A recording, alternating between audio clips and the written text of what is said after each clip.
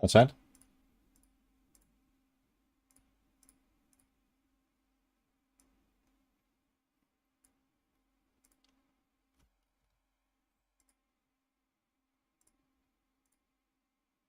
How's it going?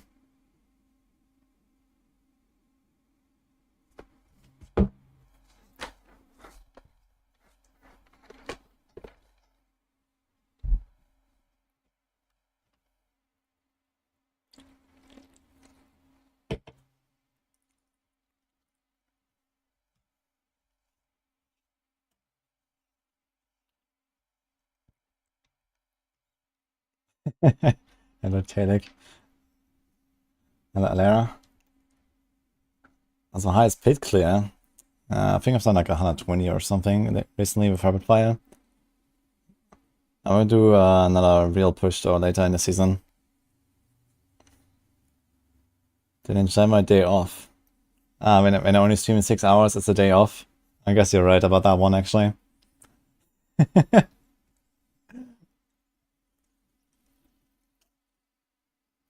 Yeah, pushing it is scary on hardcore.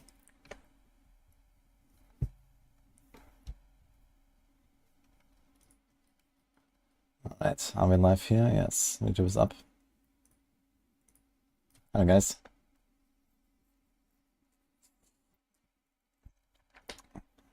Hey, Rob, why don't you use Temerity on Wob and Barb?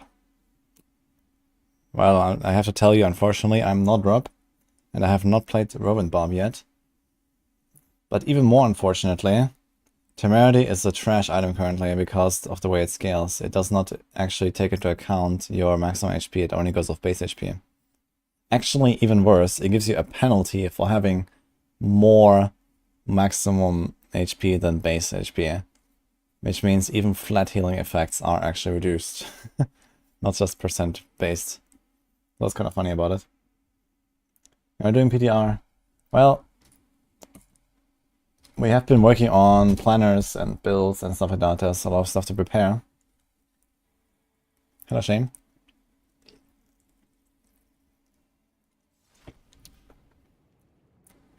Flay is your favorite build. Yeah, Flay is pretty fun. Okay, let's load us a little bit here today. Want to see if there's any rob bosses or something coming. Nope. Okay. There's one thing I wanted to try yesterday, which is the Petify. Wait, let me see. Here's my Druid. I tried Antariel, Poison Heartseeker, of close quarters combat. That sounds interesting.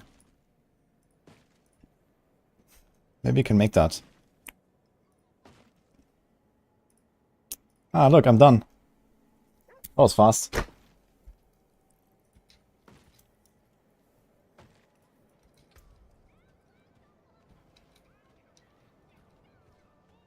Night quest. Okay, I wanted to try yesterday for the new Druid item, actually. Didn't have enough time, because I had to go off for the meeting. Where is it? Let's see.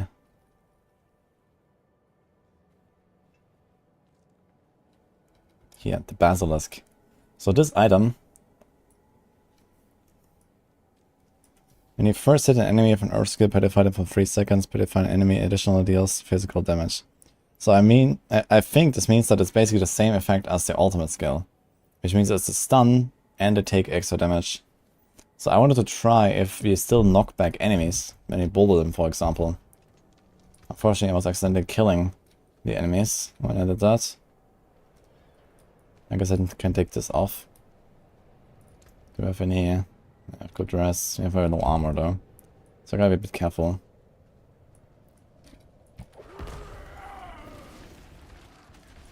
Okay, so it still knocks them. That's basically what I wanted to test here. Okay, that's unfortunate.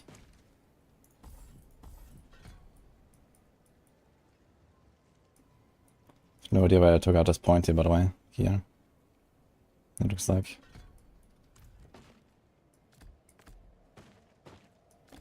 Okay, good to know.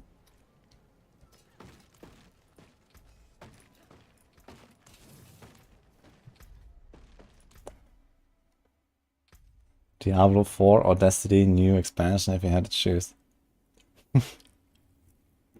I've never played Destiny, so easy choice for me. Where's the next level 100 hardcore PvP tourney? I mean, I could ask the guys that are planning to do something like that again. If I have a surviving character, yeah, I would be up for that. I mean, realistically, I'm probably gonna kill off all my characters in the pit. But who knows, maybe I'll leave one or something. Hello, Georgie. This new in-game content with the waste seasonal or permanent? That's permanent, ganking. They have actually not told us what the season theme will be. This is gonna be late July.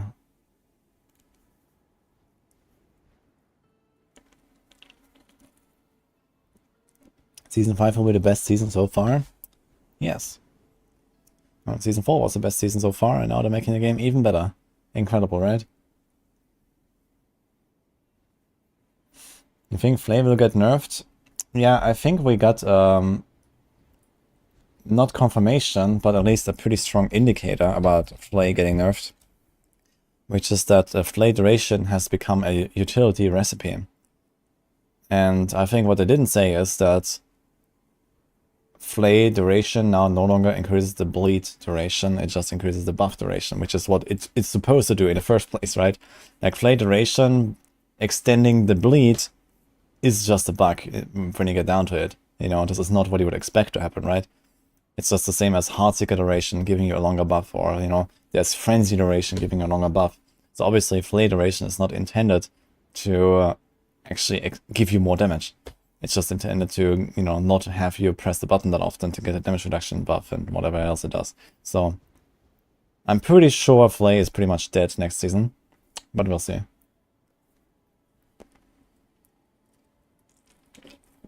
And if it's not dead on a PTR yet, it will probably be dead in the season anyway, because at the very latest in the PTR they will notice that, hey, for some reason Flay Barb's doing so much damage still, what is going on? And then they're probably gonna fix it. But yeah.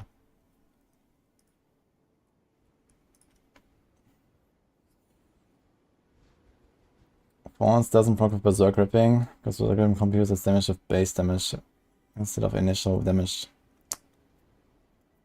Well, not really though, right? Because you can trigger effects like Tyrio's Might and get Berserk Ripping dots. Yeah, but I guess technically Tyrio's Might is based on weapon damage. Because all of these procs are actually weapon damage procs these days, right? So I guess it's... Now, I wonder if is there like any other like proc that you can trigger that kind of works similar? I wonder. Like... I don't know, any other like legendary aspect or something that does like flat damage that you could use as a Barb. And then the question is, did it work the same way before Season 4 or not? Right? Like if you can trigger Tyrio's Might and get Berserk Ripping dots, well, before Season 4 we didn't have Tyrio's Might. But if there was another effect, then we could have compared it before Season 4 and after Season 4, because before Season 4 there was a significant difference, which is that all these flat value effects were actually flat values, they were not tied to weapon damage. But now they have been tied to weapon damage, all of them basically. Even Andariels and, you know, whatever. Arrow Storms, all these effects are now weapon damage based. And they were not before, they were just numbers. They were like item power based basically.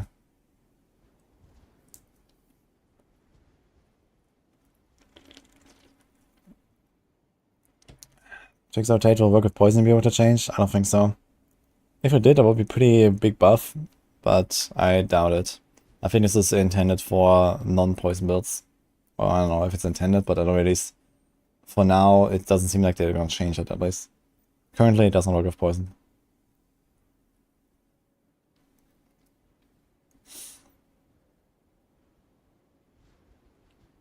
Nothing about Agamas. Aerostorm is going to be a thing next season, maybe a C or D tier. A C or D tier thing, huh? Yeah, I could kind of believe that actually. What are you doing exactly with your Pit 105 build? Like, how sure are you that Aerostorms is actually carrying you versus whatever else you're doing?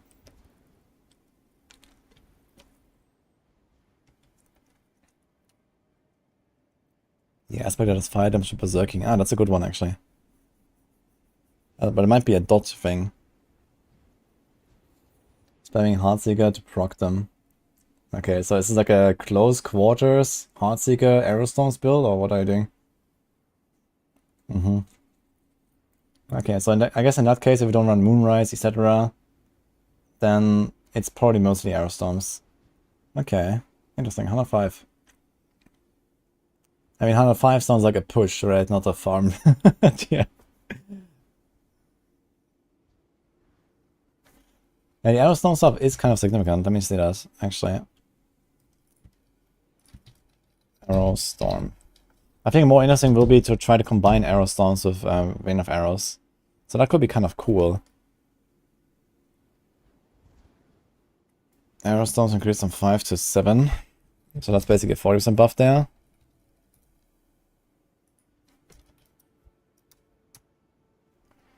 And then it now does 60% extra instead of 40% extra. I'm not sure which one of the two is the stronger one. I'll just take some build and check it.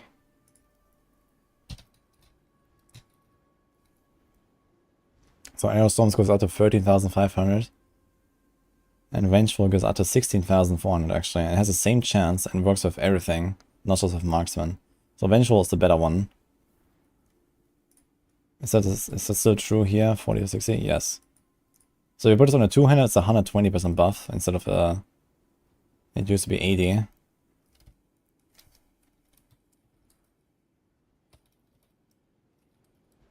So it's not 22. And then let's say you put the other one on the neck. However, if you do the synergies with Rain of Arrows, you can't do that. But let's say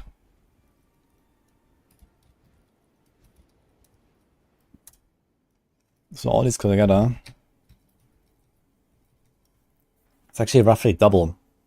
If you have a two-handed Vengeful and an Amulet Aerostorms, it's actually roughly double compared to before.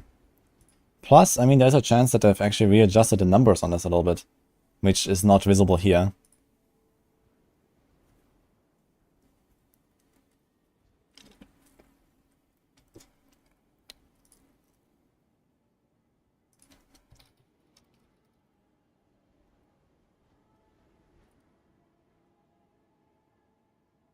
So we'll see. Maybe they actually have bigger numbers now. You don't want to use the Rain of Arrows, not much reason to use the ults. Yeah, for your build, I understand. I was just thinking because they are actually adding a synergy here with... Where was that? Rain of Arrows. Ah, here. It receives your Arrow Storm benefits. This is like something where I'm thinking, okay, they obviously want to make a combo here, right? Between Arrow Storms and Rain of Arrows. So they combine those two things into one thing. And if you're doing something like you just spam Heartseeker to proc Arrow Storms, well, why not just throw in a Herd of Arcana as well, right? Rain of Arrows is gonna be insane. I wouldn't really say insane, but it might actually come back now. So maybe it might be a build. We were talking about this actually in Maxwell meeting, like, are you gonna bring back the Rain of Arrows guide? Maybe I'll do it.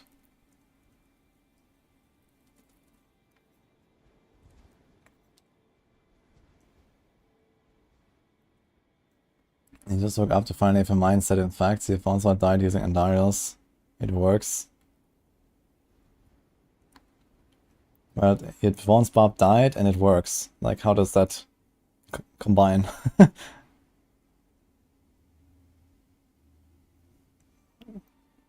What should you build as a rogue?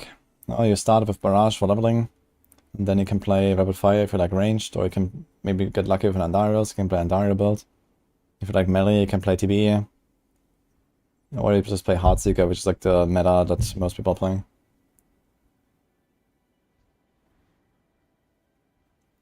Or they add a unique crossbow for rogue. Ah, so you have another weapon that we can let get a dust, huh?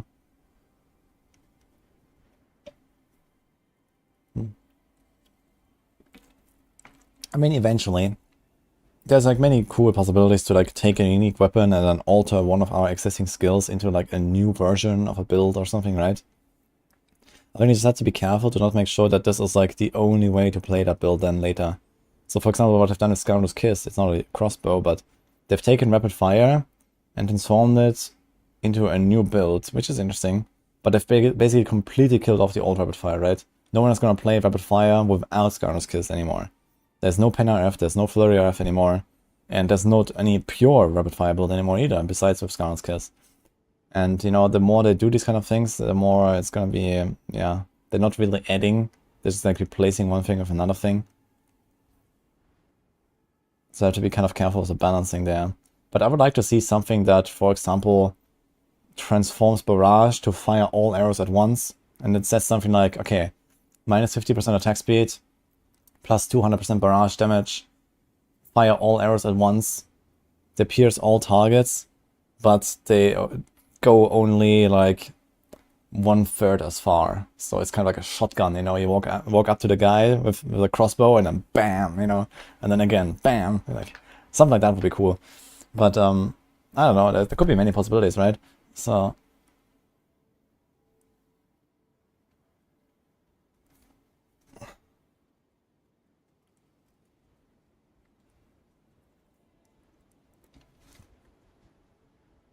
shotgun rogue, yeah. Exactly, man. That would be funny, man. And that could be like a really cool crossbow, you know, like a unique crossbow. It could be like some cool style and, you know, something. Like lots of flavor there, right? You can do some funny stuff. So, I mean, maybe even give it some extra combo point synergy, or maybe not even, you know, maybe some anti-synergy with combo points. You just walk around and you right click, you know, shotgun, bam, bam, like.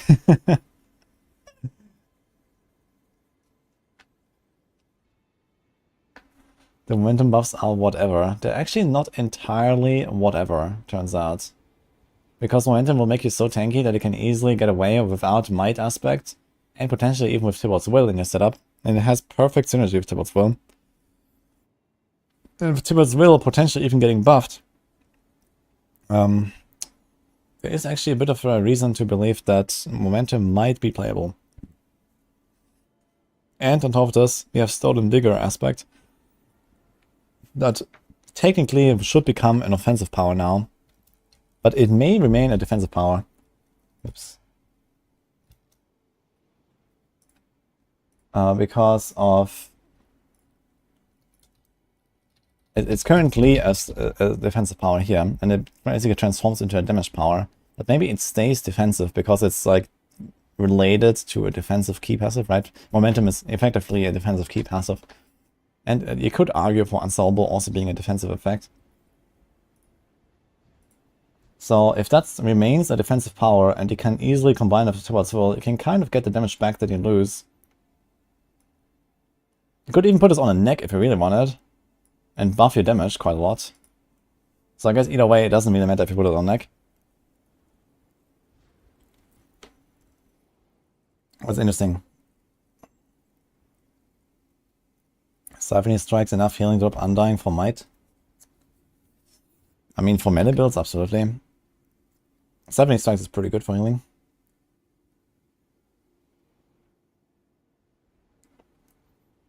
I'd love for Shadow Step to be reworked to not need a target or Shadow Imbue so it becomes a teleport. That's funny. I think that could be like a unique item or so, maybe. But I mean, rogues don't really need more mobility, I'd say. They're even getting buffs right now to both Shadow Step and Dash, so... Hey, robot, by the way, I'm sorry. I swear my YouTube chat wasn't scrolling. Or like it was bugged or something. Could I TLDR the bleeding function of the Barb? What does stacking bleed actually mean? How's it visualized in the game? Bleeds and any dot shows as like a dark red health bar on the enemy. However, that is like not accurate necessarily because it usually doesn't calculate a lot of like conditional effects. So usually the bleed that is shown on the health bar is lower than the actual bleed damage that it will do to the target. And very often, you know, it will show, for example, half the health bar is dark. And then you would think, okay, it will be left with half the HP, but it will actually just die anyway at some point because of the conditional damage buffs that are not included.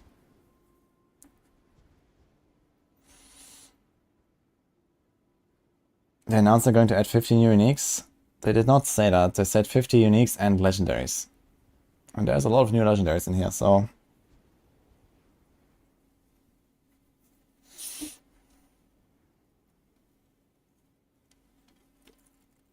That's for the grandfather in a while, but I personally have not found uber unique outside of bosses. Not even the... Like, actually just like Real and then Tormented bosses. And Undial, I've done a bunch. But I've not gotten any uber unique even from the small bosses. And I haven't gotten any uber unique anywhere else.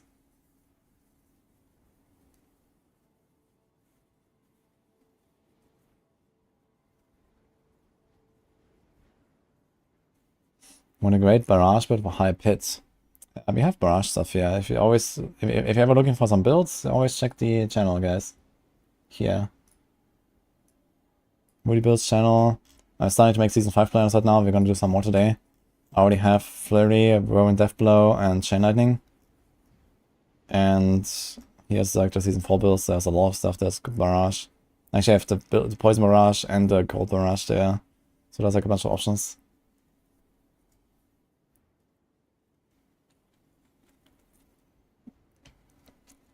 The Tried Barrage felt super squishy. Barrage is actually kind of the opposite of that.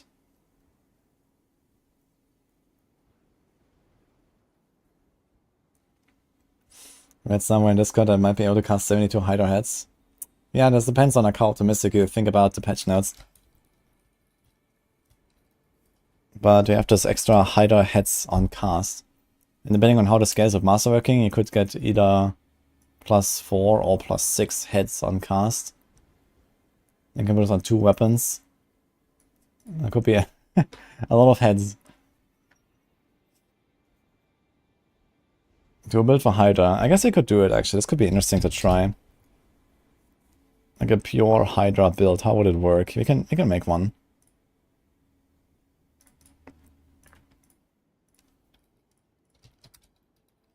Hydra. So let's see. This doesn't work. Yeah, I probably want to do Firebolt actually. It's a pretty good damage buff, 25%. So let's just take the typical stuff here for now. Take Glass Cannon and let's do this. Do the burn. Not sure if we can really benefit from Mana Shield. I'm not sure if we need Lucky Hit. But you definitely want Conjuration Mastery. We don't care about the critting. We want this. We can do this, we can do this, we can do this. Do this. And we have 6 points left actually. So we could take that Lucky Hit there. Okay, what's our skill bar right now? Yeah, this after spending 200 mana. You could try to actually benefit from Conjuration Mastery more, have more Conjurations out. And somehow spend a lot of mana.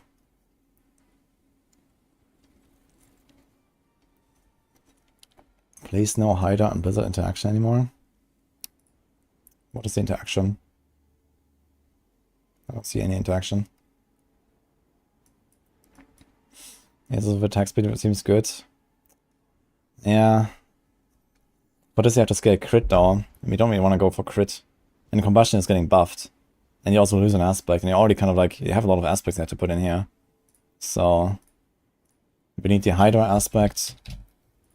Then we need the Conjuration aspect. Again, +1 rank to Conjuration skills for 12 seconds can activate up to 5 times. Does this go higher here? No, it's just the extra chance. The Conjuration thing. I guess you do a Tarasha.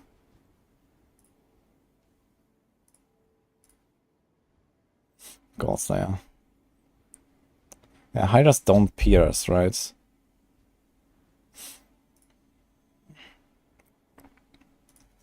So I do Conjuration here. Actually here.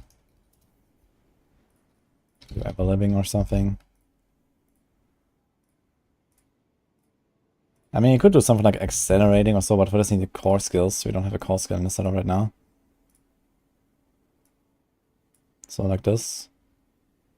this. You have one skill left, so you could do Inferno, which is another source of burn, but it's only like 4 extra %. You could also do Ice Blades. You kind of have to do Ice Blades actually to get the next Tarasha stack. I'm not sure what you can do here. Ice Blades enchant anyway. Now there's one thing about Hydra, which is when you spam cast it, it actually attacks slightly faster. So sometimes they attack and then have like a cooldown, and then you cast them again and it will instantly attack. There's like a shorter delay basically, because the fresh Hydra will attack instantly. So I guess it depends on how much attack speed will scale. But right now that's also the only way for us to spend mana. So yeah, while the Hydra enchant is nice, realistically you're not gonna have it very often. Does this include here? Yes, 6.25 seconds is not very long.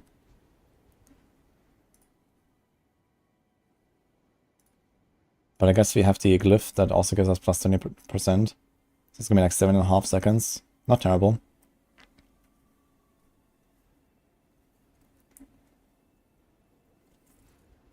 To win a stuff with dot damage.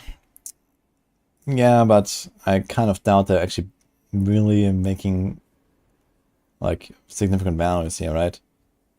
I mean, maybe they're like ×5 all these values or something on the implicit, but realistically, I think it's irrelevant. It's like, you know, the reason to use a two-handed weapon is mostly to get a big two-handed affix, so you can actually check like what kind of affixes you want. There's like a bunch of burning stuff here, so one of them might be pretty good. Engulfing Flames is getting buffed actually, I think. 45%. So that is relatively good. And deal 100% increased burning damage to enemies while they are affected by more damage over time than their total life. So it has like a really nice execute effect here. And anything else will burn. That's Incinerate and Meteor. No, that's it. Is that like damage over time? No. Yeah, I'm doing a Hydra Sorc now. This might actually be a thing. Let's see what else is there. We have 2 more aspects, including one for amulets right now. We couldn't concede it as always, or shredding blades or something like that. Or bottle thrower, thanks for 2 months by the way. Would we want to combine this, for example, with Firebolt? I mean, do like a Firebolt, Firewall, Hydra build? I guess you could if you wanted. But you have to give up 2 aspects for it, and you already have a unique glove. So it's gonna be kind of hard to really include all that stuff. But you already have Firebolt here. And you would have to drop, I suppose, Flame Shield. Which you don't really want to do.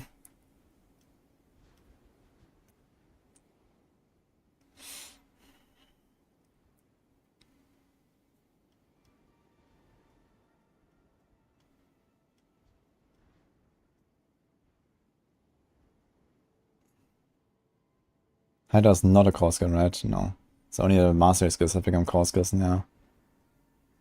And there's one really cool thing about this whole setup, which is that we don't have any crowd control buffs. There's no like control aspect, retribution aspect or anything right now. And I don't think I will put them.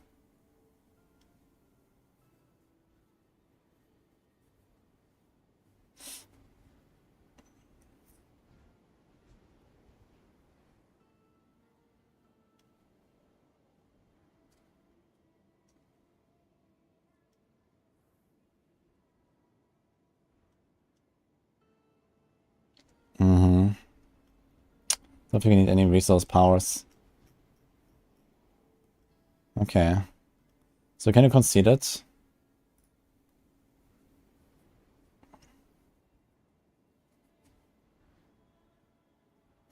We can get +5 ranks to our conjuration skills. I guess Hydra goes here, right? Hydra?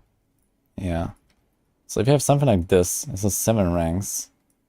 So how much does this add? Does this 12?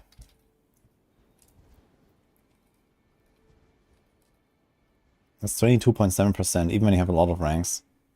Let's say we have only 4, like a Shaco. How much does it add with a Shaco? We go from 9 to 13. That's a 21% increase. Wait. Go to this. 26%. Okay, that makes more sense. So it's pretty good. But it doesn't really change that much the value of Shaco. Shaco just loses like a few percent damage compared to normal. That's fine.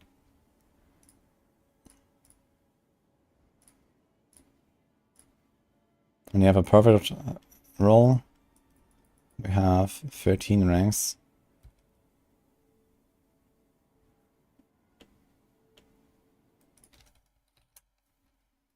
So this will be, you know, 21.7%. Okay, so the range is 21.7 to 26%, depending on how many ranks you have from this aspect. So it's a pretty good aspect. It lasts 12 seconds, so that's pretty consistent, I guess. Do we get anything from having more ranks in Ice Blades? It would be nice if like investing more into Ice Blades would actually help you in any way. You know? But it doesn't. Like, it gives them like extra attack speed per rank, or I don't know what. But okay. Still not sure what to put here, but I guess when in doubt, you just put Ice Blades. Get more of your cooldowns. I think Firebolt is nice because you can get the 25% bonus there. But if you have enough mana, we could also do Firewall, which also has 25% bonus. And then we can do this. So you can do one or the other. And this allows you to spend more mana, which allows you to proc Hydra enchant more often, which is kind of nice. So maybe you want to do this instead. Oh, shit.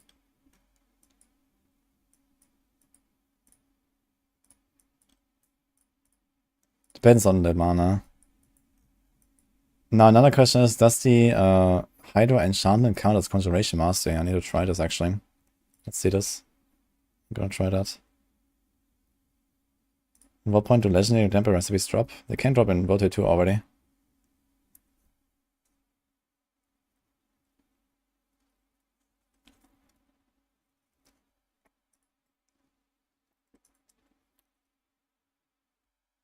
It's very hard to get +5 all the time. Usually hopping at +3. Oh, wait, are you saying that this buff doesn't refresh the stacks? It sounds like individual timers? But either way, it will be very easy to have this permanently up, because you're gonna have like 50 Hydra heads or something all the time.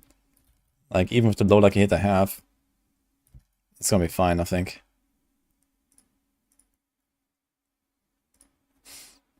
I dictate. Do you need Weapon Master and Rapid Fire Amulet? Yeah, Weapon Master is pretty good at passive.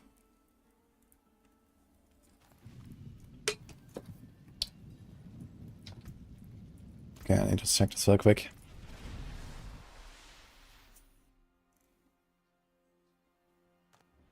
What is that, a ring? The ring is Tarasha ring.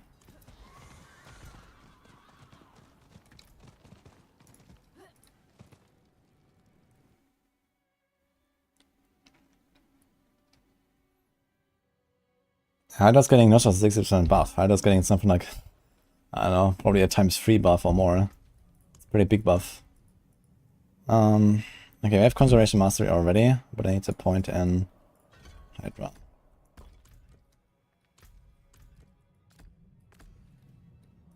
Okay, let's see. So here's a counter. Spending mana costs the Hydra. It does count here. Look, this is Conjuration Mastery.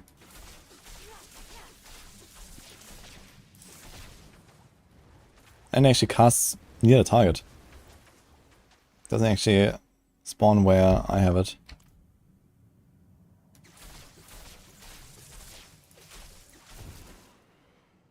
Yeah, this is look, Conjuration Mastery.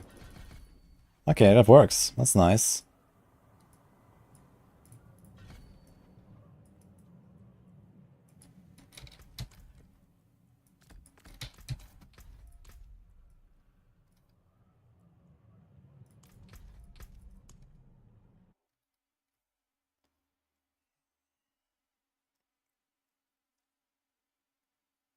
Maybe I put this on the neck actually. And it's gonna be 22.5% buff on average.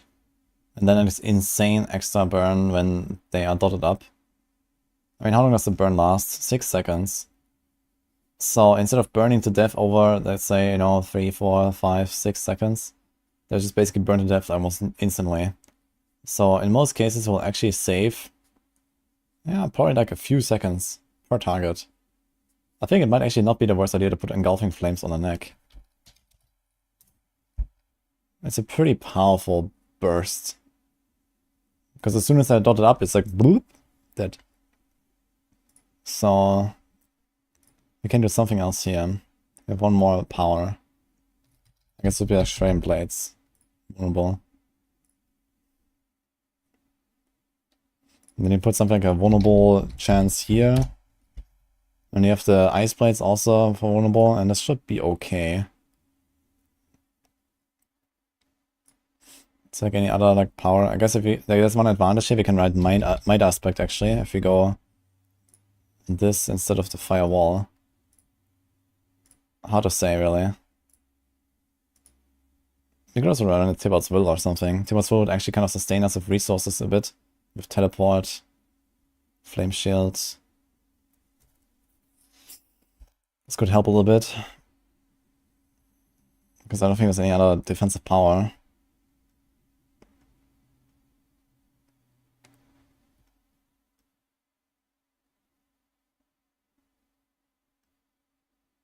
Yeah. We could do Juggernaut, I guess. If you want. But Juggernaut's probably not really necessary, because you usually have like enough auras that you just go Skulls on the neck, on the jewelry, and then you need like one armor roll. So Juggernaut is kind of whatever. Let's just do this for now.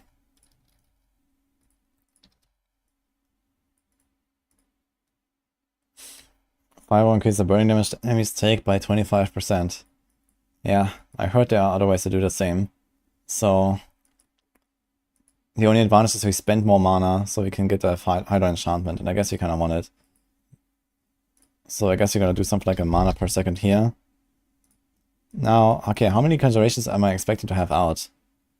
Let's say we have like 2 Ice Blades on average here, and we have like 2 Ice Blades on average from the enchant. So 4. And then we have 3 Hydras, that's 7. And then you have like, let's say 2 Hydra enchantments on average, that's 9. So you have 9 stacks of Conjuration Mastery, maybe. Maybe plus minus a little bit. Mostly minus. But you could have more Ice Blades sometimes. So 9 stacks is pretty good. It's 27 damage, 27 movement speed, and 54% mana regen. So this is quite a lot. We had 17 mana regen right now. And this is not even masterworked. So if we do this. Let me do this. This is 20. And then you get like roughly 50% bonus. That's kind of good. So you have like 30 mana per second. So you can basically spam a Fireball. Yeah, this alone should always sustain us, I think, for Fireball spam. Plus minus. I mean, Fireball is a very long animation. But you kind of just like put down the Hydras and then you do Fireball, Fireball, Fireball. Let's say once a second on average. So every around 6 to 7 seconds you'll spawn 1 Hydra enchant. And it could be easier by doing Enchantment Master, so maybe we'll do that. We do this. We do this. We do this. And we do this. And then we'll see what's left. So we want that. We want that. We want that. We want that. I guess you're gonna be struggling a little with the glyphs here. Anything cool we can get here from Jens' Blessing or so? Never actually considered using this on a Sorc, but maybe it's not a terrible now. And sometimes you get an Ice Plate, sometimes you get an Ice Armor, sometimes you get a Flame Shield. This all sounds kind of cool, actually.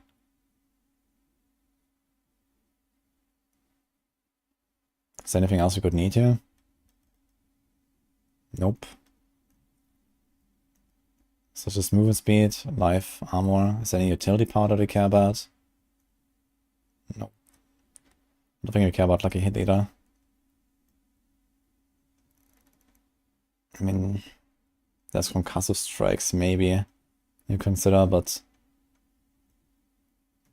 I could do Bounding Cornet if you want. But honestly, why not just a Jens?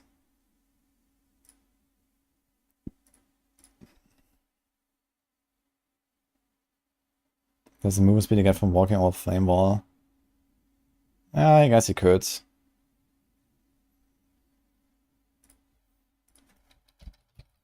25% for 4 seconds. It's not terrible. It's not really better than other mobility aspects, but I guess if you want the speed. I'm just gonna do Jens, you know, go a bit more defensive for the start. Doesn't really matter, I guess.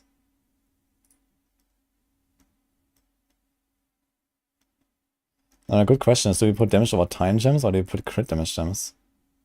Maybe this actually, for Burning Instinct.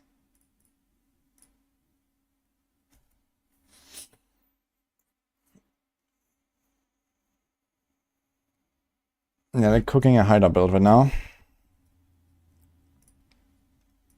Gonna be interesting to see. So I guess we go with our typical Elementalist here. I kind of like Elementalist on the starting board most of the time.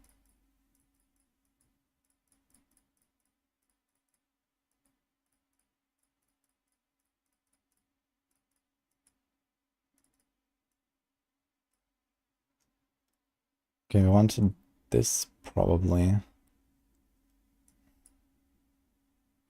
I also want this.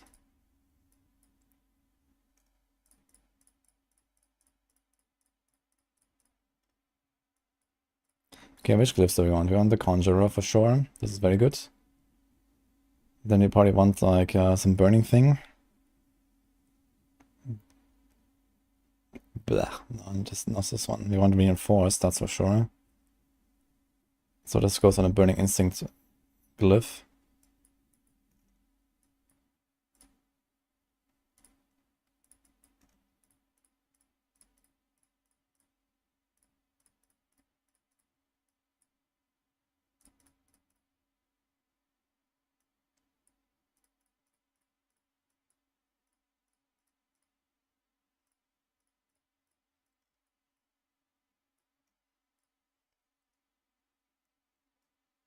Yes, Torch. But that's extra damage per nearby burning enemy. Now the thing is that we should have relatively good single target damage. We barely have any like crowd control damage bonuses. And this is mostly a single target build. So I think we can get away with something like a Torch glyph.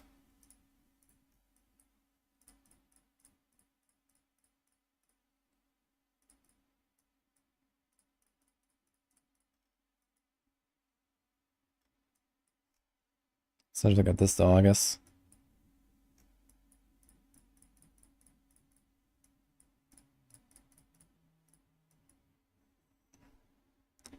This is 5.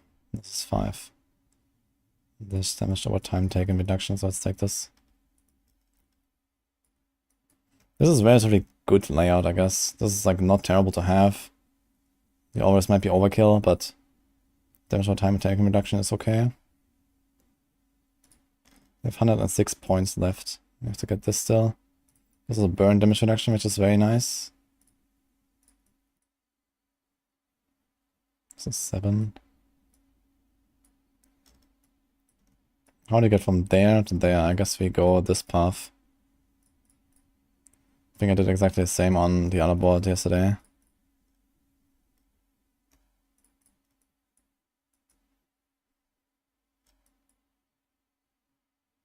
We skip the middle.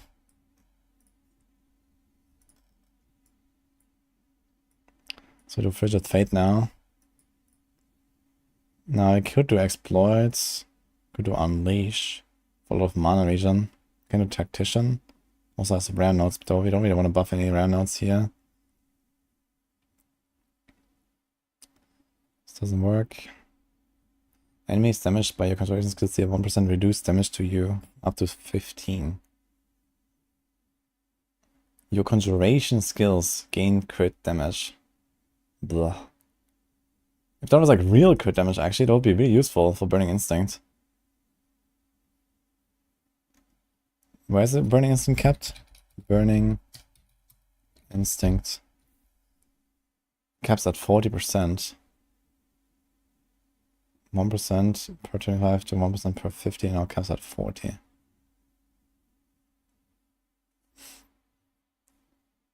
So if you have like 1,500 int, 1,600 I guess, is it 1 per 50?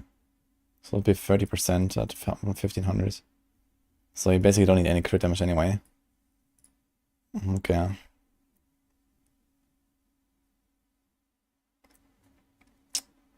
I guess you don't go for destruction, even though it goes up to 12. If you have a little bit of crit, how much crit do we have? 10%. I mean, 10% crit chance is probably enough to use Destruction Glyph. And then get the crit damage that we need here. But it might be overkill for Burning Instinct. I actually don't have that many glyphs that I want for this. Nasty Skills also doesn't help us, so we can do this.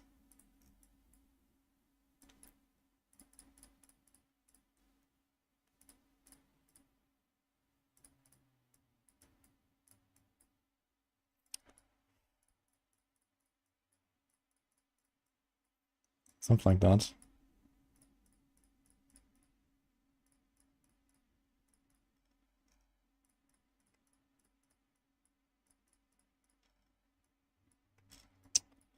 Okay, then we can attach this here. And we can also attach one there.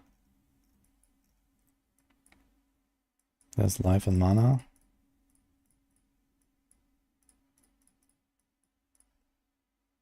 So we can still do Destruction and Exploit. And also the Torch. We have Torch. I mean, this is cool to have the 50% DR. But it doesn't have any primary effect that helps us.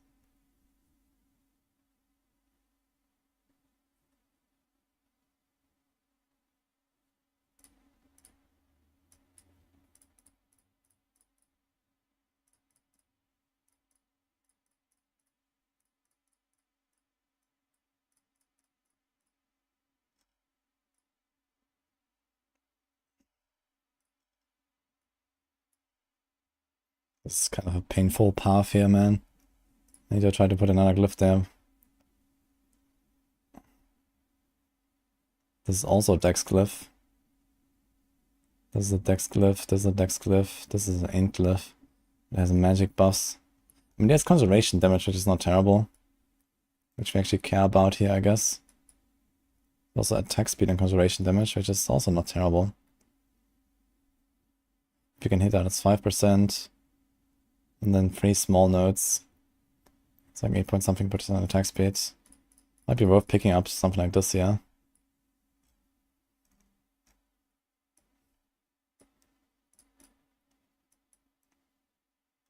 It's only 4 points go out there. I don't like this path, man. Like, it's really scuffed. There's only 5 points here. So we have this gate unlocked, we have this gate unlocked, and this gate. You have to remove some stuff and you can get another glyph, I guess. Maybe also cut this here. 2, 4, 6. It's not that much though. Do some skulls.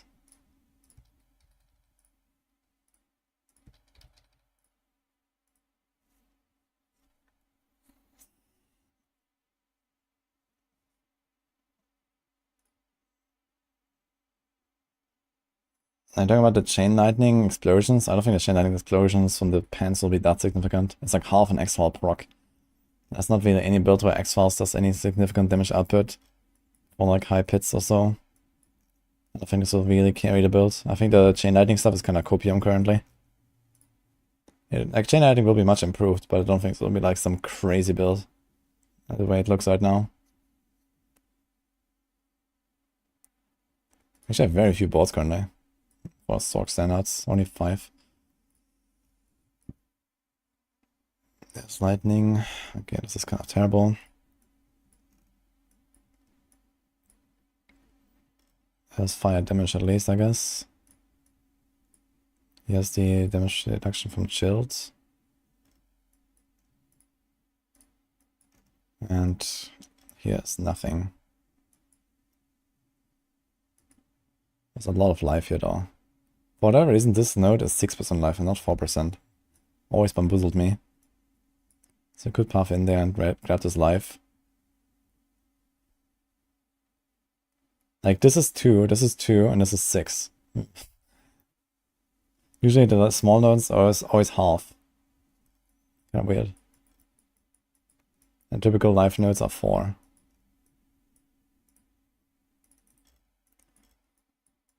Okay, I have to change something though. This is not looking like a good board right now.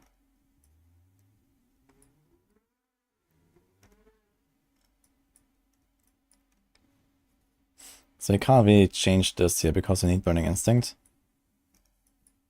But here, 2, 4, 6, 2, 4, 5. So this is actually not bad. I could leave out this part here, but I kind of like picking up this DR. There's a lot of DR for vulnerable enemies.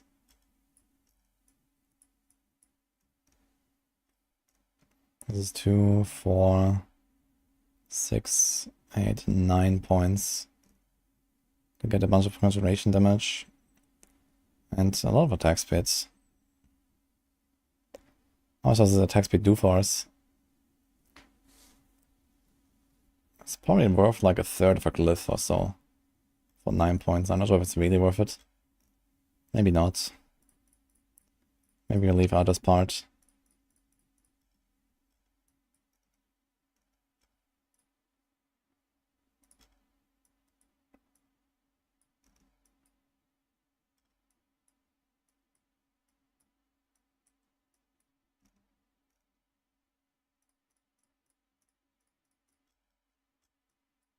So now we have 15.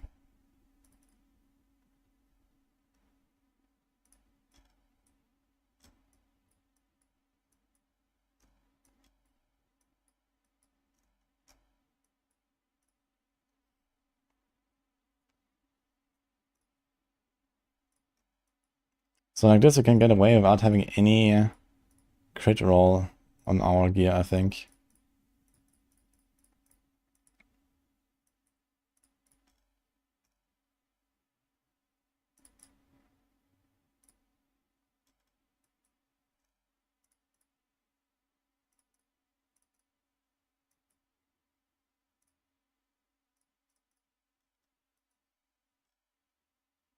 Great.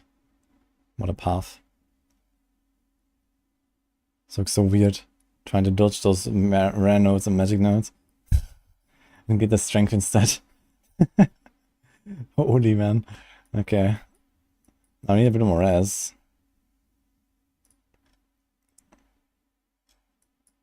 I'm missing 10 res. I actually don't have that much res here. So could we do like another rare buffing glyph? Or magic? Here's magic. How's our cold damage looking? Made a lot of cold. We have 180 cold currently, which is not enough.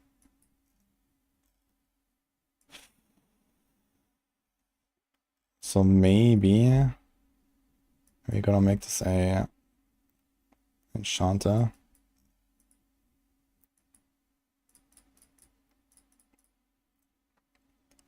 We don't have to suffer through this kind of random bullshit here.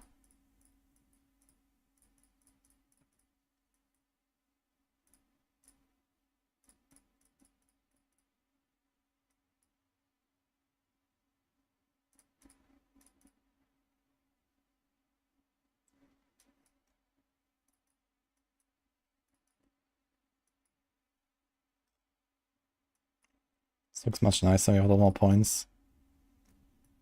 Could still go for this, yeah. A lot more non-physical as well, so we get a bigger damage multiplier there. Because they're not really making everything vulnerable all the time. But this always works. And I could pick up this here.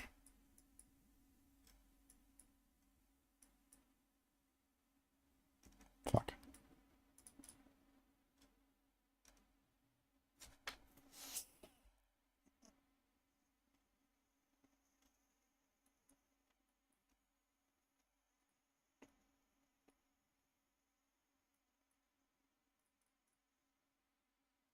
Still missing a bit of res. Oh, actually, do we? Maybe we don't, because we have this, yeah. We get 9 auras. And 6 maximum res to that element. So maybe we can just get away with this. I mean, 9 seconds is pretty long uptime.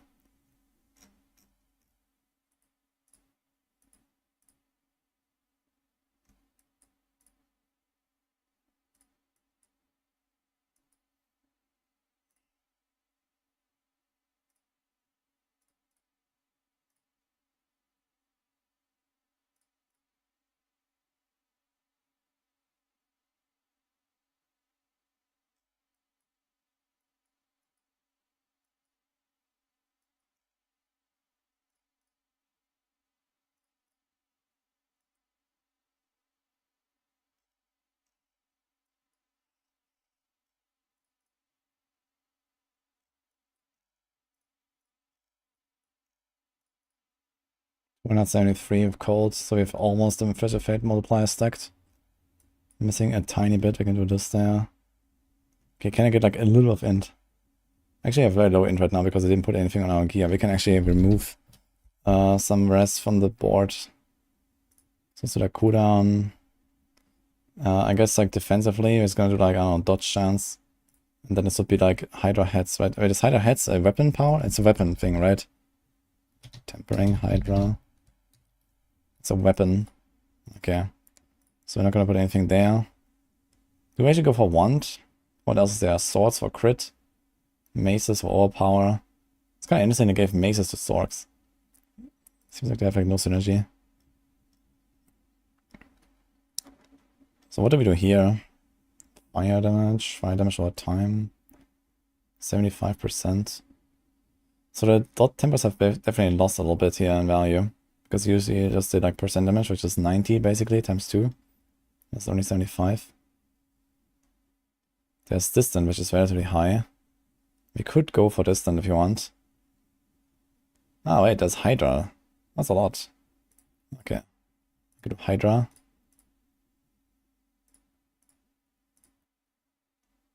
Something like this.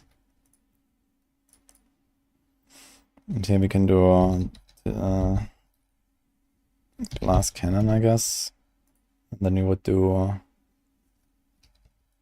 endless pyre. What about this one? Enough flames is also not terrible.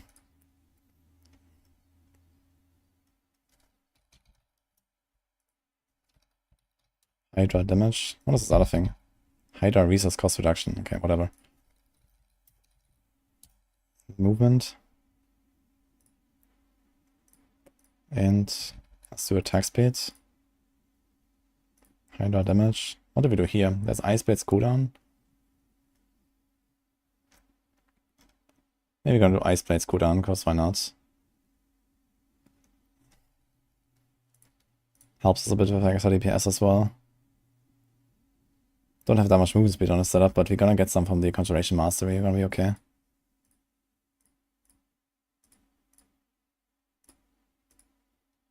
Conjuration Mastery. Ah, forgot about this actually. True, Conjuration Mastery is really good. Previously it was only a thing on Frozen Orb, and well, now you have it here as well, I guess. We do it Glass Cannon anyway. And then guess Endless Pyre. This would be like the 3 good passives. But Inner Flames is also okay. So good luck with the amulet there, guys. Minion attack speed of a minion to a Sorc weapon. That should be possible. I'm not sure if it works. Like, conjurations are not minions. That should not work, I think. And it's also a weapon thing. This is not offensive. So you would not do that over the Hydra heads. Doesn't matter. Yeah, I haven't tested that, but it might work. But it mostly doesn't matter. So nature is MP. We do Hydra damage, cooldown, and life. We could go for two-handed as well, if you want. Put like Conceited on the neck or so. And then Engulfing Flames on a two-handed. And then drop Shredding Blades. It's not the worst.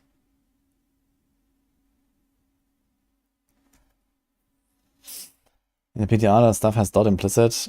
Yeah, I don't think there's no meta enough. They didn't say they would buff the numbers on those implicits, so realistically, all these implicits barely matter anyway. You know, you're not gonna use the stuff just because it has like 30% damage over time on it, or something like that. That's, you know, not how the game works. So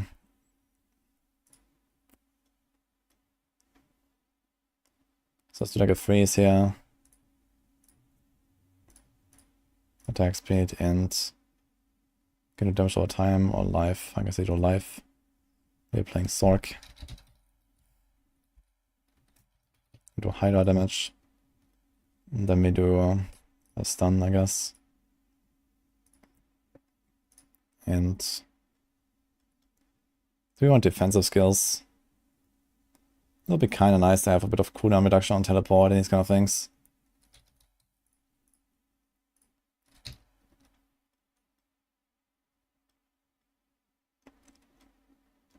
There's no like cool new defensive or utility temper, I think, right? So we'll see, I guess. Just do immobilize. And then we do slow here.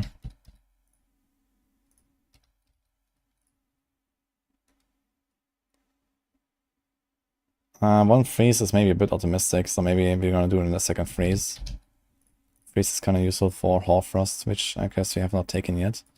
But we should. Can I? I can't take anything out here, or here. Or here. Now we could take out this. Realistically, we're not gonna stand still for 2 seconds, like ever. But it's 4 points to get 18% increased damage to frozen, 9% to chilled, and nothing to bosses, basically. Instead of 6% all the time.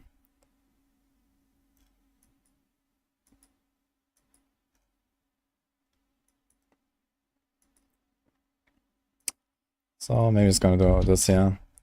And ignore Hoarfrost. I've done a flurry planner already. But I guess I will have to make a second version. Like, it depends on like how good is Umbra Crux. So this item alone could potentially enable non-poison melee builds. But I guess we'll wait and see a bit until we've actually tried it. But there's a chance that it can play not poison with Flurry and with TB when you have this weapon. I actually just recorded a video about this weapon because I find it by far the most interesting item in the entire season. Okay, I think this is Hydra here. Oh, wait a minute, do we have more points? Ding, ding. We got 1 point, okay. 1 point to root it all. Let's see. Now we have easy peasy rest, by the way. I can take out this one. And this one. Also, I didn't actually check the order of the boards. Now this is number 6, makes sense. Okay. Okay. Unlucky.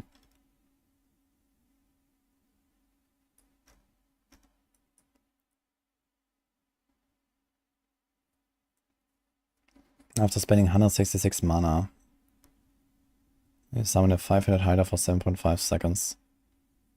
So this is like 5.5 Firewall casts. So we can sustain at least one of these.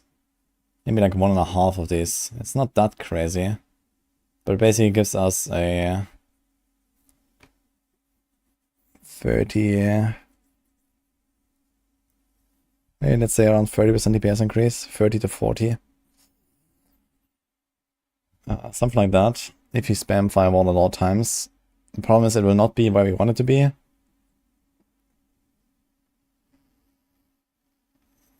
But I guess it does the same damage as normal Hydras, right? And then the question is, how much do we lose from not having Enchantment Master? So maybe we're gonna cut off this entire part and get an extra glyph. This is 2, 4, 6, 8, 10, 12, 14, 16 points. That's basically an entire glyph.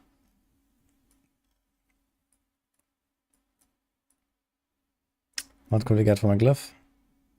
Exploit, probably. It's just not really that consistent. We don't have very good vulnerable uptime. Despite the ice plates, I guess. On single target, yeah. There's control as well. That I currently do not want to run.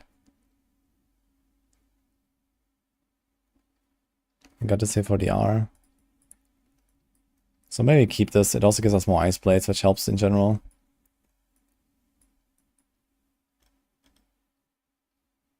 $25k life, Monkas. Okay.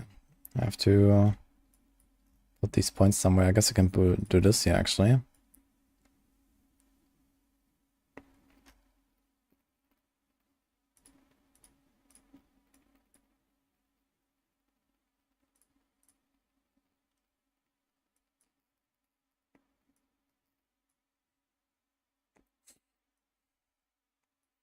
One, two, three.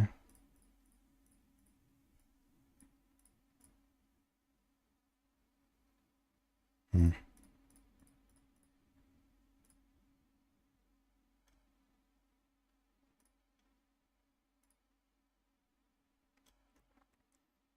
we're missing one node here to hit a 300. Fuck. Actually, wait a minute. This is 5. And this is 5. Can do that. Ugh.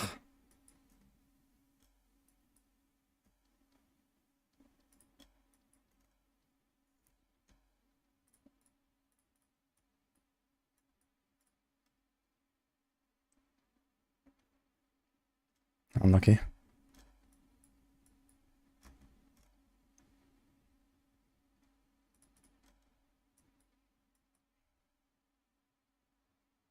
What about this here, actually? 15% conjuration. I should actually try to take these here. Let's take this. So there's one. There's like those 2 points. I kind of want them. There's a lot of additive. I do have a good bunch of additive though. We can take out one there. Take this here. Kind of want the damage reduction on burn.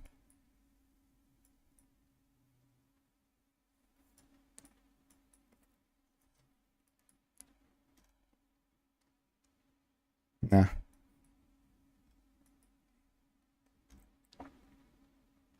It's 6.2 overcapped. Kinda need that.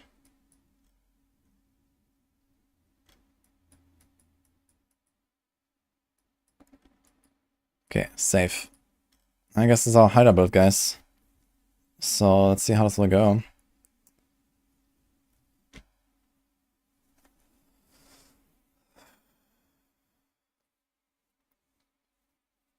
Hydra will have up to 8 heads. It might even be 10 heads per Hydra. And 11 on the enchant. It depends on how it scales with the master working. What tier would this build be? I don't know. I mean, I've never seen anyone try a pure Hydra build. And it does get some pretty big buffs now, so maybe it's at least something. Doesn't Pyromancy attack speed exist? It does. Yeah, okay, let's see. How much Hydra damage do we have? Hydra damage is currently not counted here. But let's say we master work everything up.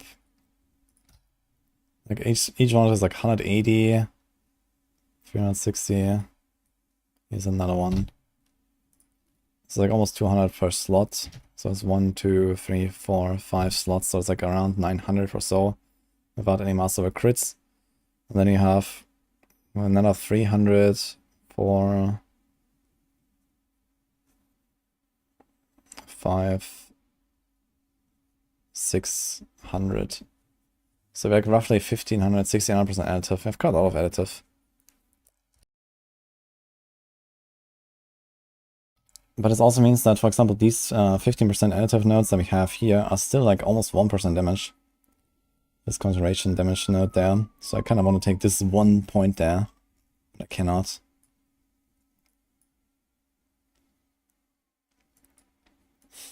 Oh well.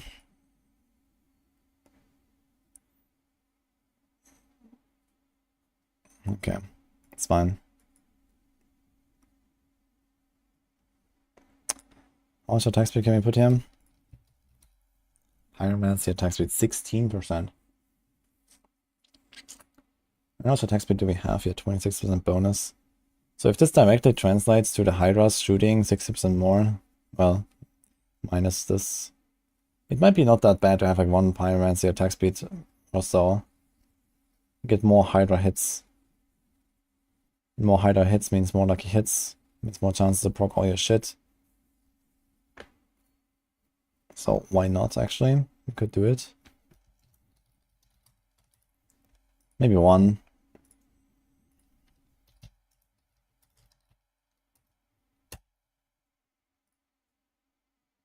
It should work. It also gives you more firewall casts. So if you have the mana, you can spam it more. And get more Hydra procs. And it makes it more fluid as well, right? It's just like fast animations.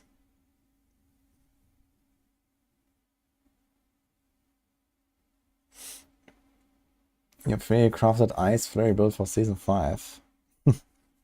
I guess you kind of do like something very similar to like the existing, like, you know, cold imbue barrage builds or so. Just like instead of precision, you go for the melee stuff.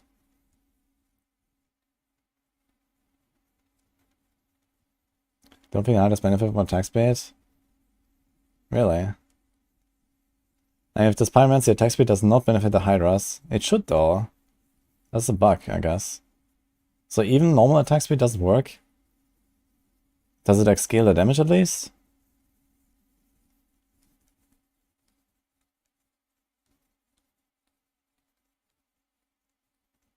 Hydra damage temper is additive damage. It's not like the bash temper.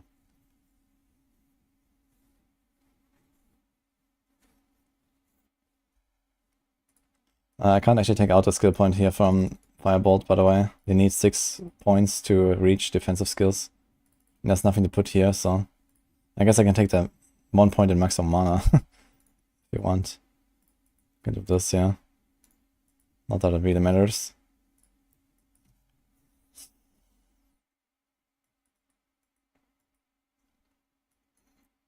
You only have this here, and that's basically the only thing that kind of does something. We get a bit of extra all rest. I mean, 6% maximum all rest is actually not bad.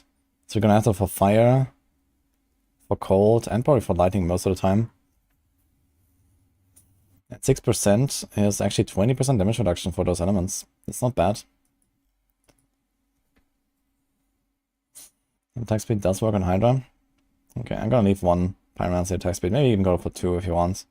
I guess at 2 or 1 is kind of the break point where they break even. So having this extra attack speed roll might be nice. So I do this here. So that's like 360 additive out of 1600-ish. So this is a roughly 22.5% loss. But we gained 32% attack speed. You already have 26 here currently.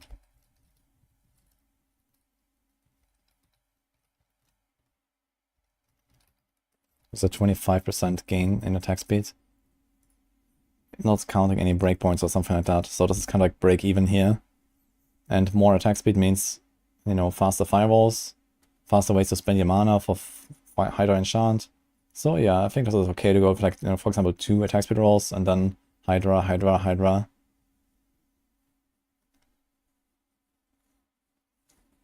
You're gonna test it right now? Okay, let me know. I mean, also if they don't actually attack faster, then at least you should check if the damage goes up if you have a lot of attack speed.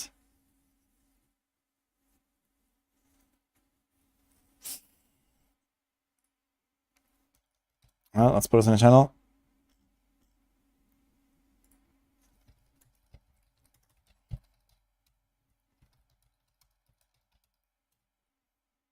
Also for YouTube in the description.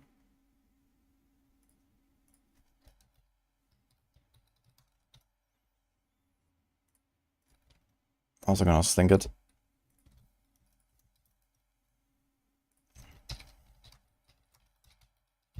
Right on my Switch boss race, okay. That is over. Although we might do some small event, and we're also gonna do a leaderboard again for a pit.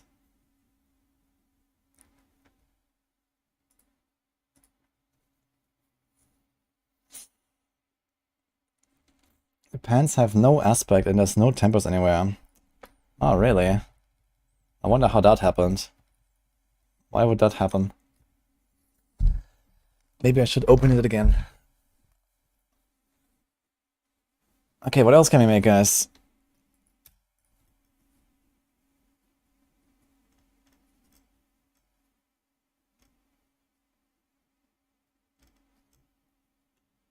Anything else? We have the flurry, we have the chain lightning, we have the Hydra. I mean, there might be like some cool ways to like explore like, you know, shadow or cold imbue melee builds. So maybe I should do that. Hurricane Druid. Yeah, Hurricane Druid is probably not really changing. But I can like look at in general on Druids and see what else we can do. I mean, don't run Turbo Companion everywhere anymore, right? So I guess you can look at our existing builds that probably don't really change. But yeah, we have Tornado, Hurricane. I mean, this is something I'm not going to repeat, I guess. So I learned that apparently everything that doesn't specifically call out wolves or call out companions does not actually work with them.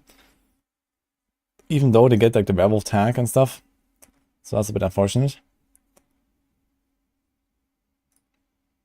Hurricane. Pulverize on Maxo does not show any tempers. Here.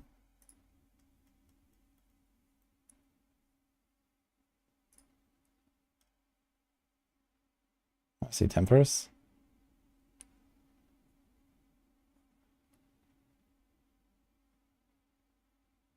I actually haven't looked at Boulder's build. What does he have here?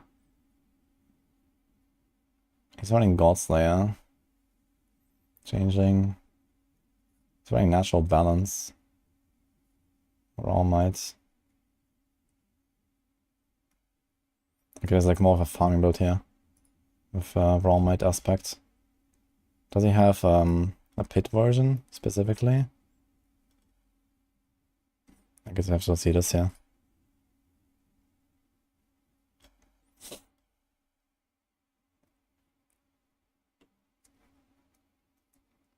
I meant the leveling.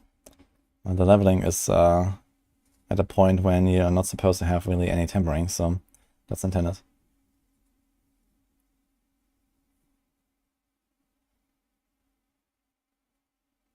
So then come up with Spectre Amigos of the new Sorc stuff. Ah, that's an interesting one actually. So what can we do with the Sorc stuff? Let me check how it looks in action again. So yeah. I think I showed it way earlier, right?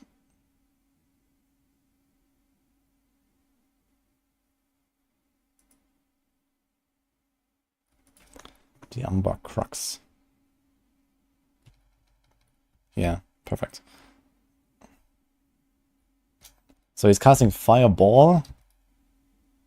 He is casting Charge Balls and he's doing 2 Sparks. This is Sparks, I guess, right?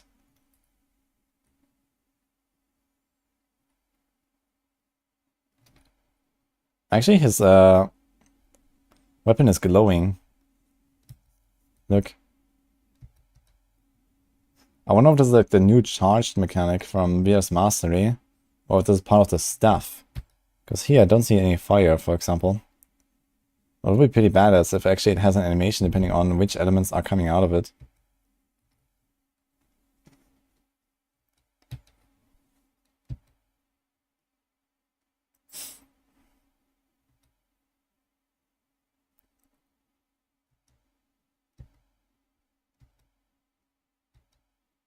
So they always combined lightning of lightning and fire with fire and cold of cold. So this thing straight up just misses. And you both miss.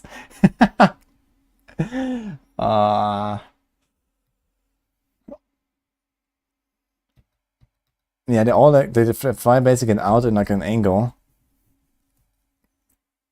So they should at least like seek targets or something. Here, they just kind of fly past them. Look. This one just misses. Is this really what Spark looks like? Looks so slow.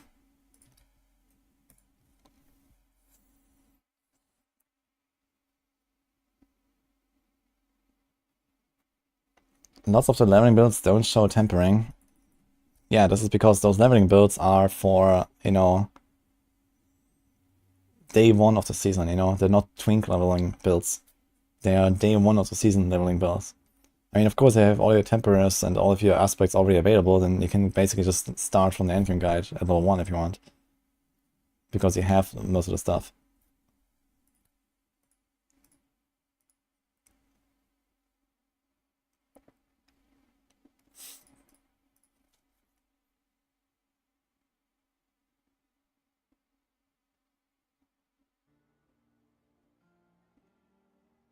Like, if you don't really need like much of an old leveling guide when you can just follow the end game version, right? You just put tempers on it.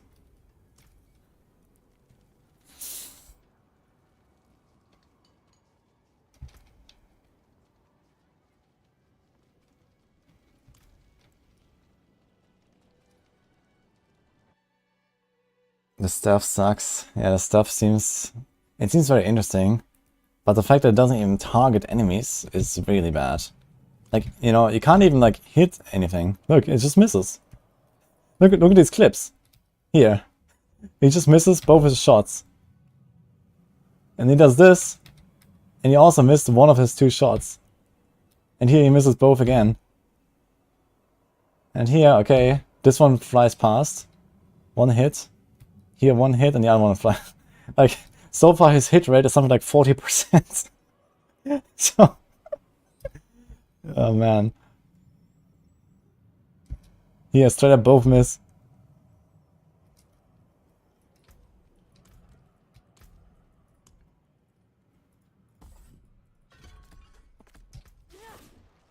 Like, why is it so slow, man?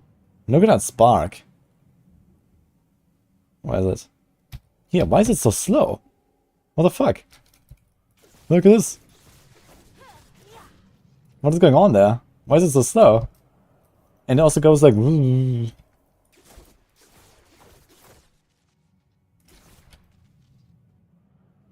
I don't get it.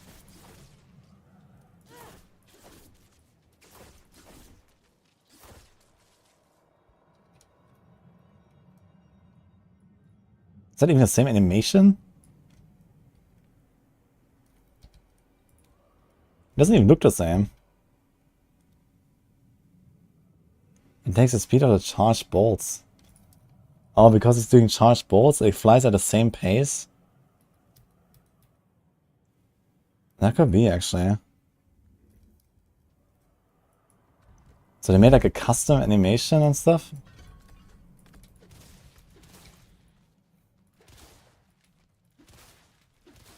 This also looks a bit different.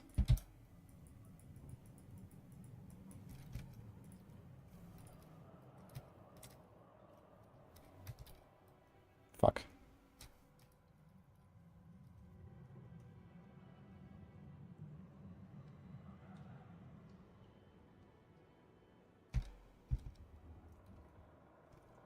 Okay, this looks the same. Yeah, look at this. But the spark definitely looks different. And for some reason it goes very slow. Hey, look how slow this is. And it wiggles.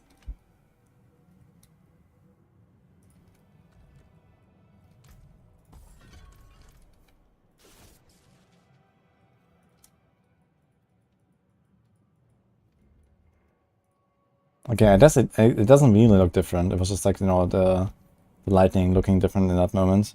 So it looks the same. But for some reason it's super slow. So maybe it does kind of like mirror the original core cast.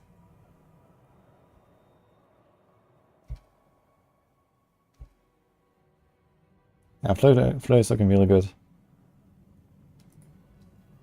I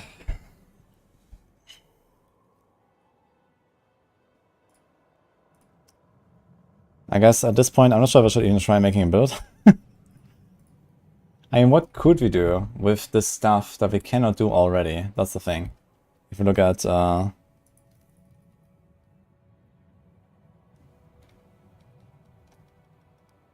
Vox Omnium. So first of all, we lose a 200 Moonrise aspect that we have to put on a neck, and we lose a neck adaptability that we have to put on a ring. So let's start with that.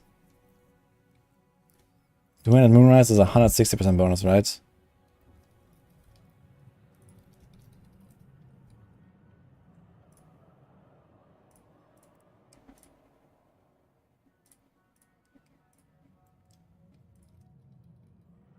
Yeah, this is 160.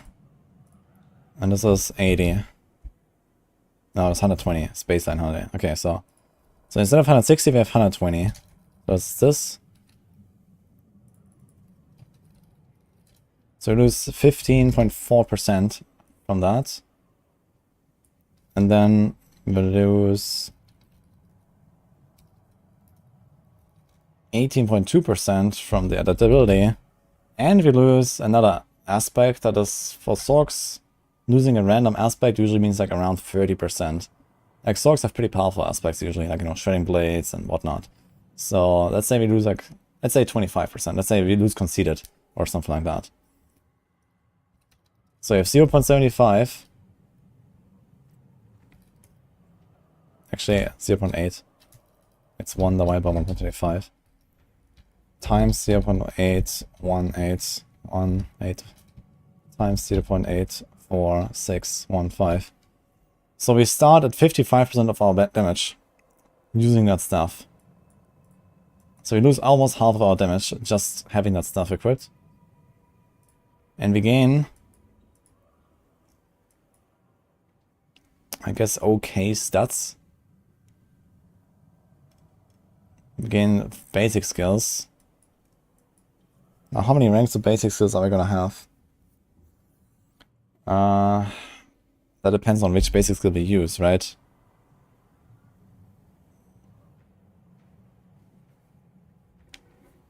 But there's actually a chance this doesn't even work with Flameweaver, because it says casting Firebolt. And we're not casting it.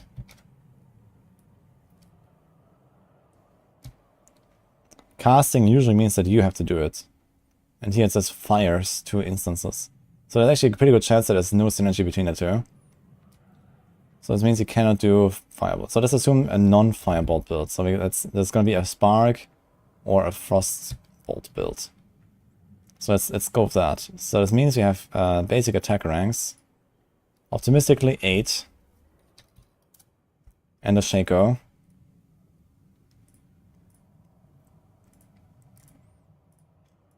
So we have 17 ranks.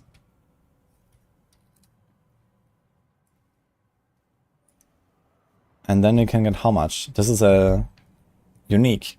So let's say this is a greater affix. And we triple masterwork it. So we have 10 ranks extra. In the best case scenario. So we go from 17 to 27. So this is this. So there's a 37% increase. Times 1.37. Wow. Okay. I guess, let's say optimistically, we're gonna hit with both of them, and not just with one. Right? Because you're gonna shotgun into the target. You're gonna stand point blank. So we give it a ×2. And these projectiles deal 90% increased damage. Times 1.9. Okay. What else do we lose? We don't have any tempers on us. We don't have life on us, which I don't like. The core attack speed, I guess most core skills, I'm not sure exactly, but I guess most core skills have generally a slower attack speed than most of the basic attacks. Yeah, this is pretty fast. 1, 2, 3, 4, 5, 6, 7, 8, 9. If you compare this, 1, 2, 3, 4, 5, 6, 7. Actually, it seems pretty close. What about this? 1, 2, 3, 4, 5. Okay, it's pretty fast actually. How about this? 1, 2, 3, 4, 5, 6, 7, 8, 9. Okay, it seems like there's actually not a real noticeable difference. 1, 2, 3, 4, 5, 6, 7. They're all pretty fast. What about this? 1, 2, 3, 4, 5, 6. Okay. What about this? 1, 2, 3, 4, 5, 6. So maybe it's a little bit faster, but not really that much faster. So its core attack speed is like a pretty noticeable multiplier to a DPS actually, as long as you can sustain a mana. And that's percent int, which is probably better than a normal int roll. Non-physical damage, which just kind of like always works. Helps you as well for the fate board. Okay, so the stats on it are pretty good.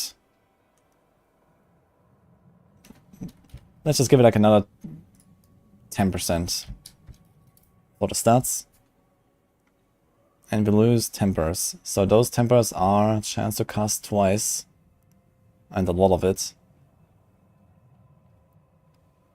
So you're basically converting chance to cast twice to just get 2 of them, but you have to stand point blank. That's basically what's happening, right? So how much is this? Chance to cast twice for... That's basically 100%. Here, 65, 65, 65. So if your master work is up, boom. Okay, so this means divided by 2, boom. And we lose a temper.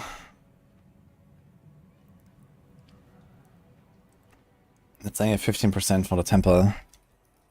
Or something like that. Plus minus. Okay, so this means we overall gain actually 37% damage. Incredible. Somewhere between like 30 to 50%, I guess, depending on what exact tempers you're gonna do.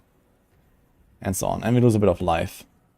So technically the stuff is actually not bad. But it does have a problem. It has 2 problems.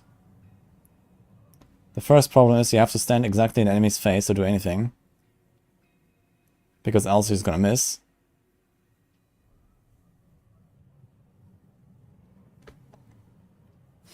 And the second problem is that you have to match the right elements.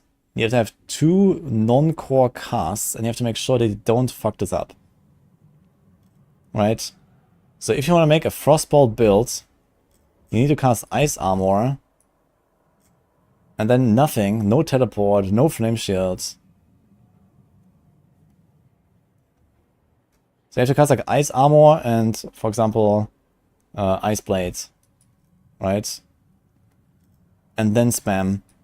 And then just don't press flame shield. Yes. Basic is a non-core too.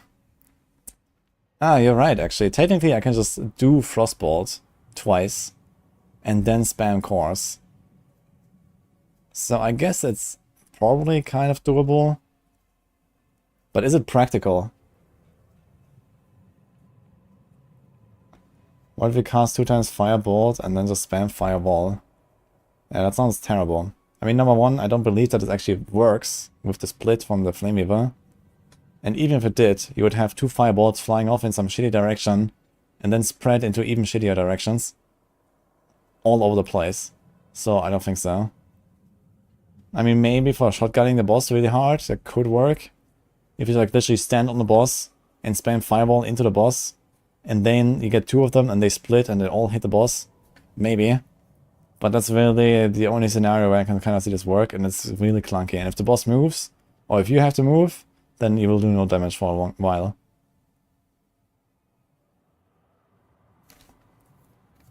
This won't work for any lightning or cold with a flame shield. Yeah, you have to like actively not use flame shield. I mean, there are ways to do that, right? You can just not play defensive skills, number one.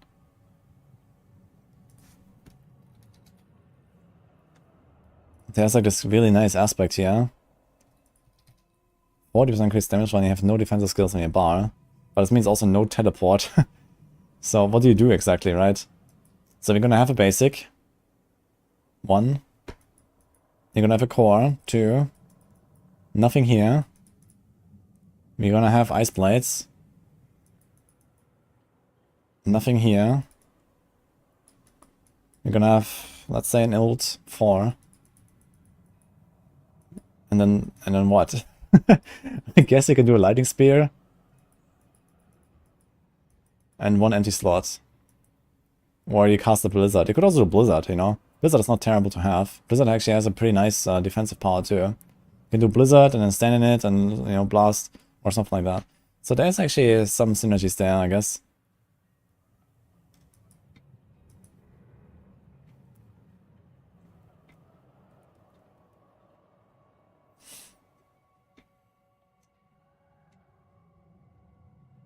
All that stuff in the bin. Yeah, we're not there yet.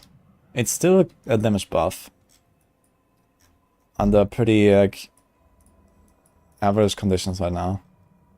So the question rather is, do we want to play a basic attack build on Sorc that is not Firebolt? This is what it's really for, right? It is a way to enable a Frostbolt or a Spark build. Now, do we ever want to do that? Spark, I would say hell no, right? Because it does 13% damage each time it hits. Let's see this one. Each time Spark hits its primary target, there's a 40% chance to hit it up to 3 additional enemies. If there are no other enemies, Spark deals 20% increased damage to its primary target. And this is a 40% chance. So you could do an average 8% extra damage against a single target with this, basically. And then there's a bit of Crackle. And then there's a bit of crit chance stacking. So Spark is fucking out. So what about Frostbolt? It does have, well, with 17 ranks at least, it does have a bit of damage. And then it has a 100% chance to explode against frozen enemies. So it actually has some AoE. It's basically, this is a cold version of Fireball. So that's basically what it is, if you hit frozen enemies. But with less damage. And it generates mana.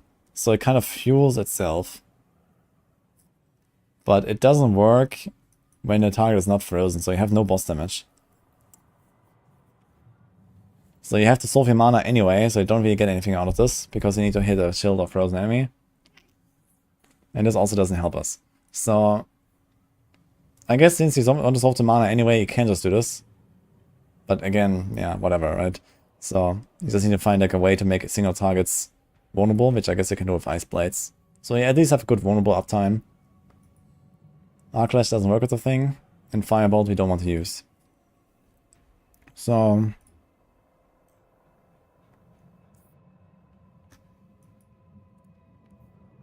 yeah.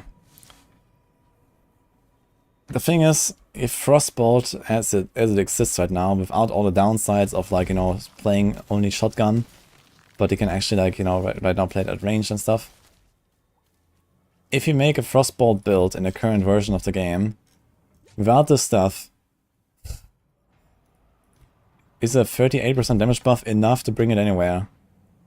I would say hell no, right? Like, look at how much damage, for example, Firebolt does baseline compared to Frostbolt. Like, everyone uses Firebolt and not Frostbolt, right? For many reasons. And even in like level 20 Sorc, you would never think about using Frostbolt over Firebolt, because Firebolt just does damage and Frostbolt does no damage. And then that effect just amplifies itself with, like, you know, burning synergies, combustion, and the Flame Weaver glove later. Like, Flame Weaver is actually a really powerful effect, right? It splits into 3, dealing 70% more damage. So you have 3 bolts that do 170%, that's 510% damage. Just from that item. You get a ×5 damage multiplier when you shotgun into a boss. For Firebolt, which is already the strongest. So Firebolt is like so far away from the other basic attacks that if you ever want to do something that is not Firebolt, this number needs an extra 0 at least, I think.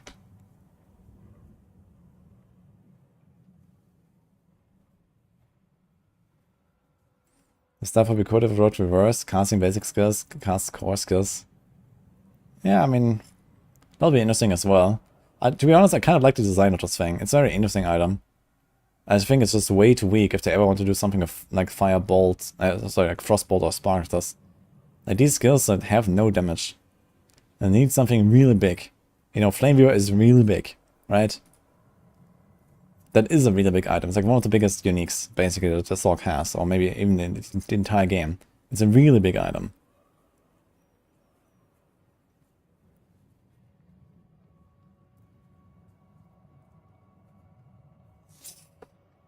It has a conjure build with Nova, nothing amazing, nice stagger as all. Yeah, we're gonna try the Hydra build anyway, I guess.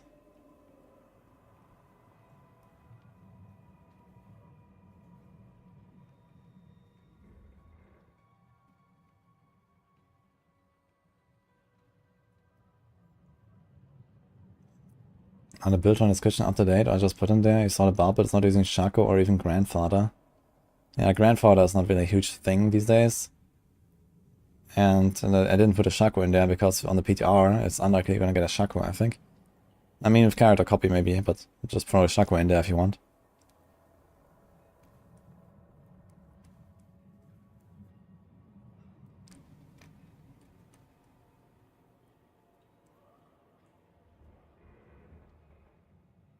Fireball will trigger the stuff. Fireball will trigger the stuff.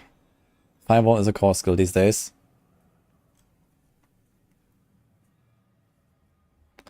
Now it's a kind of innocent question. When I spam Blizzard, which is both a core and a mastery skill, does it count as non-core? I guess it does not. But it'll be funny.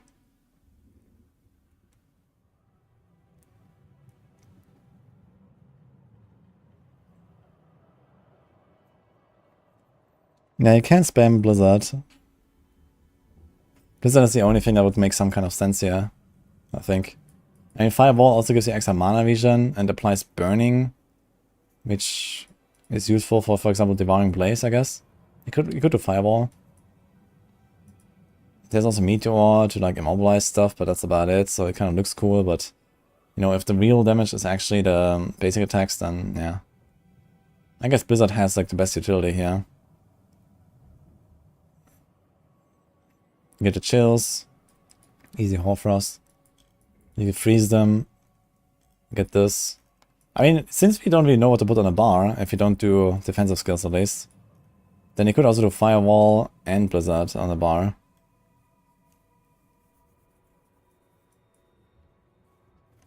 What about Ball Lightning? Yeah, Ball Lightning costs a lot and doesn't give you anything. I mean, what do you get from Ball Lightning? A Crackle? What do you want to do with Crackle?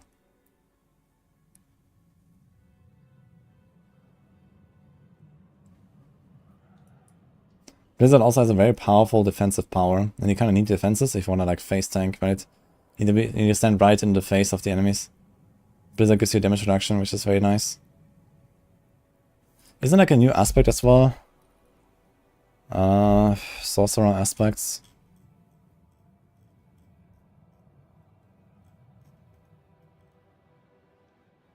Tenuous agility, increased movement speed. This is the one I think I was thinking about. This bonus is double if I haven't used a defensive skill in 8 seconds.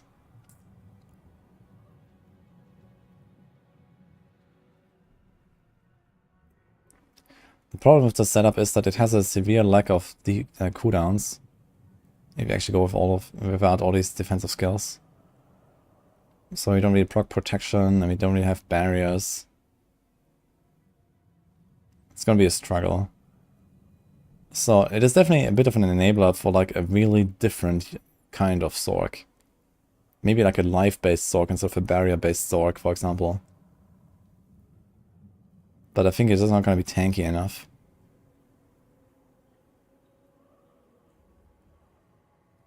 Unstable current cast extra spells. Could we abuse that? Not really, I think. Now the thing is that casting, or like the word cast, usually implies you have to do it yourself, but the tooltips are not always coherent. Like, yeah, Unstable Currents I think says cast, but they're not actually self-cast, I think. They don't really proc these kind of things. It says is also cast. I mean, I guess you can try. Whenever you cast a shock skill, a random core, conjuration, or mastery skill is also cast. So there are 2 core, 1 conjuration, and 1 mastery. So basically half of the time this will trigger and half the time it will not.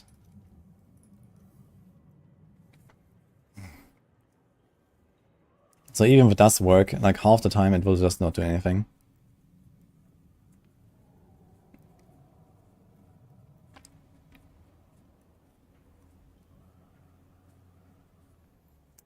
Why do I need so much movement speed? Not sure what you're referring to, but usually the reason is so I don't feel the urge to uninstall after playing for half an hour.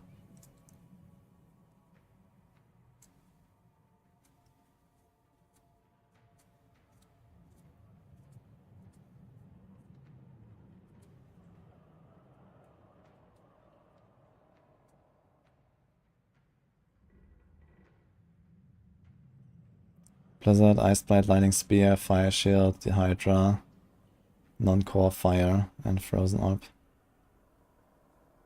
Yeah, I mean, the thing is, like, what do you want to do exactly, right? I mean, there's like one advantage of this, which is that you can apply Burn kind of easily with the Firebolt that comes with it, right? You can cast the Firebolts and you can apply Burn. You get Devouring Blaze and you get Burning damage reduction and stuff like that. And you don't have to actually give up, like, Firebolt and Shard Slot for this, but then you give up your two-handed weapon, right? Like, if you don't try to scale the damage of these things, then this stuff is useless. Yeah, okay, he has kind of nice stats, but if you don't actually want to deal damage with these things, then you're just gonna lose way too much, right? You're gonna lose your weapon tempers and so on. So, it's 90% damage, insane. But this doesn't buff the core skill, this buffs the basic skills. Yeah, so my math says it's roughly like a 30 to 40% damage increase, yeah. Considering all of the aspect changes that you have to do, and considering the best case scenario of you shotgunning into the boss from, you know, close distance, basically. And having a greater affix, fully masterworked basic skill ranks on it. So it's roughly, I mean, is there like any other benefits of like spamming a core skill? I guess one advantage is you get Blizzard, so this is an advantage here, right? We get Blizzard, and we can get, for example, Blizzard damage reduction, which is very powerful. 30% less damage is pretty sick, so that's a nice perk of this whole thing. If you use this with Blizzard, for example. Another way is like Frozen Orb. You can spam Frozen Orb to get freeze more quickly, and you get vulnerable. I guess ice shots are irrelevant. There's also charged bolts we could spam if you wanted to get 25% damage reduction from enemies. That's also not bad. Could spam charged bolts. It's also relatively cheap. Firebolt does nothing.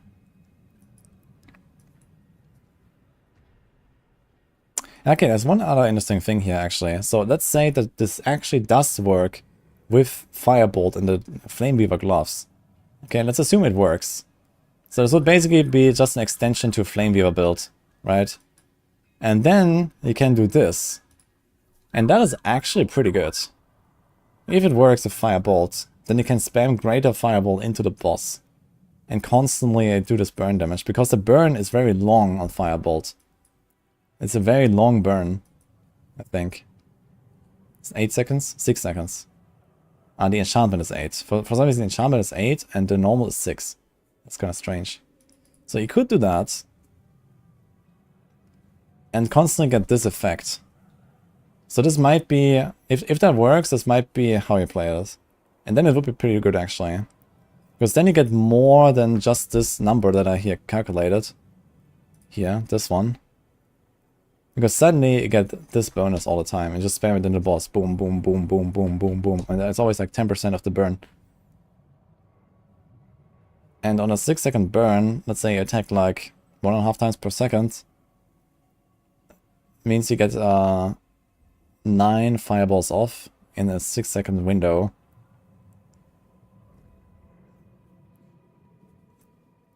You would roughly double your damage probably for a firebolt build. Assuming like an, you know, a very long boss fight. So that would be pretty good actually.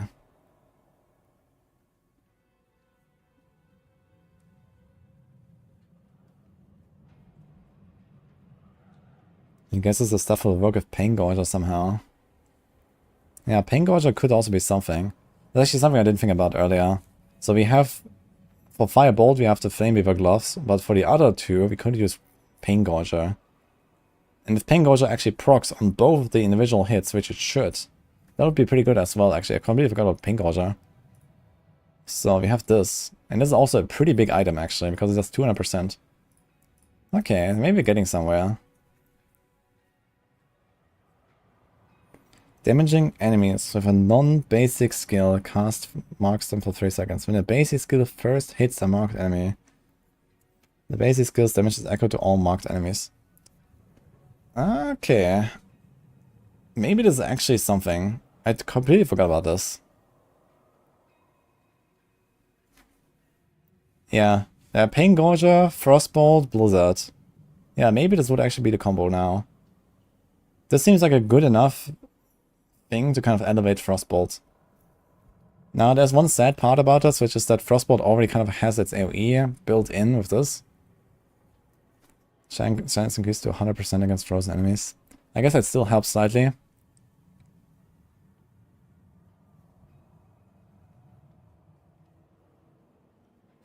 You do a lot of basic damage to make it work.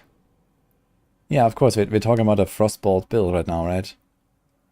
Like, the assumption is, at least for me, it does not work with Firebolt. Spark is irrelevant, so it only needs as a Frostbolt. Maybe Fractured Winter Glass. What's the benefit of Fractured Winter Glass? I mean, we could spam Frozen Orbs with Fractured Winter Glass and get Conjurations. Fractured Winter Glass is also a pretty big loss though. Because then our Moonrise has to go to a normal slot. So that's how much of a loss. That's this, right? It's 880 divided by 220. And then... So this would be like a roughly 1/3 damage loss. So you have to get something like a plus 50% damage. We also lose like all the stats here as well, right? We lose a temper. We lose like passives. You're gonna have a glass cannon, for example, and we're gonna have Devouring Blaze on the neck and so on. You're gonna lose all of that, and then we just get a bit of Conjuration Mastery and then this stuff. It would be possible to combine this. I'm not sure if it's really the way though.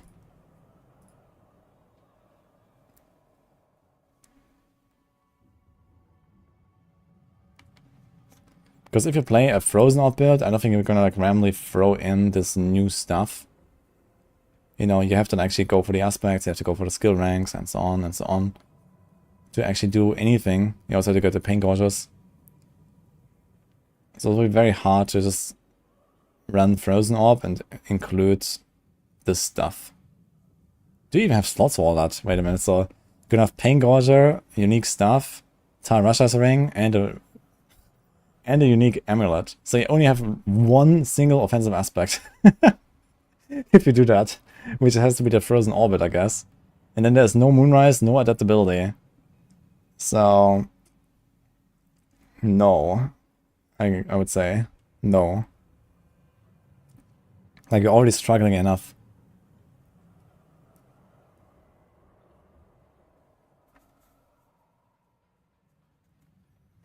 How do you apply Vulnerable as a Sorc without Frostnova or Ice Blades? I can do it with Roll these days, and Rings, and usually on Rings there's a chance to make Vulnerable.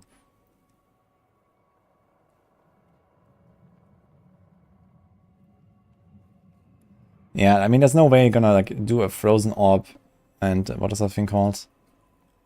Vox Omnium combo, I think. Like, it just won't happen. And even if you want to use Frozen Orbs with the Fractured Winter Glass as like a support tool, I think you lose too much. Like, these Frozen Orbs are not going to do much damage that come out of this, so you only get a bunch of Conjurations. And you can only get a bunch of Conjurations if you want to, right? You can already cast Lightning Spears, you can already, you know, run Ice Blades with Ice Blades enchant if you want, and whatever.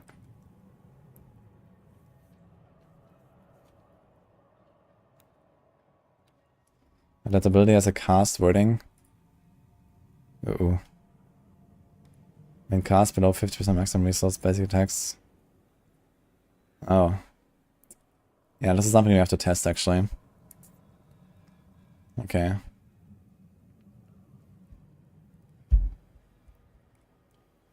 Yeah, maybe that ability doesn't even work for us.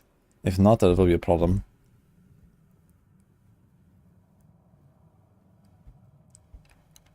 If it doesn't work, I think it's gonna lose pretty much all of this benefit that we currently have here.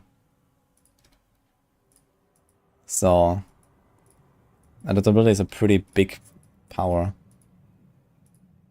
So we basically get to the point where it's kind of like whatever, and you're gonna be back to where we are in Season 4.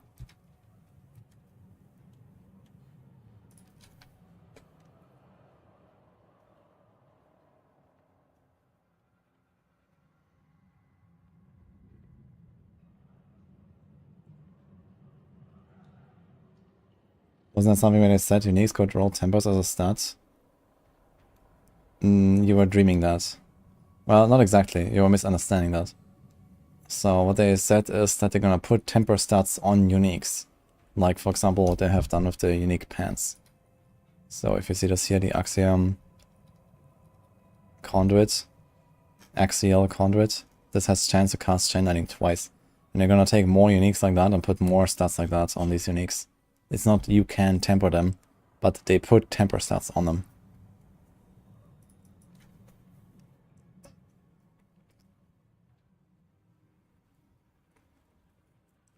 How did the meeting go from the Maxo team regarding Season 5 PTR? Yeah, I mean, we just kind of like discussed the, you know, build assignment and who's testing what, and, you know, if there's anything that we, you know, we have to pay attention to or gather data for together. For example, like the Infernal Horde stuff and the Helltide changes, you know, it's just kind of a bit of a team effort to understand how the system works, make a guide on it, these kind of things.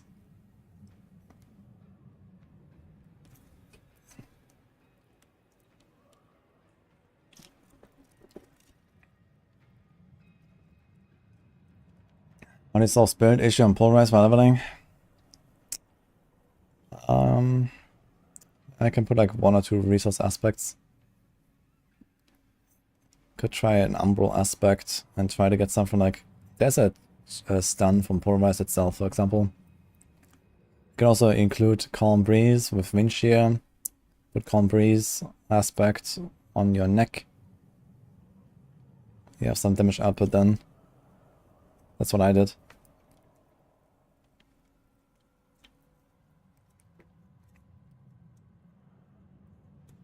I think there's some meat on the bone for Chain Lightning as Adora Crackling Energy build.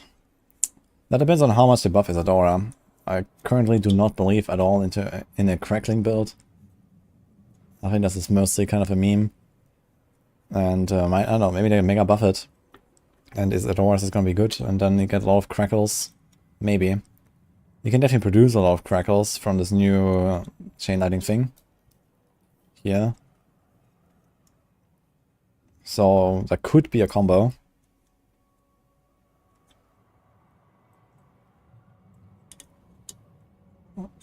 Sorc should get an extra enchant slot. Honestly, considering how far they behind they are, this could be not a bad solution, giving an extra enchant slot. I thought enchant slot would be kind of interesting, but I think before that, like when the expansion comes, they have to like actually rework all of the enchants, or like most of them. Like there's so many shit enchants. There's some that are kind of good for like, you know, a specific build. Like, okay, you're playing Chain Lightning, you have Chain Lightning enchant. You're playing Frozen Orb, you have Frozen Orb enchant. Yeah, pretty straightforward, right? And there are some cases where you don't play Frozen Orb, but you take Frozen Orb anyway for its utility, which is also cool. But there's a lot of the stuff that you would never consider, right? Like Incinerate enchant, useless. I don't know. Then you have, you know, something like Blizzard enchant, man, holy shit. Then you have, you know, Meteor enchant is pretty weak, and it's also only just for Meteor. Like, there's no utility behind this, right? Ball Lightning enchant, you play Ball Lightning, you take it, okay.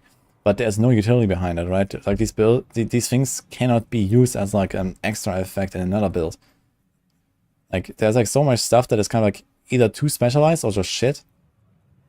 We need more stuff like Frozen Orb enchant. Frozen Orb enchant is very nice, you know? That it kind of, like, fits into many builds if you want. Ice Blitz enchant fits into many builds. We need like more stuff that kind of goes with anything.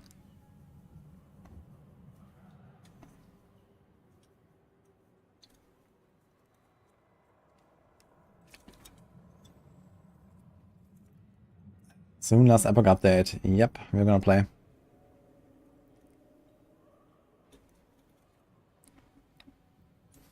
I see landslide clearing Tier 133. I did not see it, but I believe it.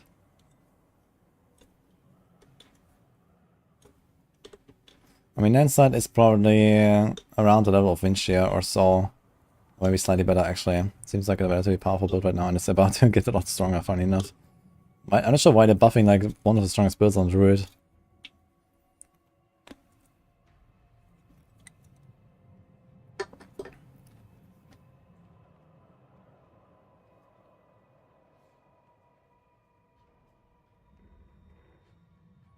We'd like to see medium build to be S tier one day. Yeah, you should play D3, man. Well, even there, it's not really S tier anymore, I guess, after the nerfs. But yeah, Tarasha was really cool, like season 28. Links are allowed.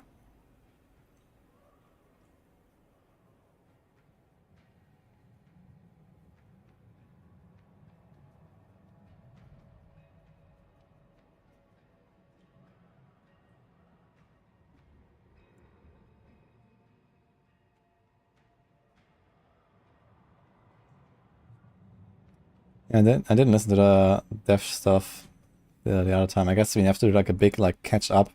Like after the PTR, we have 1 week until last epoch, right? So I guess I'll use that week to catch up and, you know, go through the patch notes, make a build, practice a bit. I want to try to speedrun and to get world first on hardcore for the pinnacle bosses.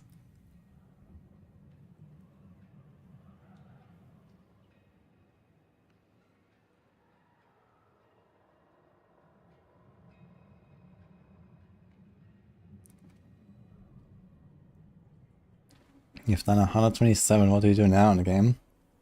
And you go again until you do 128. Or you go again and make another character.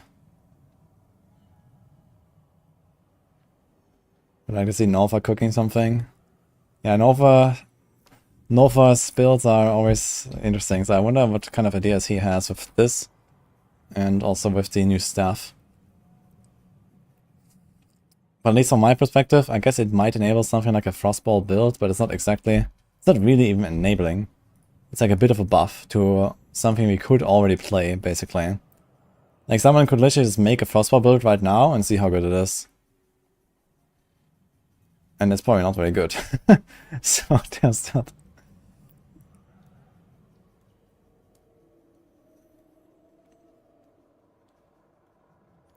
But yeah, if it does work with the existing Firebolt build, then it will be very good. Because I will buff Firebolt quite a lot. So that's kind of like where it's at here right now with this new stuff.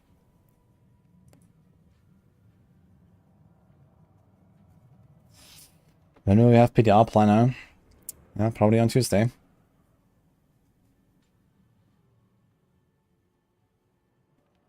You want your Hodor Barb back? Yeah, Hodor is now called a Death Blow, actually. Already made a planner for it. The weather is amazing today.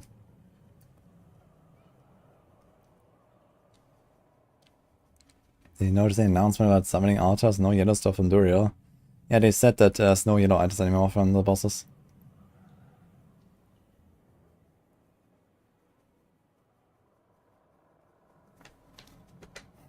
Adam said the idea is to make use of the unique mechanics of each classes to make the classes closer to Barb. Did they share any ideas they have for us? I didn't really talk much about it, but I mean, you already see this. Like, for example, they've been buffing Inner Sight in Season 4 and now Preparation in Season 5 for Rogues. And it's not unlikely that, for example, in order to buff Sorcs, which, you know, we expect will happen because everyone is crying about it right now, and for once, I would say rightfully so. Maybe they're gonna rework some of the enchantment slots, for example, and make them better, make them more powerful, make them more universal, or whatever, right? So there's like a bunch of things they could do here.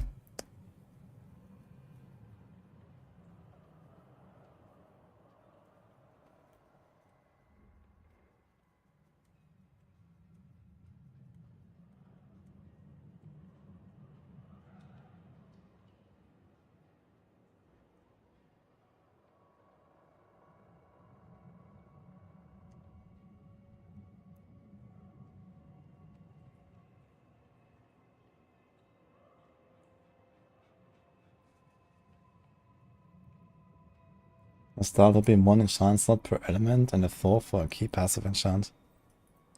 It could be interesting if they actually expand the repertoire of possible enchants, if you can actually include like a passive or something. Imagine they allow you to use 2 key passes as a Sorc or something. What would that be? You have to, like, for example, make like 2 more. Some more universal ones or something. Some cross-element passive and, you know, something universal there. Could be interesting as well. Yo, Isaac, thanks for the sub, man.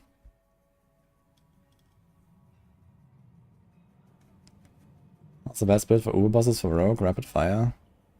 Yeah, probably. If you stagger them, that with Rapid Fire. I need to turn off that timer thing there, by the way. Let me do it quick.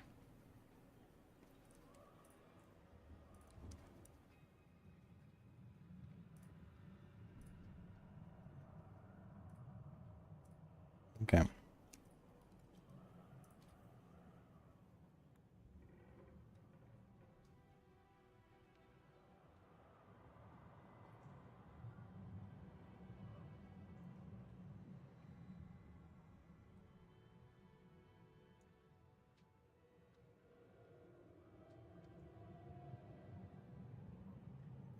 Calls for a 2 GA cooldown, crit chance, amulet. Oh, that's pretty good for a bunch of builds, I guess. Especially on Sorc.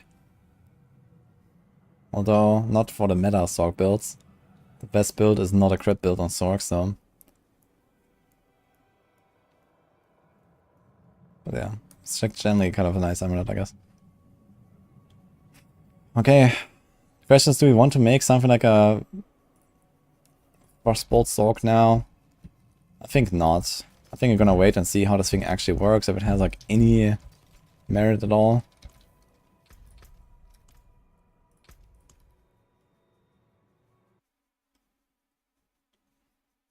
What else could we do? What else is new here? I closed this thing. Oops.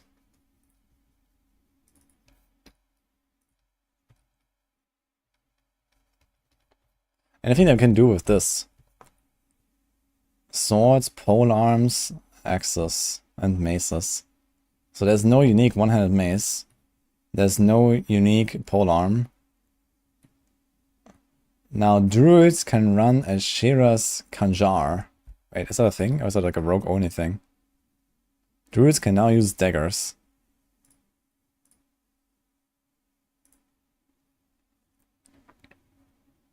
Hits with this weapon increase your attack speed. Keck.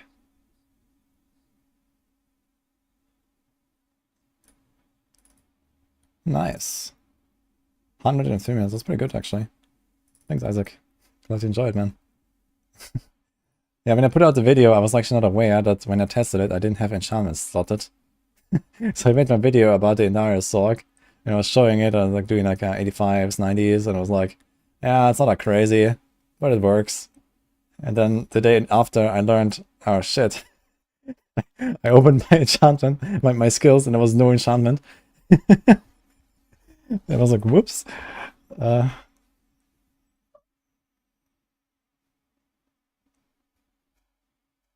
Surprised people didn't ask me for Doombringer on Sorc builds. Those questions will absolutely happen. So don't worry.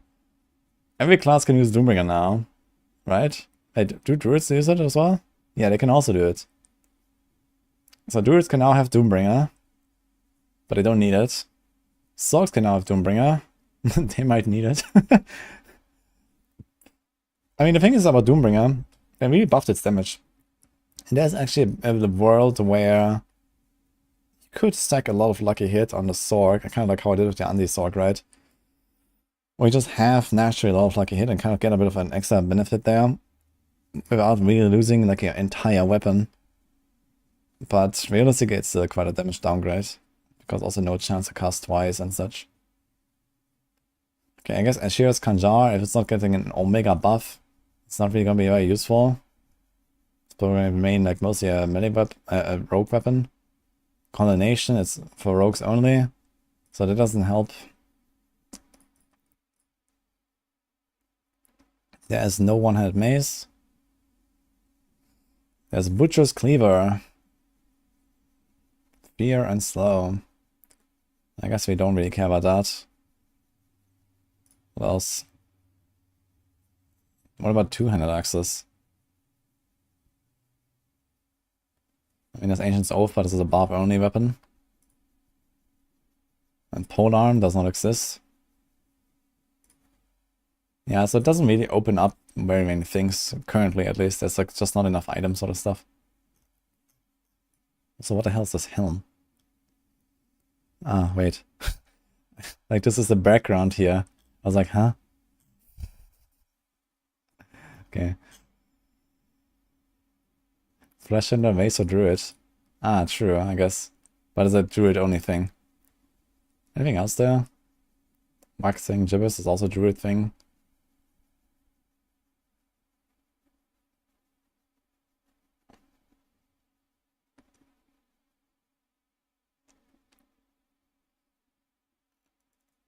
Now, okay, so wait a minute. So technically, this should work for Sorcs because they have defensive skills. But it scales with willpower, so unless they update that, there's no way, right? And in fact, I've actually watched a Fleshender Druid clear like a high pit, which is kind of funny, but this was only enabled by literally perma-spamming Debilitating Roar and had like an 8-minute boss fight on like a, I don't know what, tier 100 something. So, not really big damage. And on a Sorc, you can't spam your defensive skills nearly as often as you could there. So I guess that even if they allow it to drop for Sorcs, it will be useless, I guess. Anything else? Wait, are Barbs actually the only ones that can use Axes currently, I just realized. Interesting. No, Druids have Axes as well. Yeah, there's an Axe. Okay.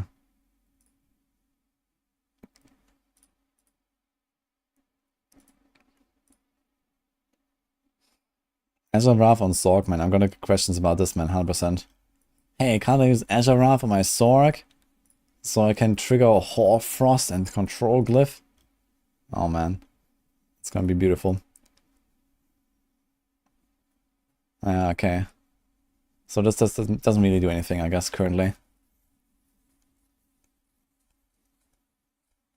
How do you poison on Sorc? Yeah, you can poison with Andariels. And you can also do Elemental Surge poison damage if you want, or shadow damage on your weapon tempers. Some builds do that to get a 4th Torrential stack, if they don't have a good temper.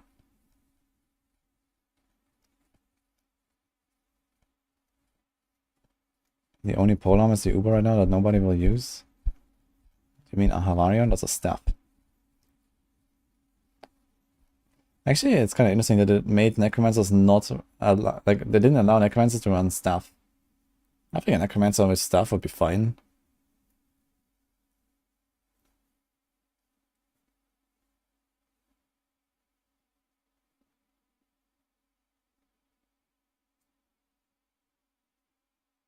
For Flash Cylinder, I don't think I meant the Surge works for that. Ah, that's what I mean. Yeah, true, it needs to be poisoned, right? Yeah, let me see that again. Yeah, nearby poison enemies, okay. So I have to poison them first and then shout. Yeah, I forgot about that actually. What's the point of Mace and Sorc? I mean, right now it's not much of a point, but you know, over time they're gonna add more and more uniques and stuff, and maybe that's gonna be something. Overpower damage, man, sick.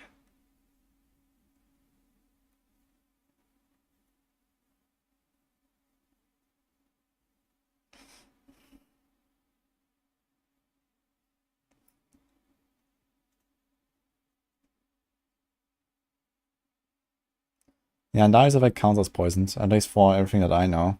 So it works with like all of the rogue stuff that says poisoned, so it should generally just be, you know, the poison status, and that should work. Okay, what else can we do?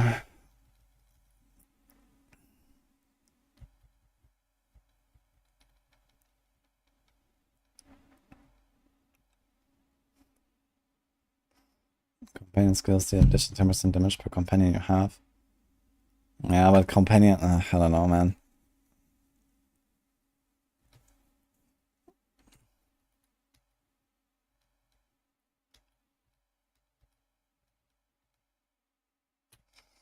We should do a Kratos Barb planner if you really want to make a fun Hell type build.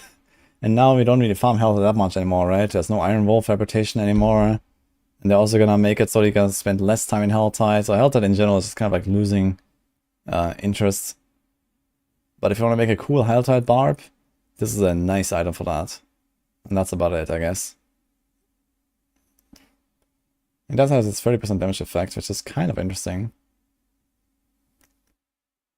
Also allows like some kind of support Barb stuff. We could make an update on the Kratos Barb and use this snack.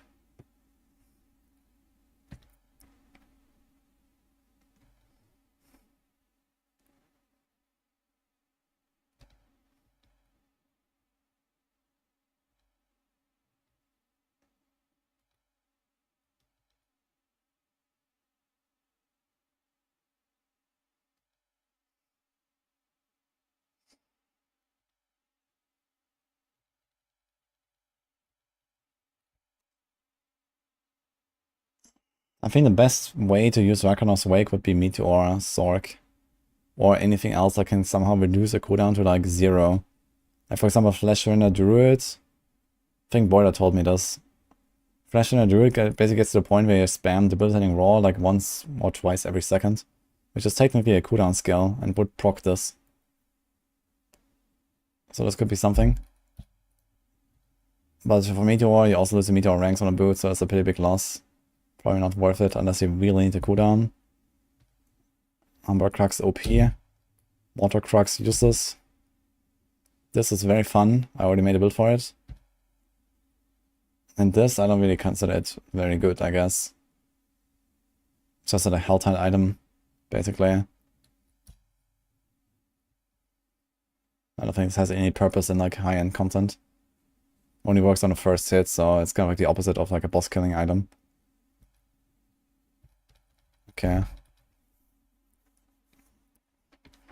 Druid can proc that every 0.5 seconds. Yeah, every 0.5 or so, exactly. If you spam like Debilitating Roar, it's possible.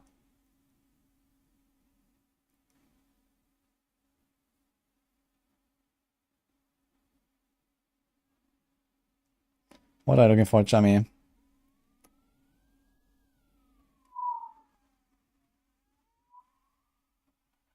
How would you scale the boots on Druid? I mean, there's not many ways to scale this. It's like the typical, okay, scale your main stat, scale, you know, generic multiplier aspects and legendary nodes, you know, heightened senses, or I don't know. Edge Masters doesn't work, but Tarasha's Ring, for example, works for something like that, right? And these kind of things. So this kind of stuff, and Venom, crit. So these kind of things, what you would try to use to scale this. What movement things can go over the cap? There's nothing that can go over 200% movement speed cap. You always cap at 200%. The only reason to overcap movement speed on Barb is if you Whirlwind, because Whirlwind reduces your movement speed, I think, by 25% multiplicatively, and then you can overcap movement speed to get back to the 200% cap, basically, with that Whirlwind multiplier. So some people overcap slightly on Whirlwind builds.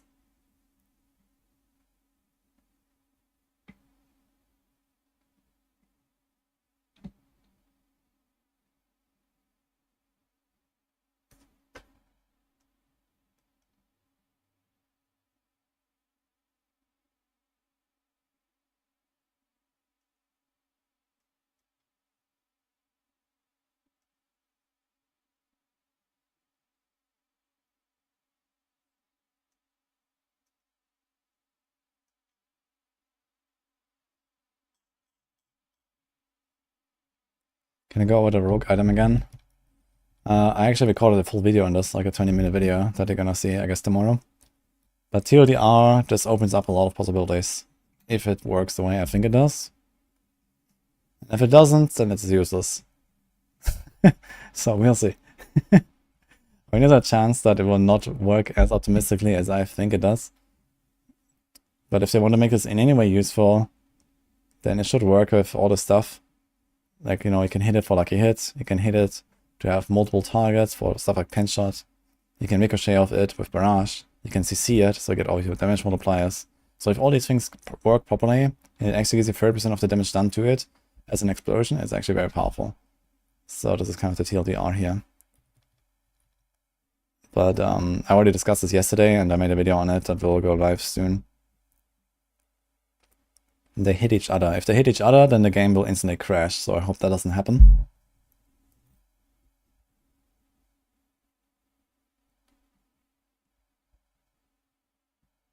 Hype for Deathblow builds.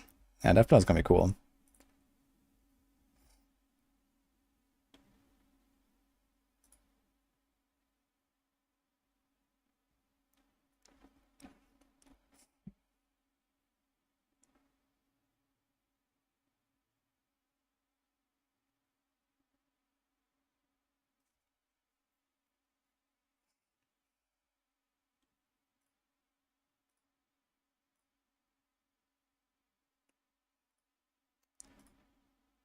It's not just 30% damage, it's a 30% multiplier.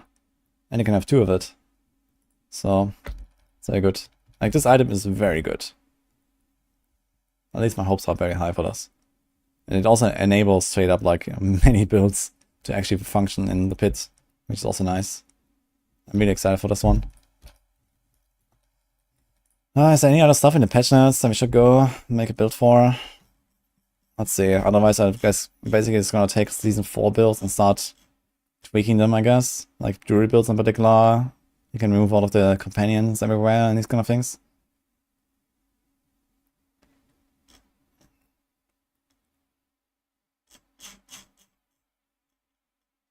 What do you think of the exploit weakness change? Well, either it just executes low HP targets and it's kind of whatever, or it executes full HP targets. And this means you can reach the boss in a pit to 100 in 4 minutes and then Alter 4. So that's kind of funny.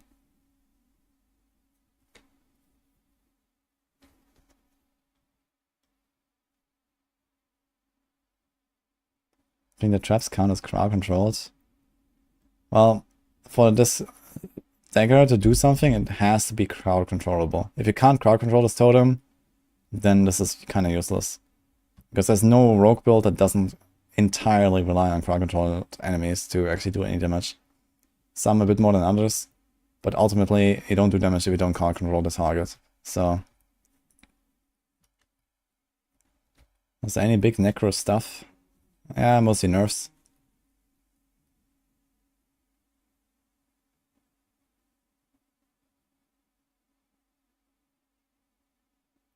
Evade, suck them all in, shadow step, back to them, pen shot.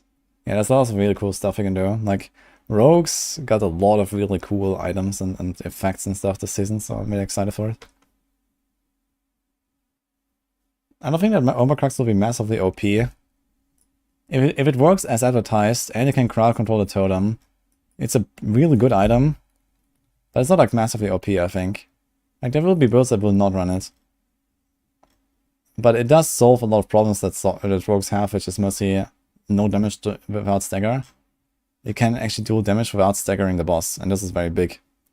So that item alone will just allow rogues to push way higher in the pit. It will not really make the builds necessarily way stronger outside of that purpose of, like, you know, killing high pit bosses. So you will go several tiers up from having this item because you have boss damage now instead of no boss damage for like 90% of the fight. You know, if you do like an 8-minute boss fight, roughly, I don't know, let's say 1 minute of that will be stagger, and 7 minutes will be no stagger, where you basically do 0 damage. And now you can do some damage outside of stagger. So those 7 minutes where you usually do 0 damage, or near 0, will now suddenly be like, you do like, I don't know, a third of your damage or so. So that's like the really big advantage of this item. So an 8-minute boss fight might become a 3-minute boss fight, for example. And this allows you to maybe go up like 5 tiers in the pit, and these kind of things. So that's kind of interesting. And this also allows you to play a non-poison like version of like melee builds, for example. Because melee builds always have to go full poison, but poison doesn't have great synergy with this item. So you could actually play something like a cold TB or cold flurry and still have boss damage, which is also pretty big.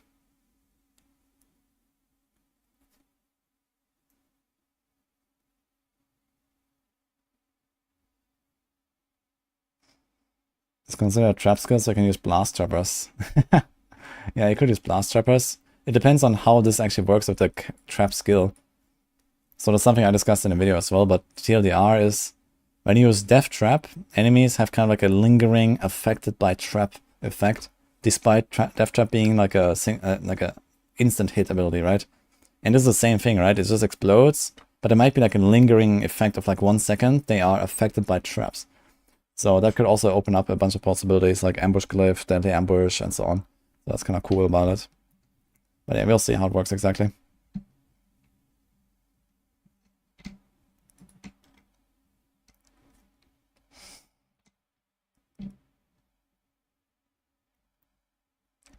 Adding overpowered minions enables banish talisman for Necros.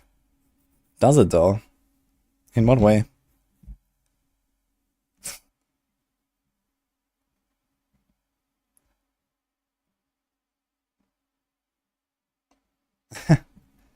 Thanks, Kakiaki.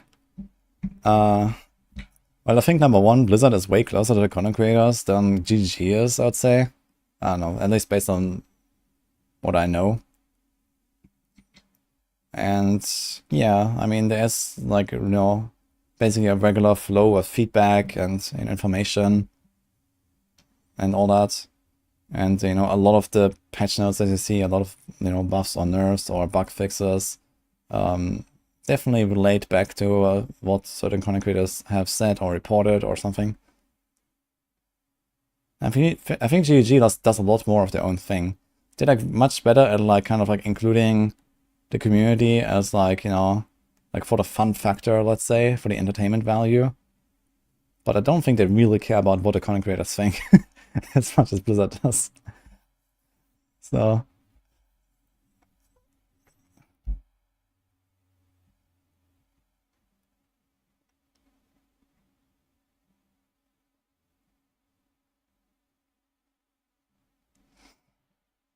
now I think about it, if chain lightning hits enemies while circling you, if this procs recharging aspect isn't it infinite mana?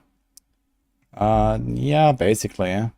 The problem is that infinite mana doesn't really get you anywhere. Like every Sorc build already has infinite mana, one way or another. So it's not like there's any Sorc build out there that actually struggles with mana.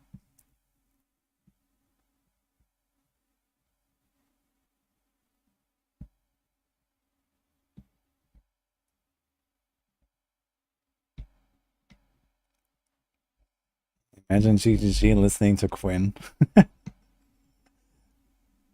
I don't wanna...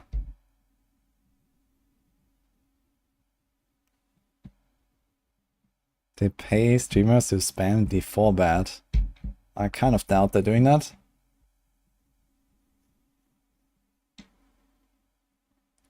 What role build I'm most excited for in a PTR? That's a good question. I mean, trying Flurry will definitely be fun. There's a lot of like interesting things you can do with Flurry now. But I'm mostly interested in just trying like basically everything with this item here. This item is really the defining feature of Rogues, I think, for Season 5. And then there's also like the Dark Shroud item. That sounds pretty fun. But on a smaller scale, I guess.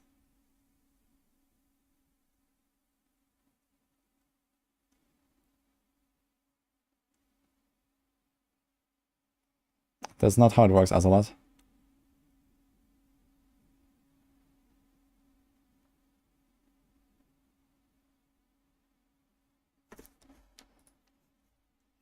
I have my notes somewhere. Where's my notes? Let me check my notes. Shit, let's do this one.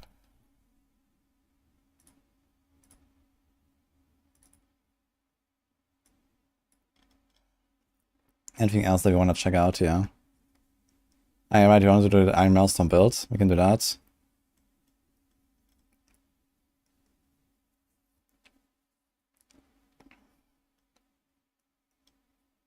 This stuff you have to explore.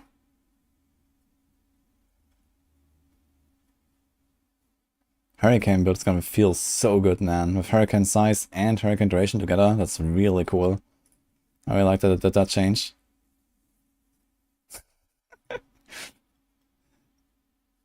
Cataclysm stuff is something to explore as well.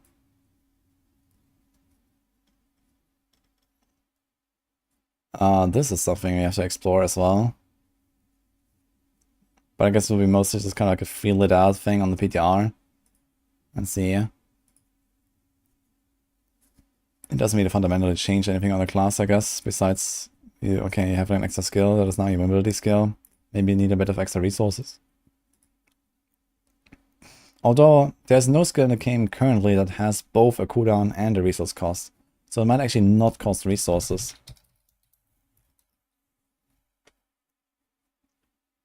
No, it actually says it becomes a mobility skill and costs no essence but has a 7-second cooldown. Exactly, okay. Dude, 7 seconds. It's pretty good. How far can you cast this? I want to try that. How far can you cast Sever? I wonder if you can actually go exactly the same distance. That would be pretty nuts. And how fast does it go? I'm gonna check this out. This aspect is also so nice, man. 35% evade cooldown reduction. And then evade during blood mist and traveling twice as far. Entering or exiting resets the evade cooldown. So you do evade, blood mist, basically 2 evades, come out of blood mist, evade again. Do you know how far that is?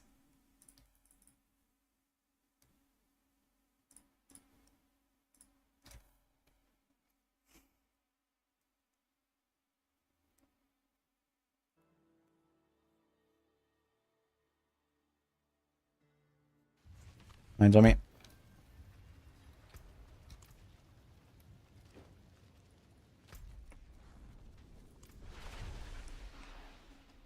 As you can see, I'm gonna take some boots that have extra evade charges. I will have something lying around, I guess.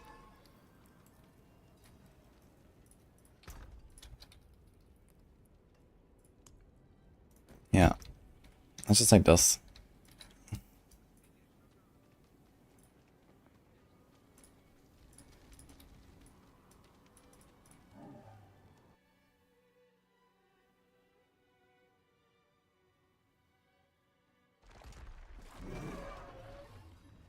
So we can start here at the door frame. And basically what happens is you get 4 evades from this aspect. 1, double, and 1 again. So it's basically using all the 4 charges I have right now. 1, 1, 1, 1. Look. You can exactly go from the door frame to the target dummy. Look how far that is. I can't even see the target dummy on my screen right now. From here. It's nuts. I mean, you have to time it a little bit. You have to go into Blood Mist and then go out again. So there's like a little delay before you can deactivate it, I think. Let me see this again. So... I'm waiting for evade.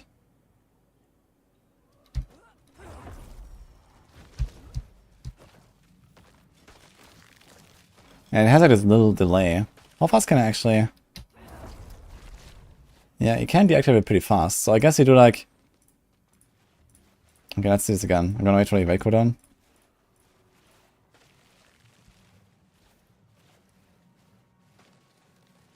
I think it will be like a Carl Nero.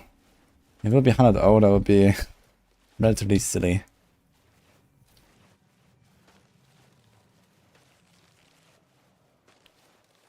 There's no info on the new class.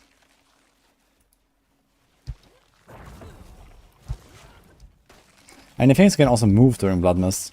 So having this slight delay where it comes back. Why is it coming back so fast? What the fuck? Oh, it's the Reapers, right? Okay, I forgot about the Reapers. Kind of wild actually, man. If you have the Reaper with the cooldown.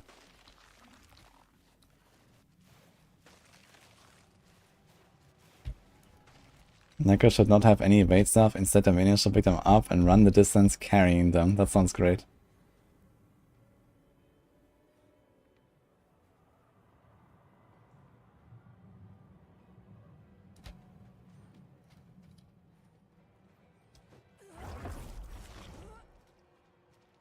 This is gonna go very far, man. This is crazy. And if you bring back your Blood Mist cooldown, like you can also... You don't even need the Reapers, right? You can run Exploding Mist, for example. Like, if you actually kill stuff, let's say on a minion build or some other way of like, you know, doing passive damage, and the corpses are all around, right? He's gonna like evade, go into Blood Mist, stay like a second, you know, evade again, go really far, come out, the evade is ready again, you evade again, you go into Blood Mist, and then you do the whole thing again. It's gonna be crazy, man. Like, these Necros gonna be flying. It's gonna be wild. Like, if you reset your Blood Mist cooldown all the time, this is insane.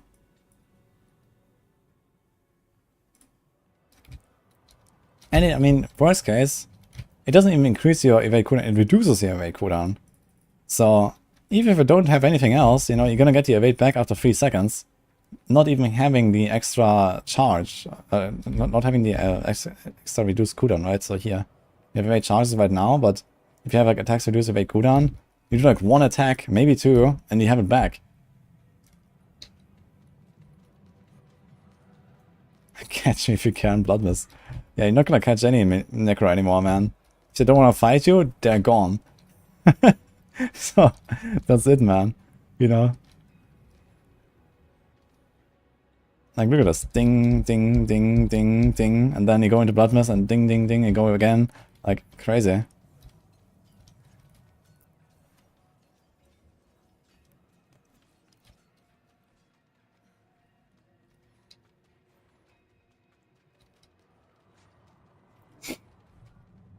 No crazy block unstoppable and immune all the time. I mean, that has nothing to do with this aspect, though. In fact, they're nerfing that currently in this patch.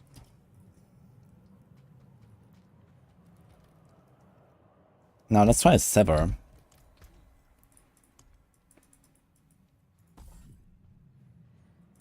Love Sever. How far does it go?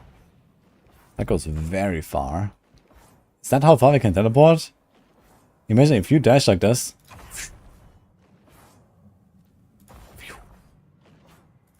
Oh, it's pretty far.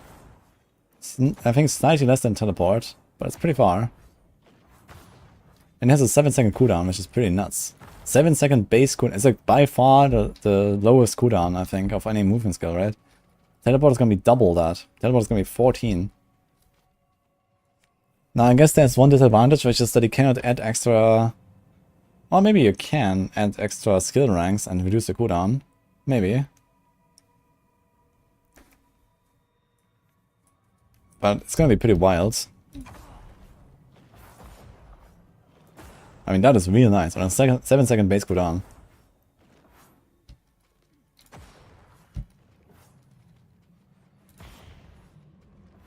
$3.5 for an amulet? Nah, it's not gonna be 3.5. It's 50% better, not 100% better. It's gonna be like, I don't know, 4.75, I think.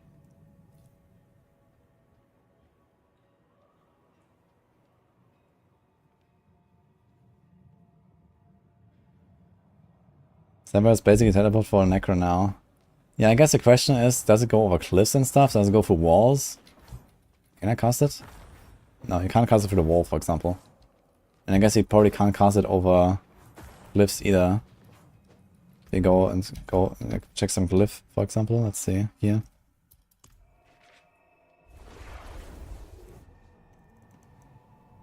Sever desecrated ground build. Yeah, no way.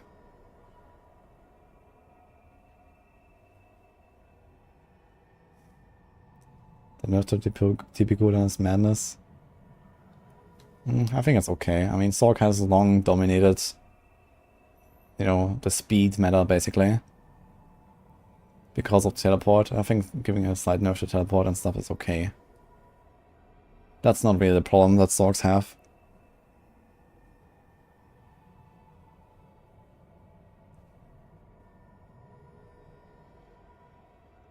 Believing a teleport hazard is unstoppable. That's true. But unstoppable has generally become much more useless now. They're reducing monster CC for the 4th time. And you can now press potions while CC'd, so... There's not really a reason to have unstoppable anymore, I guess.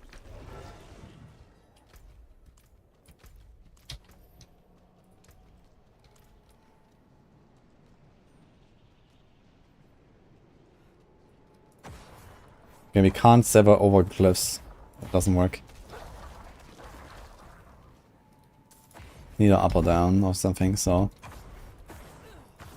You need to have an uninterrupted path. It's a bit like Dash, basically. So it's the same as Dash. It's gonna be a shorter cooldown, longer dash, basically, but without double charge. So dash has a base cooldown, I think, of 12 seconds. You're just gonna have 7 seconds, man, on the boots. And if you put it on neck, like nearly 5. And maybe you can put extra skill ranks to make it shorter. It'll be kind of crazy. Like, these Necros gonna be fast, man.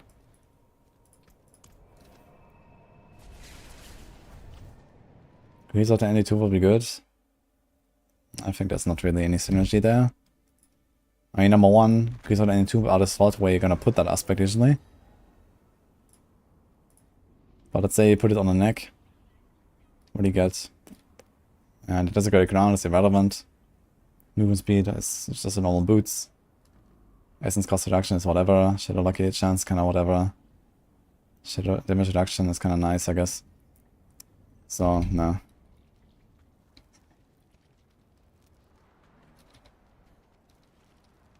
Now there's a double reason to never run it. I mean, it just made Sever a really good skill. As a mobility skill, at least. Not as a damage skill. But yeah, I guess you have to have some real, like, Sever rework or some Sever buff at some point. I guess they might take something like, you know, one of the, let's say, Bloodless Scream or something, right? They could take, like, for example, this and make it some cool Sever Scythe.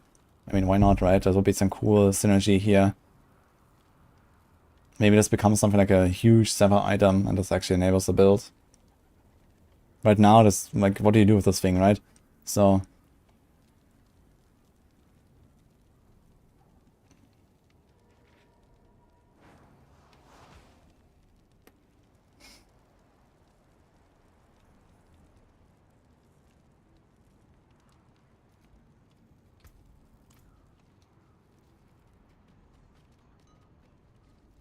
Gotten 1 Stitch in Stone from 100 pit runs.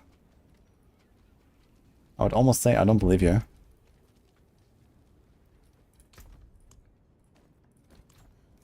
Okay, anyway. Necro's gonna be blasting. That's gonna feel really good. I'm actually excited to try this.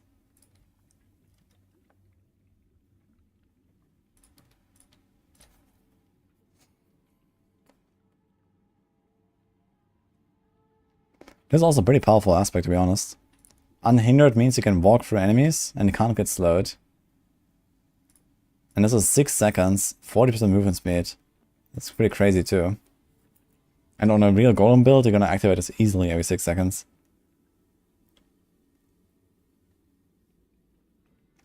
I guess you should explore what you can do with the Bone Prison stuff.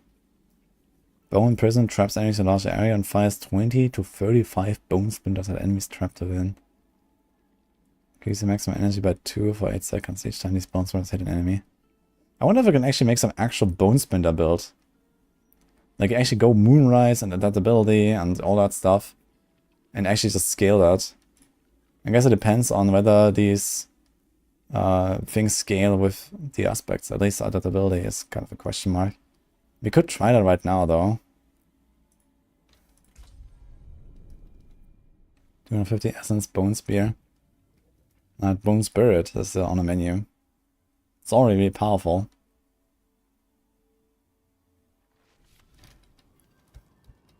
I think the Fire Boots will be good in Trample Slide.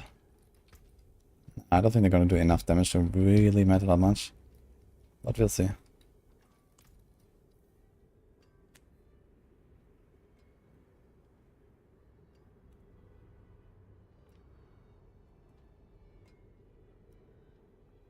What's my first season 5 build ever running?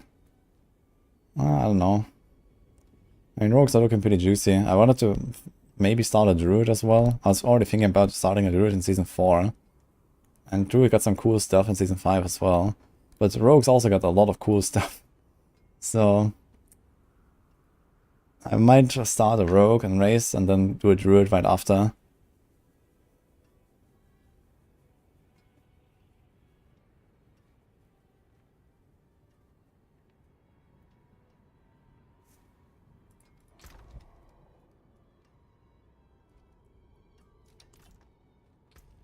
Okay, let me see.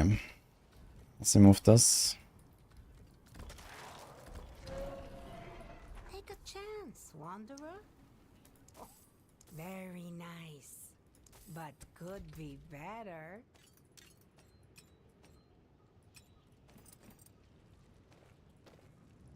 Father bring you luck? Fair bit of until next time.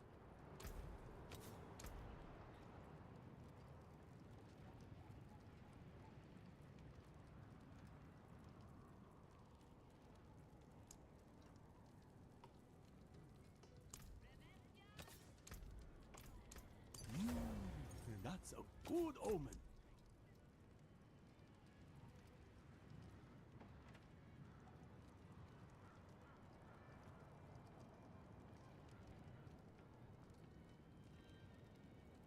Is that a resource power?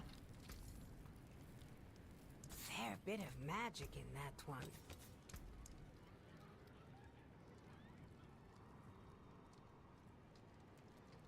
What?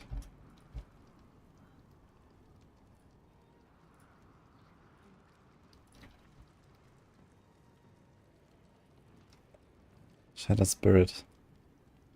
I don't have Shattered Spirit or what? I don't have a fucking Shattered Spirit aspect, man. What the fuck? I can't try it. I want to see if those bone splinters are getting buffed by adaptability. If they are, then we can assume that this also works with the new bone prison aspect. And then you could actually do some pretty serious like bone splinters damage, I guess. And this is a 500% increase. It's kind of nutty. And you can also reset your bone prison really fast if you do this.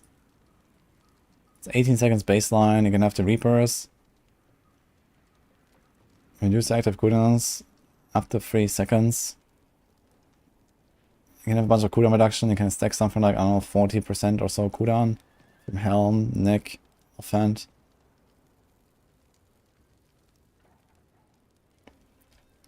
So this 18 becomes like, I don't know, 10, -3, 7. I do like one big Bone Spirit, you proc 2 instances of Rapid Ossification. So that's -3 again. It's like 4 seconds, Bone Prison. You can potentially have more than one Bone Prison up at a time. Actually, not even potentially. I think you can even get to almost the point where you have 3. Depending on the Reaper procs, I guess. So that's pretty powerful. Like, can you even have multiple bone prisons? Do they expire when you cast a new one or something? It doesn't say so, right? So technically it should work. I wonder if I can try it with our Reapers.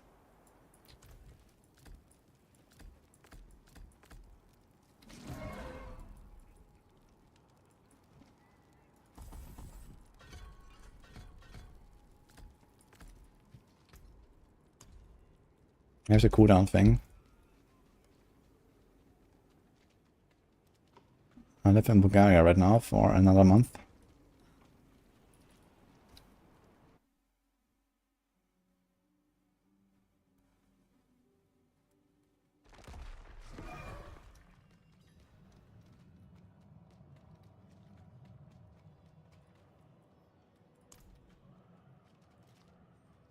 Wait. I thought you usually get your guys summoned. But now I don't have anything. Maybe here?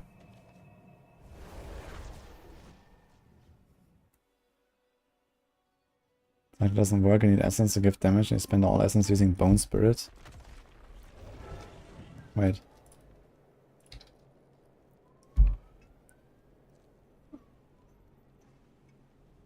Ah, you're talking about adaptability. You should get enough back.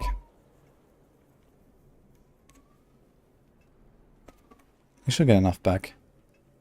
Let's say you have like, I don't know, 200 essence.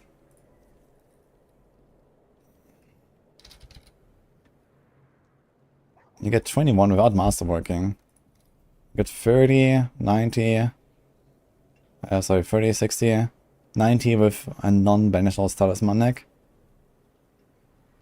You're also gonna have Shaco. That gives you maybe up to 20 or so, almost. resource generation. I think I'm gonna be fine. You probably get to the point where you can like restore just like straight up 100 plus resources, even with only 2 items, and then have a Benesol's Talisman that also has resource generation. You're gonna be fine, I think. And then these splinters also restore back to full basically once they proc it. And then you have the random bone splinters that also trigger from the bone prison that may or may not restore resources as well.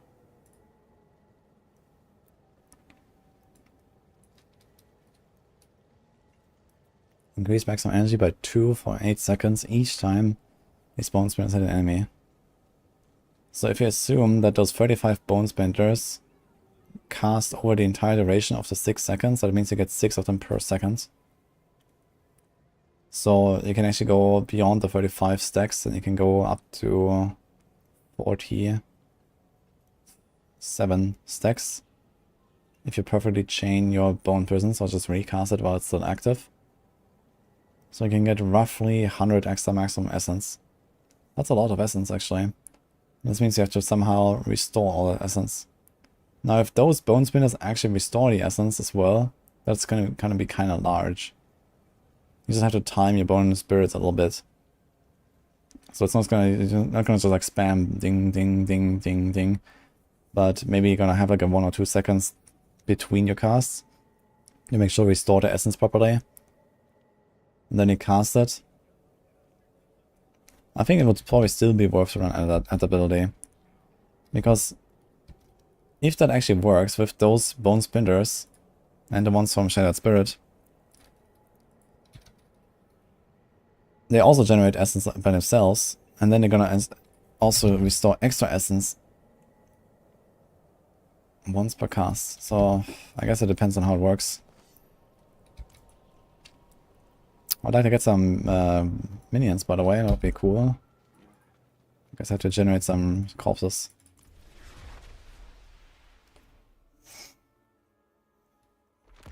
The stun grenades benefits means the stun grenades aspects. Maybe size as well. Maybe size, maybe damage.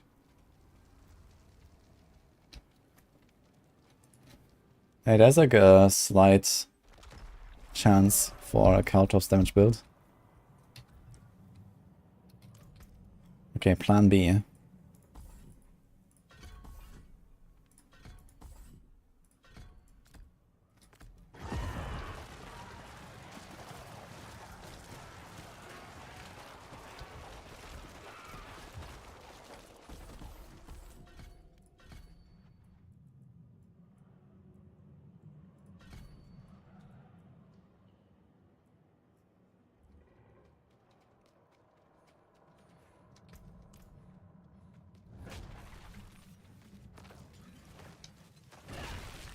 Okay, it does delete the old bone prison. So you can't have multiple of them. Yeah, and the Shattered Spirit aspect I cannot actually try right now, so that's unfortunate.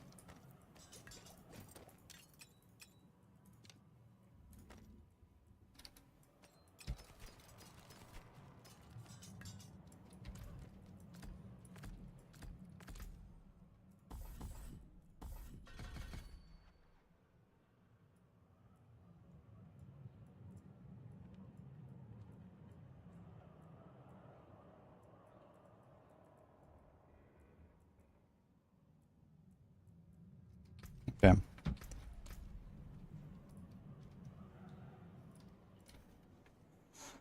But yeah, it's gonna be very fun to try. Yeah, minions can now overpower. I think this does literally nothing, right? What can we do with that? Benesol's Talisman doesn't work. I mean, what if they snapshot overpower? You summon a minion, and there's a 3% chance it rolls in overpower, and then the entire minion always overpowers. Well, that can only go right. Yeah, I guess realistically there's nothing you can do here. You can do Blood Bonding aspect for one guaranteed overpower every 20 seconds. Now watch these minions actually consume your guaranteed overpower. That would be hilarious. Yeah, this is hopeless. This is nice. Okay. We could actually work on a Rain of Arrows build. So there's like two versions here. We can do a precision build with cold imbue and crit scaling, or we can do a close quarters build with poison imbue, and this would actually allow arrow storms to deal some damage as well. So I think we should probably try close quarters build similar to season 2. They buffed the pants from 60 to 100. Yeah, this is like not anywhere in the same universe as other builds anyway, so it doesn't really matter.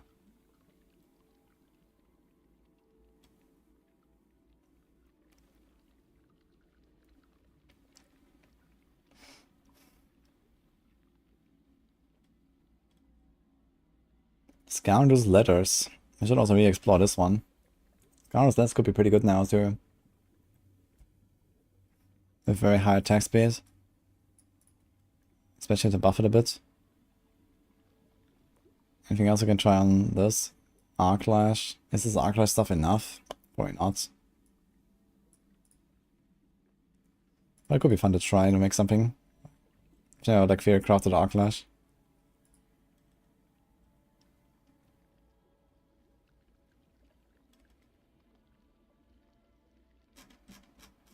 Okay.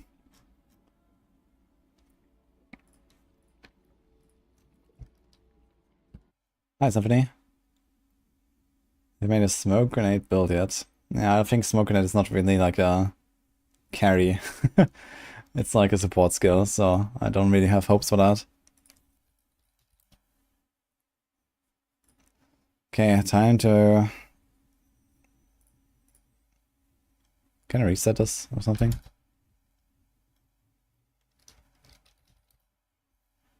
Okay. Time to bust out the Kratos planner. Or we make it fresh.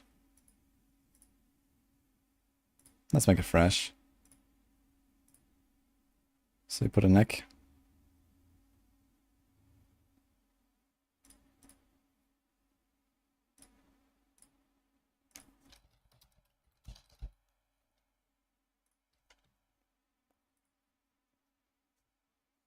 A full stealth build for the new stealth stuff. Yeah, there was something with stealth, right? With like guaranteed crit or something, or like more damage. What was that? Stealth. Increased damage on next attack after entering stealth. It sounds very funny, but it has to be a very high number to be relevant. But it has good flavor. Hi, Hurricane. Is Druid finally viable? Yeah, Druid is gonna be okay. But currently not on a level of like rogues and barbs, I think.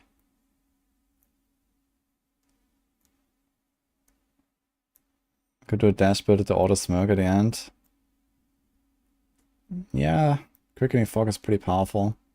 But you don't really have many slots for utility aspects. Like the rogue has like a problem, which is that if you don't play a dot build, then you have Frostbitten on your boots. And if you don't play a hit build, then you have Noxious Eyes on your boots. And there's like the one utility slot you have, and everything else is just offensive or defensive. You can't just really throw in a Quickening Fog and that's fine, you know? That's the problem, really.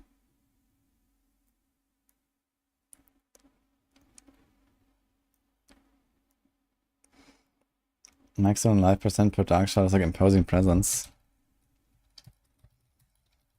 Yeah, it's kind of weird. Like, I was actually hoping for them to just kind of like delete imposing presence tempers and like the entire Barb protection recipe. And now they're actually making like maximum life per dark shot. I wonder how much that is. Which is even double funny because it doesn't actually stay in dark shroud. Increase maximum life percentage gained while dark shroud is active. Ah, okay, so actually it's not per shadow. It's like when it's active. So it's not like, okay, you lose a shroud and then you lose damage reduction like a lot. And you lose life on top of it, and you kind of like get double tanky and get like an Omega one shot afterwards. So yeah, it's gonna be pretty powerful. It's kind of strange though. Increase maximum and all resistance percentage for 5 seconds on health potions. Kind of interesting stuff they're putting there. Second wind is now also interesting because it gives you barrier. So you can get like a bigger barrier. You can get to the point where You're gonna have so much barrier from spending 100 energy that you're actually gonna overcap your barrier. You don't even need much for it. You need 7 ranks in second wind. So only 4 from one item. And funny enough, you can get 6 from one item if you masterwork it up. You get 2, and then you masterwork it, you get 3, and you get 1 crit, you have 4. And that's the cap, you cannot have more. Which is kind of hilarious. You can only have barrier up to 100% of your life. You get 15% per rank in second wind.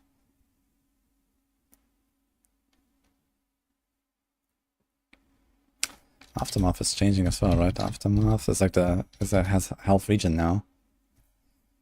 You heal for 0.5 maximum life every second. It's kind of interesting. You can like use temerity. Like if they ever fix temerity, you can like equip temerity, just have 1 point in aftermath, and then the barrier will never time out, which is kind of nice. Stealth, totem, pen shot.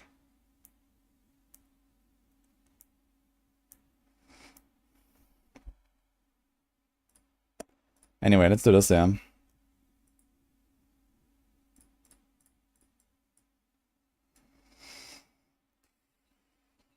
Okay, how do we play this these days? That's a question. Do we still go for upheaval? I mean, this is basically a Helltide build, right? A leveling and a Helltide build. So let's do like traditional Kratos with upheaval. Let's do this. Let's do this. Maybe not Death Blow. You know, definitely want to Steel Grasp for the amulet. We do this. So what's our skill bar? This. This. This. This. This. This. And that's our skill bar basically.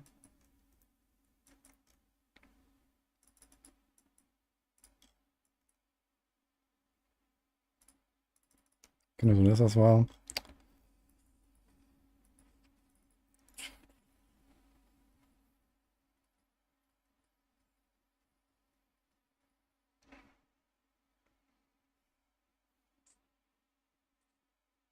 You could actually use Furious Upheaval as long as you get our Berserker from other ways, and we can get Berserker from other ways here and here. So maybe you're fine.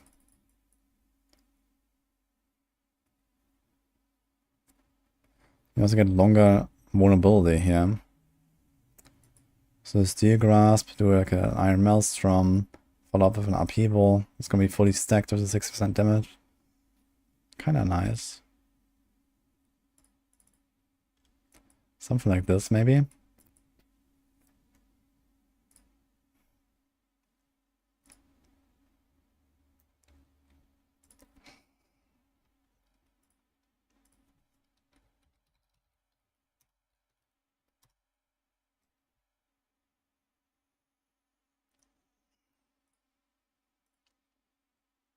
There's also like really powerful buff to one of the Walking Arsenal passives, right?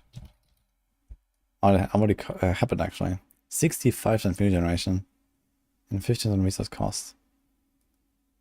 Do we care about it though? Maybe not enough. Super Berserk Ripping.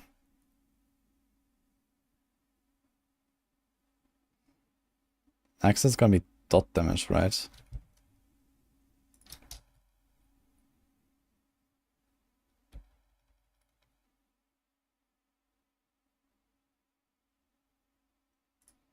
So I guess it's just gonna be swords. I mean, you can also do mace, I guess. You can do a bunch of overpowering, but that is fine, yeah.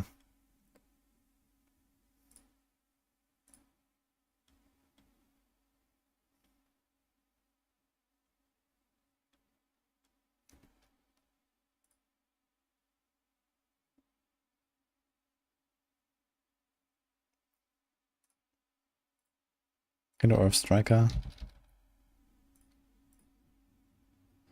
We could do Ancient's Oath. We could assume that they're buffing Ancient's Oath enough to be worth it for this. And you can pull more of this as well, which is kind of good. So we do this. Do we go for Hellhammer? Nah. Let's do a normal one. I don't know, 200 Edge Masters is kind of sad for Barb standards. But okay.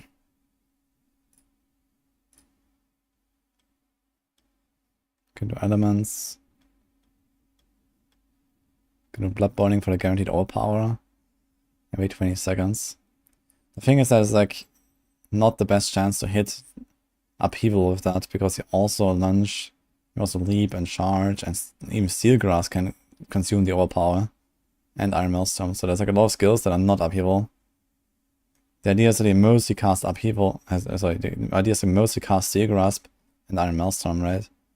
So I think blood boiling is not good enough. On the other hand, I mean, blood balls are strong enough to just like blast everything around you. So that alone is already kind of worth taking, I think. Okay, I have one more slot. Could do an accelerating. Could do brawler. It's definitely gonna feel pretty fun to play this because everything just explodes when I'm blood boiling from the brawler. Could also do some leap stuff. Reduce the cooldown of leap by 5 seconds per enemy hit up to 9.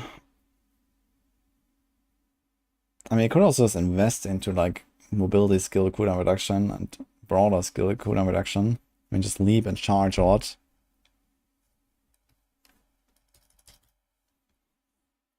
What if we had a new unique boots? You mean the Rakonovs?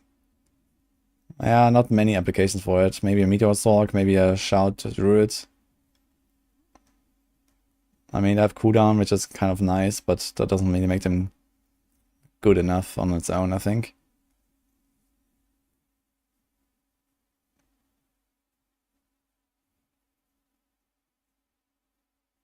What do you think about the new Wind Force? Not really happy with it. Like, Barrage is the one build where a knockback is like killer. like you can't have knockback on Barrage, man. Barrage is like so sensitive to the right positioning.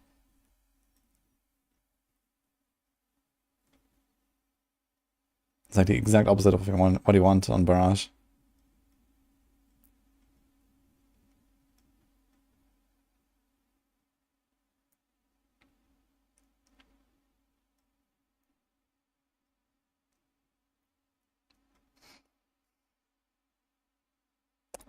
Killing enemy while berserking has a 40% chance to grant quick cooldown reduction to your brawling skills for 2 seconds. So that's kind of cool.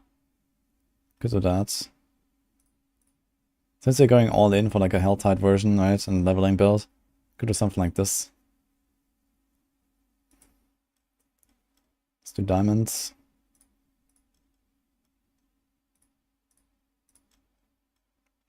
Dude, I might level a Barb just to play some Kratos again and use this new amulet. It's going to be very fun. Play this. No, do you want to use an axe?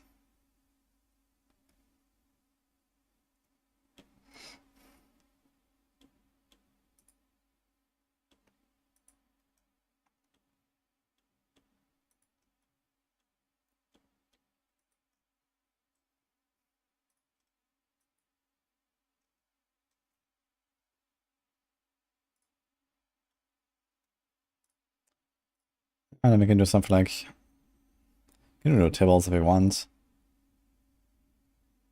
But okay, let's just do this. Do a ruby. Do this.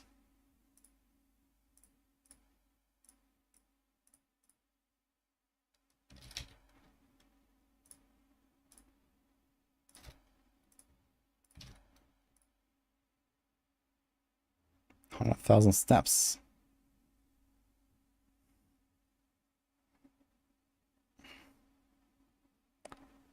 Yeah, just do normal boots, I guess. Any cool, like, mobility? There's like the perpetual stomping. Need kick or ground stomp to reset leaps cooldown. Not really great, I think. What else do we have here? Luckbringer, 25% luck chance when all bonuses are active. Weapon master skills have an additional charge. I think this will not really be relevant. Damaging enemies with a core skill has a chance to extend the duration of berserking 30% for plus 4 seconds on a crit. You have 25% base lucky hit. So it's like a 1 in 12 to get plus 4 seconds. Good enough for Helltide, I guess. Could do Relentless Berserker. You can also do a Fury per second if you really want. But you probably don't need that even. You can do a Seagrass stun there.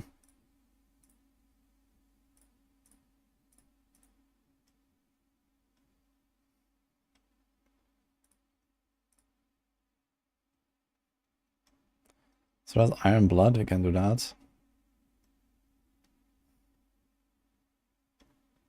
Steadfast Berserkers now no longer is a... Wait, so you kind of like insta 45 with Steadfast Berserker, right? It's no longer like a hit, I think, or something. It's just 35% chance. Or like, how does it work? Steadfast. It now always triggers. Interesting. I wonder if they lowered the number for it. Or we're just supposed to have like perma 45 it. I guess that's okay. Do a might.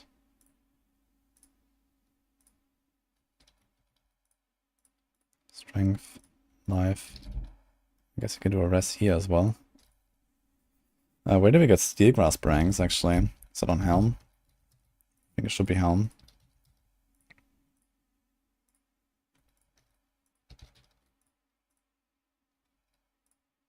Let's do cooldown. Something like this.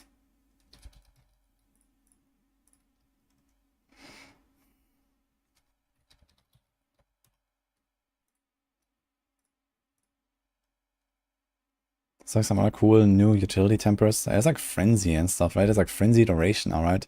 Instead of Lunge, you could also do Frenzy. What again? You're getting attack speed. You can have 3 stacks. So again, 15% attack speed.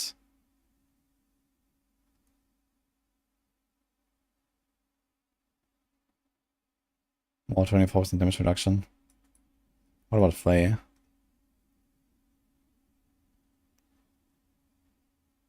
So this has the vulnerable there. This has this, and this has damage reduction stacks 5 times. So this gets 20% damage reduction for 6 seconds. And this is 24% damage reduction for 3 seconds. So maybe you just put like Flay duration and do like Flay. It's kind of easy to keep up, to be honest. But you can also say, fuck it, you go Lunge. Lunge to go fast. Which is kind of cool. So let's do this.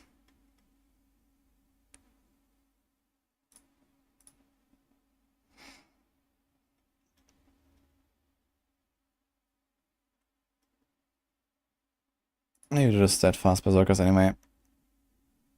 Like that. So I have the skill tree, I have the items. Okay. We have a lot of rest already.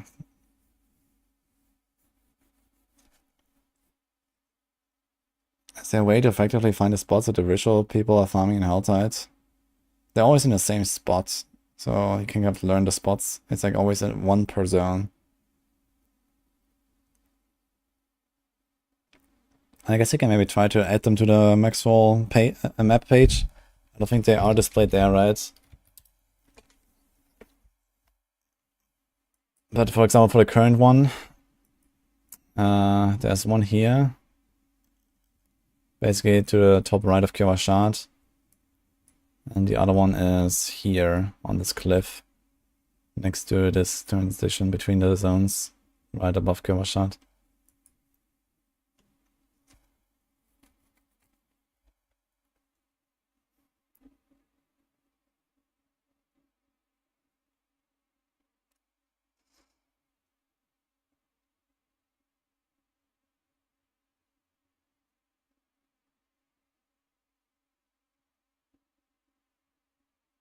This change fix an issue with damage over time effects would receive the damage stat twice. You think it will still come this season? No, this is for season 5, Wild Blacksmith.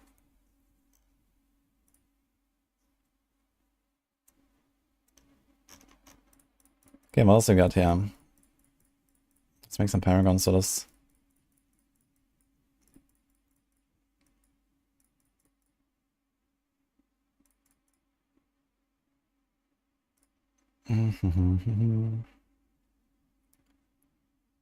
Now we could do Mortal Draw.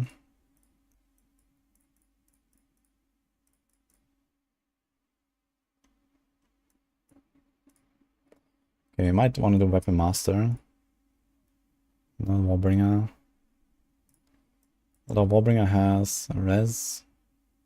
The life there, which is not terrible. There's attack speed, we kinda want that. There's Bonebreaker, we kinda want that. There's Decimator. I'm not really sure if we really want to go for this all power stuff because it only affects upheaval. So maybe trying to scale this all power stuff is not really the way. But it does help to proc this. We're not going to do Flawless Technique. But as close the R, which is cool. I don't think you want Hemorrhage board at all. It's just all around terrible. And then we have Blood Rage, we need this one. Okay.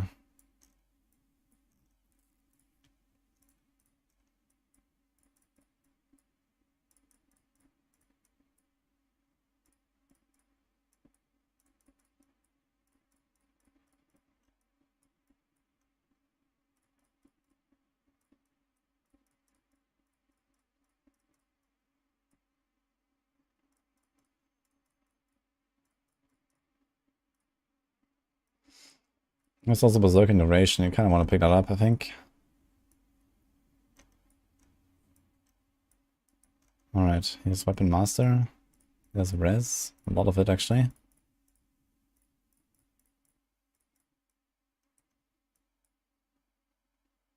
There's attack speeds. I guess having more attack speed is kind of cool. In fact, I might actually want to replace this for like accelerating. Just to make this feel more smooth.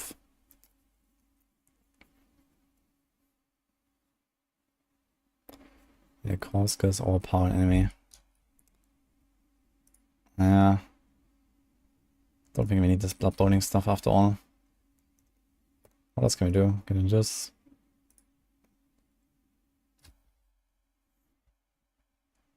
The next non-basic skill will overpower. Yeah, there's too much stuff that goes wrong with this, I think. Can't really do this. We could do Retribution.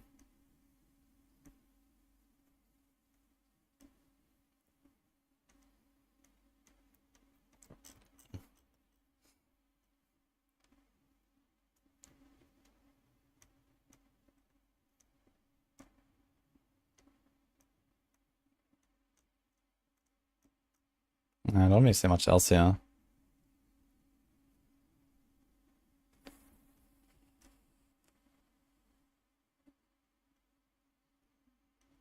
Limitless Rage. But it's only for the core skill. With Quake aspects. Nah. Let's do Retribution, I guess. Because why not?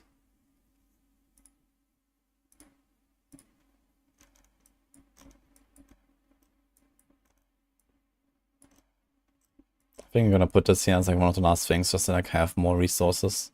So let's do this. Ding, ding.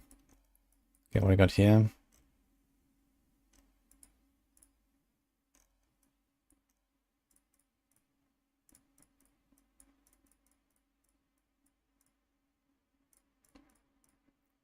So we do exploit maybe.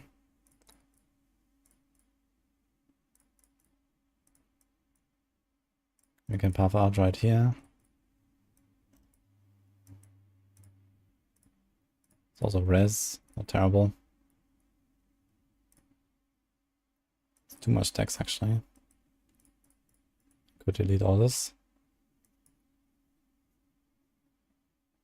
It's not terrible though. So we're gonna keep it. Let's try Carnage board. So let's close the R right. We could do Marshall. No, wait, we don't have shouts. Unlucky. We can do Undaunted, which is willpower though.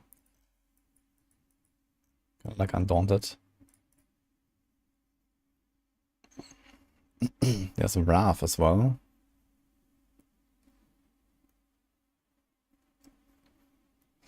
And then there's Might.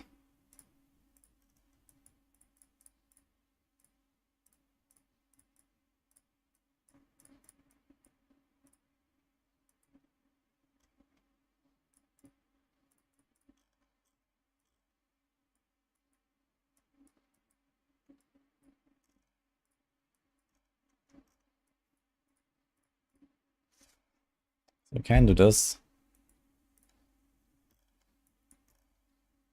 2, 4, 6, 8. It's pretty far.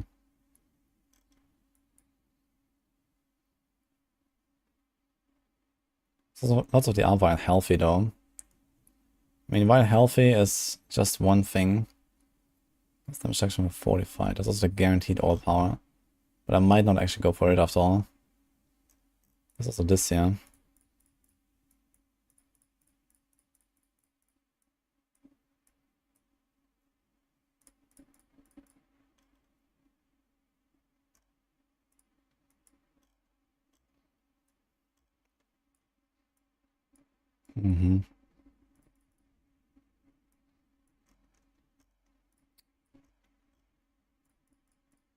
It's probably actually better to put a glyph there. Or do we have something else here? That's like a magic buffing one.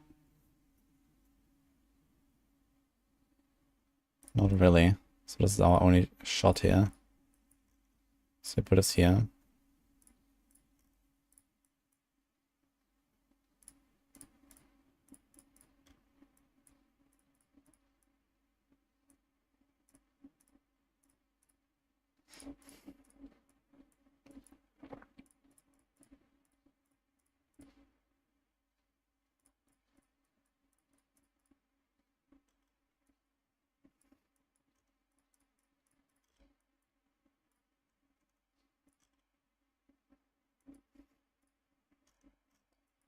Missing this.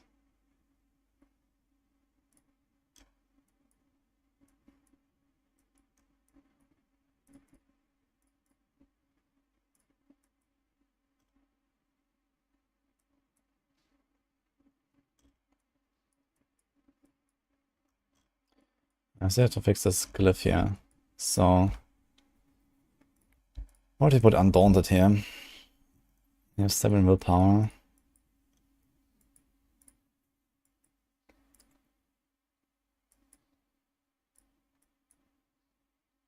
Oh, so it's 3 points just to get there.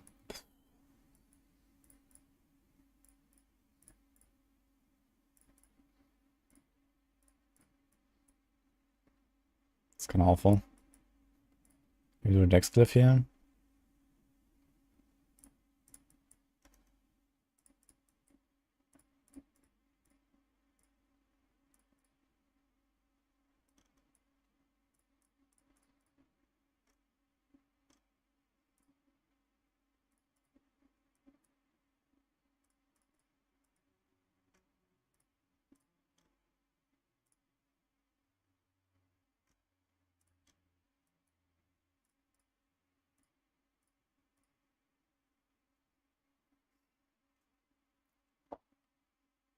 Okay. I think that's fine. 13 points left. Which other glyphs do we still want? I still don't have Undaunted. I want Undaunted. Also, yeah, stuff is probably kind of whatever though.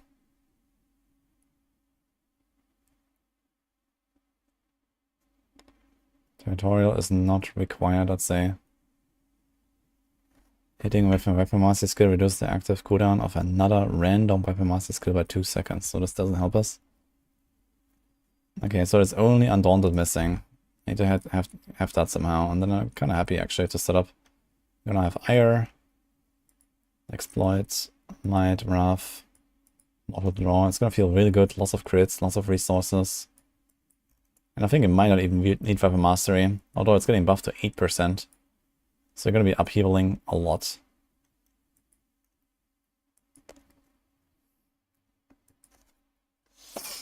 Also on gloves, we have accelerating them right now. You wanna see the overpower minions? Yeah, not gonna do very much, I think. I'll be kind of surprised there to see really anything. Gonna try Saboteur Ring with Barrage. You're gonna shoot out hundreds of smoke grenades. Wait, how's it gonna shoot smoke grenades? This drops like random stun grenades now. The Saboteur's Ring. I mean, now it works with all core skills, right? But it says stun grenades, it doesn't have anything to do with the smoke grenade.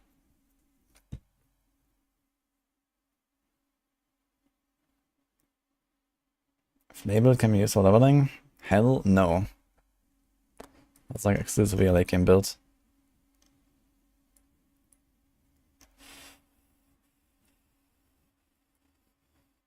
Does this new amulet actually have movement speed on it? It does have movement speed, but not double movement speed.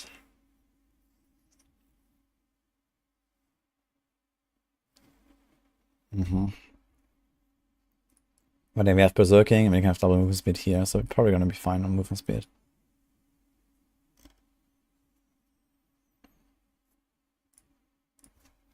Guess you can put it anyway, just to like see. Let's do this. Let's do this. So just like this, we already have 70% movement speed bonus. It does not include this here, right? So we are at 182. And then Berserking, and we're there. Okay. It's gonna be very easy to cap movement speed. I do not have Decimator, actually, I just realized. Which is a bit sad. We're not running this. I'd like to get this, yeah. Decimator is actually a pretty good Paragon board, I think. Especially when you farm like stuff like Helltide.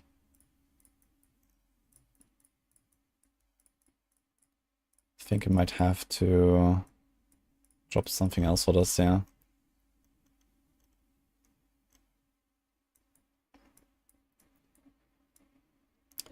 Maybe I'll drop the Weapon Master stuff.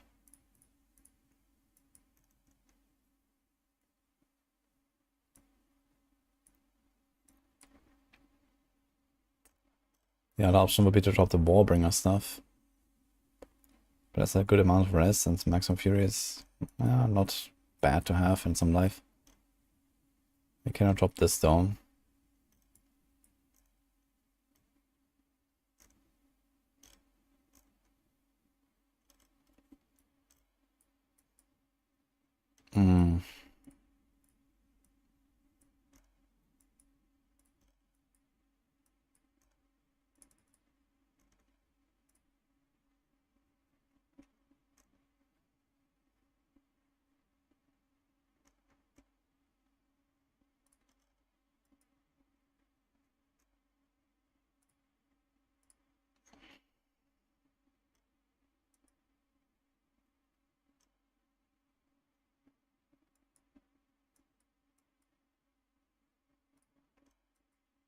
We get 6 Fury every time we swap weapons.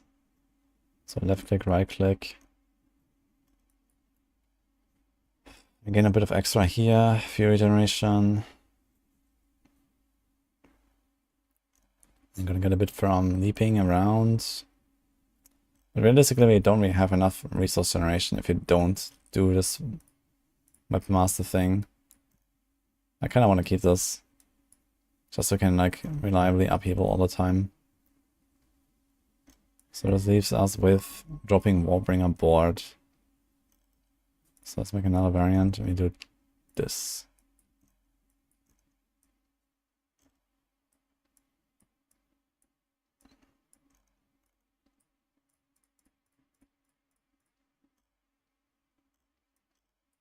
I guess we have to do this, yeah.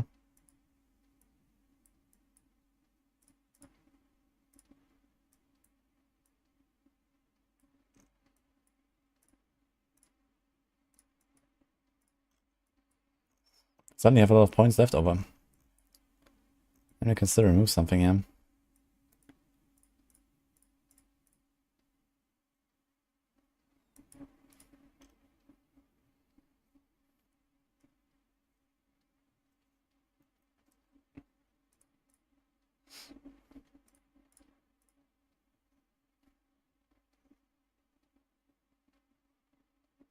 Either way, we have too much strength here.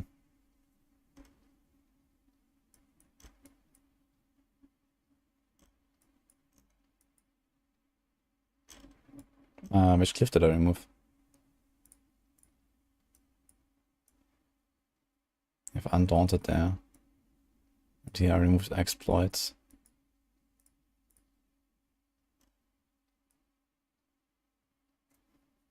And here I didn't remove a glyph. We have 6 glyphs.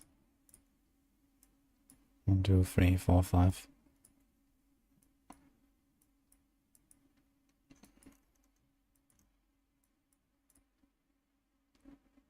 How's the exploit look here? It's like super spread out. 1, 2, 3, 4, 5. So the fastest way to do this would be this. And then it's 2, 4, 6, 8, 10, 12 to get there. Without taking anything else.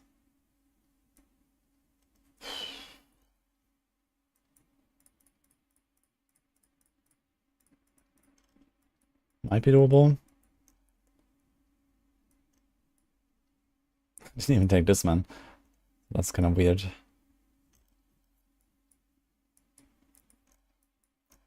Now, first of all, can I change this? This is 2, 4, 6. It's actually pretty fast to path in there and take this. 2, 4, 6. It's the same here.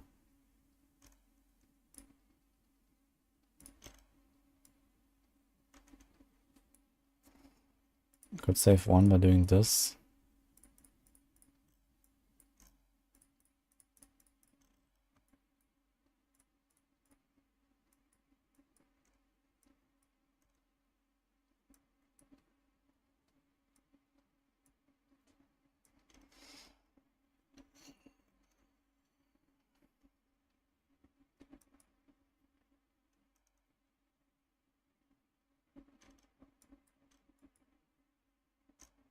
Guess I have to move something like this here, for example. Or this. How much is this? 15% berserking duration and 20% damage while berserking. It's the same as this actually, it's the same node. But he has 3 travel nodes. He has only 2. And then one of the small ones, I think that's fine. We can live about that. Can remove that.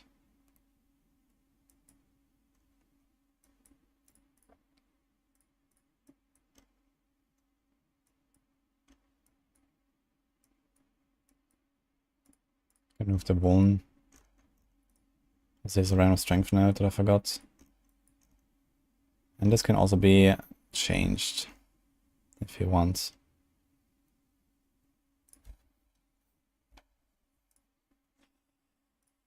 So there's already enough armor here.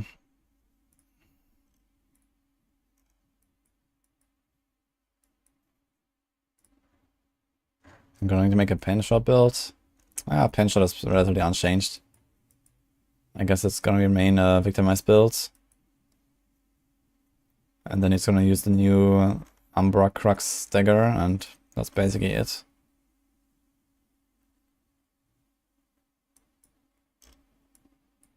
Okay, I need 1 point, man. A lot of strength here.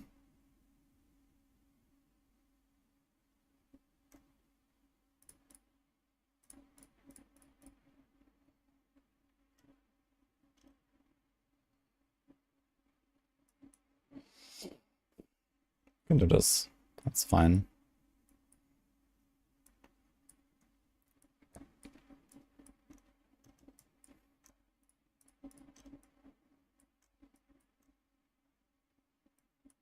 Oh. Hey buggers, thanks for Prime.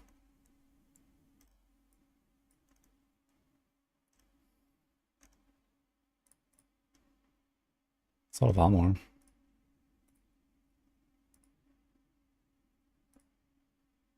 Funny enough, not enough.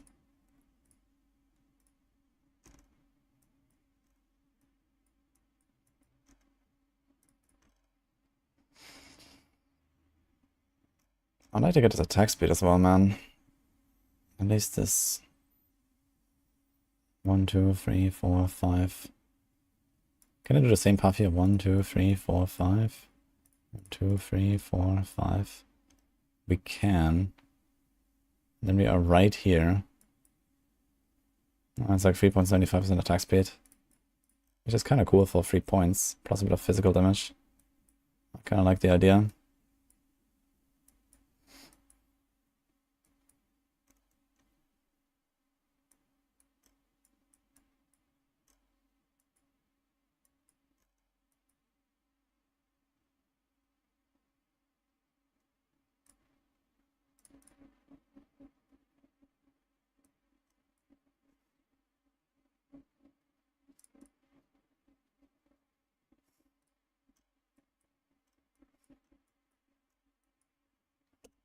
Eh.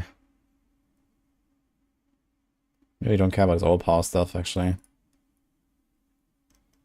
It's kind of irrelevant.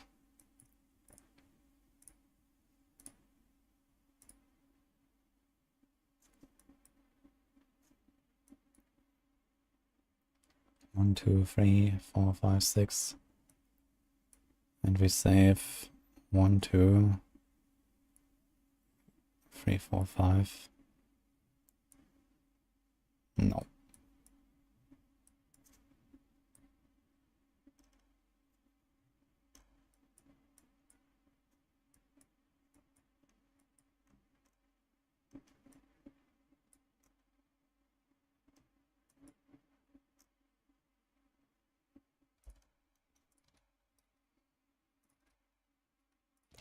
Okay. Crit. Attack speed. Upheaval.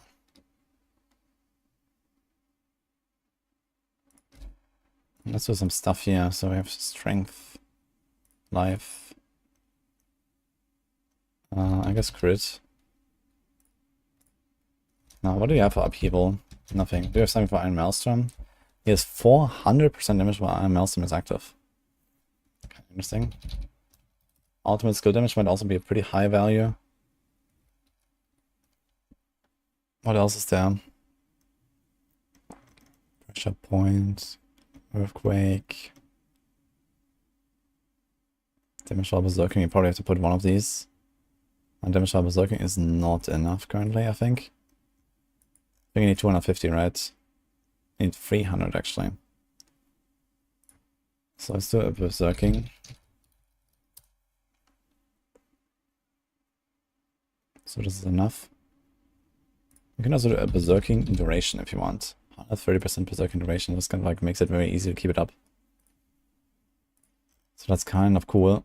And I think the same here. We have to lunge there with the berserking duration. Okay, perfect. So we can trigger it easily from that.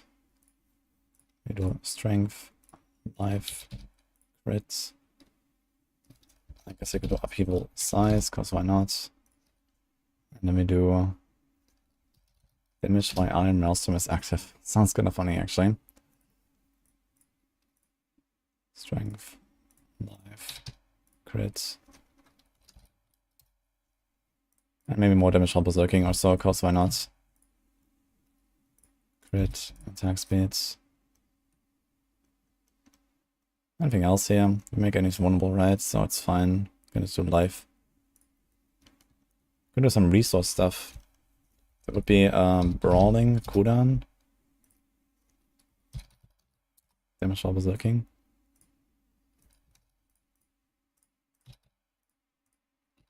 Let's do strength here. Brawling cooldown. And berserking.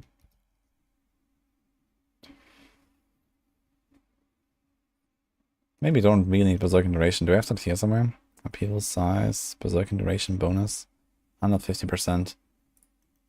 So we're gonna get like 7.5 seconds from one leap or one charge.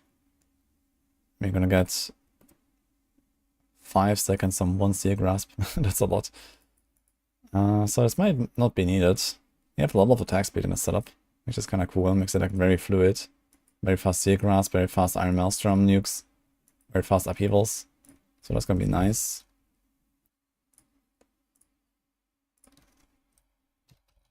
You know, more upheaval size.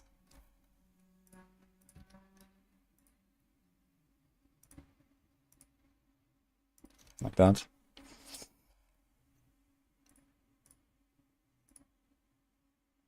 Yeah, we're done. I got 2 Ubers. He did 40 years. So 2, 6, 5, and 4. That is 10, 15, 17, and 160 kills. It seems like pretty much close to 10%. So there's like more data that suggests it's 10%. Yeah, I actually recorded a video about this whole Zir thing. With my findings suggesting that there's no extra unique drop rate anyway. He just seems to drop a suspicious amount of normal loot. And the same applies to Beast in the Eyes. They just drop a bit more loot, but not really more Ubers, it seems.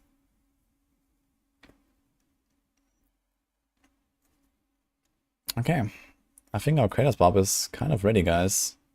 So I'm missing a new amulet now. That's obviously not here. I need to double check my resistances and stuff. I probably have too much now. We are only 6.8 overcapped. I wonder if we can get away with only one of them. If you remove this.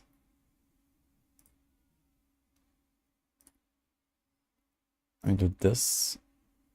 Can we get an extra res?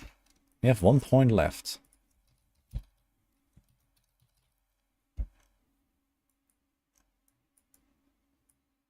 Here's a res. Can we get another point?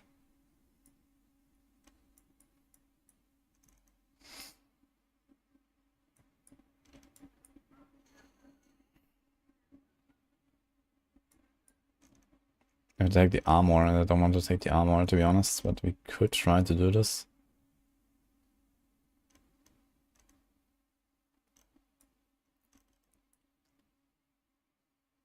And then we can do it with one single rest roll, basically, which is kind of cool. No, actually I have another rest roll there, never mind. So I guess we don't do this. We save 3 points. Ding ding ding. We have 1 point left here though. We can do something with that, we can do the berserking. 4. Nothing. There's a lot of crit damage. Damage of 45. Okay.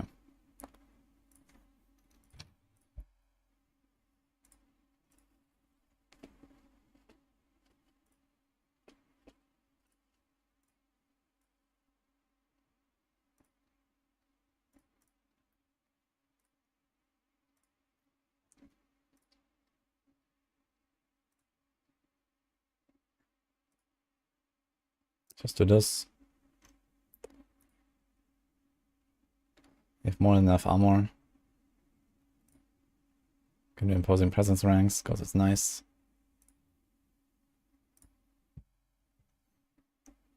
Oh, can we do anything here? Fury per second, defensive skills, challenging shouts. What do we do? Wait, where's brawling skills? Is that here? Brawling skill ranks. That's actually kind of cool. Lowers the cooldowns.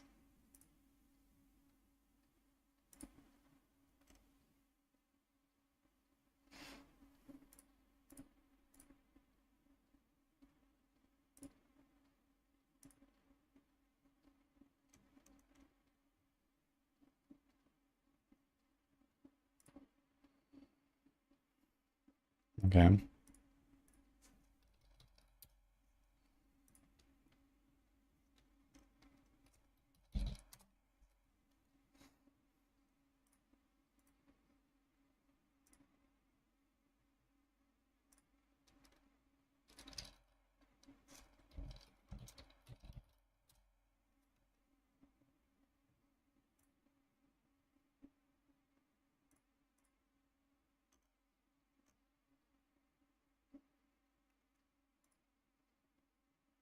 I'm missing 0.2 rest somehow now. What happened?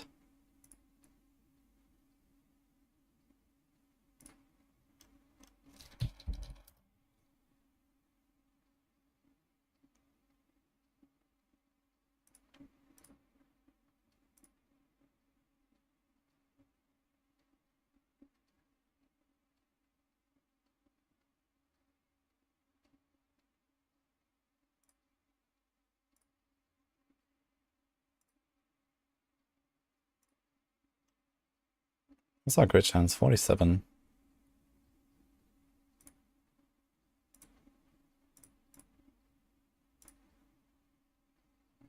Okay. 16 ranks of Seagrass, by the way. Wait a minute. Doesn't even do anything anymore at that point. I just realized. 6.6 seconds. 6.76. Okay, this is actually quite pointless. Testing grass ranks. There's a lot of skill grass ranks. So I guess you just put like life here. I mean, okay, that's a great affix turbo masterwork, so that's a bit optimistic, but you know, even 10 ranks puts it to 7.5 seconds instead of 6.6. So you lose not even a second. So doesn't really matter. It's fine. So I guess you can do this here.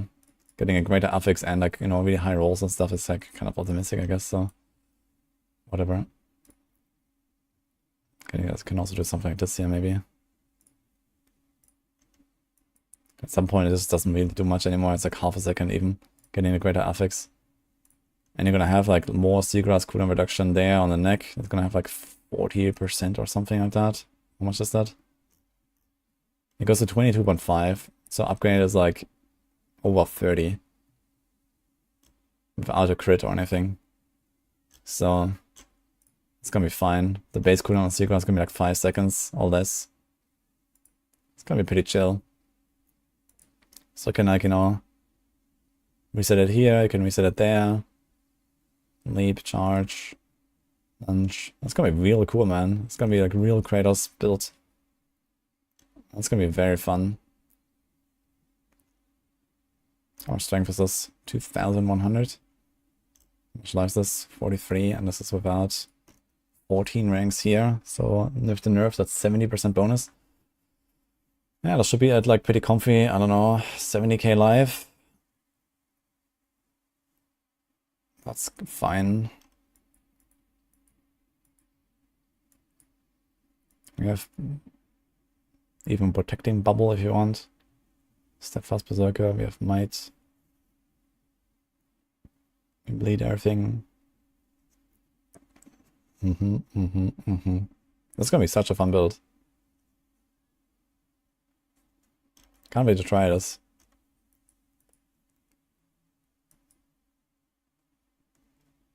Gonna level a Barb with this just because, man.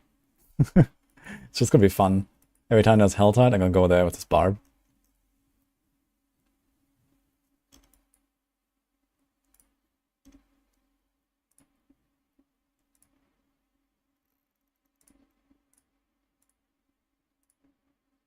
Here we go.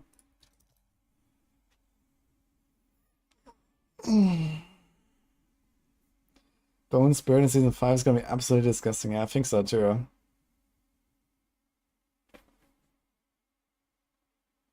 You were frustrated getting Kratos up and running in Season 2, switch to standard shout build. Yeah, I mean, Kratos Barb is not really like a very powerful build, that's the thing. Like, you can't go in AOZ in Season 2, or you can't go in a pit with it really well. But yeah, it's just like, you know, a fun build. You jump around, you kill the entire screen. It feels good. So for like, you know, this like Whisper farming, Helltide farming, these kind of things, it's so good. So I'm gonna do that.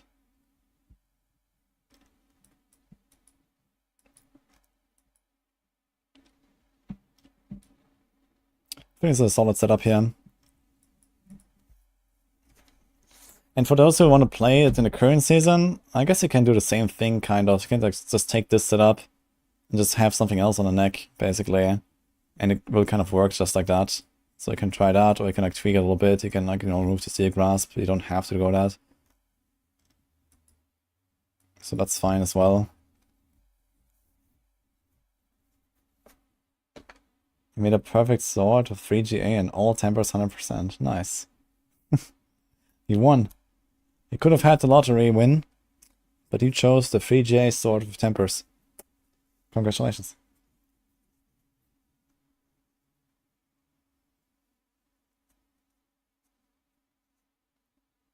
Excited for Deathblow build. Yeah, Deathblow is gonna be fun too. Knockback is a ground control. I'm not 100% sure about how knockback works in this game. Maybe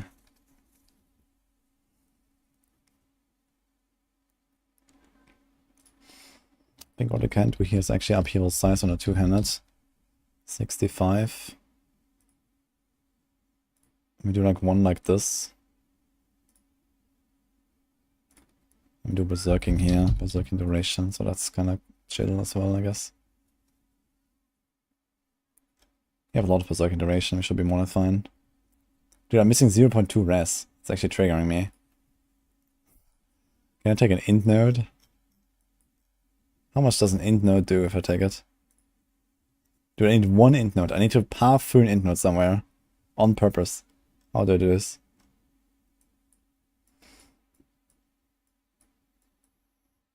Oh, what's this? Do we need that? Kind of looks like it. This and this.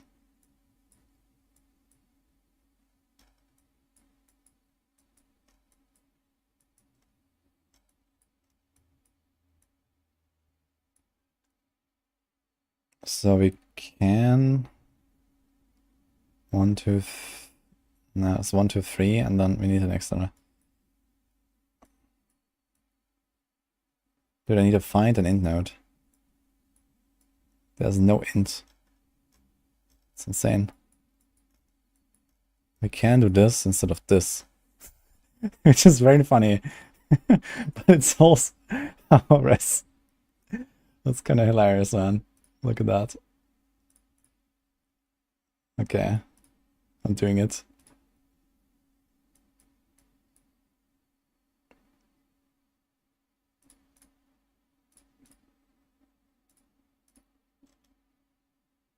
I have too much armor, man. So should I do this? 1, 2, 3, 1, 2, 3. In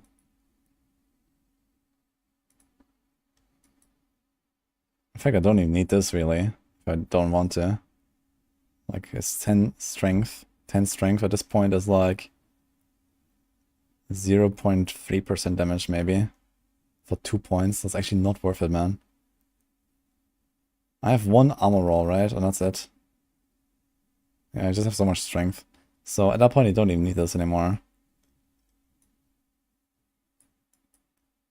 So I can just like put it somewhere.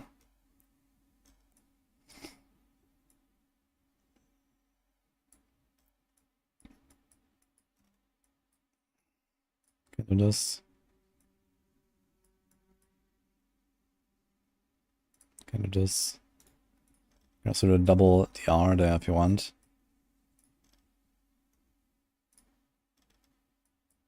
Okay. How's the board order? Decimator is not really quite that early. Bonebreaker is just a glyph. We have Wrath here with 34. So maybe to make this like feel better, we can also do Wrath here early on. For like leveling. But Master Board 3 is fine. We activate this anyway. We cannot activate this as number 6, unfortunately. So we activate this anyway. We kinda need this. We don't need that.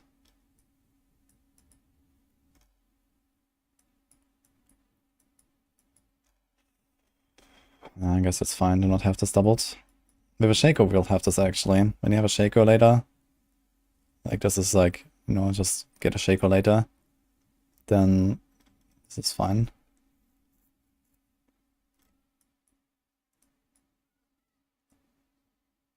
Just wondering if I should swap Mortal Draw and Wrath.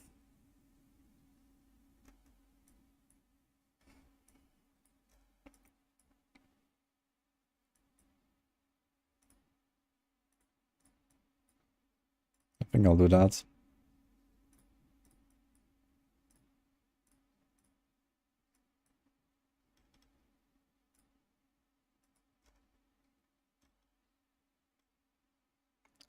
$52 crit chance. Unfortunately, you can't have more on the neck. Now, I could also do Wallop. Do we have space for Wallop? I got this. It's also exposed vulnerability that we could temper to save 3 points and then take Wallop. Instead of the berserking duration, that's an option, for example. Maybe you have so much fury, you don't need prolific fury. You can go Wallop. So this would work for an enemy that we have already hit and made vulnerable for the first swing of Iron Maelstrom. Then we could like swap to this upheaval. We have a bit more movement speed. We can also remove swiftness.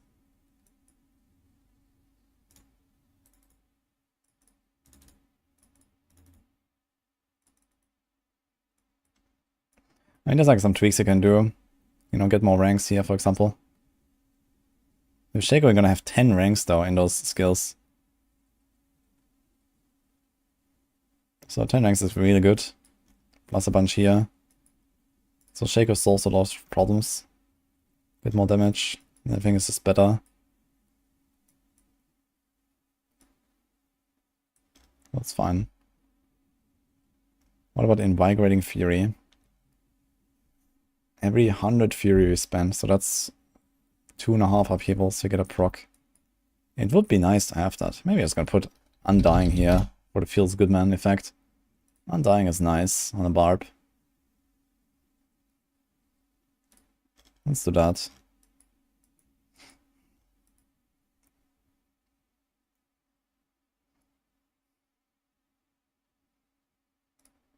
In fact, I think I'm gonna do Might here and Undying here, so I keep it when you replace the helm with a Shaco, basically.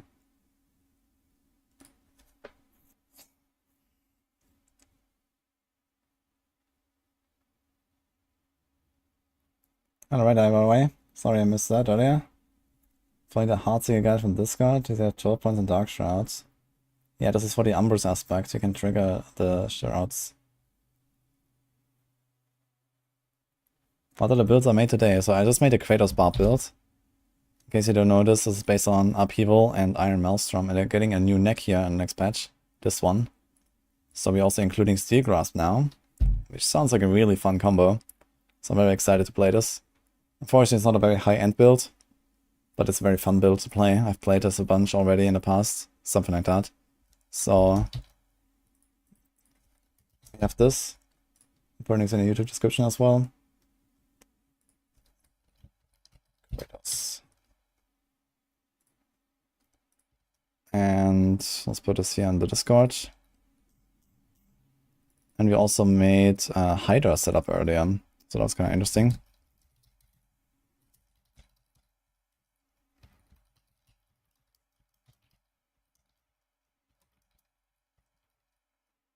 Yeah, we made this Woven Deathblow thing already. I think that's gonna be a pretty good build, actually.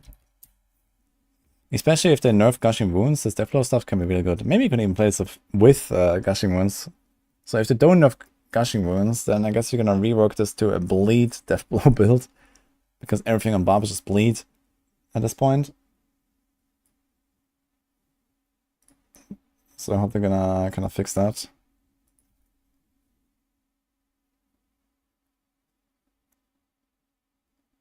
So pen shot sounds more fun. Yeah, we can take a look at pen shot and see if we want to like do any adjustments to it. Pen shot is definitely something I will be playing on the PTR. So let's take the victimized pen shot. Actually, I think first things first, we should calculate how much damage do we lose compared to the live patch because of the victimized changes, right? Victimize. Let me see.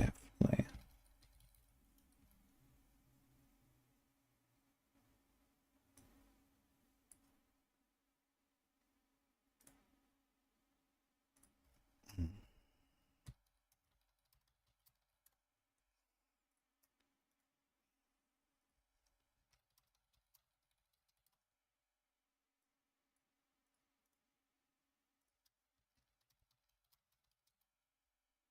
Okay, flashbang incoming.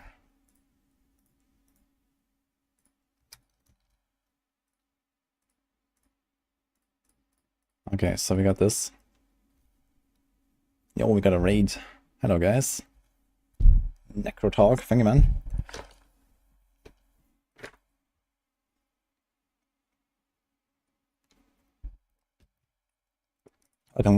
How's it going?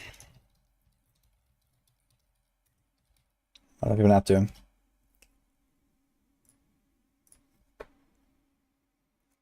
We'll play Hydra Sorc on PTR. The PTR is on Tuesday. So you're gonna have today, tomorrow. I'll also log into the game to actually play a little bit. I don't want to just sit here and do only planners. But there's a lot of stuff to like kind of, think about and, prepare mentally, kind of. I can speak something in German, but I don't want to.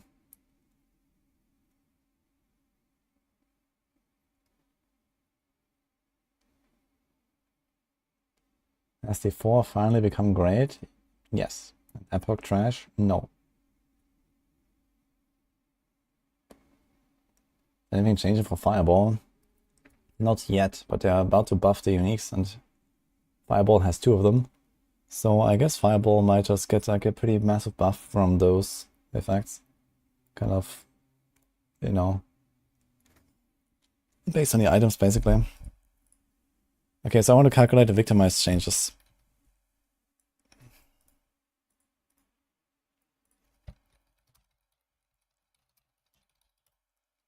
Okay, so they said they're gonna buff victimized by 50%, right? It says by roughly 50%, so let's just assume 50%. Okay, so victimize and double dips. So this was a malice, exploit, deadly ambush, caltrops. What else?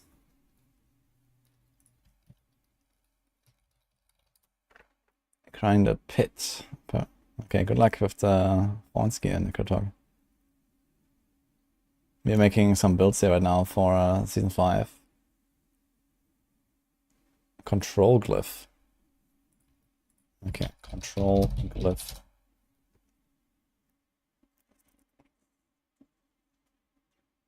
Okay, so let's calculate how much changes if you don't have any of the passes and no count observation. So this is 1.09, 1.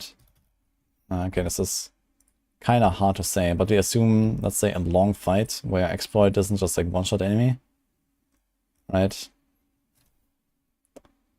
It's 18% extra damage against healthy and injured enemies, so this is the top 20% life and the bottom 35% life. So we can average out to 9% damage. It's like roughly half the time. Deadly ambush is 1.23. Now caltrops. If you assume a long boss fight, that's 45%. Realistically more though, because caltrops duration.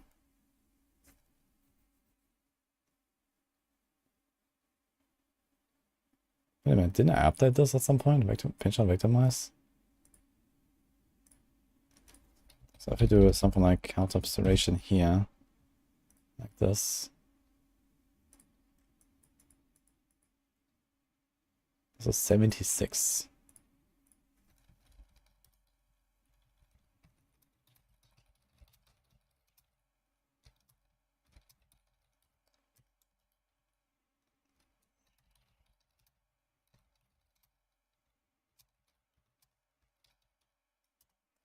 Okay, how much is that?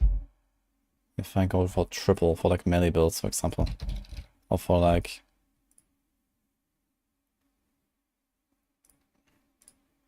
I guess I can do 2 times.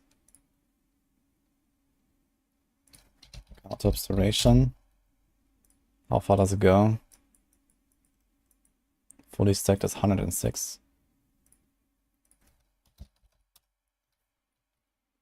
Wait. And now for triple. No, it doesn't actually apply to any build. Victimize is basically just Heartseeker and Penshot. So that in both cases you would not go for triple caltrops duration. You either go for double when it's Heartseeker and have like a Heartseeker cast twice on a 2-handed. Or you go for 1 if it's Penshot, so it's fine, we don't need to do the 3rd one. Okay, control group is 1.2. Alright.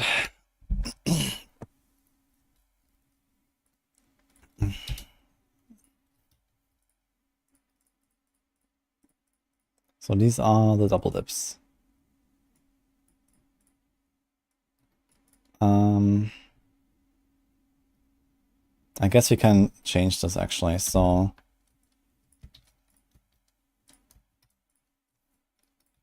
oops.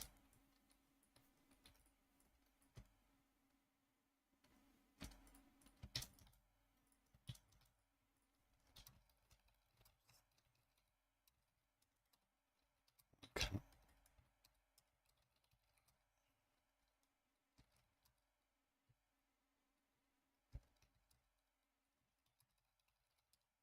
Let's do this. Let's make a line here. Let's say four extra ranks.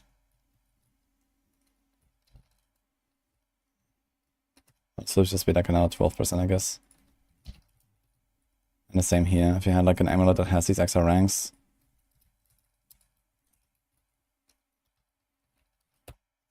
Okay.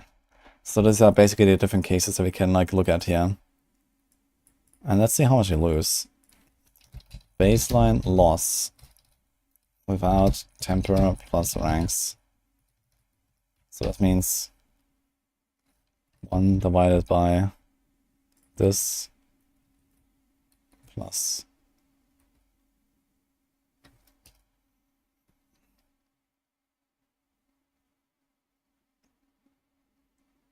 actually, how do we do this? Can we do this? Oh, it actually shows the result. Okay, so that works.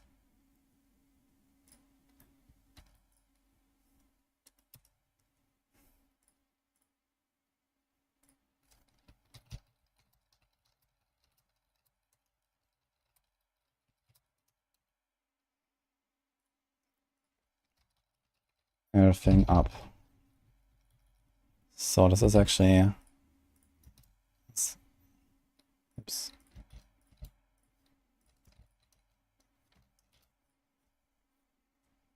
Okay, let's remove some of the decimals.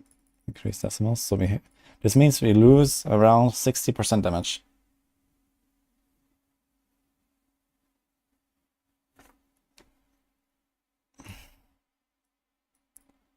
And then we gain 50% buff after plus 50% buff. Times 1.5.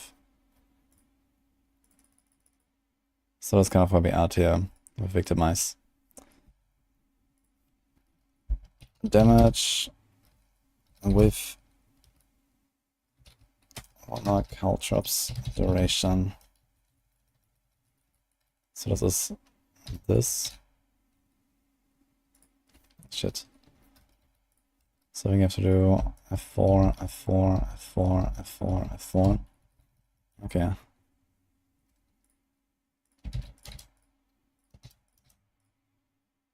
And instead of this Caltrops duration, this is the B7. B8. Damage with 2 times Caltrops duration.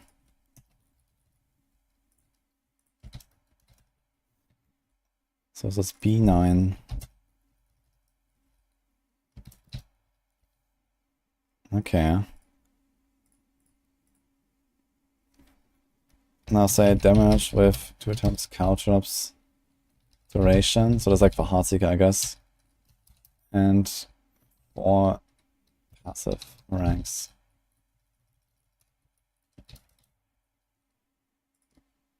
So let's say Malice, I guess doesn't matter which of the two.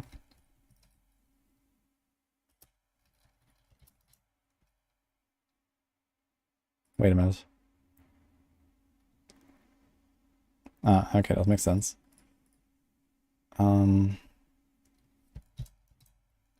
Let's say 8 passive ranks. So let's do both, basically.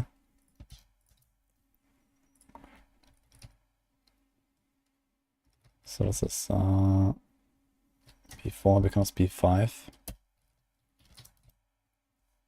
Okay, so actually the passive stuff doesn't really impact that too much.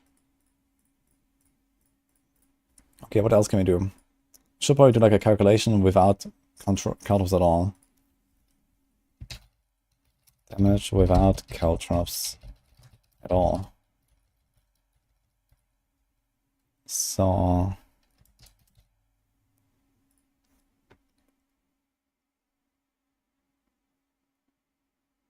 I have to delete this. And you probably don't go for any ambush either in that case, right? But okay, let's do this.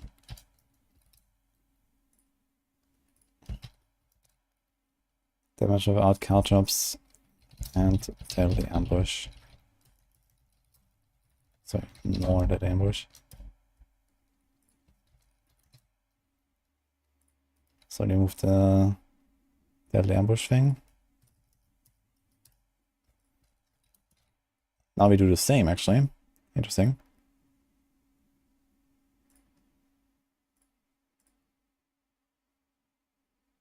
This is assuming the extra ranks actually.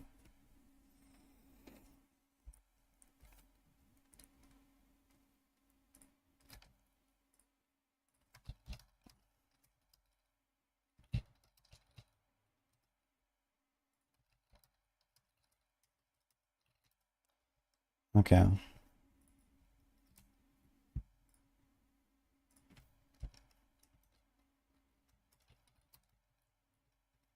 Countertops. Plus 8 ranks. Let's make this a bit shorter here. So no countertops.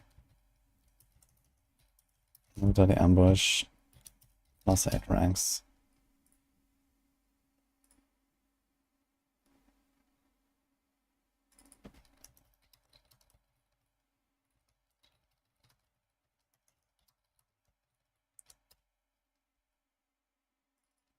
Okay.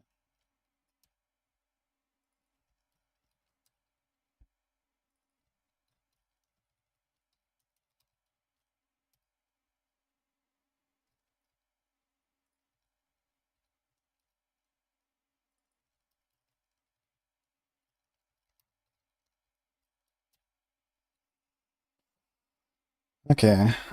Now, which other cases do we want to check out? I guess you can check something like one-shot damage when it comes to like killing trash with exploit ranks. One-shot damage, full exploit value. So this would mean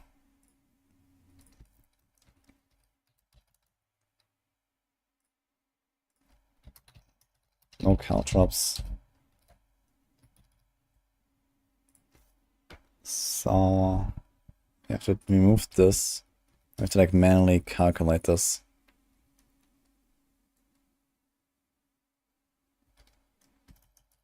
Without passive ranks. So this means no caltrops, no deadly ambush. I guess the malice will come in there.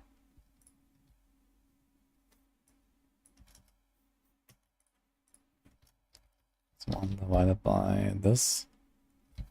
Divided by, how much is that? 18%, I think.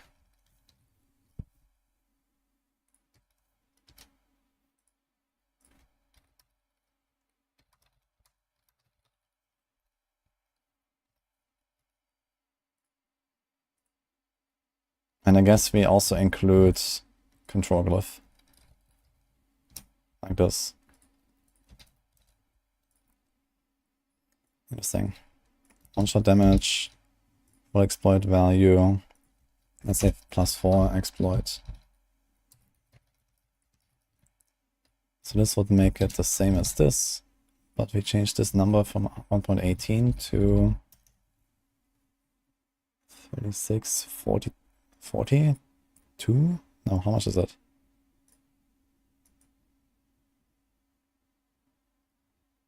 $36 and yeah, it's 42.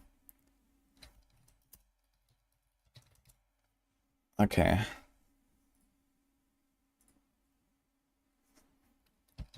Damage compared to before. Compared to season 4, I guess. After buff. Okay, so these are the kind of the impacts here that we have for Victimize. Roughly. All of them assume control grid is always up. Most of them assume deadly ambush is always up.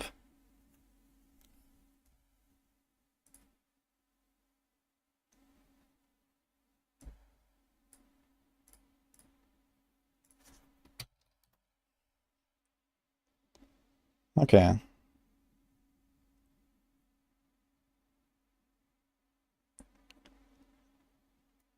I mean, it will be mostly felt when you have like this double count observation, because Kalos was the biggest multiplier that double dipped. I mean, the thing is that you might get to a spot where you actually just run the new weapon, right? So you're not gonna have count observation anyway. A new weapon might be really powerful. The Umbra Crux. This one. So for pen shot, you cannot even fit any couch observation. And for a Heartseeker, you could fit one count observation on one of your one-handed weapons.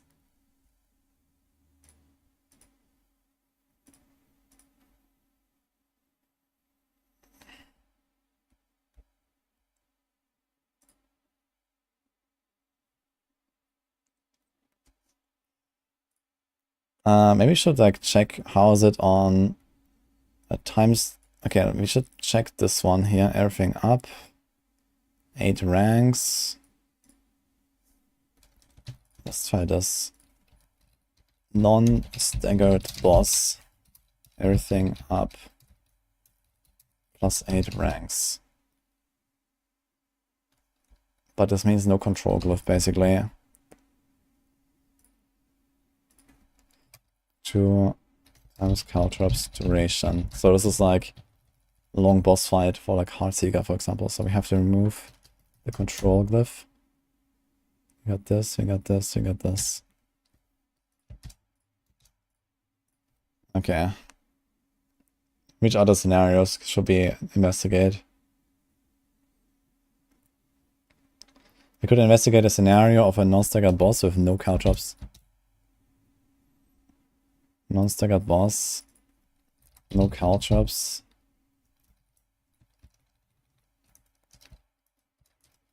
Stacked. Deadly ambush up.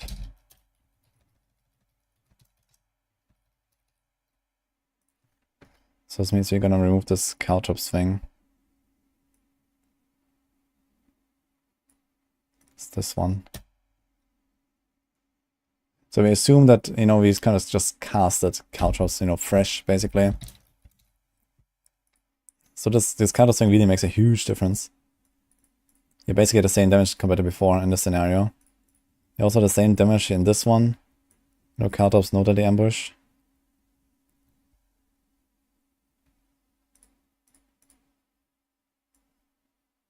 One-shot value, interestingly, is pretty close. Unless you have exploit ranks. That's still close enough. Yeah, the Caltrops is really the biggest deal here. Anything else you could investigate here? Nah, realistically you have to like at least phrase or so, even like elites, and you one-shot them right, or even trash monsters in the pit. So you're gonna assume that control glyph is always up, but that the ambush is not necessarily.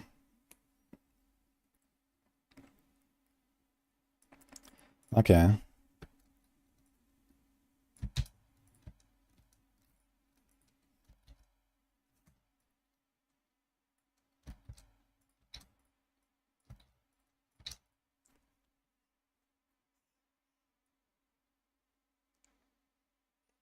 You must be the only one who hates Caltrops and finds playing with it super clunky. Surely. No one else hates jumping away from the enemy when you actually want to stand right on top of them.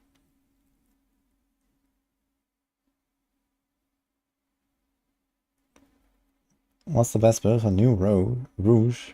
That's Barrage for leveling, and then later Heartseeker.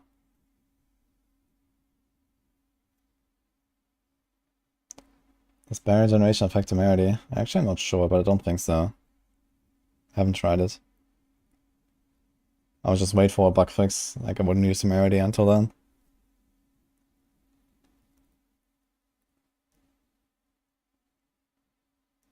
Yeah, for something like Heartseeker, I guess it is fine if it's like a ranged build.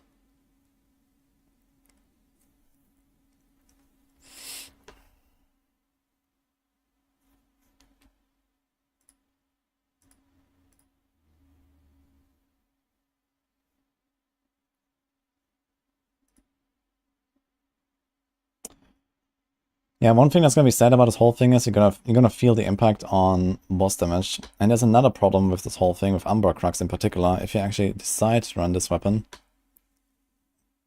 you will not have the caltops stacked very high on this thing, right? Like, you'll have the caltops on the ground, and then the totem spawns, and then the totem will be affected by it and slowly stack up some extra damage. But you will actually not have the same modifier that you have on the boss. But on the other hand, you're not going to have an insanely large modifier anyway from the caltrops anymore when you run this. Because on Pain Shot, you cannot have any card observation, and on Heartseeker, you can have one card observation temper. So it's not that crazy.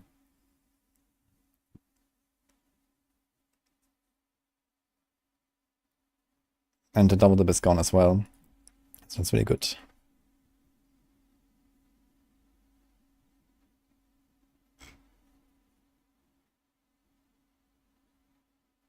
Seems like Shadow Step build can be back actually. Yeah, Shadow Step looks kind of promising actually. They've done a bunch of changes that seem definitely aimed at making a Shadow Step build possible.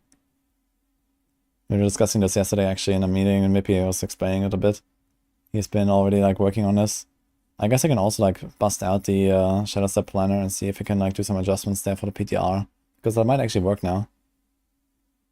You can get the guaranteed -3 seconds on the every single Shadow Step. You can like Shadow Step the same target over and over, get the -3 seconds every time. So this is really helpful. You can get the tricks of the trade easily. Like, there's a lot of stuff that helps it out. Can rend overpower. It does a small portion of hit damage, which can overpower, yes. And that has nothing to do with the bleed, it does. Why I don't use a tempo to have +2 heads on Hydras? Because the tempo does not exist currently. This is why there are empty slots on the tempo.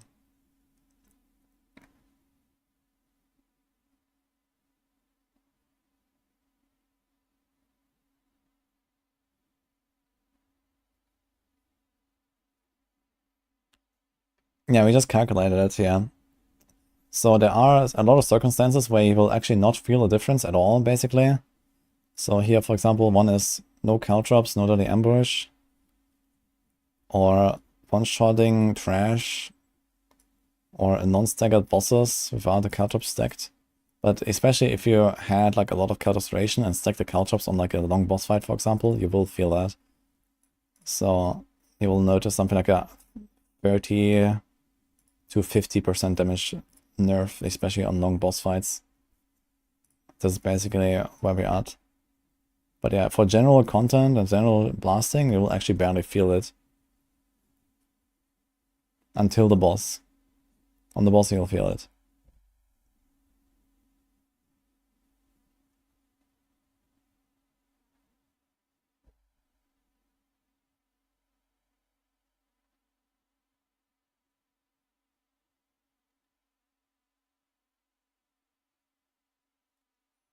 How good is Firewall Sorc?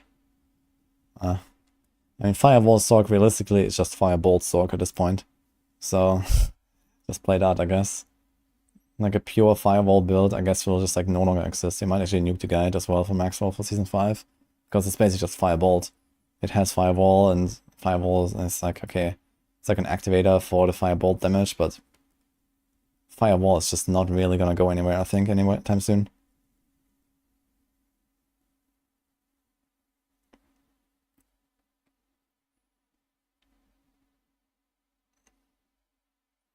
Four exploit, 3 malice, and 4 weapon mastery, or 4 frigid, 6 malice.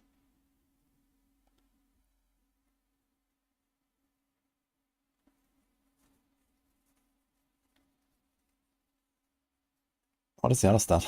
One stat is missing on the last one.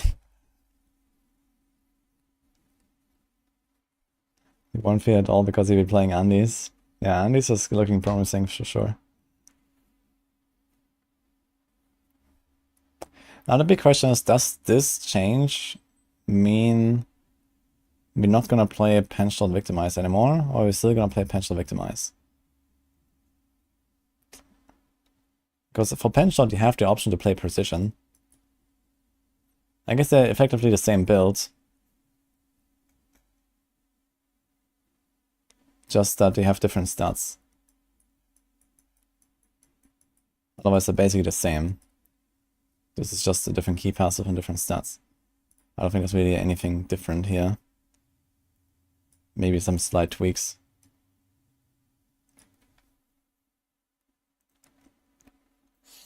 Yeah, both should work with the totem. I think the totem should not have any impact here. I guess the main difference with the totems is you have to make the totems vulnerable first. So you will have exploits glyph, but you also have to hit those totems with one of your punctures to actually make them vulnerable before you fire at them with the pen shot. So that's kind of the main thing here, because they only last 8 seconds. And you constantly spawn a new one every around 4 seconds. So if you lose one of your shots that does not actually produce a victimized explosion, that's kind of a problematic situation here. So pen shot might go back to precision, but I guess we'll probably have to try it.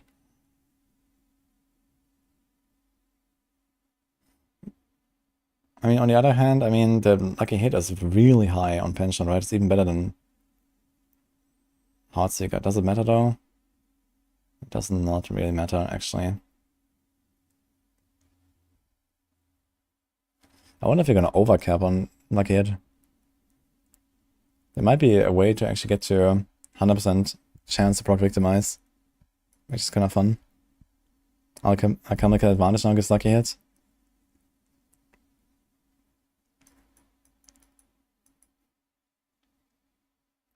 I think Shadowstep might be able to do it.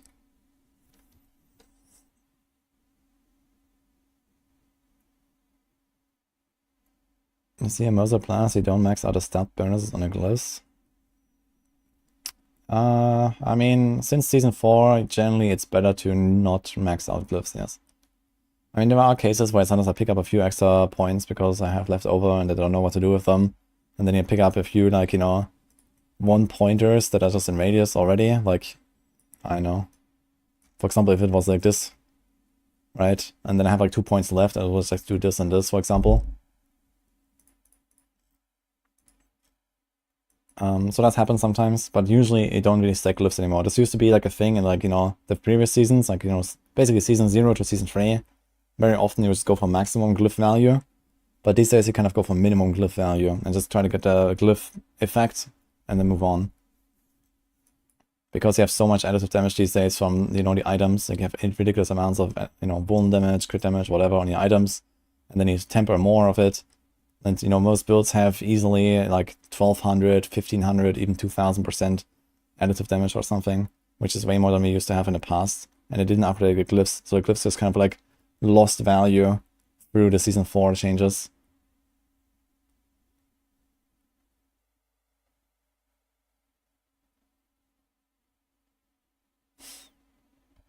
Last thought on second element is life. Okay, I mean, life is still useful, your soul. But, I mean, the first amulet is really good if you want to do a high push. And the second is good for general blasting, I'd say. What order I'm gonna play the classes in the BTR? I haven't decided on that, actually.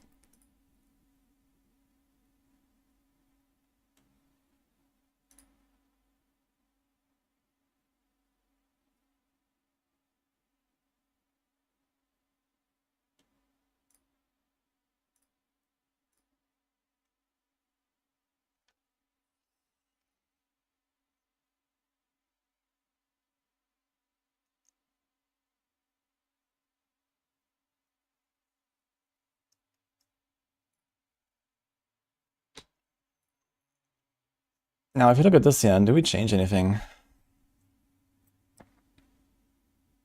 This thing has cruel sustenance. Not sure if I'd really run that anymore. I guess we just go for, like, you know, puncture, siphoning. We can get heals from other effects now, right? We can get healed from this, and we can also go for the healing pot route with the, I think, reward concussive. I wonder why they didn't just make a few new passives. Like, why did they have to delete concussive? I think it was a kind of interesting passive.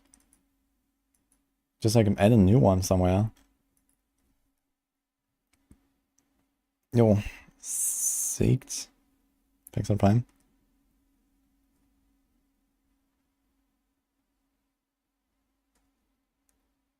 You've seen a YouTube guide of Enquiries who was clearing pit around 140. Yeah, this has not much to do with the flurry buff though. This is an Andariel's build that happens to have flurry, where flurry does nothing, and the buff will not affect it in any way.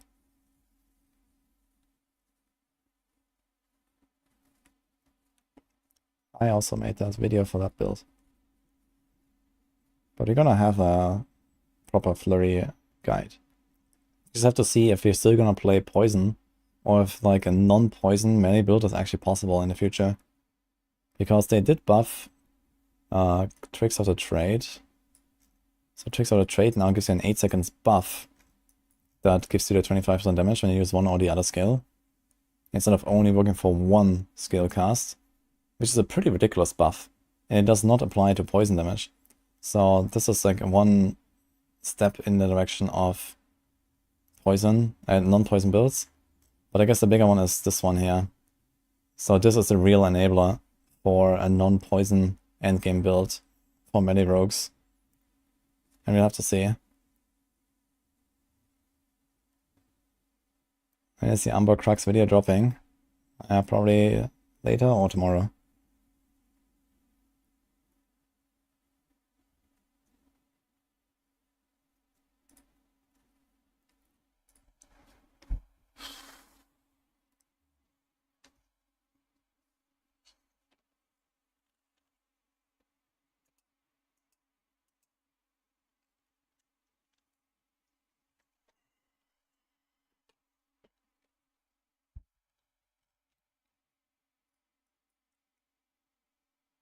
I'm just gonna save this as Season 5 shot. Victimize.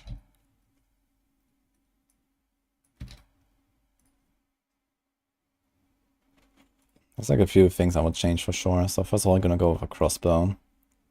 Let's have that. Boom.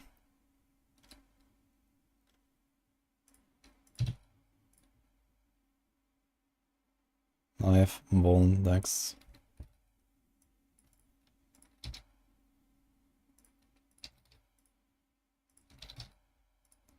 Maybe instead of Edgemaster they actually put Trick Shot here. Or Trick Shot on their neck. Like if you assume...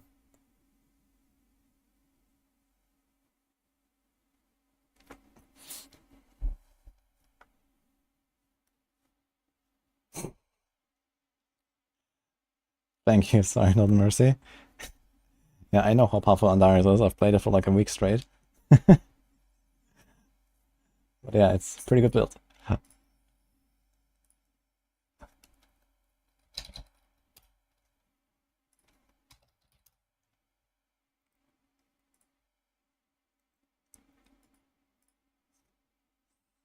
Okay, and we have to calculate actually what happens if I have 3 targets.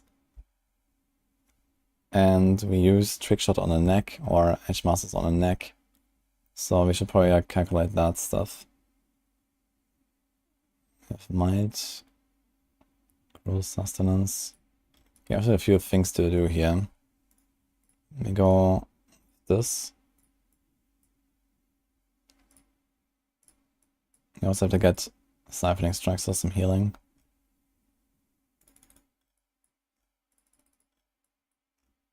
We also have to get Caltrops.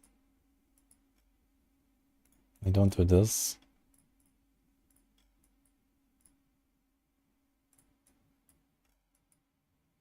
We also don't do Concealment. We do this.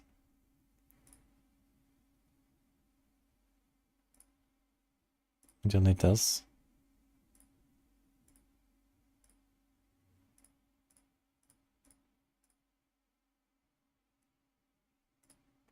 So I'm gonna put a new dagger here. That's the Amber Crux. This thing actually comes with wound damage. Nice.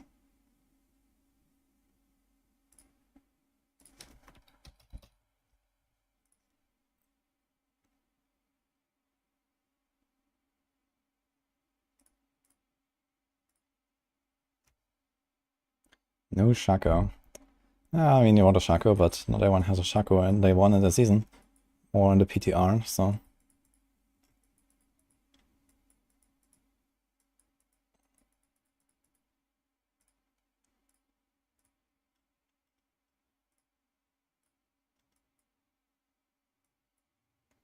So you probably want the alchemical advantage there.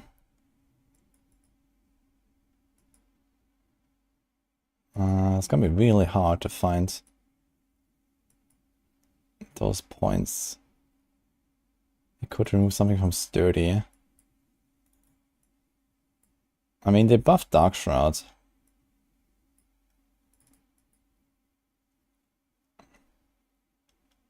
Poison and steal 15% less. Maybe. Maybe get to the point where we can actually do this. Or maybe take this out and we do this instead. Which is kind of interesting.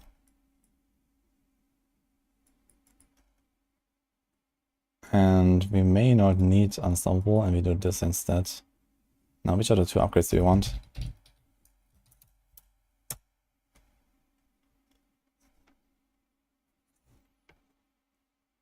What starts with prioritize Master or Shaco for me and Necro?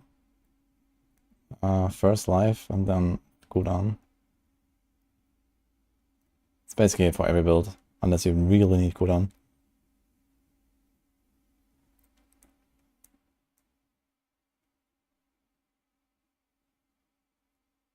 Okay, I think we do Methodical Dash.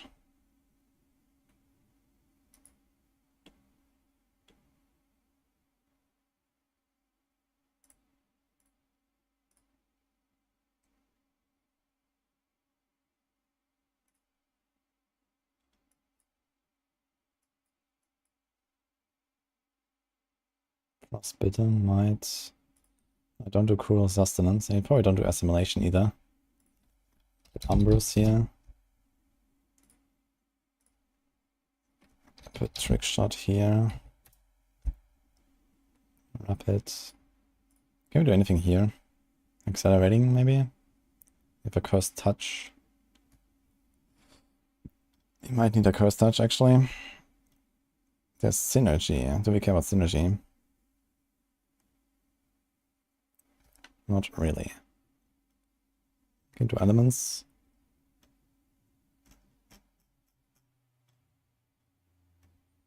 Can do Retribution. I would assume they're gonna fix the Retribution double dip though.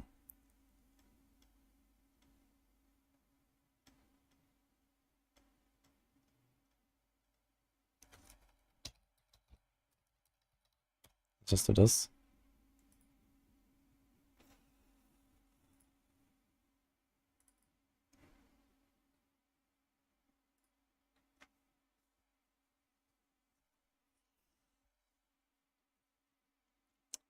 I don't really have a lot of crit here, I just realized.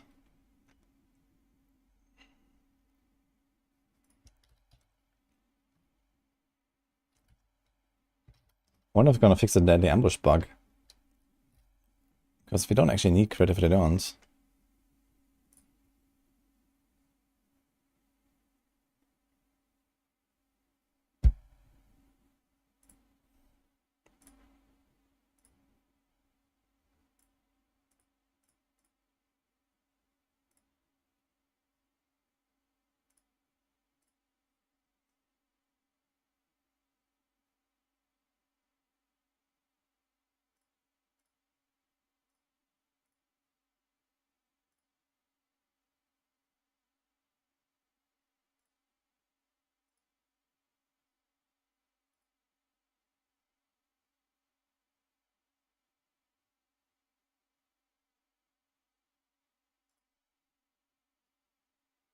Is there any other cool, like, passive here that we care about? Uncanny Treachery. Oh my gosh. Holy shit, man. Thank you again, Daniel. Nice to see you again. When are you going to fix a party bug? Wait, which party bug are we talking about?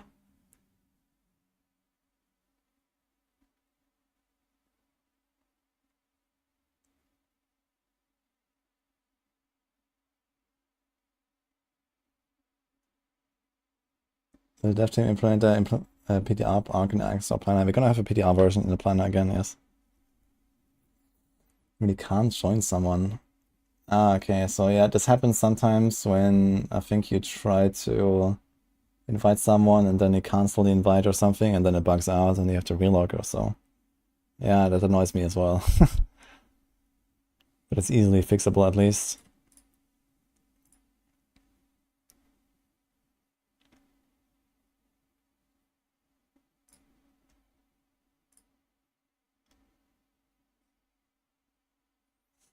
Unique drops, how large is the probability to get 1, 2, 3, or 4 greater affixes?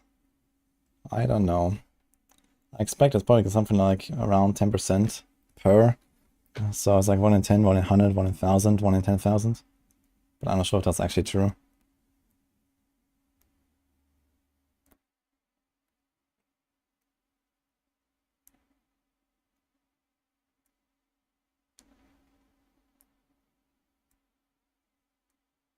Yeah, Wagnog.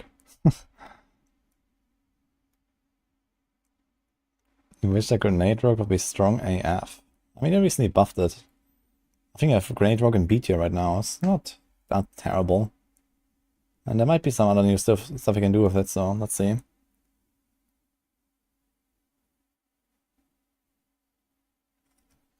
Anyway, I appreciate it so much, Daniel. I didn't get pizza though. I do have something else that I'm gonna be snacking on later though.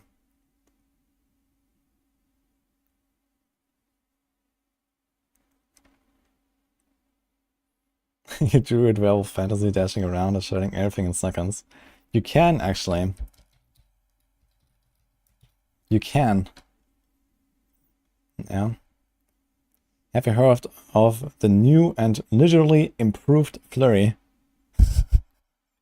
That allows you to do that. Just imagine you're a wolf, you know? So...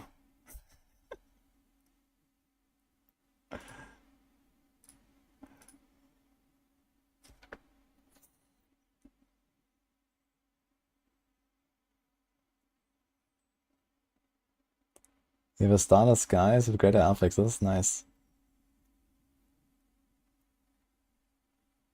Yeah, I'm trying to work on penshot right now here for the PTR. I don't think you have to change very much here with the Paragon boards and all that. Dude, holy shit, man. What was going on? Daniel, thank you so much.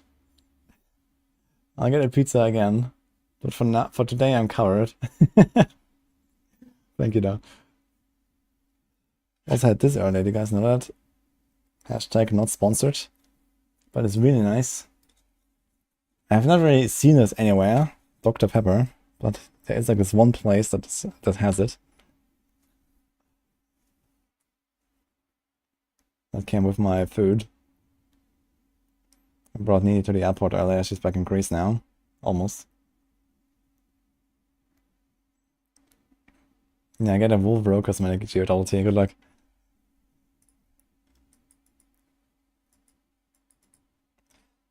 Okay, we want to do a bit of calculations. Let's do that. My god. And do this. So that's gonna be pen shot. Season 5 pen shot. So you want to calculate Umbra Crux. So boss alone, 1 totem, 2 totems. I guess there'll be several cases I have to like go through. Let's move this down here, I guess. And we say, okay, this is Edge Masters crossbow. Or so 40% Edge Masters and 37.5% trick shots. Maybe I should make this lines.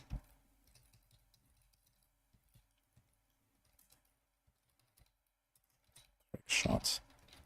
7.5, so you can, like, you know, play around with these values as well easily. Okay, boss alone.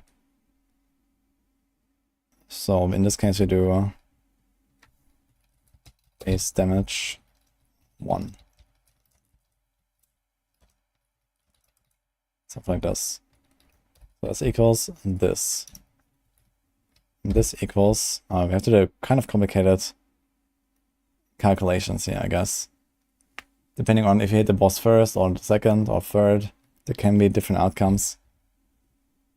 What is the most realistic outcome? I guess the most likely scenario is that we hit the boss first and then the totems later, because the boss will probably usually run to us and attack us. And the totems will be behind. But you still want to make sure that he is standing on the totem. So I guess you always want to kind of like min-max it to the point where you don't move the boss after you've summoned the totems. You can calculate one optimistic and one pessimistic scenario and see if there's a huge difference.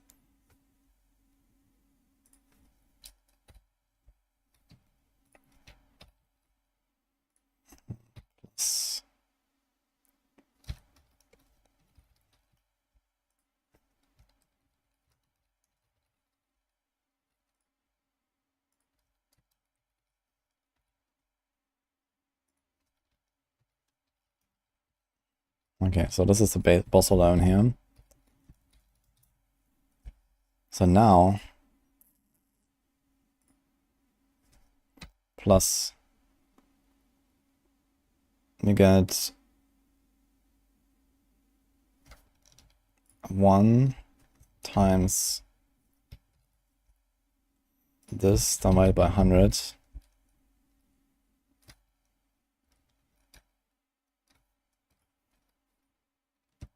Times 1. Times 100 plus this divided by 100. So that's basically Edgemaster's value. Trick shot. Is that correct? And this entire thing times 0.3.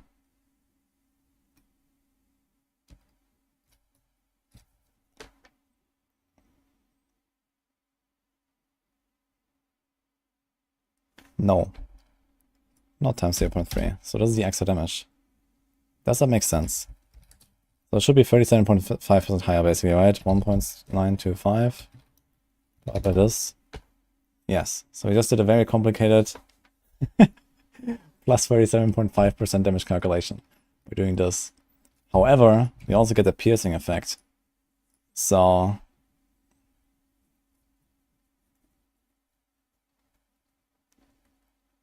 this means times 1.1. Because now it has pierced one target already.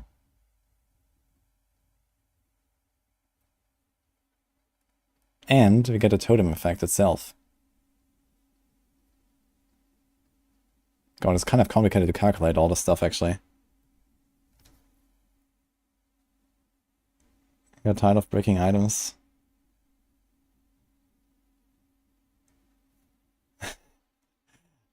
So how did it work for you? Pattern analysis to break the next temper and value. How did it work? Hi Jess, by the way.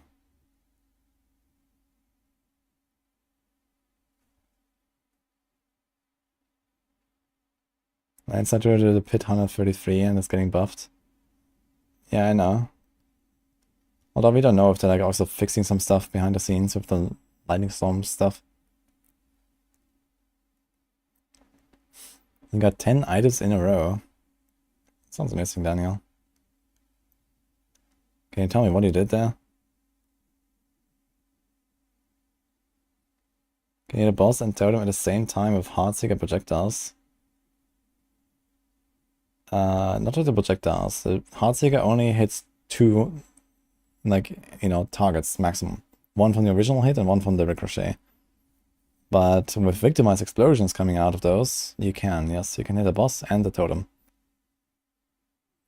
But it's a bit more complicated to calculate this here for a pen shot, because you also have to consider the extra pierce damage, basically.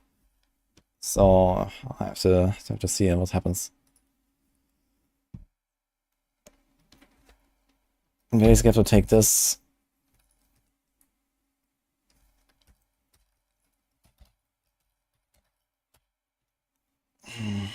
That should be actually it, right? I think in general, that should be, yeah, that should be fine. Boss alone, base damage is 1.4. If I do this,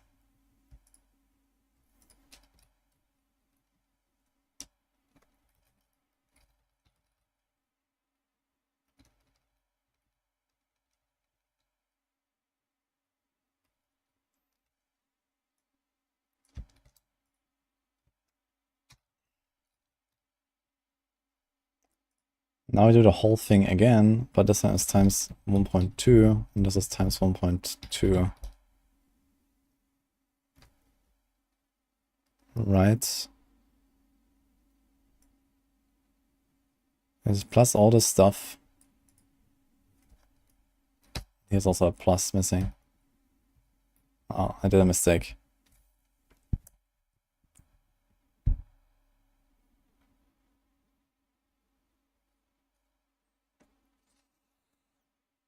Yeah, I'd like to see that, Daniel.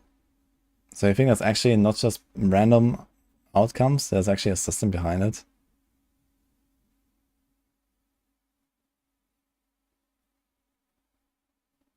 Oh, heck, sorry, by the way.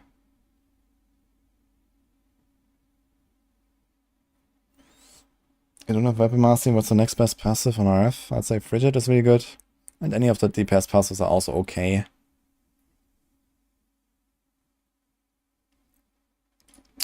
Okay, I want to try to simplify this math a little bit. This is kind of scuffed.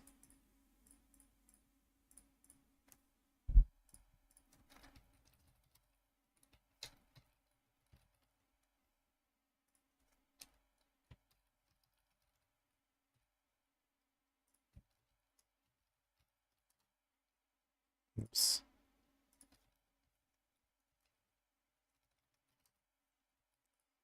Okay, base damage equals this. And then this plus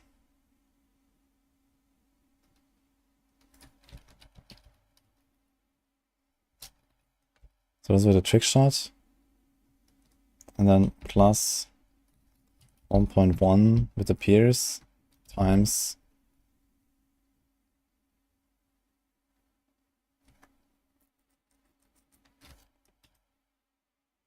actually do see already time 1.1 times this.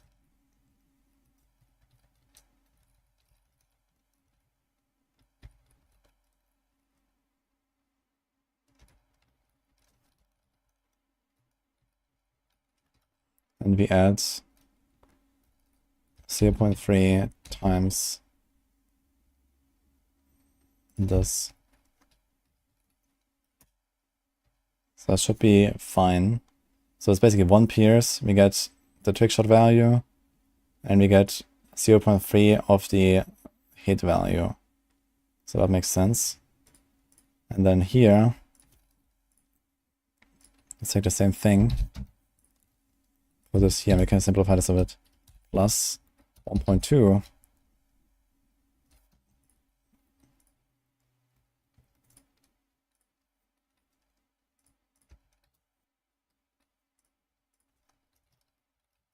Times all the same stuff basically. Does that make sense? So this is the trickshot thing. And this is the original damage. Yes. So this is kind of the expected outcome here. It's a lot. Trickshot is doing a lot.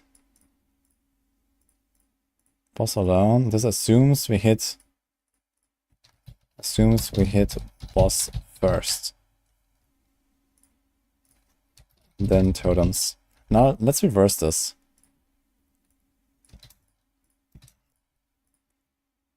What happened here?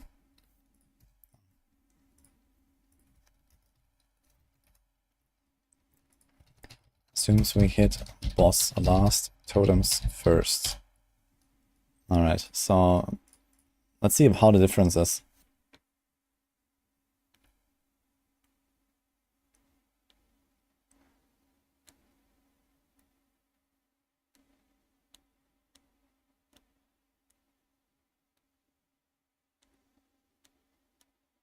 You figured out a few of Blizzard's RNGs, they're never truly random. Yeah, I guess it's like the general problem that you like really randomize something. They always have like some really weird like systems behind it, so it could be that there's not 100% randomness. And it's like some pseudo random thing and maybe you can game it. Definitely excited about this, so let me know, Daniel. I can check that out. Why do you take Wonder Gems instead of basic gems on Rogue Heartseeker? because Vuln also scales the victimized key passive. There's actually a point where you have a lot of vulnerable damage that the basic gems become decent enough to where you can like replace 1 or 2 or maybe even 3 of the Vuln gems with basic gems.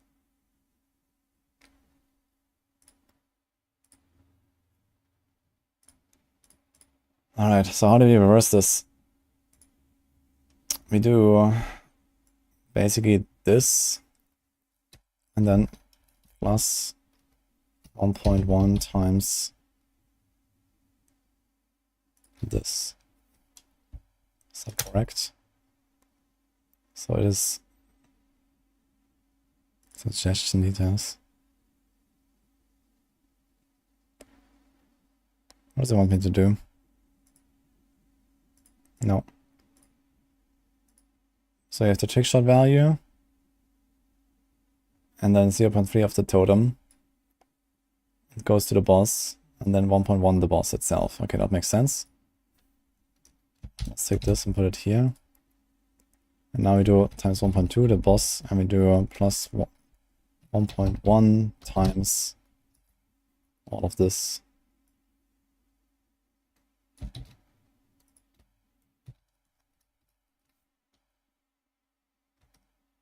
Error.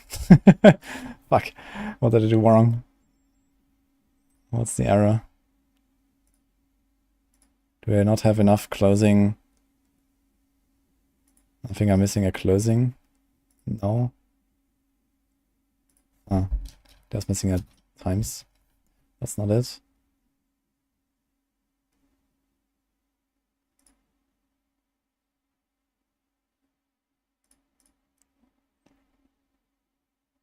Okay, let's build it out ourselves. We can fix that ourselves. So first of all, let's change this here to the 2 pierces, 20% extra. And then we do plus trick shot value divided by 100 plus 0.3 the base times this plus times 1.1 plus here we go. We did it. So it is slightly beneficial to hit the boss last instead of the totems first, but it's actually a very small difference. It's like a 3% difference. It turns out. That's kind of interesting. I guess the piercing effect is not large enough for this to really matter. So as long as you hit both totems and the boss, you're all good. It doesn't really matter in which order.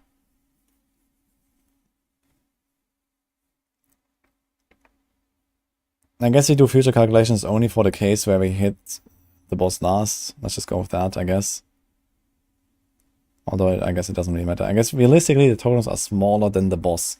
If you park the boss on the totems, you will probably always hit the boss first.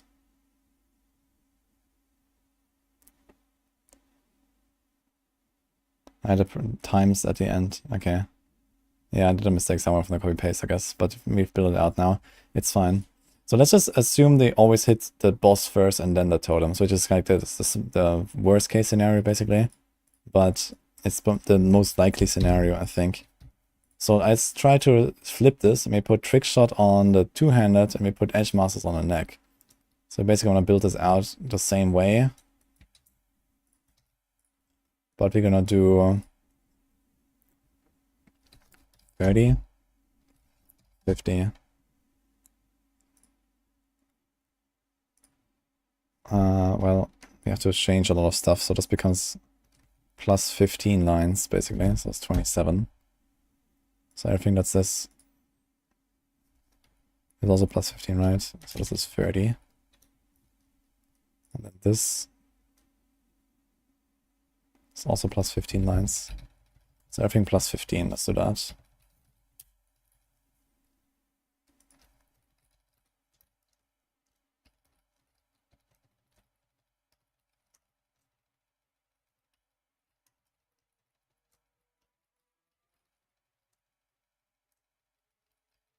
me double check after.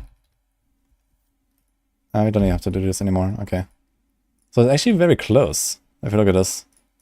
So is that correct? Let's check. So we have the base damage is 1.3 with Edge Masters. And then we have Trick Shot times 1.1. And this value. Yes. That seems correct. The same here, I hope. So we have the base damage, 1.3. Then 1.1. The same pierce, trick shot, etc. And then 1.2. Trick shot. And the base out, yes. So funny enough, the numbers are almost the same. It's actually slightly better though to have trick shot on the two-handed in this case. You see this? It's a bit more. And this is with only 3 targets. So this means that usually you're probably better off with the trick shot on the two-handed, because for AoE packs you're gonna do more damage if you can sustain 2 totems on the boss at all times. So that's basically what I was trying to find out here. You can put trick shot on the two-handed for the 50% side arrows, and be actually better off even on the boss.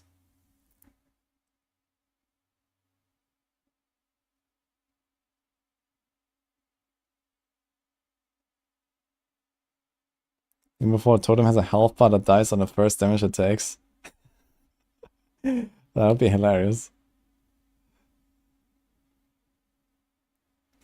When reloading stats and gear, how do you weigh 90 decks versus 6 attack speed on rings, for example? Usually, most builds don't have like any kind of crazy stat that is like way better than other stats, unless, you know, that scales your key passive, for example.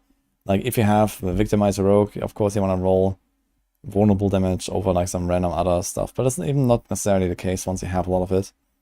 For like typical endgame builds, it kind of like evens out to the point where you kind of go for a mix of everything. You don't want a bit of crit, a bit of dex, a bit of attack speed. So that's usually how it goes. And then the actual min-maxing is kind of up to like, you know, investigating the exact numbers and, you know, looking at breakpoints for attack speed. And it's kind of complicated at that point. But for most people, I think you're getting close enough to the truth by just like combining everything as much as you can. What Druid did I have the most fun with? I really enjoyed Windshield this season. And I enjoyed Hurricane a lot on the Season 4 PTR. I might play Hurricane in Season 5.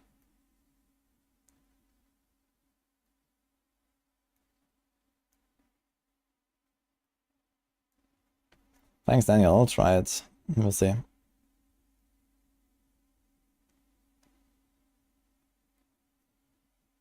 Xarius the Diablo math professor, yeah. Xarius is definitely trustworthy, Daniel.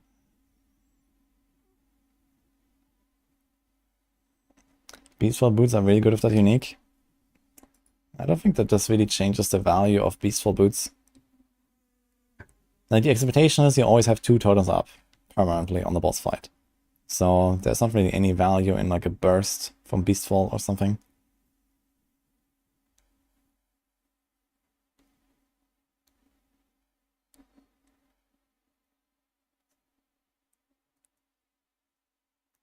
I see, Daniel.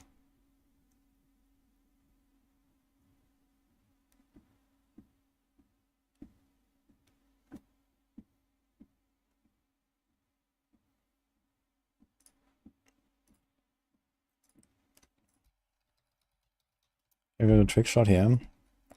Edge Masters here. Let's do that. Rapid, elements, expectant. A cursed touch. Cursed touch might be necessary to really make sure we have everything vulnerable, but maybe not actually. I mean, this is pen shot. Our unlucky hit is gonna be really high. We have Cunning Stratagem, right? We have Eldritch Bounty there. Do we have Cunning Stratagem? I do.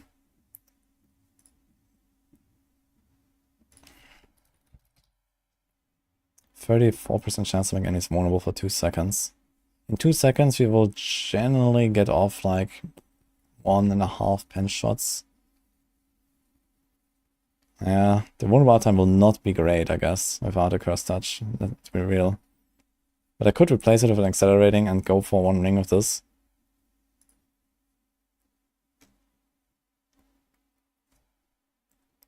This build seriously needs some crit chance, by the way.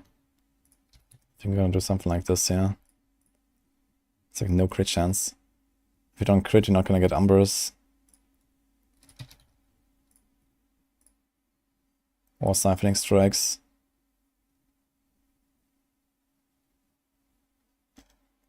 Some movement here, 180. And we don't have this. Wait a minute, we get a free 20% movement speed these days now, right? That's gonna be wild. Dark Shroud. So this is just baseline now. You get 25 movement speed actually. Are they crazy? Like, what is this, man? Okay. And then subverting and countering. Countering is a crit as before. Okay. It's insane.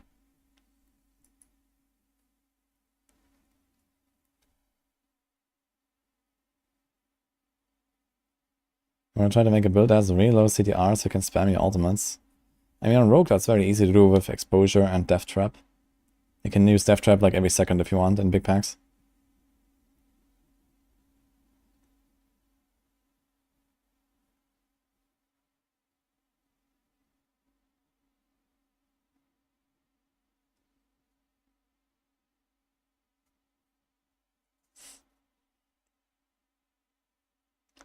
Why people started to farm to manage the year suddenly? Well, that's not my fault. But I have recorded a video on the topic that you'll see soon that explains that there's probably nothing to it. At least from whatever I gathered. Like looking at a dataset of like roughly 500 kills, it seems like the overdrop rate is exactly the expected value, so.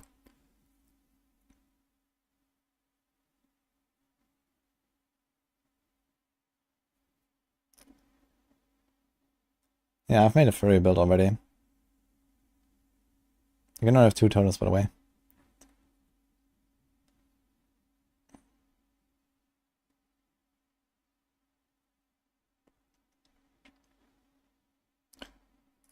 Okay, let's just double check if this is actually fine here. Cheap shot is there. The ambush is there. We have the caltrops. We got a ranger. Yeah, ranger is probably not something I want to go for at this point.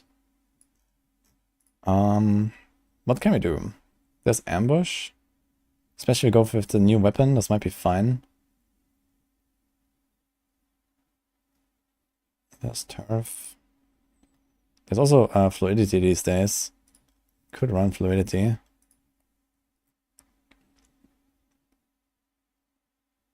there's a diminish. Do we have diminish and no witnesses here? Oh, we have efficacy. Is that good enough? How much damage does that? 20% potency. It also has a chance to make vulnerable. Actually, I forgot about this one. Okay, maybe we can get away without the Curse Touch. Let's do an accelerating.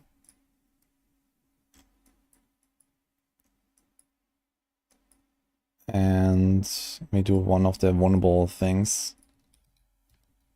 Again, it's vulnerable. So we have a lot of vulnerable procs. So you have 40% chance here, 40% chance there. Our lucky hit is going to be, I don't know what, like 150% or so. So it's like 60%, 60%. So we actually pretty reliably make enemies vulnerable with 1 pen shot. As long as you keep attacking, they should be vulnerable. And this one actually lasts 3 seconds. The other one lasts only 2. But it's going to be nice. So we got a safety aspect. That's fine. But do we want efficacy? 20% extra. We get a bit more chill, kind of whatever. We get a bit more chance to make vulnerable. So this is going to be 48, and this is also going to be 48. So how much damage is this?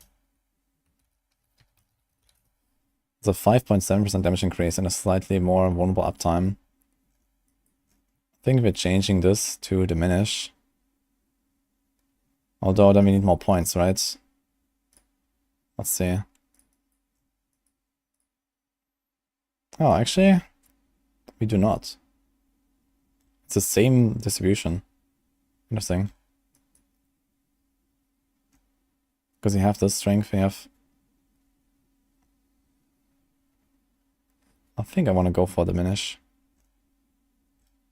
Actually, we can get 1 point there. No, we cannot. With efficacy, we can get 1 point. We have this one and this one. These are actually mistakes.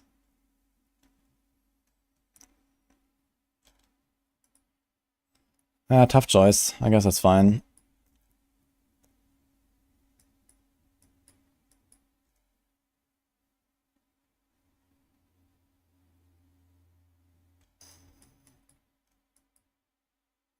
And control go live there. Could use the R.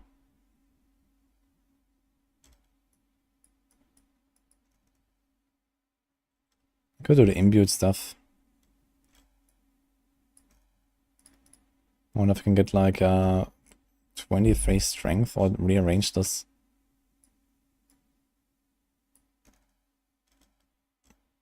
Now this is already bought 6 and we can't really change it. Unless we path differently.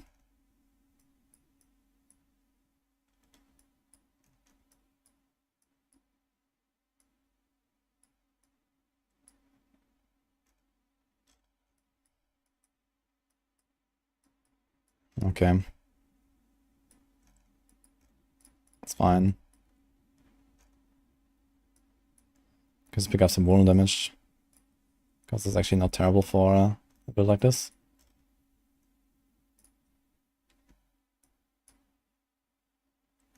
Do we want to go Fluidity Glyph? Fluidity could be another option here. What if you do this? You have 20 decks. The problem is that this doesn't have decks, it has int. So actually to pick up a lot of decks, you can go through this, but you also have to pick up this.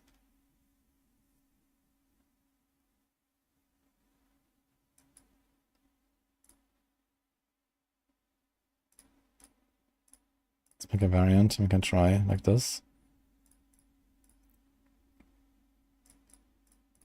But you're missing 3 points now if you do this. 3 points is pretty rough. I could leave out this altogether. Which is a bit weird.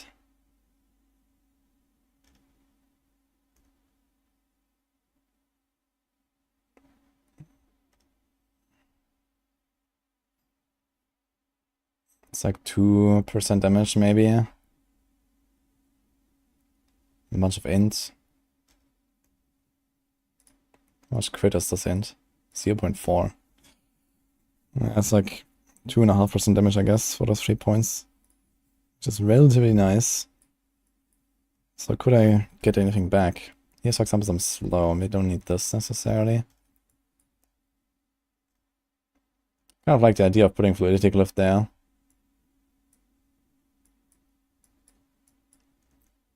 Still need 2 points.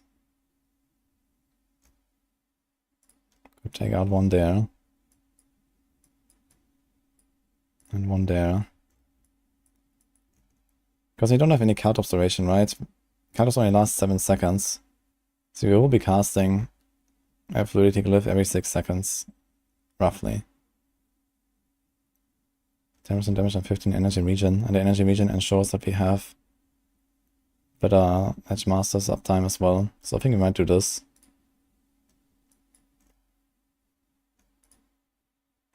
Which glyph do I not have now? Diminish, that's fine. Efficacy, that's fine. And I think everything else we don't need. It's okay. I think this might just be the board, so it's like almost unchanged from before.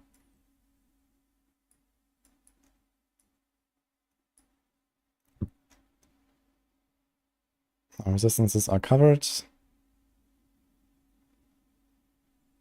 How much life is this? 41k. Now we don't actually care that much about dodging enemies and then dodging attacks anymore these days, right? Because they changed how Dark Shrouds work. You can only lose 1 Dark Shroud every 1.5 seconds. So I think I'm gonna start replacing dodge with resist tempers. And put life. Some more raw life.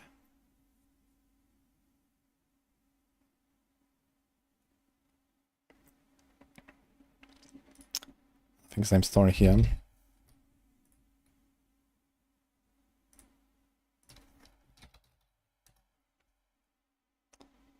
Also, we have too much armor. How's this looking?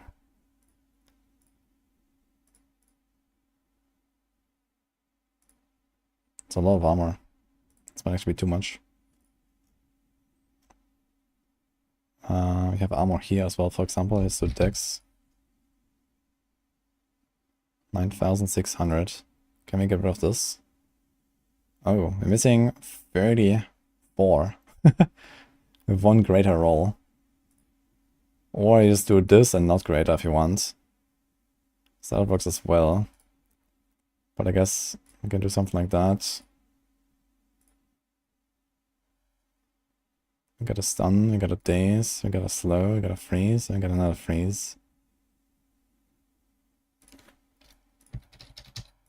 We don't really need a slow, but we can put it here. So double freeze, one stun, one daze, that's fine.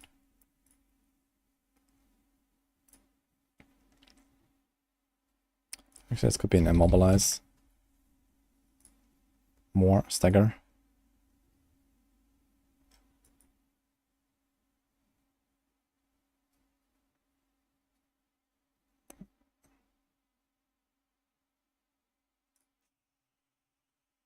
Now, how do we get a bit more armor? On the starting board, can I path for the right side? We are already pathing for the right side. Can we path for this? No. Can we path for this? We could do this instead of this. Or can I take out one small node somewhere? That seems hard.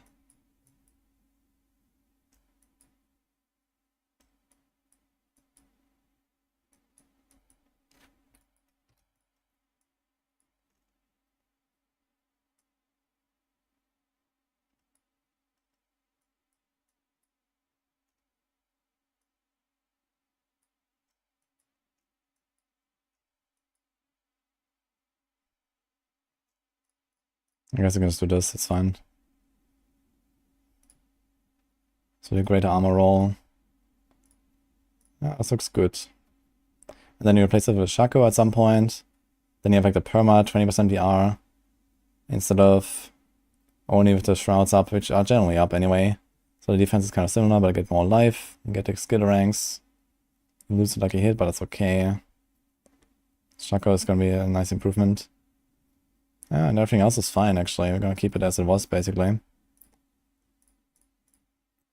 Now how many cold imbue casts do we have? We have 4 here and 3 here, so that's +7, we have 9. We don't have any cooldown without a Shaco, but we will have a bit of cooldown with Shaco. So it's 30 seconds cooldown, you have 9 casts, that's fine. Even with accelerating and rapid, I think it's gonna be okay. We have like a random resource generation, yeah, so if you really need it, we could change that to more cold imbue. Also innovation. I wonder if innovation ranks will just be better, for example.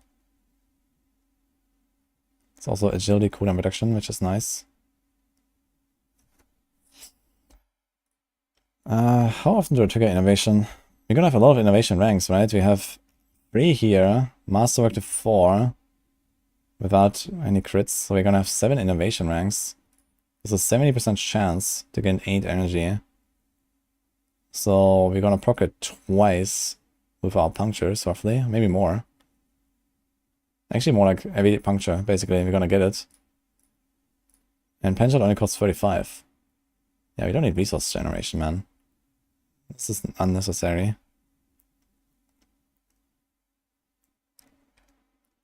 So we can do something like agility cooldown. Or instead of agility cooldown, we could do an extra cold imbue thing and then not masterwork the cold imbue thing and go for extra ranks here. Get a triple cold imbue. And then get like more vuln damage or more crit or something like that. How much like a hit bonus is this? 69%. And then we get a pot that's like 84. And then this is gonna be 15 as well in the patch, I think. So we have 109 bonus. And then we have this as well. We have 124 bonus. Are we overcapping? Wait. I think we gotta get a point where we proc it every time, right? 0.9 times 0.5. So yeah, we need a 122% lucky hit bonus. We actually reached that. We actually reached a point where we get a guaranteed victimize proc. With pen shots. It's kinda wild. But only if I have a helm. I guess without a helm it won't be possible. Kinda cool though.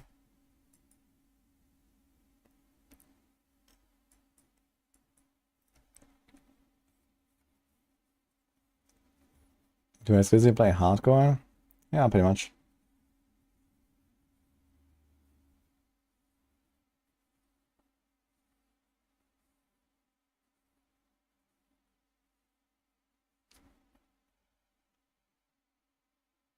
Is it better to have different CCs or get 100% on one CC?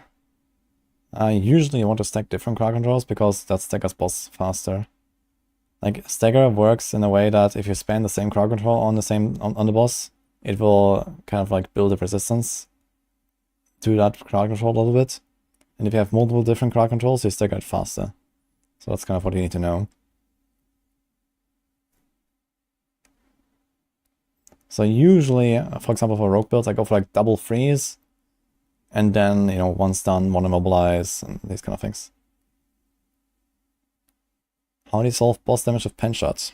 Well, in the current patch, thanks to double dipping of victimize, and in the next patch, it gets even better with this. Heartseeker will still be good in Season 5, yeah, we just did some calculations on that actually.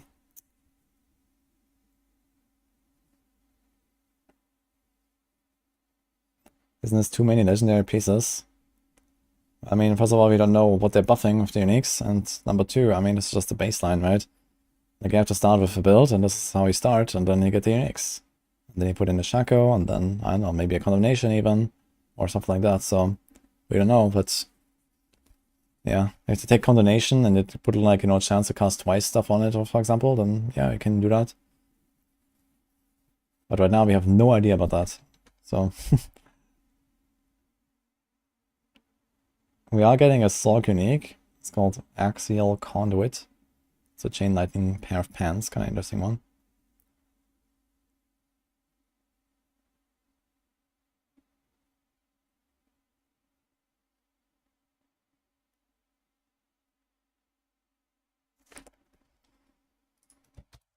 Well, let's put it here. Pen shot. Pen shot is definitely gonna be cool.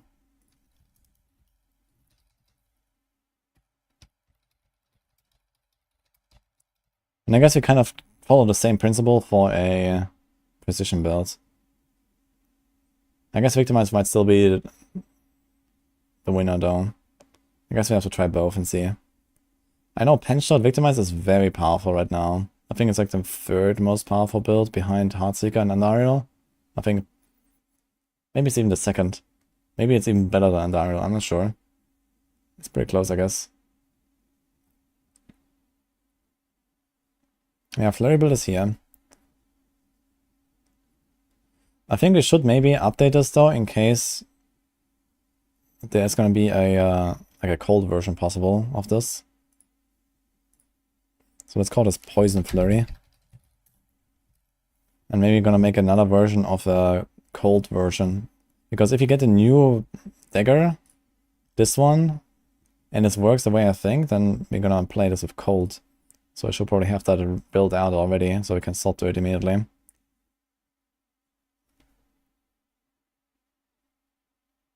Damage on Pants PogChamp. Yeah, actually, this is a yellow amulet right now because we are supposed to put the new aspect there.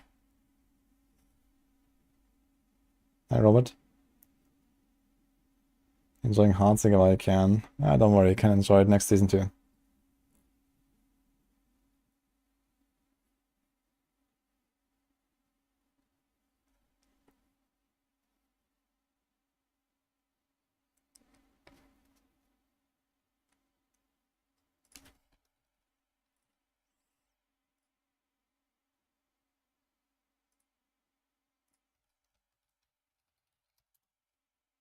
Okay, rename this. Planner. Can we use the same thing and then rebuild this for not poison? Probably, actually. We can probably do pretty much the same thing. So, let's see. Maybe we should actually do some changes here.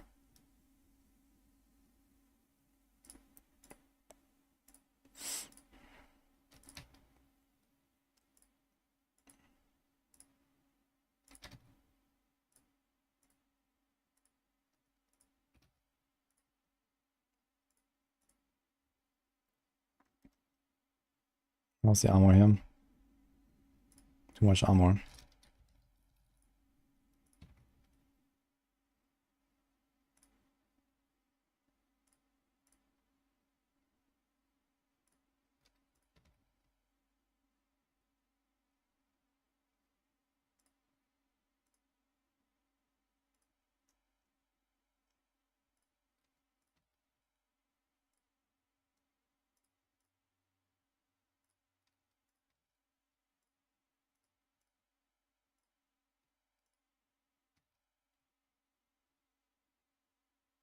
Symbolas for free casts, It's probably okay.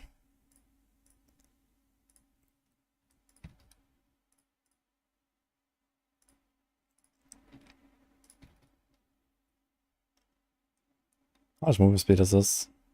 We have too much movement speed, right? We're also gonna get some from...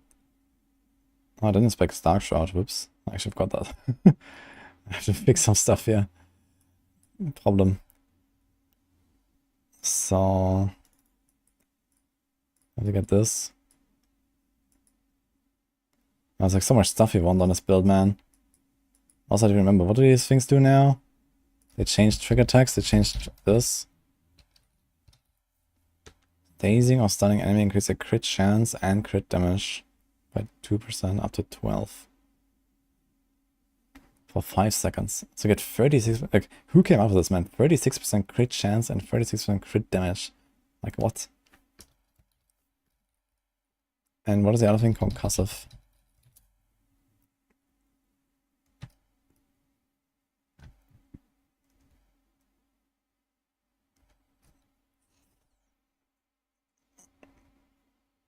Using a healing potion stuns surrounding enemies for 2 seconds, increase your damage by 6% for 5 seconds. I only have 1 point in Deadly Venom as well. Holy. I think we don't go for this stuff at all, to be honest. Which is kind of funny. Get our crit here, we get our points there. Like, we're playing a poison build, we don't go for any of the poison passives. Can you believe it? It sounds pretty hilarious, but it's true.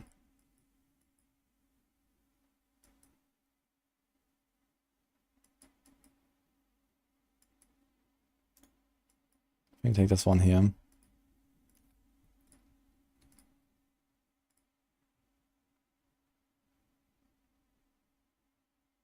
Smoke grenade, caltrops, poison, puncture, flurry. Okay, so now let's take this. Let's make a separate version here. Let's make this cold flurry. Maybe cold shadow flurry. So we'll see which one of the two we're gonna play.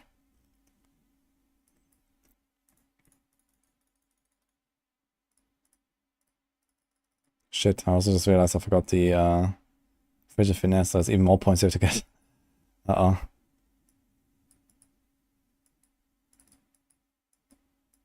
So now we can go Weapon Mastery as well. We do this. What does Advanced Flurry do again? Advanced Flurry is the extra damage and minus cost, right? Successive casts increase the damage and reduce its energy cost. Okay.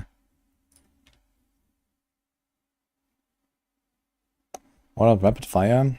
Rapid Fire is probably not changing much besides including this here, I think.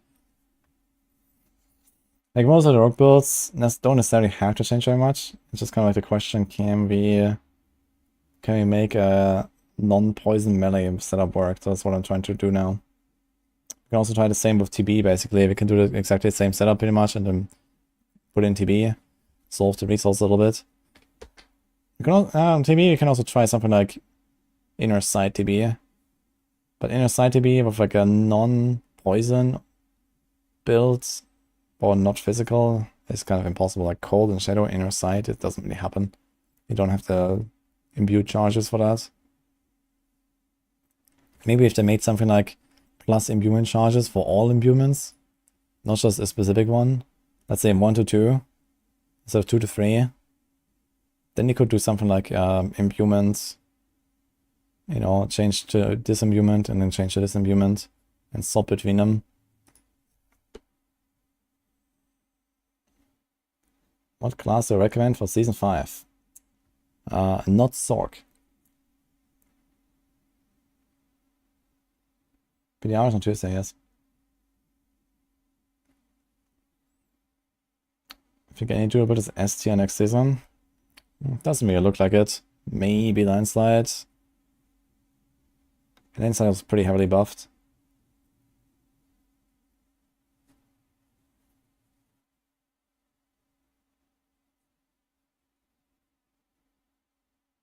Inner side preparation builds by Flare will not be good. I didn't say that.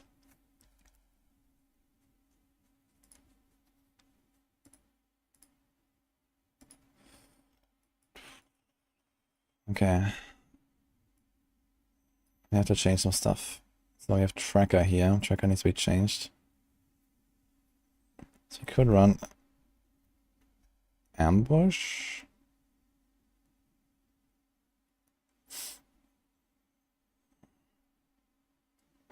Actually, first of all, if you don't play with Poison, you go for the new weapon. So this is what I'm gonna do.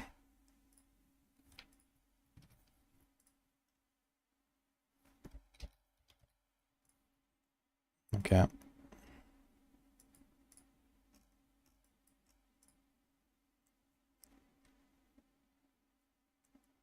There's Turf, there's Exploit, there's Ambush. So I could say Copium Ambush works.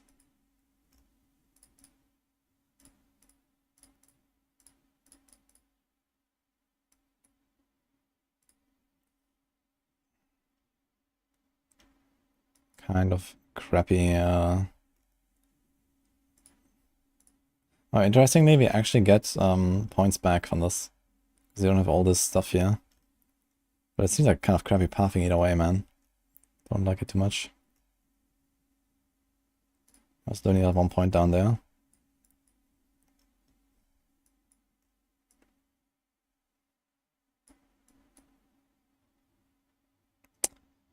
Now, do we want efficacy? Not really. Village Bounty is good. Want this.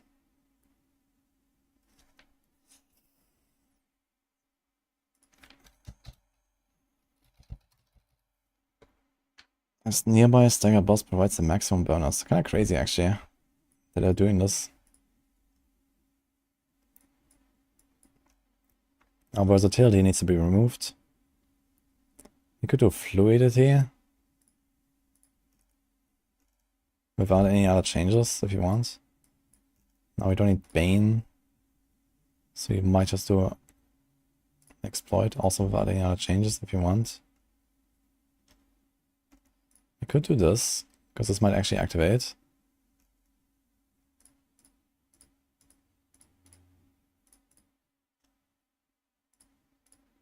And this as well.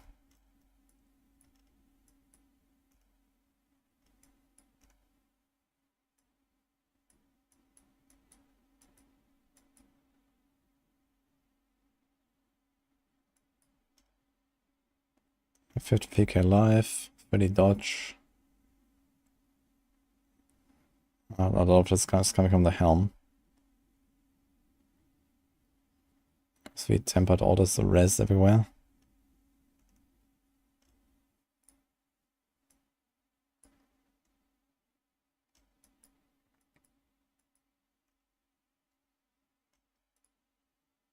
What else are we missing here? We don't have Diminish. We could have Diminish there if you wanted. We could also... We have this. We have this. Okay. Oh wait, we can do Closer. Closer's very good. Can I fit it? Do we have any Inglyph here? Just Control.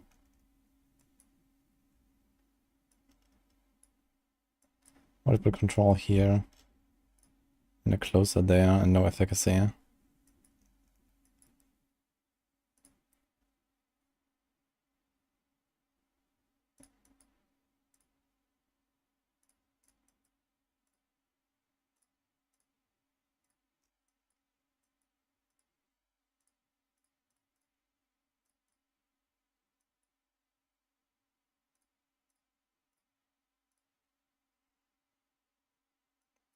Minus 7 points, holy.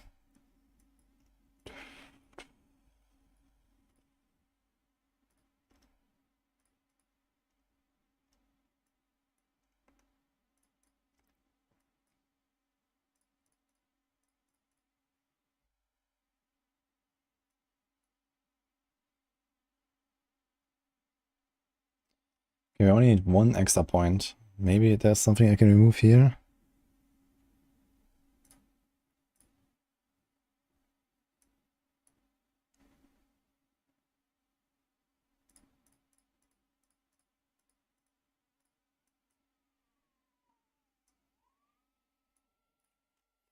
I think there's one 5% note there, doesn't really matter.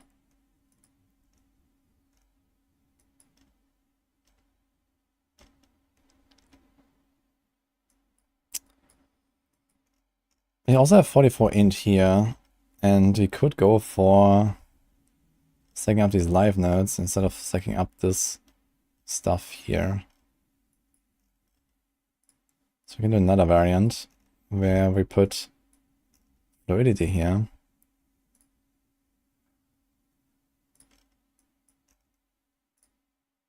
And control here. So let's see what happens.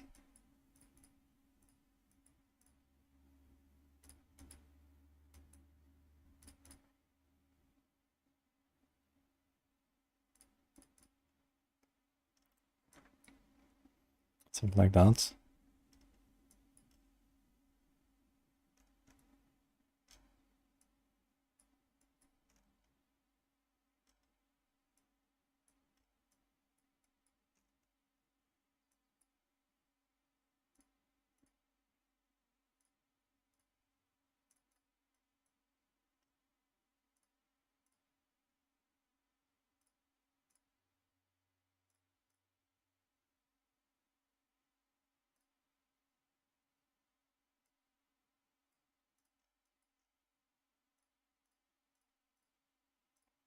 Can remove anything here.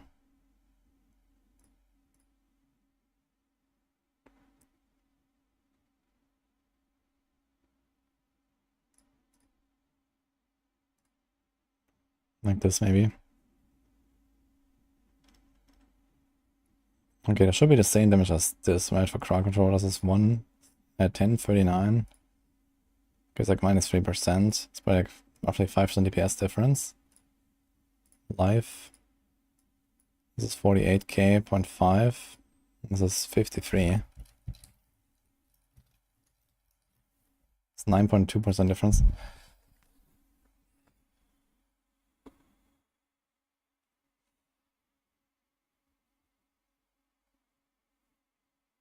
Did I have pleasure for nerfing the Sorcs? My thumbnail said loser Sorc.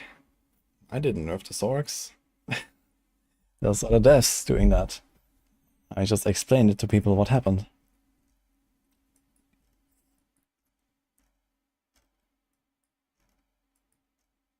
In fact, I'm telling them to buff them, so... I don't often say stuff about buffs.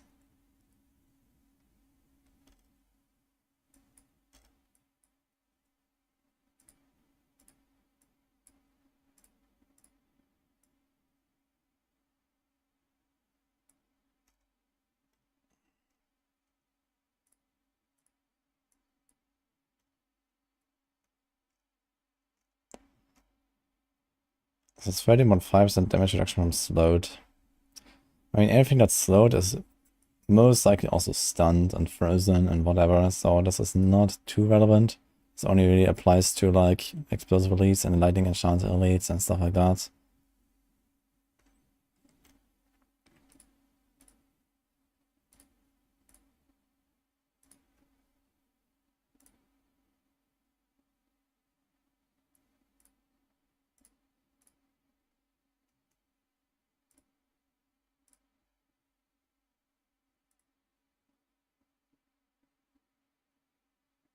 What's that here?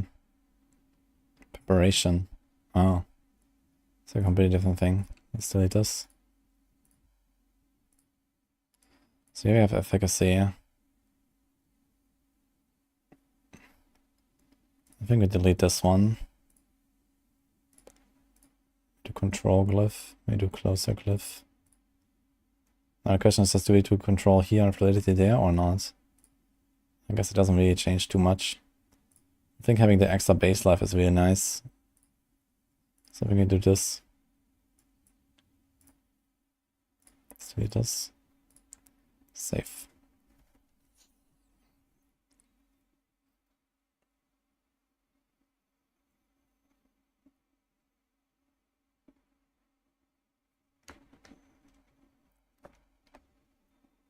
Could I say that something about tempering next time? We'll leave it like it is right now. They're gonna add +1 temper attempts per greater affix. And in Season 6, or with the expansion, I guess they're gonna revisit and see if they're gonna add some more stuff. They said they wanted to do something like allow us to influence the RNG, so it's not like full random, but you know, you can get like maybe higher chances for certain rolls with certain things or something like that. That sounds kind of fun too.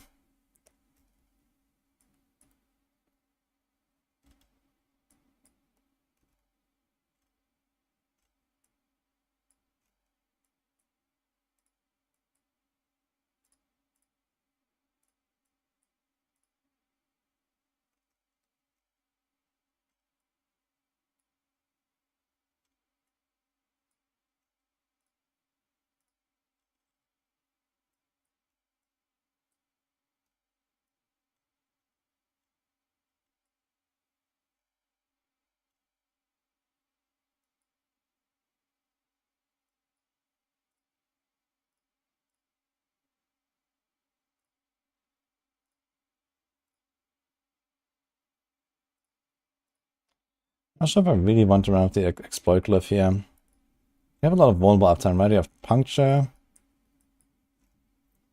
You're gonna have flurry. How does flurry work again? It's like 10% chance.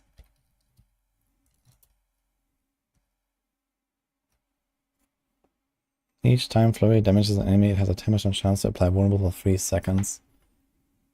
Yeah, I think we're actually fine not running exploit glyph. I think exploit glyph is unnecessary. We can actually change this to turf. Let's do turf.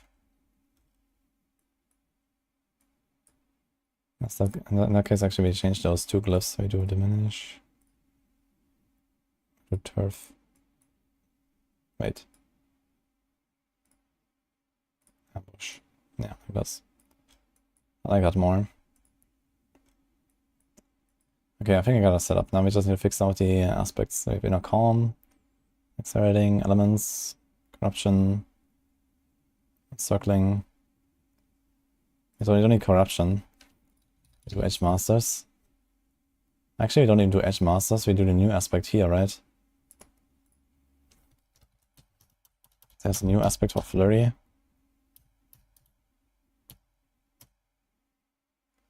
Flurry is 30% increased damage. So this is 60 on the two-handed. So you're gonna put this there. Put edge masters here, I guess.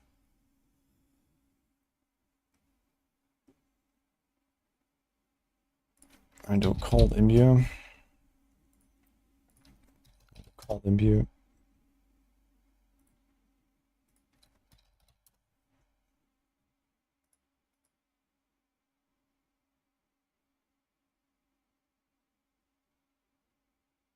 It's a lot of energy per second. I don't think we'll need that. I don't think we need it at all, actually. I think I actually clicked on the wrong thing there. Should be life.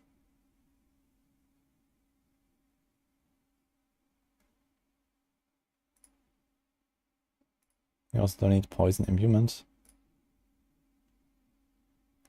Can do dex. I have 2000 dex already on the setup.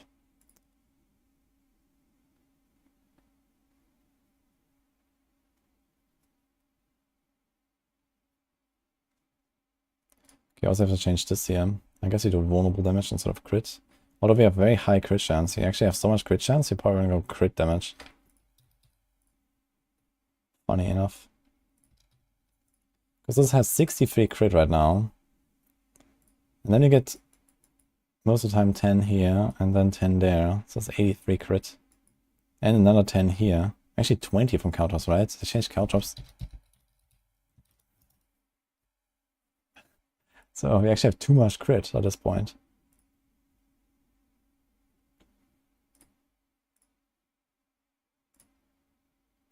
That's insane.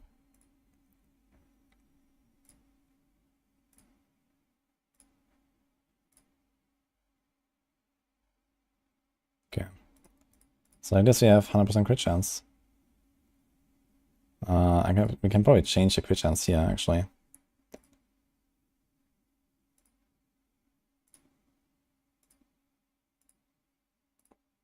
The crit chance on the neck is not really what we want at this point.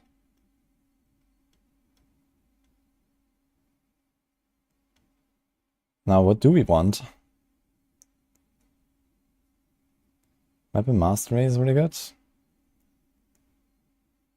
They're buffing it.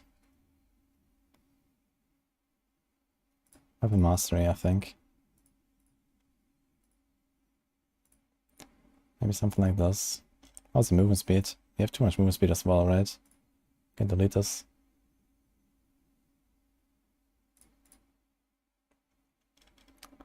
Could go for a third passive if you wanted. What should that be? Crit attacks. Has a crit chance. Dude, I actually completely forgot this as well. You can get even more crit chance. You don't even need it at this point. What is the other thing? Concussive. The health potion thing. 6%.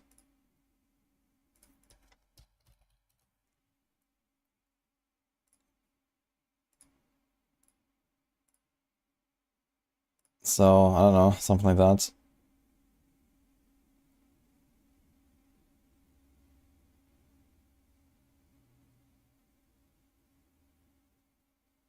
I guess we'll see. I have too much crit chance.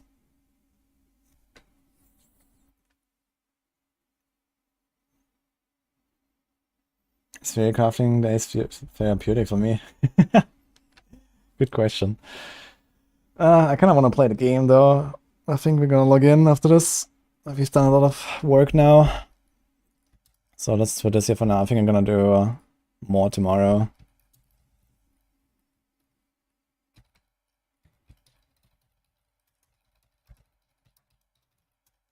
So there's actually not multiple setups in this either.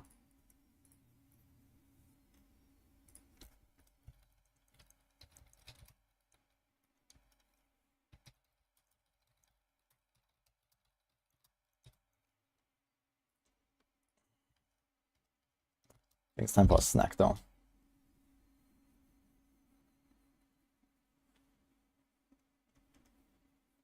The default podcast was interesting without me this week.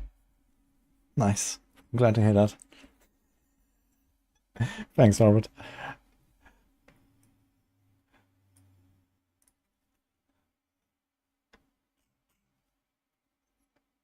Sure, the devs know the temper system is not random. They're going to break a machine learning model. Yeah, it's gonna be interesting to see, I guess. I mean, there's a lot of really weird stuff that I'm sure the devs somehow implemented that they didn't intend to, or someone did it and then there was no communication and then someone did something else. So there's a lot of stuff like that in the game, I think. Some really weird, wacky shit in some cases, but yeah.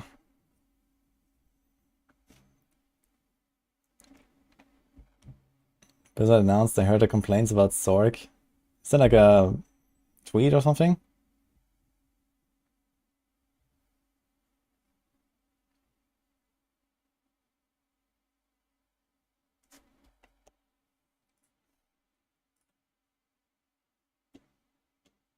Okay, let's close the stuff.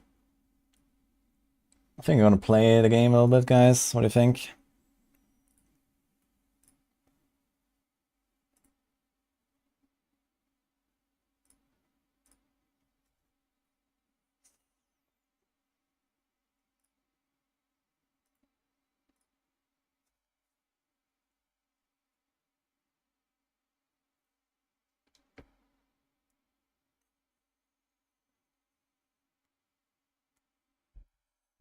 Any world boss coming? Actually, I missed a bunch of world boss fights. I've been here for a bunch of hours.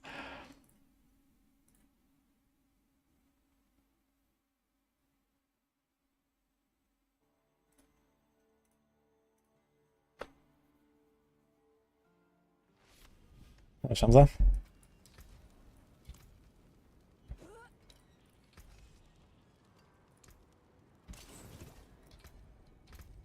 Did I fix everything here? Actually, instead of playing Necromancer, I'm gonna do a bit of Sorc. I wanted to play a bit more of the Sorc, because that was really fun.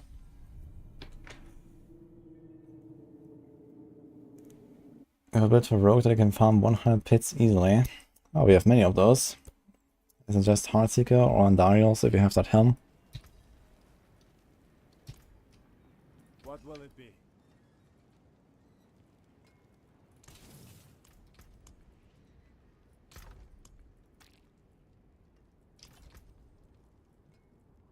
Okay, I need to fix my setup though. I have like some weird points spent here in all places, so we do this. Did I have potent warding? Oh shit. Double check if I removed something that I shouldn't have removed.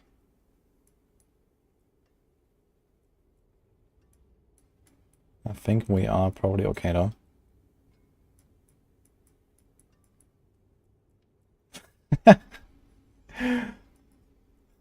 The wudijo one, huh? Okay. You can use an RNG like tool, just like gamble which one I'm gonna play. How about that? But yeah, I'm still not done with the Andariel Sorcs. I want to play this a little bit more before the PTR comes, because once the PTR comes, you're gonna be playing that for like a week straight. And after the PTR, it's like slowly last epoch time already, so I don't have that much more time after the PTR anyway. It's gonna be last epoch, then it's some other stuff, and then we're basically in season 5 mode from there. Testing stuff and maybe doing like 1 or 2 last builds on the Barb and the Necro. Since we're probably gonna play Bone Spirit next season anyway, I might not even do Bone Spirit now.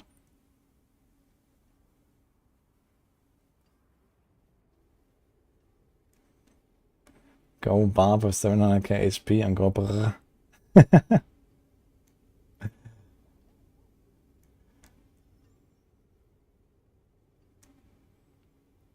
Season 4 pretty much ends today. Yeah, almost. I think I had 3 points in potent warding. I'm not sure where that last point when it came from that I took there. So let's hope this is fine here. This all looks okay. Okay, we put Chain Lightning here.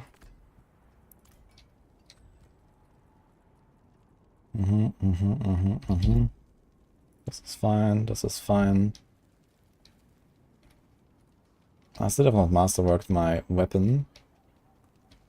And I don't have the right Ring of Starless Skies. So maybe I should get the right one. Because it actually has more lucky hits. Slightly more. Thanks to the great affix.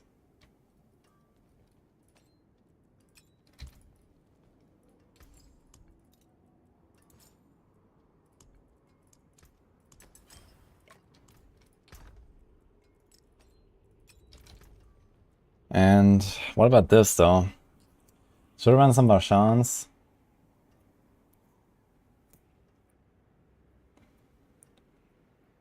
I mean, I wanted to do maybe some more like tormented boss sessions. But I would also like to just do Beast in the Eyes. I need a Tarasha ring, man. This is crappy, man. Cooldown is bad. The affix is not good. The resource is fine. The lucky hit is good, but yeah. I don't know, man.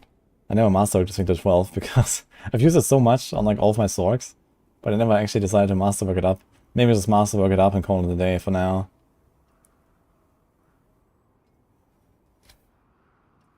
We have 11 for sale, you mean rings? Okay, if we have a good one, maybe I'll take it then. Run some Grimoire. That's the Vashan drop, not a Grimoire drop.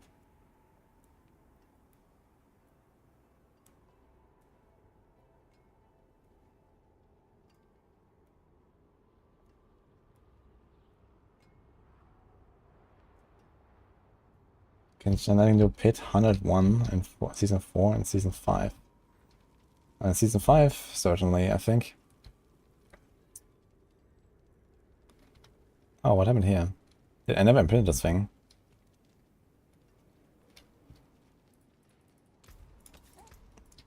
Living. Should be ever living. Got Shredding Blades. We have a 30% now, finally. Considered. Stormswell. Retribution. I actually wanted to double check like how much more damage I do now that I've changed my setup, because I changed to Conceited. And I think I removed, what was it, Accelerating or something? Or something else. Also changed my amulet. Yeah, this amulet is kind of nice with all the extra lucky hit and int. No glass cannon passive, unfortunately.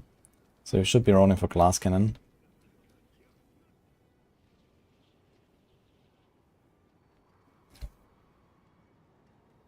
Ah, run Grimoire Tormented, okay. Yeah, I wanted to try Beast in the Eyes as well. We've done a bunch of Tormented Grimoires like early in the season. I have not done a Tormented Vashan Rotor at all though, I think. Hey Daga.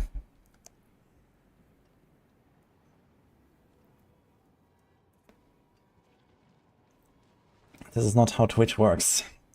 Let me just tell you that. You don't just go and ask people to follow you and these kind of things.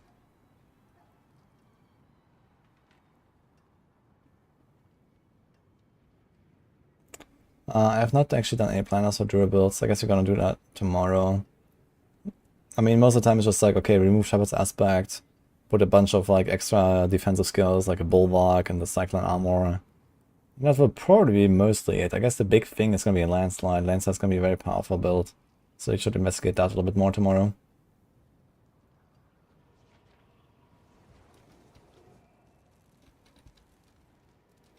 How many people play more than one RPG? It's rough.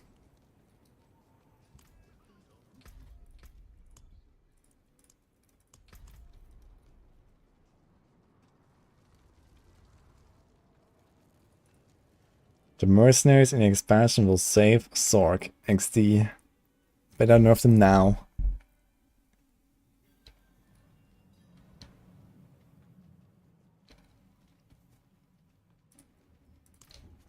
Hello, Ka. Pit has a balance of attack power and life better. I mean, usually you need to reach like a certain minimum level of defenses for the pit. At least like, you know, as you go towards pit 100 plus. And 30k life is kind of low for that, no matter what you play. Attack power is a stat that you should never look at for any reason. Like, you should try to understand how the damage works in the game. And attack power is not a number that is interesting in any way. It's just one of many tooltips that lie to you.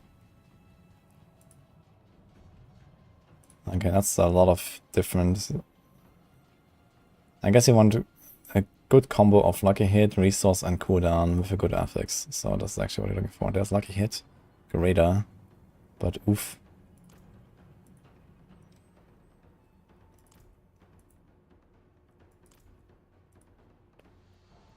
This one is pretty decent, just like hit is a bit low. This is a 905 one.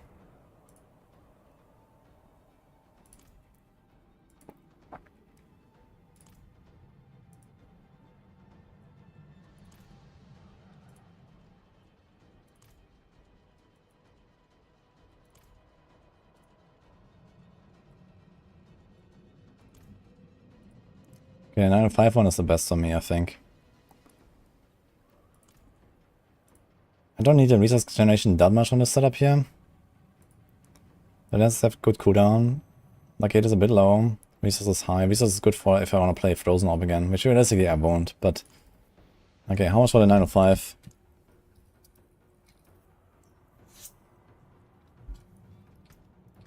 Just let me know.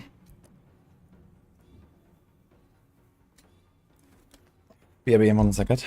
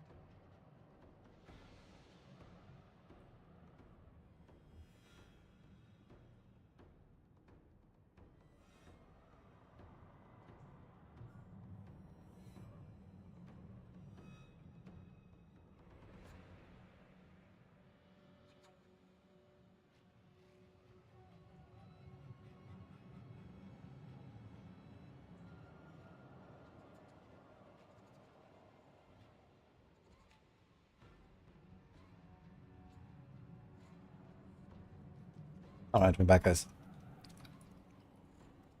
There's no like character import tool or something like that. Okay, 10 million, I pay that easily. That's alright. Let's go. Aserio. Big slam.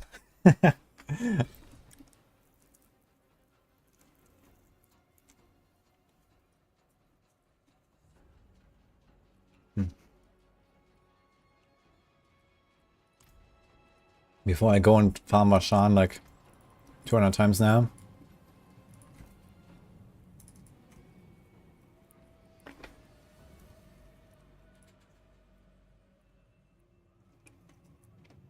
Yeah, Chair's a badass, right, Daniel? On Twitch, there's this emote, Giga Chair. It's very funny.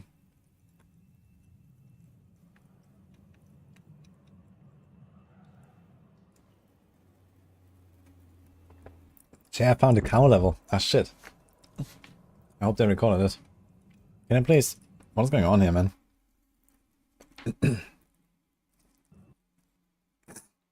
Great.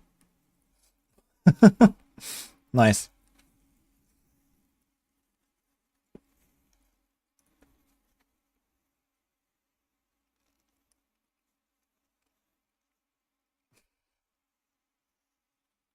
Oh, by the way, this is what I got here today.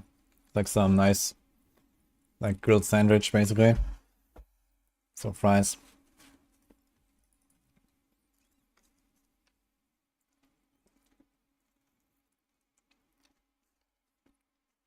I brought them home. I had some earlier and took a second one.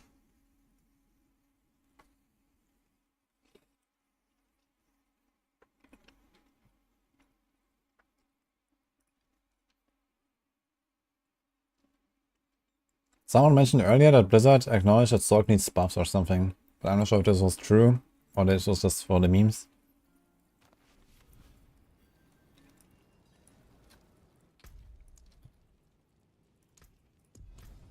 No.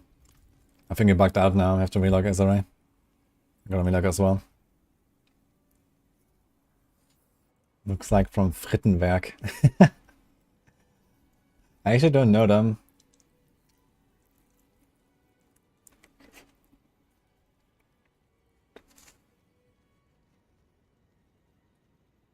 Dude, what's going on? What's up with my game? Hello?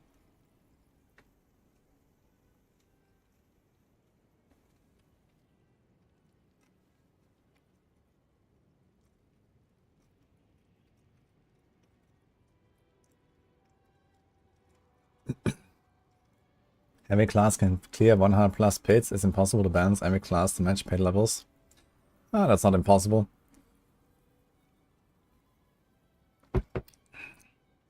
You don't have to match 100% anyway. You know, no one's gonna complain.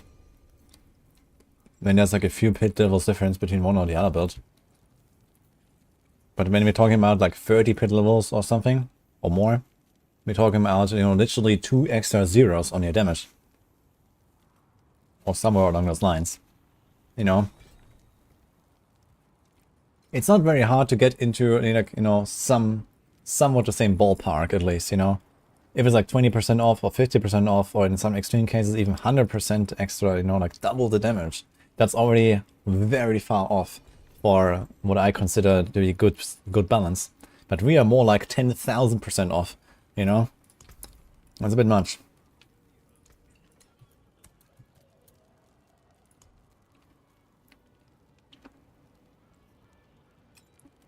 If every class can do pit 200, the game is balanced. But then there's also no game anymore. That's kind of a problem.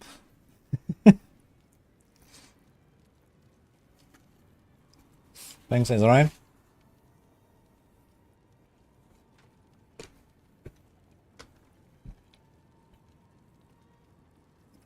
I'm glad I can always entertain you, Daniel.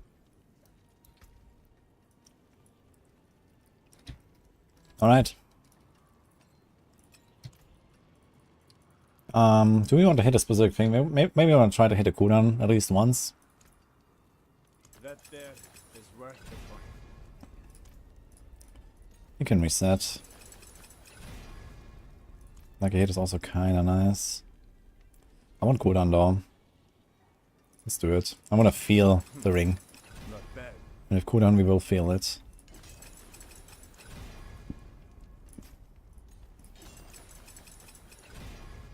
Come on. Unexpected.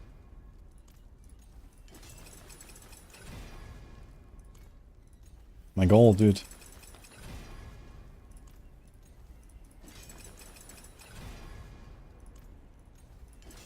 That there is worth the coin. That was not worth it so far.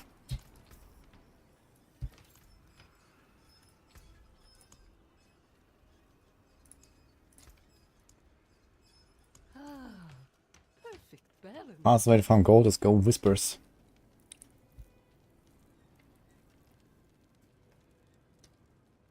Father bless. What do you need? Not bad.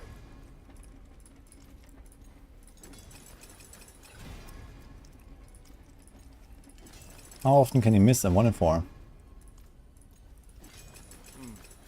I thought it was somewhat rich this season. Oh my god, we hit the resource of course. Oh, fuck it now. Just doing it. Double resource, dude. So it'd actually be pretty good for Frozen Orb though if I go back to it.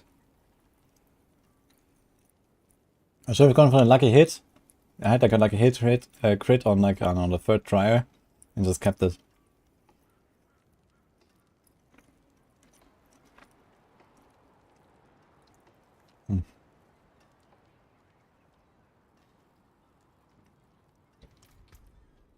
Fucking hell. Precious stones to catch the light. Come and see.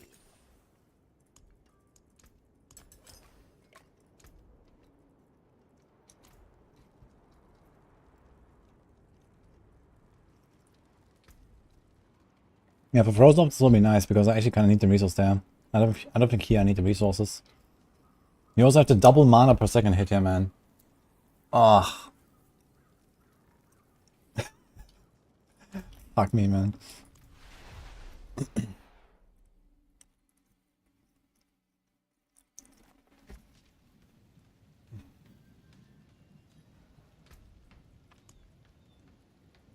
Okay, plan B. You get 1 passive points back. What do you do with it though?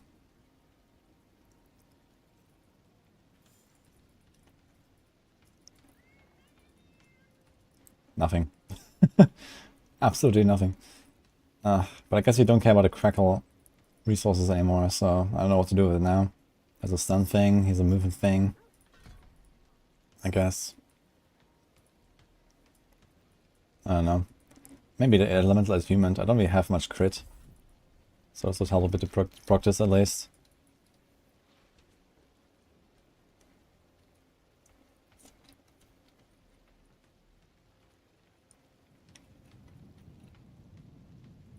You just spend like 800 million gold on average to hit at enchanter for cooldown. Yeah, cooldown is a relatively rare roll. It's a low weight when you try to enchant it. So if you ever want to have cooldown on your item that doesn't already have cooldown, I do not recommend trying that.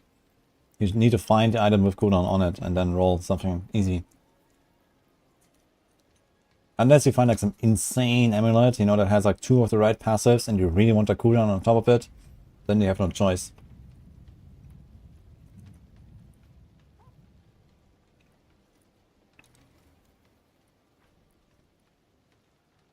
Ah, basically like Daniel.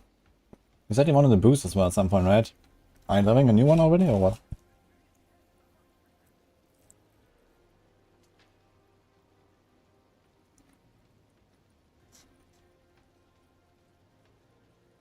Trying to hit triple cooldown, waste 10k Neve Iron and fail. Yeah. Realistically, at least on hardcore, I would never go for a triple crit on something. Like, if it happens, okay.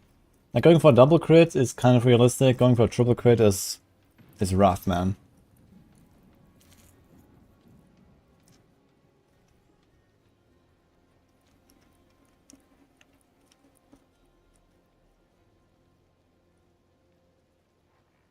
No, God's ability.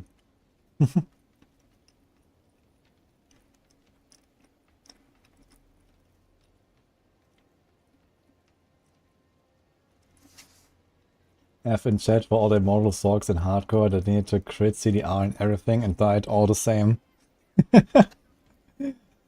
One salute.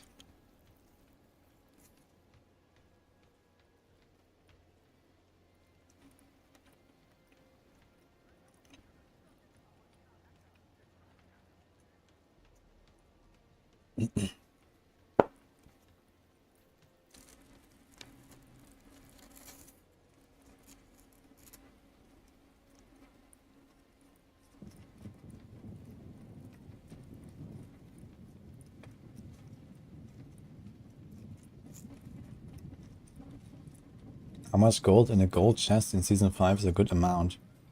Are you talking about the new system, the Infernal Hordes? How much you get at the end? I'm not sure how long a run is. I guess it depends on that. It's like if like one run, you can do like 8 waves, right? And these waves are probably, you know, I think it's 8 waves and a boss fight. So let's say the boss fight is like a minute or something, and then each wave is like a minute. So we're talking about like probably like at least 10 minutes doing that thing. So yeah, if you open a gold chest, there should be at least a 10 million. There needs to be more roughly, I guess.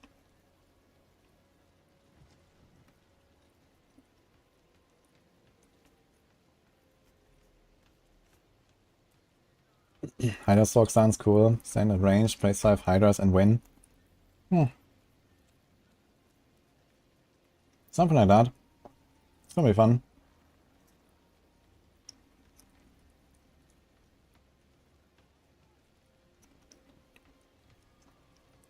Yeah, almost done, guys. Just finishing. Doombringer on Andy's Rogue. You can do it for some defense, but it's not recommended.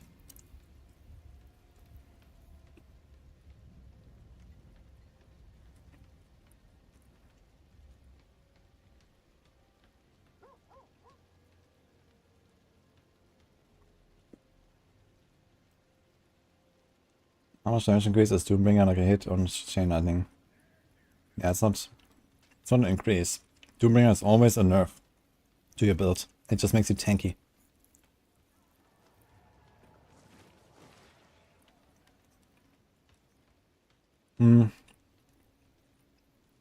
But there is something I want to try. Actually, while we're waiting, let me check that out real quick.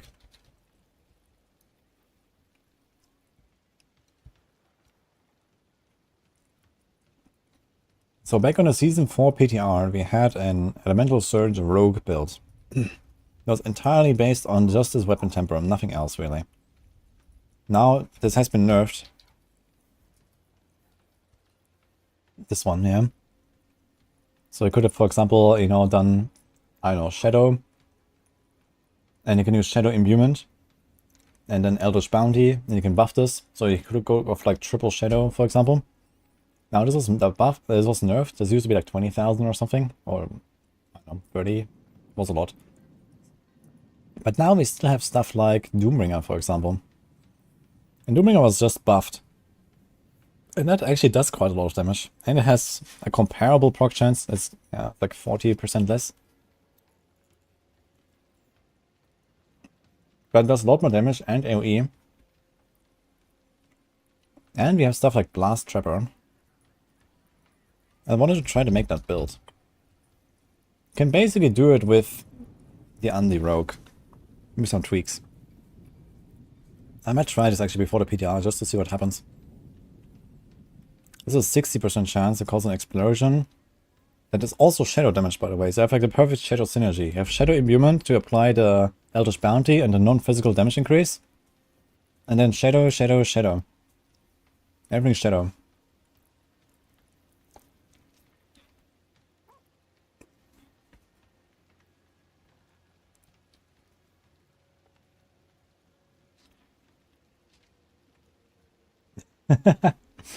That's a lot of work you've done this season. I mean, the PTR is coming on Tuesday. I can try the PTR. Thank you, Shinfucker. It's 2 days actually, not 3 days. A recommendation for first winning for Barb? Depends on which build you want to do, I guess. If you want to play Whirlwind, then it's Terials. Otherwise, I guess Shaco.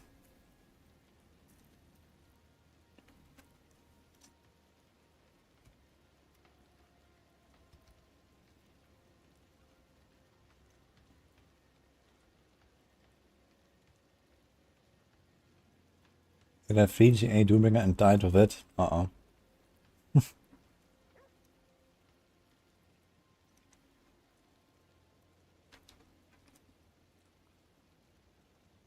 It's faster to level in Pit or Nightmare Dungeons.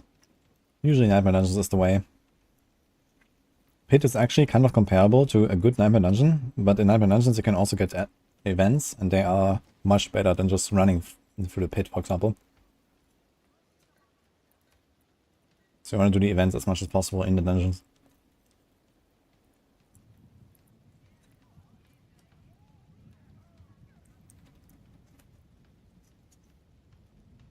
Hey Meow, how's it going?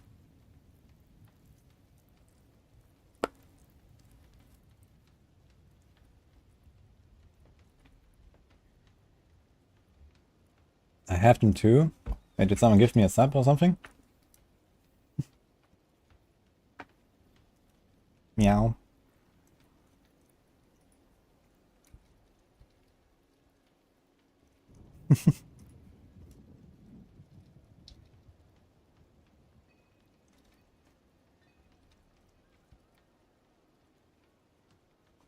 Well, damage is additive. Everything is additive, basically. Besides, like, you know, passives, aspects, legendary Paragon nodes, glyphs. But all these, like, stats are all additive, usually.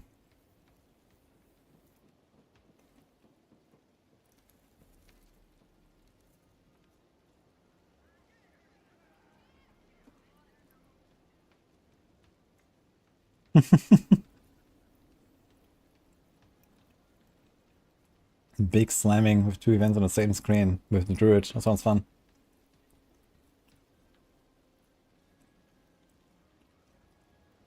Does lifesteal work like Undying? No, lifesteal from Andarius just heals you when you deal damage. It's actually very good with dots, because it also works with dots. So if you apply a very powerful dot, you will actually heal up as you run away from the enemy, for example. On Andarius rogue, it's very noticeable, it's very nice. The problem with Andarius lifesteal is you need to do a lot of damage against high level enemies, because the higher level the monster is, the less it does. So the lifesteal does not actually like apply at full value. When you fight at level 200 monsters, it's like 0.02% or something of the lifesteal value. So you basically leech like, I don't know, 1 life for every, I don't know, 10,000 damage or something like that you do. So you need to do something like a consistent couple dozen million DPS to really leech a noticeable amount of life. But if you're fighting like, you know, pit level 100 monsters, then you're doing that DPS anyway. Else you couldn't do that pit. So it's kind of fun.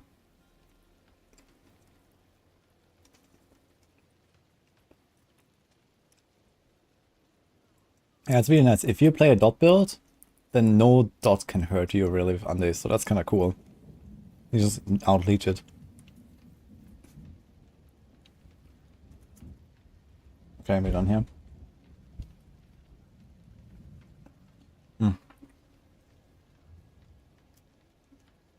Washing my hand real quick.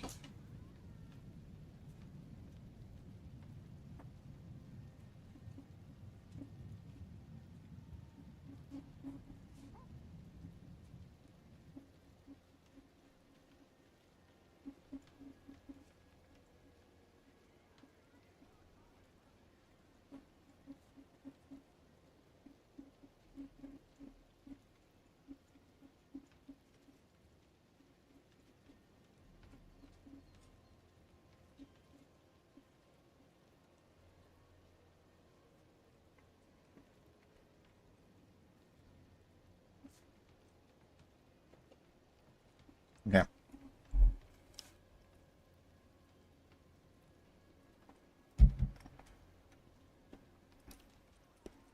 Let's do it.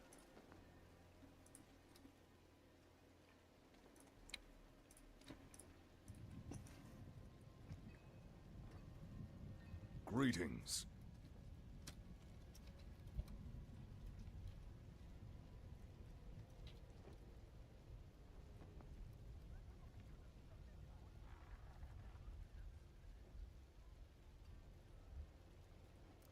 Greetings.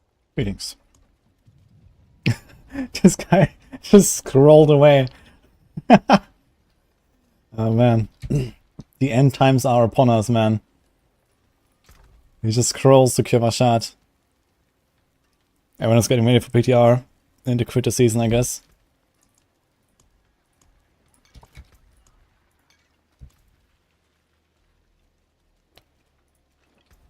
So we were, I think last time we were doing like 90s or something. Let's start at 90 and let's see how far we can crawl up.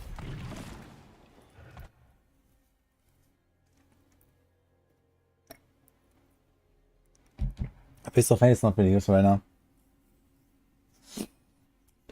Oh, holy shit. Thank you again, Daniel, man. That's huge. You're insane, dude. Thank you. Yeah, my pleasure, man. I'm always happy to help.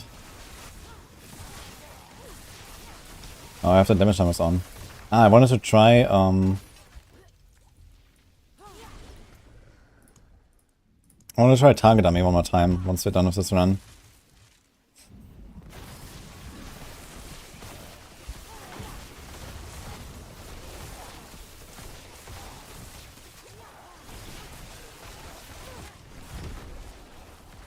How does this guy just not take any damage, man? Everything around him is dead. How does this guy just live through everything? With full HP. What? With chain lighting and Endarials. Something was out there.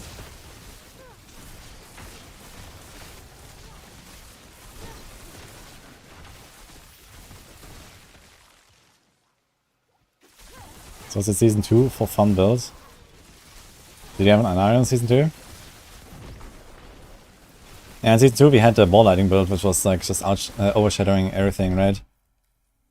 But yeah, I mean this is really fun. I'm quite excited to try more chain lighting on a PTR as well and see how that will go.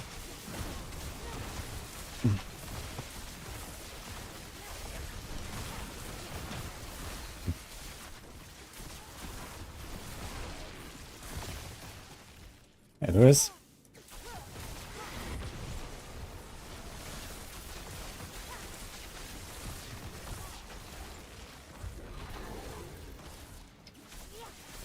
Gadget and dies victimized is surprisingly decent. Yeah, I mean, technically you can make a Blade Shift build that is kind of just like a scuffed version of a Heartseeker build.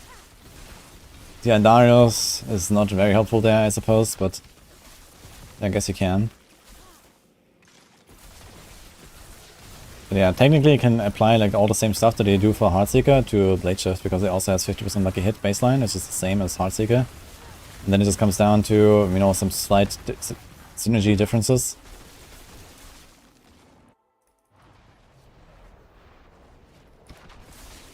Actually, I just realized something. You can use Tricks of the Trade now for Heartseeker builds. Wait a minute. In Season 5, you can use Tricks of the Trade now. I totally forgot about this. Tricks of the Trade lasts 8 seconds. That's really big.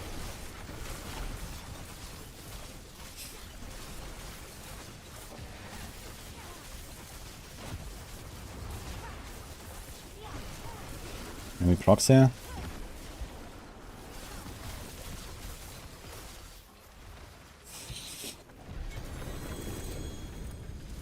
Yeah, I didn't actually include that in the Heartseeker calculation. We have to like add Tricks of the Trade now on the board. But like, Tricks of the Trade is not very far. I think it's like 10 points or something to pick it up. It's not that bad. When you're on a Tricks of the Trade board anyway. Okay, this 90 was fine. Let's go 91.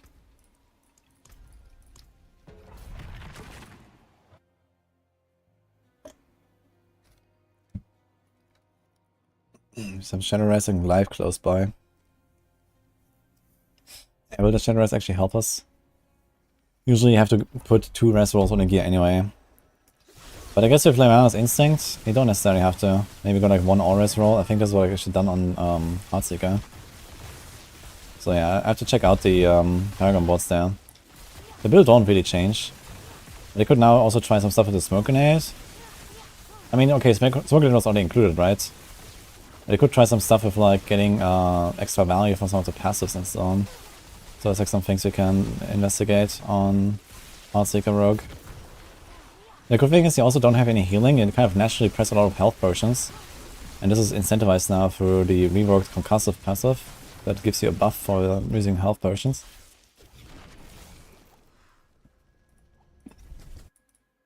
Use Andy on TB builds? You can actually. In fact, this is probably the best way to farm pits. Like for speed farming, it's basically play like a similar build to like the Andy Rogue, but you also have to be in there. I just basically tried doing what I did with the TB and then just swapping Harlequin to Andariel, and it's pretty good. You lose a lot of defense though, so that's something to keep in mind. But your damage is generally pretty high on TB.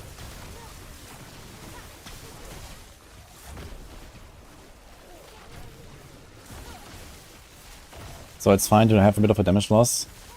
It's just that on TB, Shaco is very valuable because you scale both the Piercing Blades ranks and the Poison Immune ranks. So you have double TPS scaling from the Shaco basically. It's like more valuable than normal. And you're also not super tanky anyway because you're melee rogue. I mean, that will change in Season 5 because melee rogues will have it way easier with the Dark Shrouds. That's really nice. We're still doing sub 2 minutes here to the boss.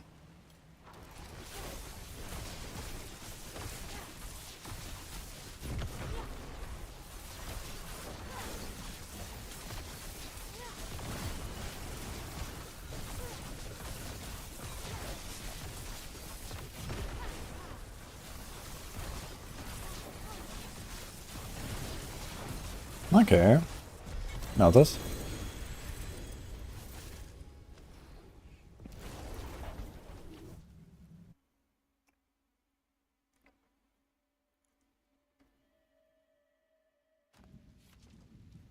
Let's get a swap in place of Smoke Grenade and a Heartseeker. Smoke Grenade is already used on Heartseeker.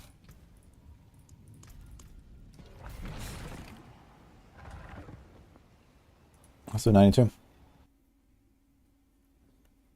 I can show my emerald real quick. Is Smoke Grenade plus 25% damage for element ultra light. It's multiplicative damage, not additive. It's very good.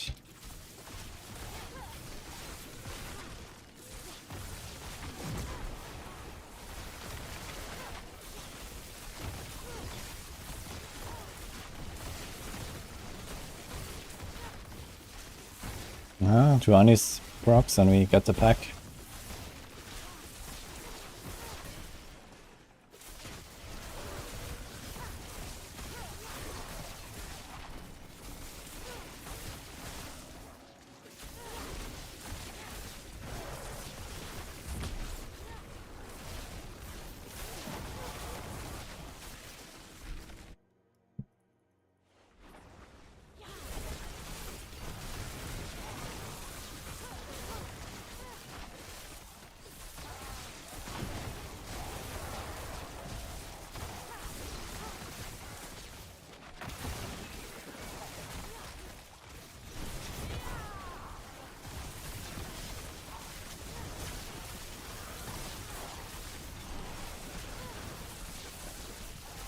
The guy really doesn't want to die here? Okay.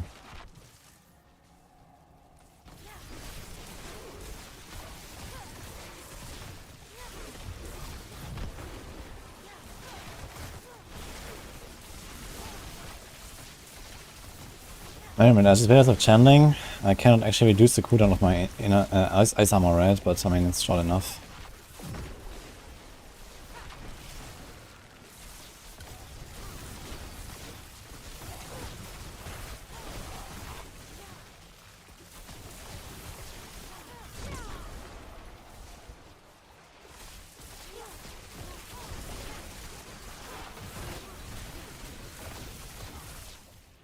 Okay. Still two.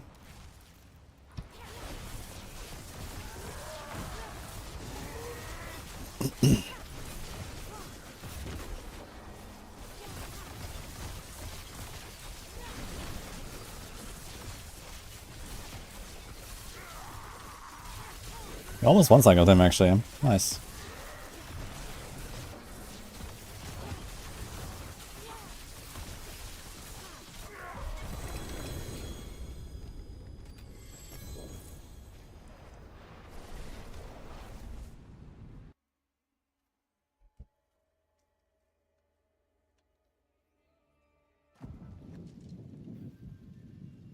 I love the tempering system. Bricked my first triple GA and it even had good stats.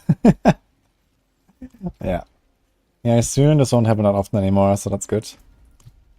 They're adding extra temper attempts to greater FX items.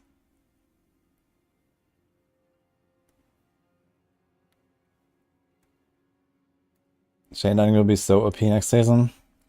I think that's a lot of copium if you ask me. But we'll see. Doing 93. We're going up tier by tier until it stops feeling comfortable. So let's see.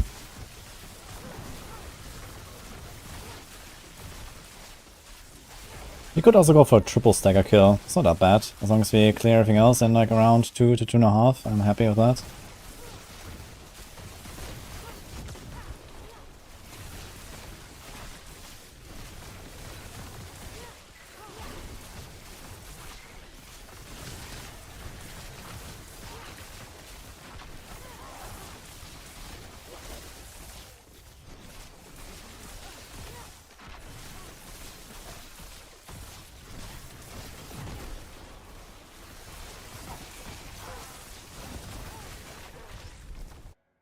That is not working on a Druid.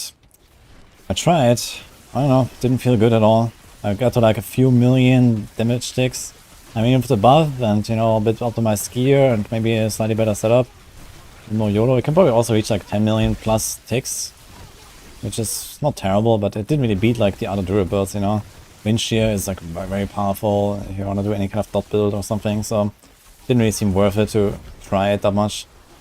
Wind Shear can reach, you know, hundreds of millions of dot ticks actually, so that will just not really work, I think. I was kind of surprised about it. I figured it would be somewhere in the same ballpark at least. You know, not on the rogue level, but it was very far off, and I didn't understand why. Well, that kind of leads me to believe that something weird is going on with rogues, maybe. I also heard from people that, you know, they were trying to calculate the actual damage output that they would expect. And it was like kind of off for rogues.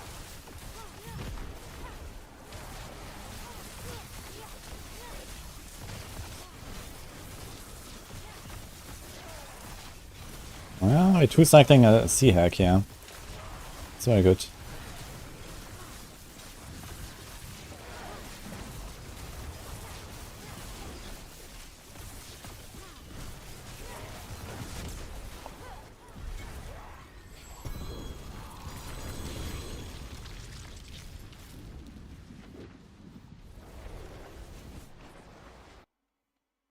This will be good next season.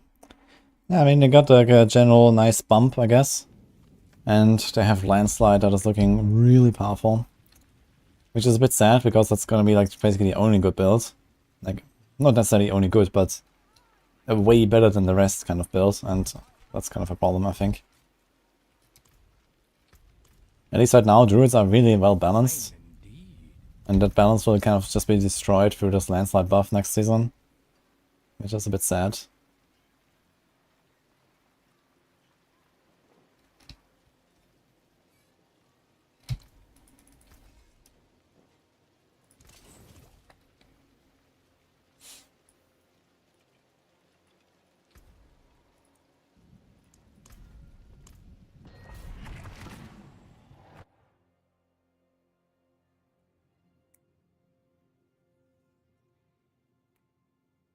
I am playing Dot. Andariel's Visage.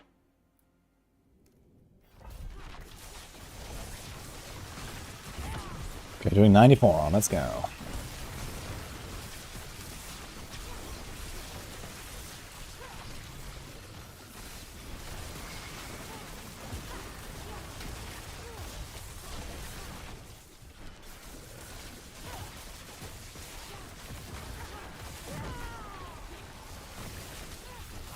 And the extra cooldown is actually noticeable, man. I feel like stuff just comes back way faster. Like, you know, just this extra little bit of cooldown that I have feels nice, man.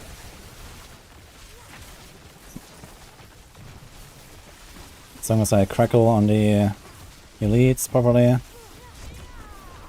Yeah, my answer recurrence is like up way more often.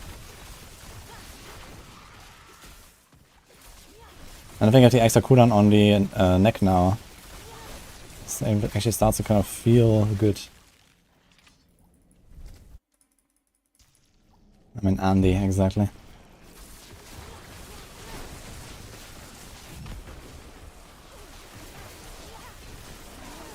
I get the last guy there, okay. Thunder is a bit hard to properly hit all of the pack when they're like a little set out, and then they're landing procs on one dude, but not on all of them.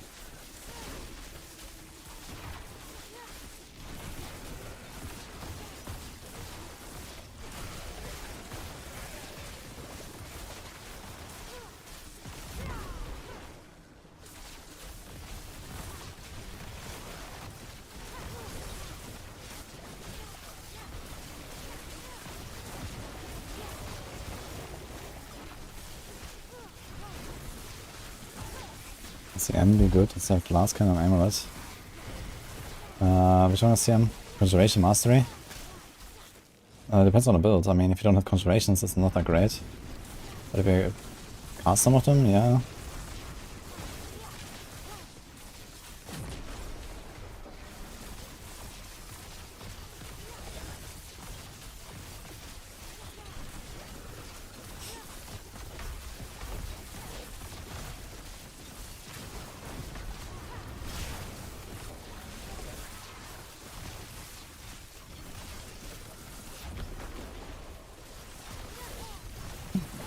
Okay. So he got out of the second stagger. He might actually make it to 100 with like a triple stagger kill. And that's still acceptable. Launch barrier. 30% from pressing any of my cooldowns. And 100% from pressing ice armor. I mean, it just scales with your life, so I have 44k life. Let's do 95. Dude, I have 6,000 rune shots. What's going on? Run 101. Yeah, we're getting there. But yeah, I guess we're slowly scaling down. I need to change my wand. My wand has distant damage on it, man. It's also masterwork crit wands, man. Feels bad. I need to place that wand with something that actually gives me damage. Because most of the time I'm trying to shotgun bosses.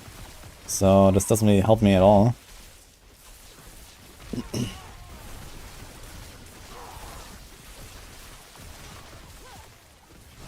So we're missing, I don't know, 7-8% damage or so. Just from that, pretty much.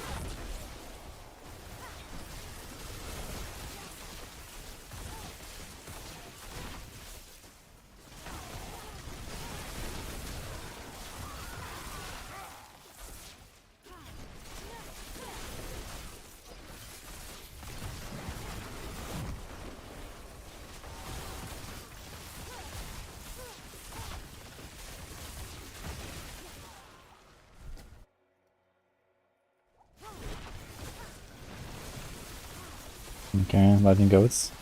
I know it's blood clan.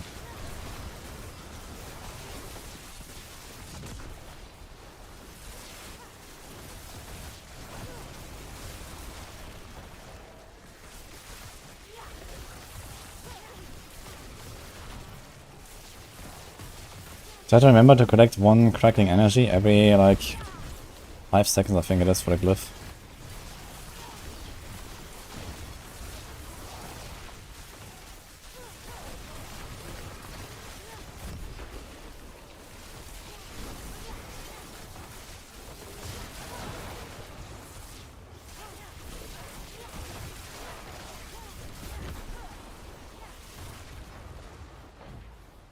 It's all over the packs here.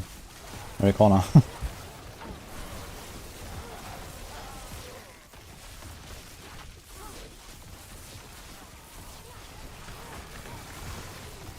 Still 2 minutes.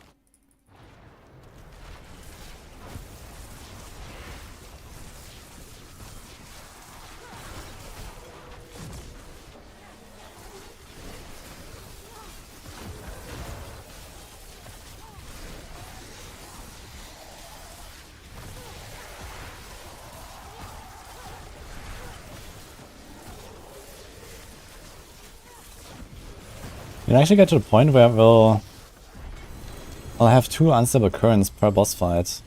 So this actually helps me when the boss fight gets a little bit longer than it is right now. It just always comes back right when the boss dies. So another plus 10 seconds would actually have pretty good damage output.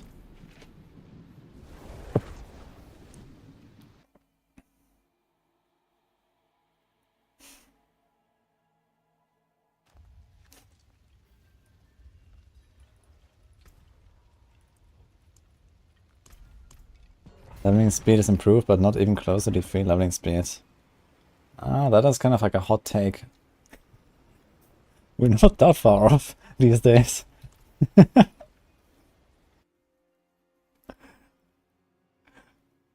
Some people that are kind of bad at leveling in Diablo 3, they could need longer than I need from 1 to 100 in D4.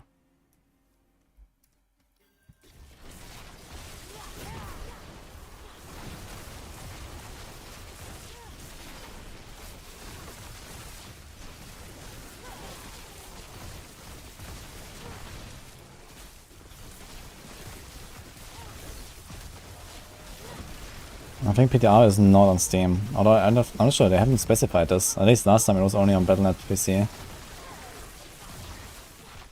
I don't think I said anything about that.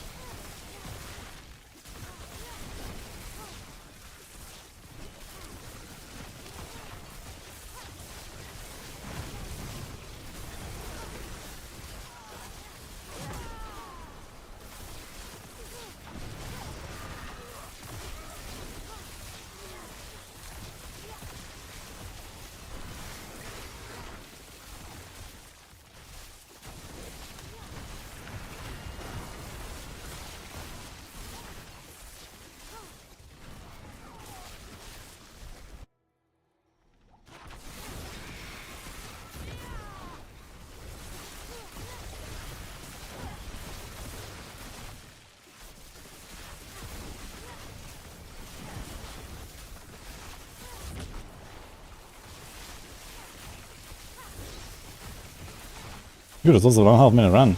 Look at that. Nice.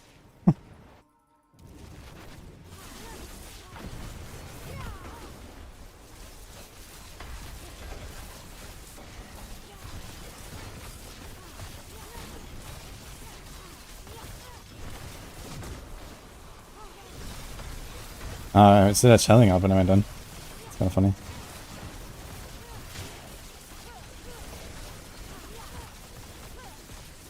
Mm-hmm.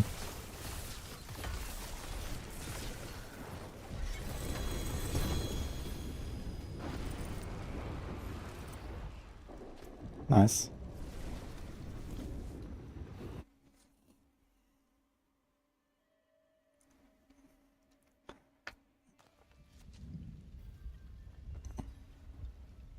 It's available in Battle.net. They said that in Campfire, okay. Yeah.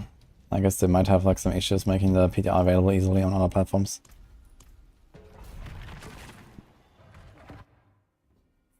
Post an emerald on my Discord. I mean, I don't really have a good grasp of softcore prices. I know everything is just overpriced. That's it. Should ask people that actually trade on softcore.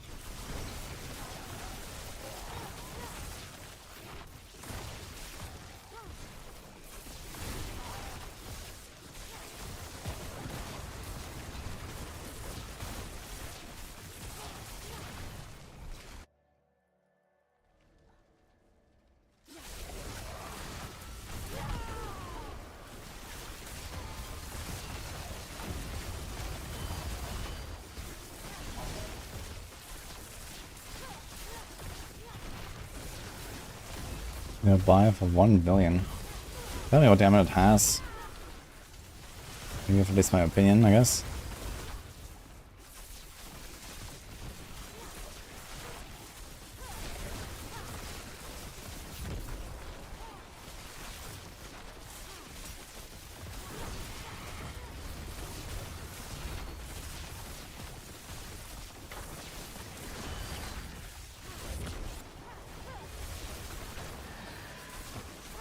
Honestly, I don't really feel the scaling too hard. We're still doing too many runs. It's kind of interesting.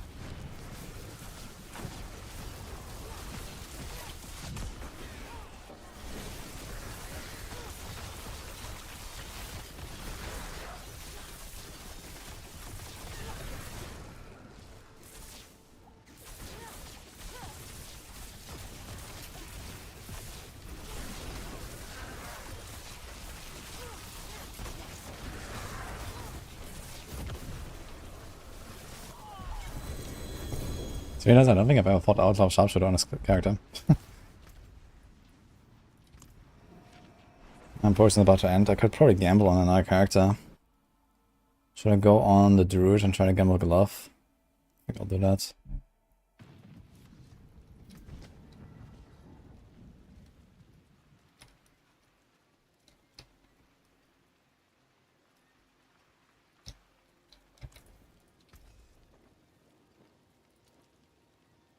Should we also sort first?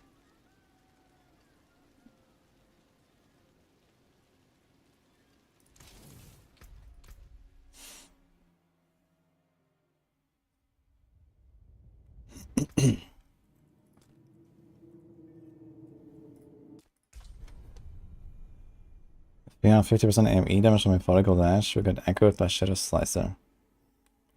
That's a good question. I'm not sure if Shadow Slicer even works properly with everything anyway. It's like a shadow clone type deal. And if I had to guess, it doesn't really do any damage at all. But maybe. I guess we can try and see what happens.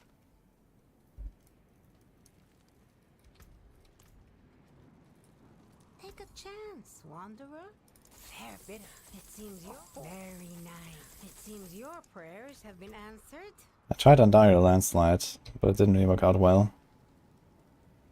And if Landslide becoming its own build next season anyway, I mean it already is kind of. It's like way outscaling what you can do with Andarius, I think. Prayers have been answered. Anything breaks.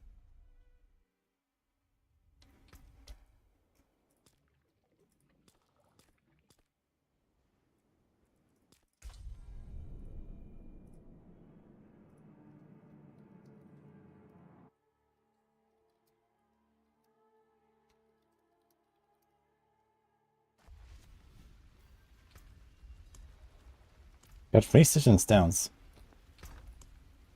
In half an hour. Okay. Okay, we're doing 97 now, right? Yeah, let's do 98. Maybe we're gonna do 100 ones after all. Doombringer being alright choice of weapon. The temper is not that crazy important on this setup, but kind of want it. I don't really feel like I'm too squishy or so. You can get defense and just like life in the barriers and stuff, and it's okay. So I don't think Doombringer is really what you want to run.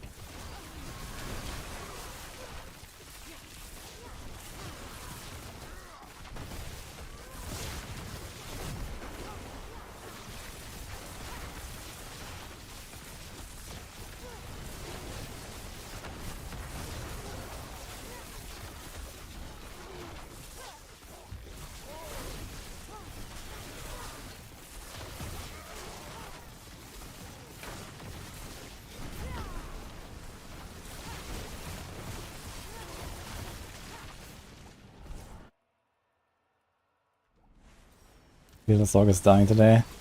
Oh no. No jinxing.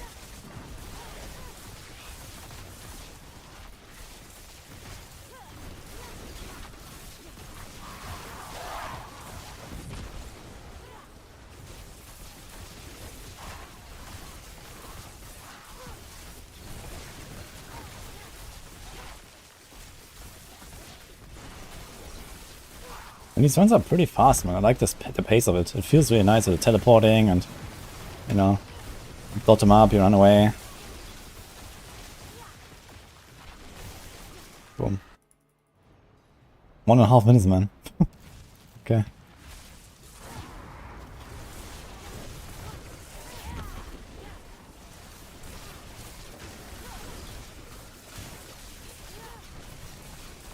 Let's see if we can free stagger her.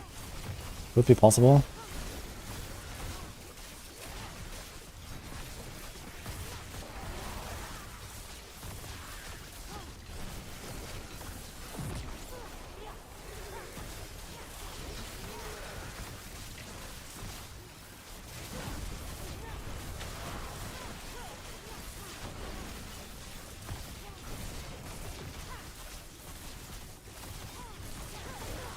Okay, pre-stagger on a sea hack is good.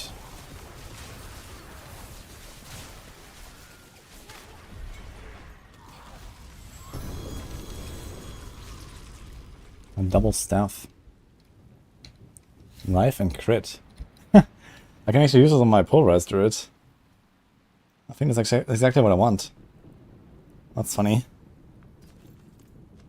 I kind of realized I salvaged a lot of staffs that I should have tried to temper for my druid, I guess. But I think the tempers are relatively good at a half currently. But this is nice.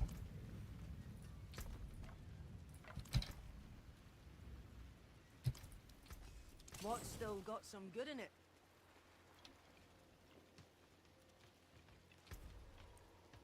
I want to see ATP Sorc similar to Leap Barb. I can get to the point where I can basically just TP almost all the time.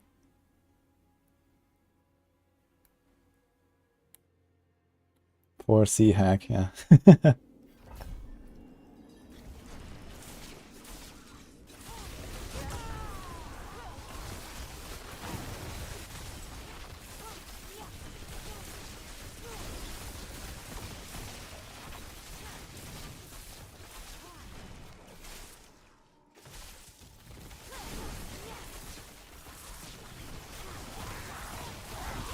Oh. The Synetics hurt though. That was surprisingly much damage that I did not expect here.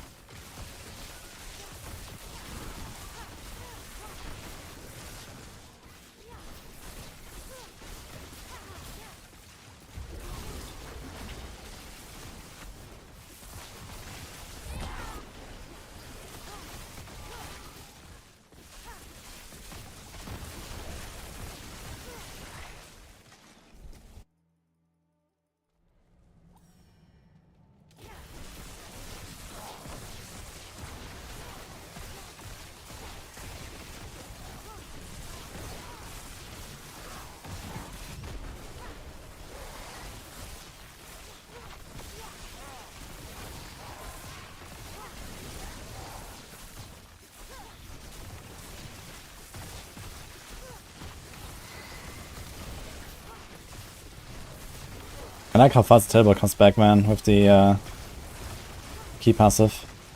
He's so nice.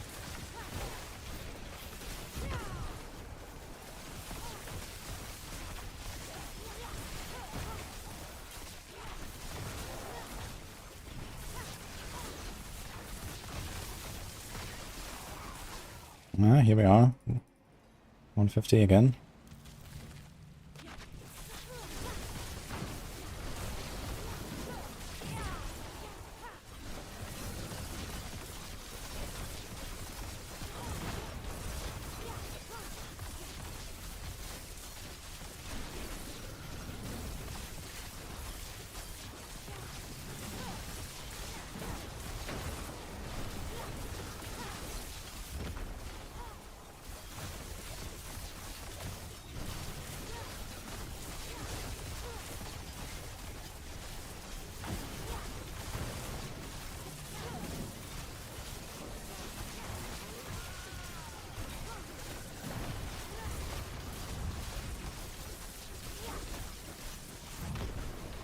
We get our uncivil currency back almost every stagger phase actually.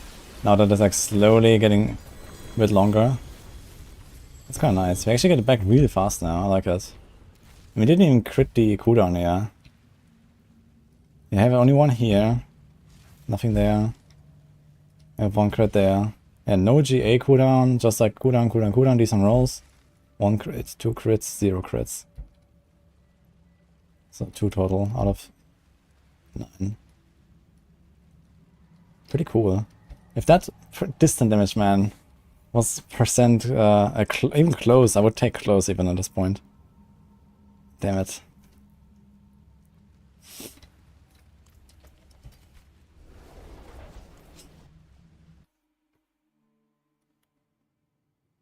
Okay, we're at pit 100. Is the minutes here still bugged? I don't think so. I don't think it was at any point.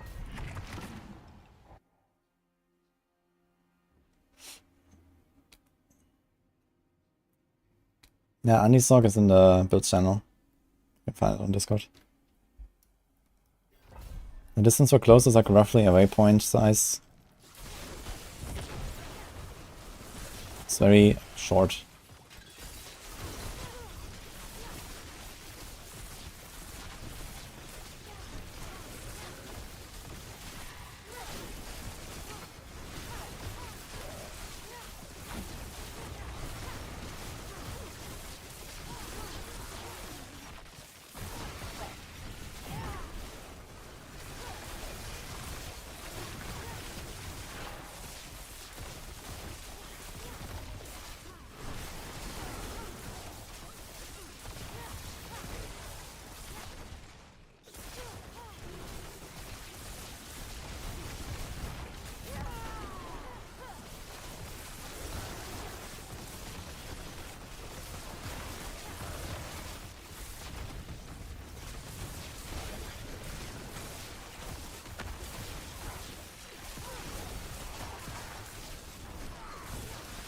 Sometimes this guy's hurt a lot actually.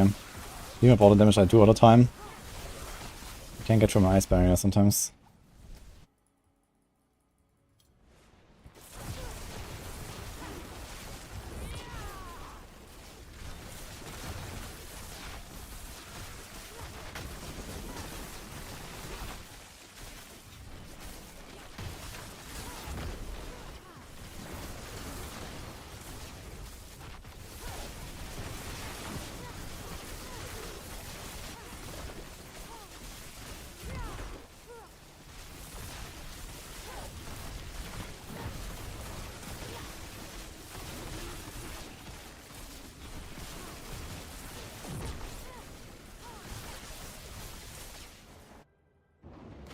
Okay.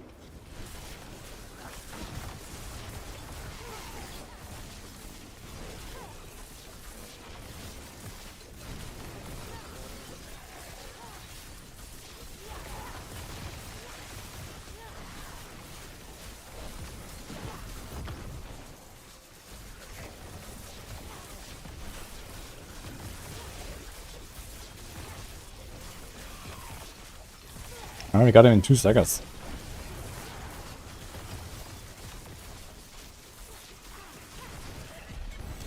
Spill Card of Frost pretty squishy though. Okay, let's try the 101. Which build in Season 2 is good for Rouge? Yes.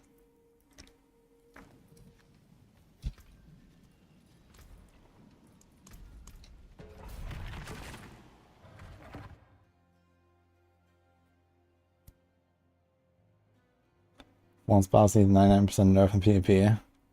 Yeah, it's kind of baffling that they have not actually reduced the impact of Thorns massively in PvP zones yet. They have this PvP buff, they just kind of never adjusted it, right? Like they buff Thoughts and everything, and then they have like Thorns, so it's just like untouched, like why is that a thing? No one likes Thorns in PvP, man.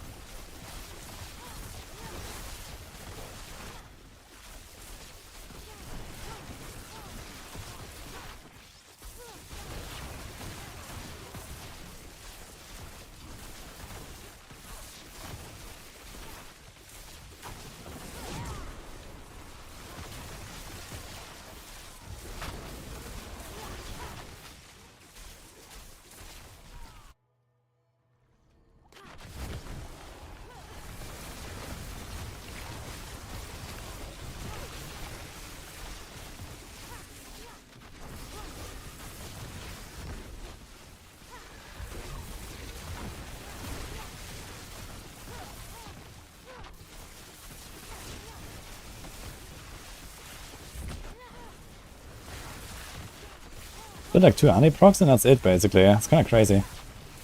I thought the HP scan would be more noticeable, but so far it's only really noticeable on the boss. Not so much on the monsters.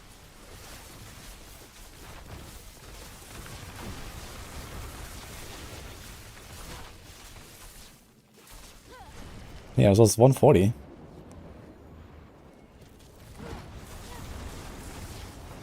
Okay, Bramble is very tanky though. Let's see. I don't know if my answer already either. Guess it works.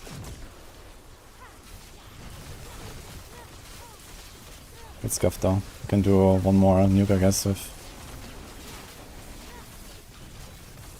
Stagger and Unstable. But I think 3 might be a bit close now.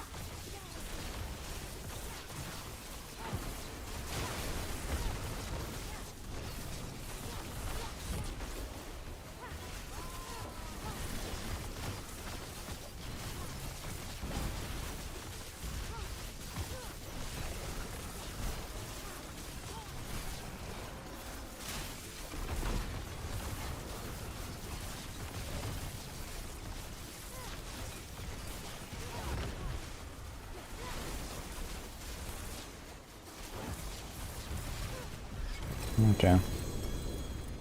Yeah, 101, I mean, it's quite doable. If I had this extra roll, we could farm 101s in like 2.5. So it's pretty nice, actually. I like it. He's a damage all time want. We give up a bit of end. How much end do we have? 1700. We'll try to temper it. Let's see. Hello, Rolls Royce.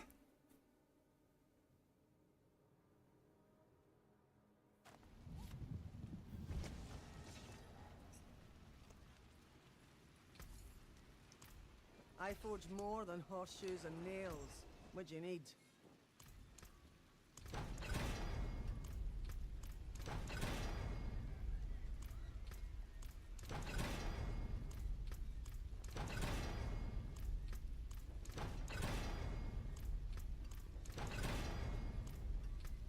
Last chance. Damage too close. Minimum roll.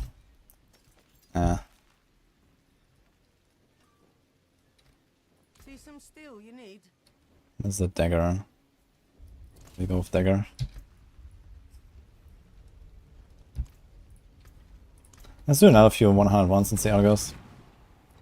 We're getting the full 60 Nether in here.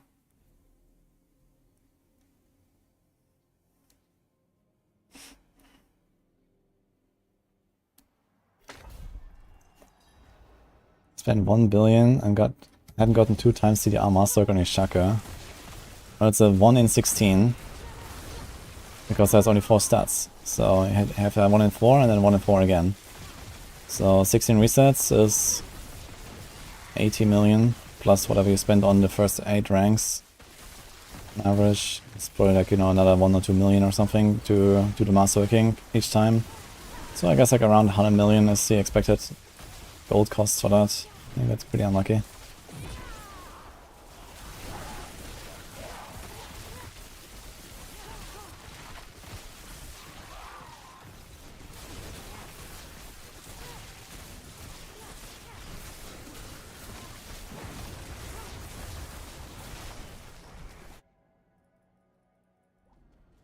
Third Necro. Nice. What are the builds you're playing also?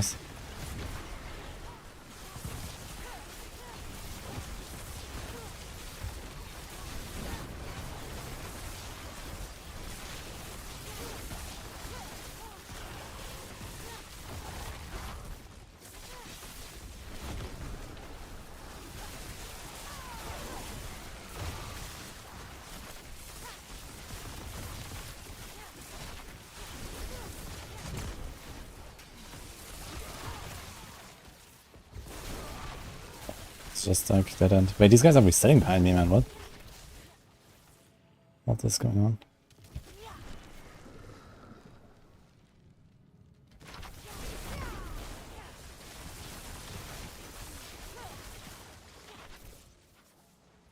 Where are all the monsters?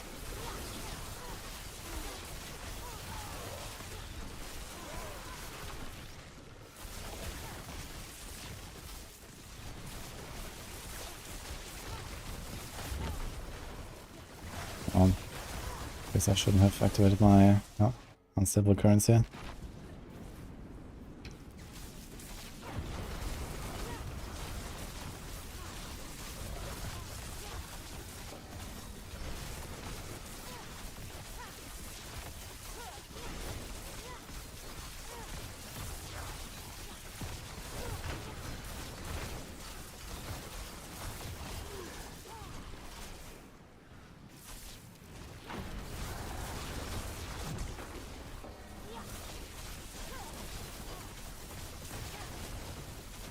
Oh. I guess I could survive it.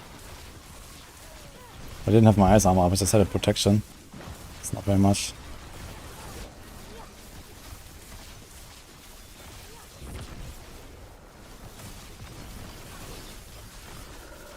Ah.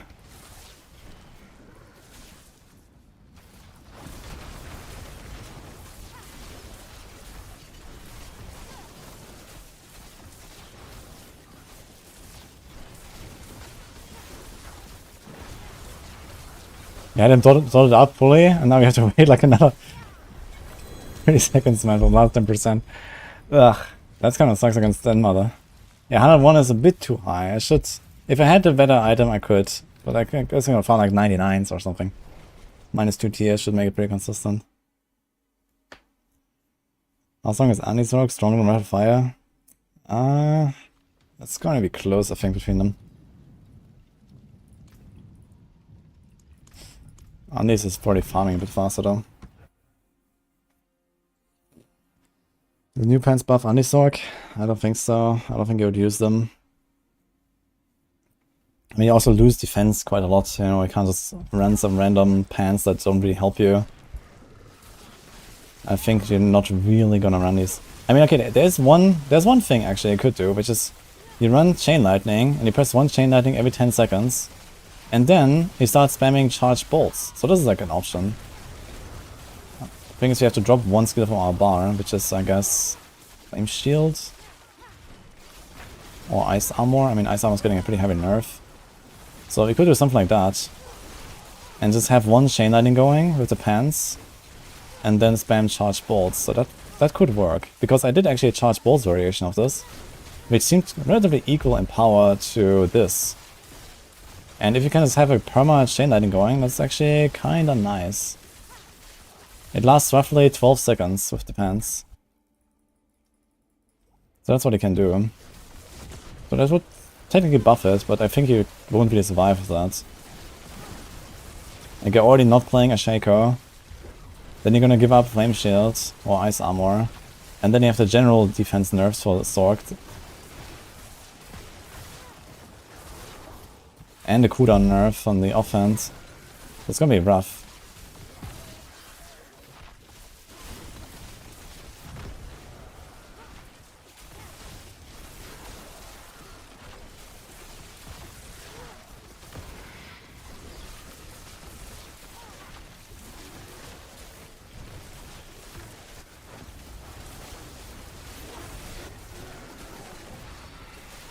What? Wait. Where did I go? Dude. Probably gonna get one tap somewhere on the way because I don't reset my ice armor. Okay.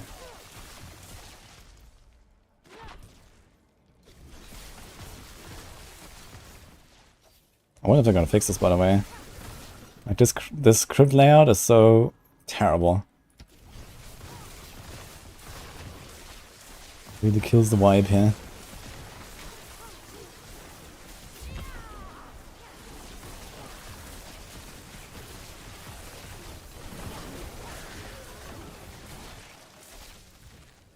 Oh. But you have to go for one more pack. Again, no unstable currents. It's a bit sad. Maybe get it back.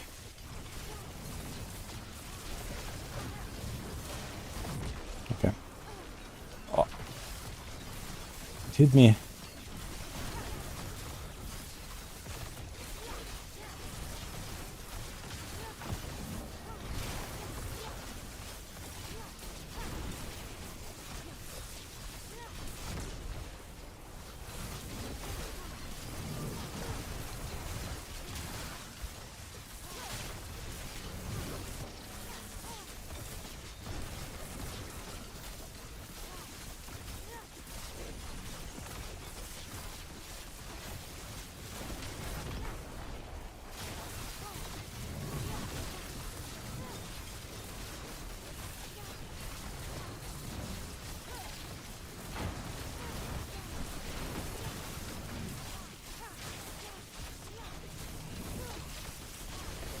Right on both side.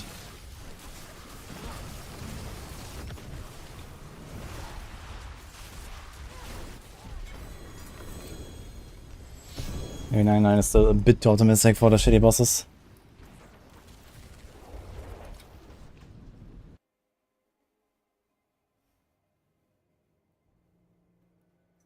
What's the outshot of the new Sorc style? It casts basic when you cast a core. What's that good for? Yeah, we actually discussed this earlier for like an hour or so. It's basically a slight buff to what could be a Frostbolt build. And I don't think it has a real interaction with Firebolt, but maybe. It could be a slight buff to a Firebolt or something that could be a Frostbolt build. It could actually be a pretty big buff to Firebolt, if it works with Firebolt. The thing is, I don't think it's supposed to. With like Divine Blaze. Not Divine Blaze, what is it? Flameweaver glove? But maybe it works with Flameweaver glove. And if you can properly shotgun into bosses with both hits with Flameweaver, then it could be pretty good.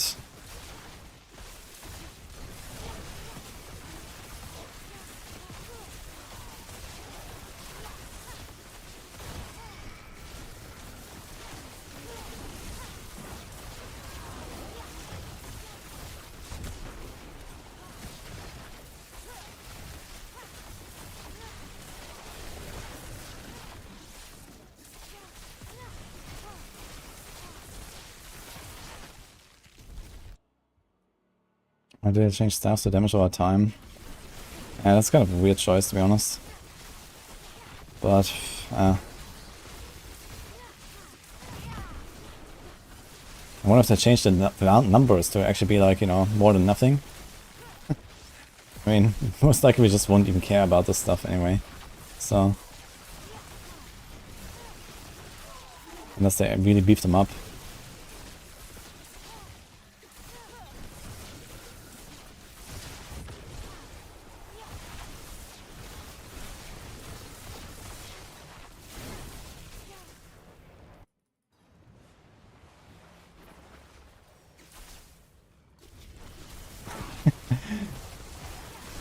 There's some very vivid Sorc enjoyer in my YouTube chat, by the way, who multiple times per day spams in my chat. Don't let the nerf Sorcs again. Don't let the focus nerf pass. Give negative feedback.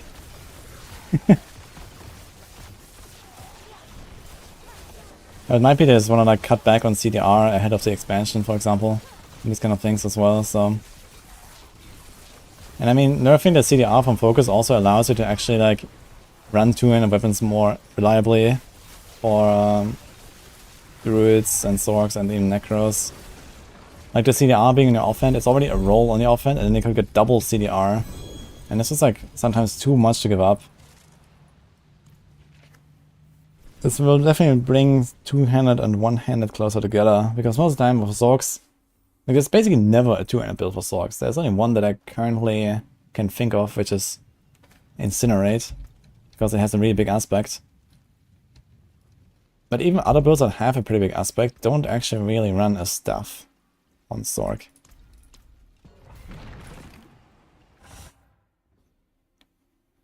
Blizzard. I guess you can do it on Blizzard.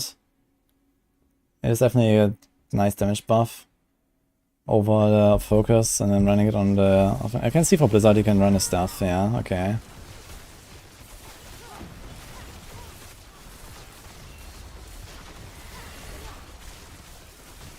But yeah, I guess this is because all of the damage comes from the aspect.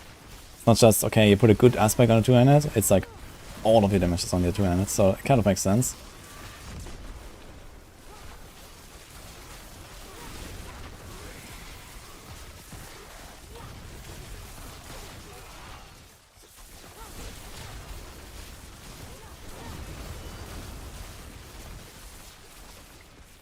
This is getting nerfs in PTR. Yeah, you have to put like one more aspect now, right? So you lose an aspect for Blizzard. What you really want to do is all of the Ice Spike stuff.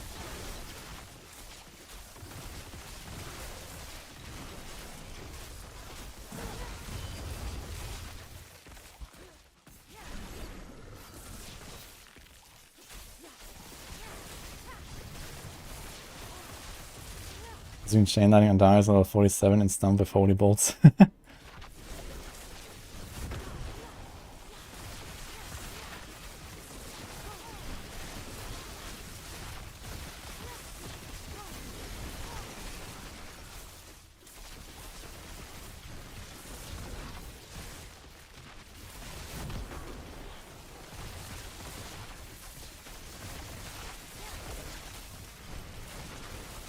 Oh. Potion running out. Let's go.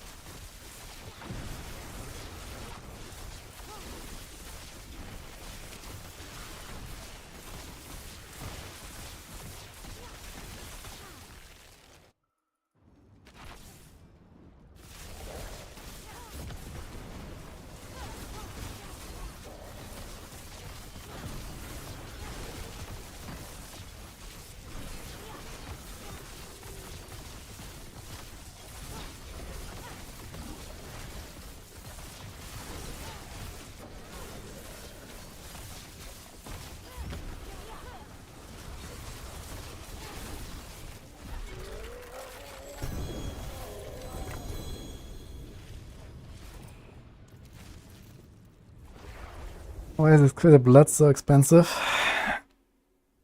That's not because Zia drops more Ubers, that's because people think Zia drops more Ubers, I would say. Those are two different things.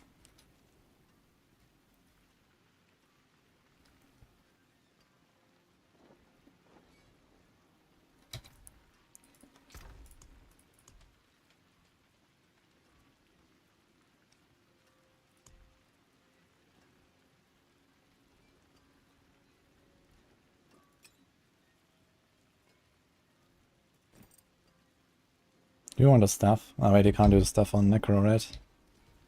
Alright. Greetings. How shall I guide my hand? Greetings. Time to gamble again.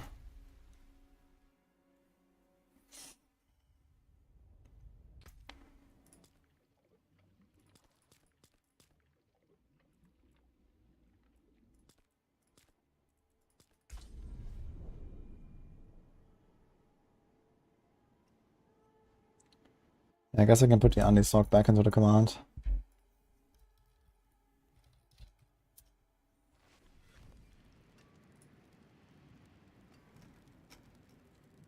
Where do we have it? Yeah.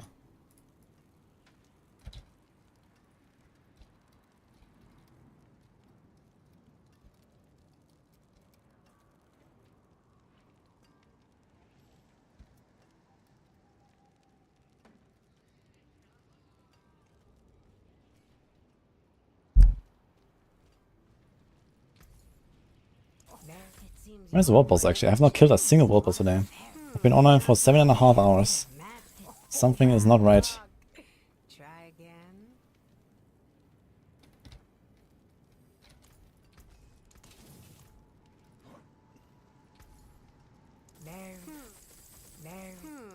Until next time.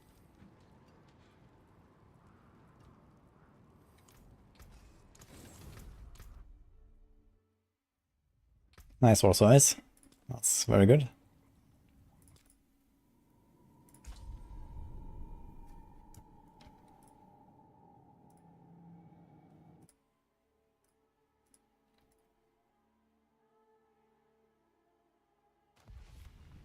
Sounding good, got a 4 GA yens and sold them for 6 billion.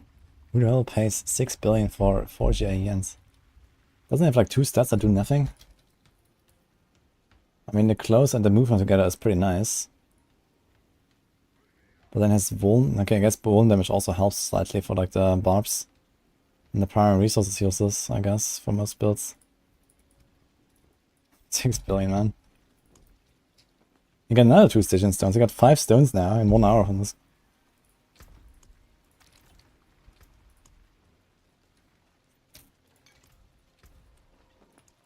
Let's go 97, so it's a bit more chill.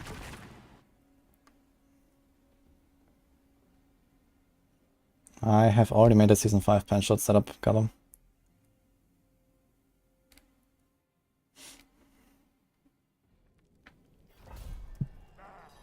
Orange Whisper farming is 6 billion gold. That's pretty much exactly 1 hard hour straight of just whispers and nothing else. Spread over the duration of, I guess, around 2 weeks. If you set the alarm clock, like, you know, once an hour in the night. Wake up, do whispers, go sleep.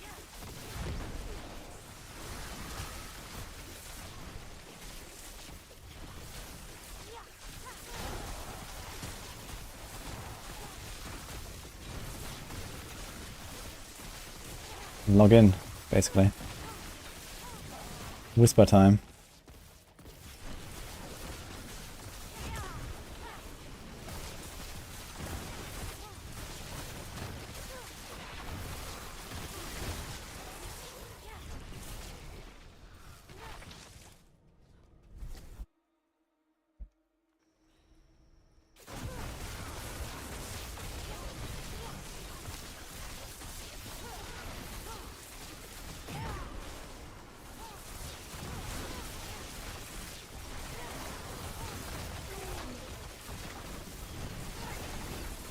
Yeah, if you're really fast, you can get something like around 1 million gold per minute with whispers.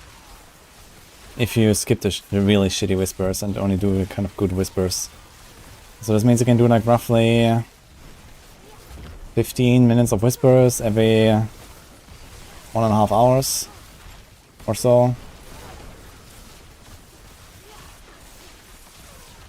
So yeah, that's kind of like what I try to explain there with the calculation.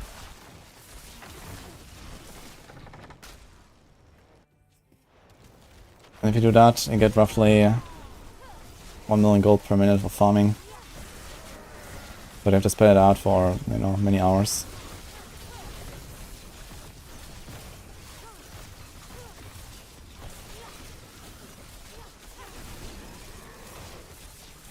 This back cap is annoying, I agree, man. That's definitely one thing that will disappear at some point. Or at least be changed.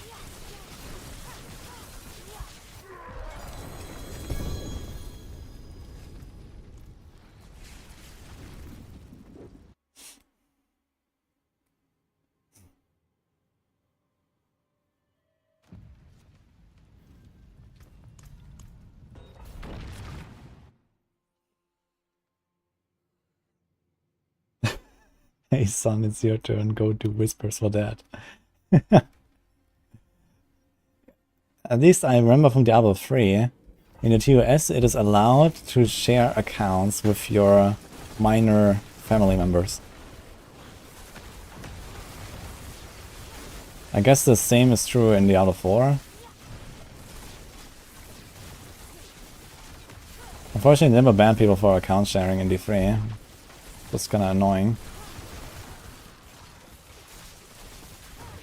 Because that at some point became like the meta for like the top group players and the top softcore players. Basically, they were just account sharing.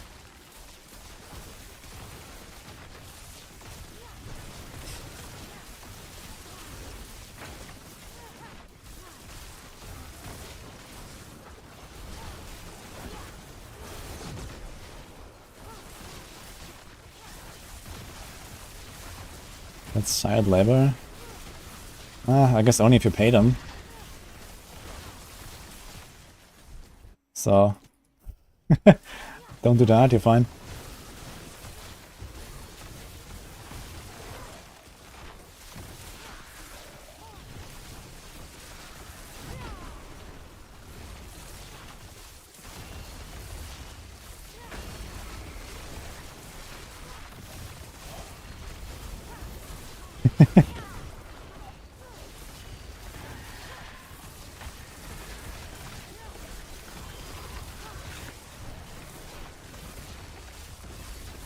Can play for 1 more hour, but only do whispers.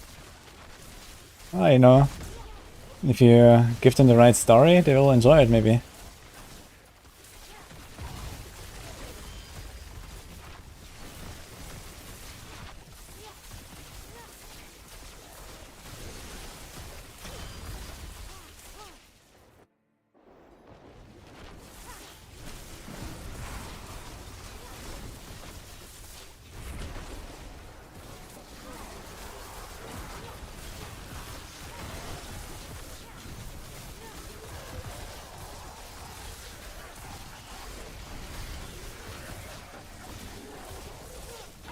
A lot of those people that their accounts were actually botting. Yeah, could be. I guess you'll only know if they actually get banned at some point. Ah, here, Jens Blessing.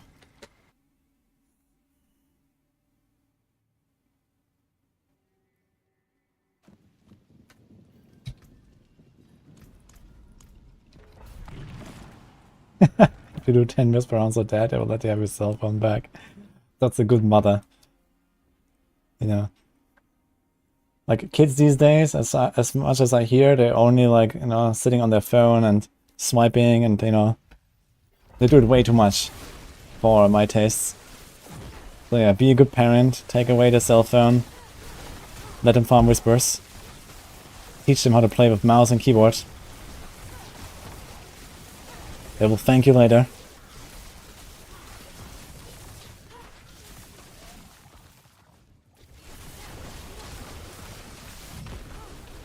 Make them real game. Like, we talked about this the other day, and someone told me that apparently it's a thing that literally kids these days cannot actually like even use mouse and keyboard properly because they're so used to touch screens. Like, imagine that shit, man. Holy.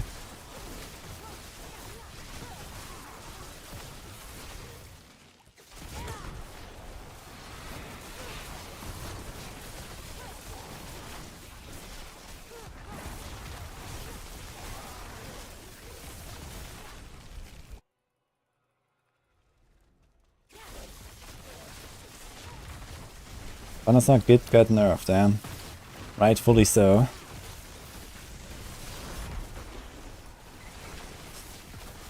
Not because I want the Druid to be weak, but because Final Sorc node was somewhat ridiculous.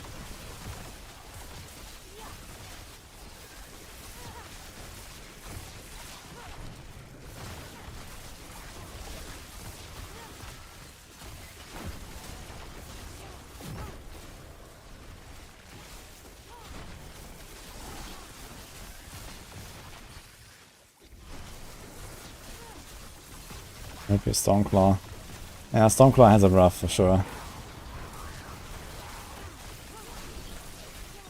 But I mean, there's hope, because Stormclaw is defined by its unique.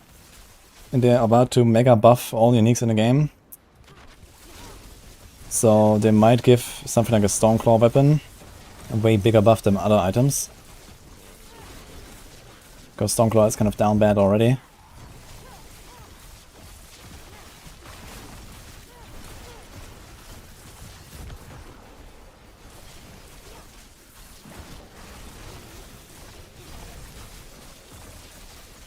What do I do? Solar damage on this guy.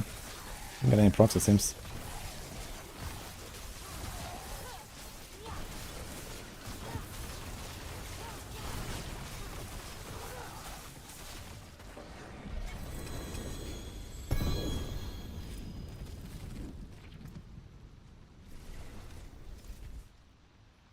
Bloodless Scream, Copium. Yeah, the question is like, what are you even gonna do with Bloodless Scream? I was hoping that would maybe make it into like a Sever item or something, you know. Sever needs a big buff as well, and you know, a cool big scythe. That would kind of go well with it, I think. And looking at a Charged Balls glove, man. Anyone interested? Charged Balls of crit?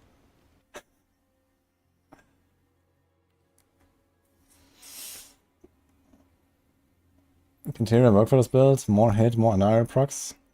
That's not how Tyrius works. Tyrius doesn't have lucky hit.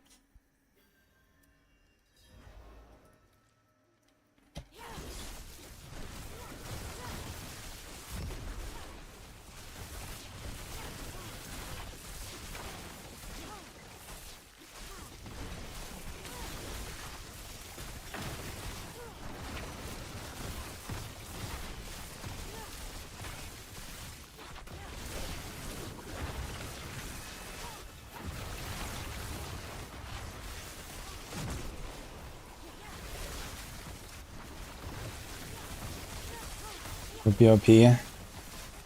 Not necessarily. Always depends on numbers.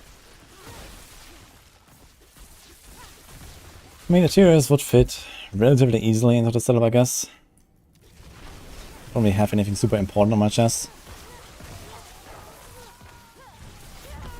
Good run is also a defense, I mean. Why not, almost. We can actually reach like a capped resist on at least 2 elements, thanks to our enchanter glyph.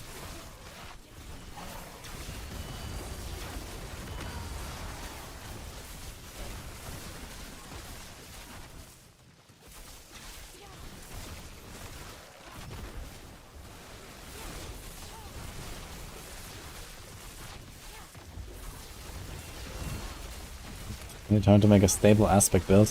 I think you need to have... How does it work? Unstable currents on cooldown. Right? So you need to still have it on your bar. So you need to make an unstable currents build with no cooldown. I don't know about that, man. What's the purpose?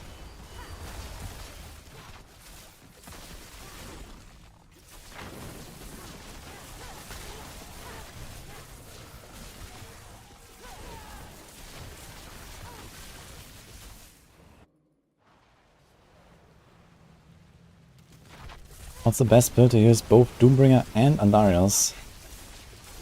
You want to do well in the pit.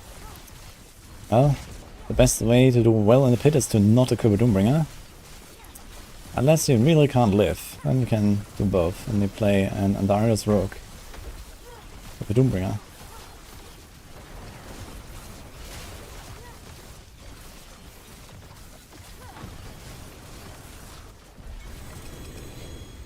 You keep hearing about a 10 crit to 1 vuln ratio, how that works. Magic, as far as I know, because I did some math on this, and I could not understand how that would even be remotely true.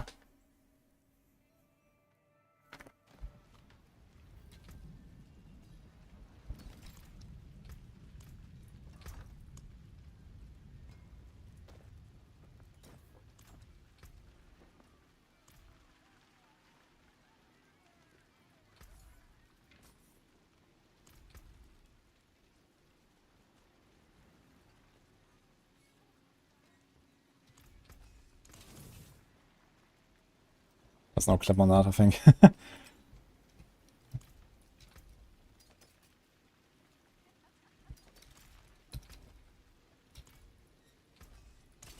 My hammer sings on your return.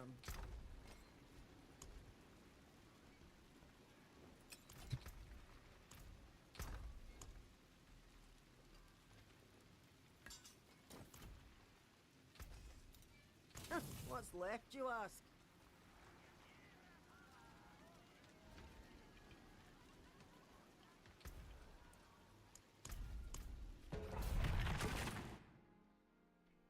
What do it? Running Rouge and Hardcore, Easy and Bill, love it. Got Andy and Doom. Yeah, I can do is that the same question on Twitch chat? You can do Andy and Doom together. Okay, also have an Arcanus. You have a Shaco and Heartseeker, only spelling Spark, and 3 Ubers. There's no second Uber for that build. Like basically most rogue builds run Shaco, and then there's Andariel build that runs Andariel. And that's it for Ubers. There's no other Ubers that you use on rogues. You could run a Doombringer. Some builds suffer more than others from that, but it's basically always a downgrade.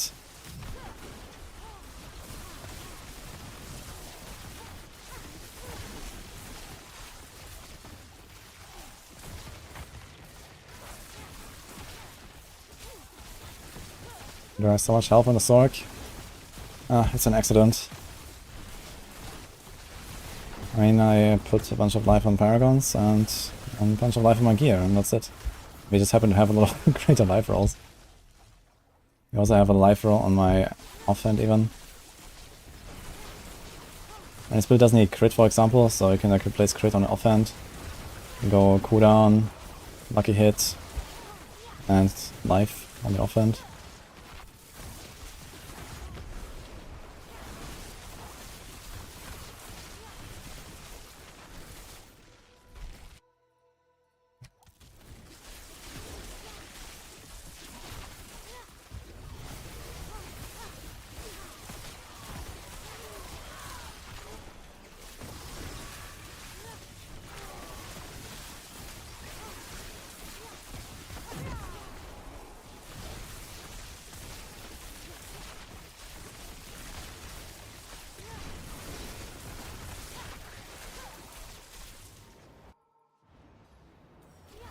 Was that 2 streams ago? No, it's actually more. This was when I was making like my Barb planner and stuff. So at some point I was crafting a Barb, I think Flay planner, and I made a spreadsheet and I started calculating.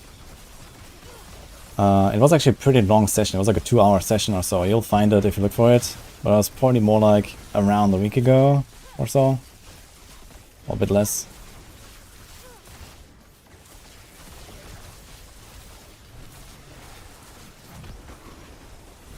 So you'll see me in Planner making a Barb and in Google Sheets.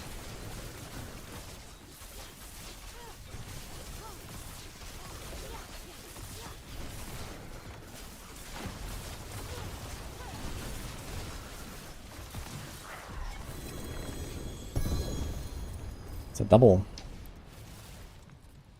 Life and life per second. Ugh. Undies is not worth running on Heartseeker.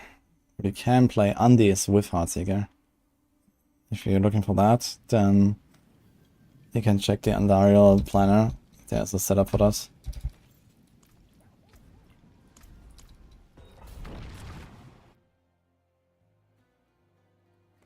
Dashing for sub 5k damage, hitting for sub 15 to 20k with Shadow Slicer at 600% on a 2-handle slot. Yeah, it's very likely that the Shadow Slicer is not working with everything properly. You're actually doing a surprisingly, close amount of damage. But you have very little damage, so this sounds more like you took off a lot of your multipliers and stuff. And it's very likely that there's a lot of stuff that just doesn't work with Shadow Slicer, just like with Shadow Clone and, Grasp of Shadows. Like, I guess it's all the same shit. Like, half of your multipliers don't apply to it. So, I'll probably forget about that. Good news though, they're trying to put a bigger focus on dash. So at least after this season, you can tell them, hey, we tried, it doesn't work. So maybe you're gonna do something about it.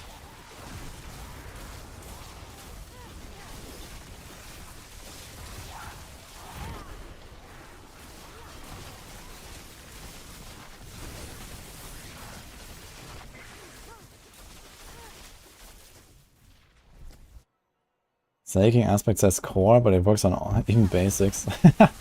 That's funny. I haven't heard about that yet, but I guess no one really worries about resources on Barb, so... Like, no build that actually uses resources right now on Barb, right? Fawns? No. Flay? No. Bash? No.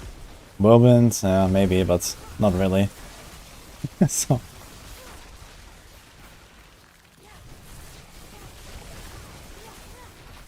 But yeah, there will definitely be a time for that. That aspect is pretty good now.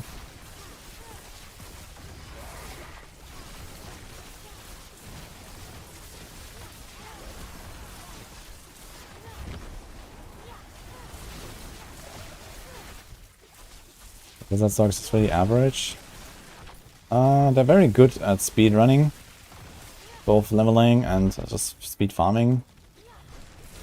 And they are actually one of the stronger Sorc builds currently. They're probably number 2 or number 3 actually in Blizzard Sorcs for Sorcs. Just that Sorcs are kind of like weak.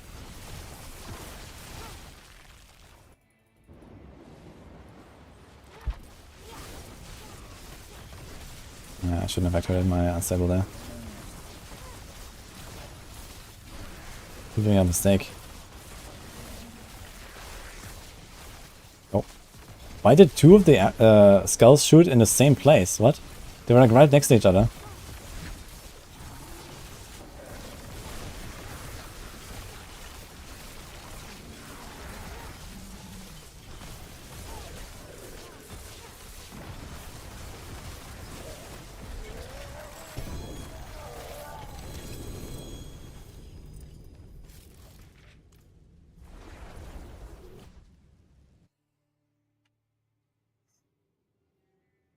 Do you plan on fixing rogue clones?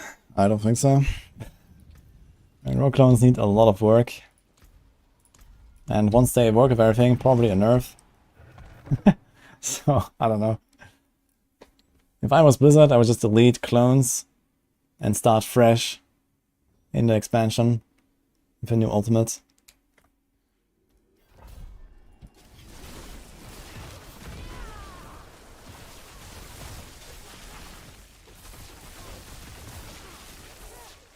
It's not like anyone ever used clones really anyway, like the entire time, you know, clones just did not exist.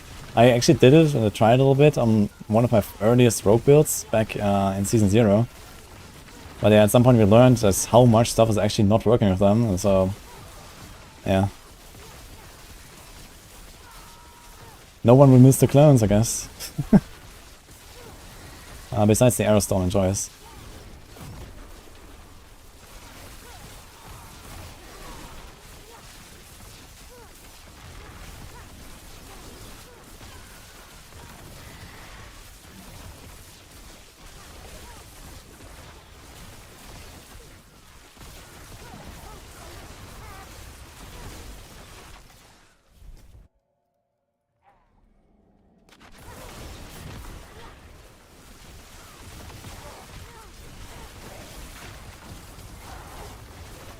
Testing Earthspike Druid build, you need no crit because of Earth's Might. Ah well, in the future you need no crit because of Terror Mode charges. Because you now get a guaranteed Terror Mode when you hit something, and then you use it, and you get a guaranteed crit on that. It's pretty busted, although it doesn't work on boss, so you have to kind of like ramp up your stacks. Is there like actually a cap on Terror Mode charges? How many Terror Mode charges can you have? Can you just walk into the boss room with like 500 Terror Mode charges and then just kill it? I guess so. Does anyone know the cap? If there's one. Because there should be a way to get more Terror Mode charges than you can spend while going towards the boss, right? So you can probably get away with like 0 crit.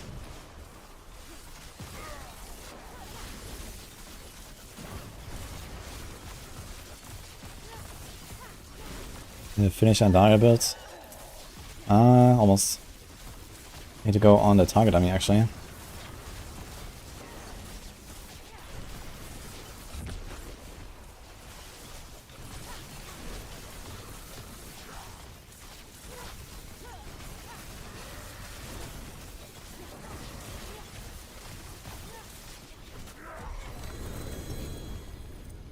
I just couldn't get the wand. Wand is still kind of crappy.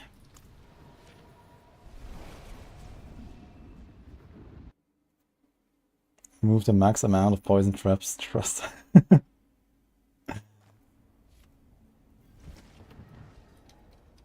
The ranks of poison imbue skills and upgrades not work of passive and points aspects. To be honest, I've never tried that. I've never heard that anything would not work with it.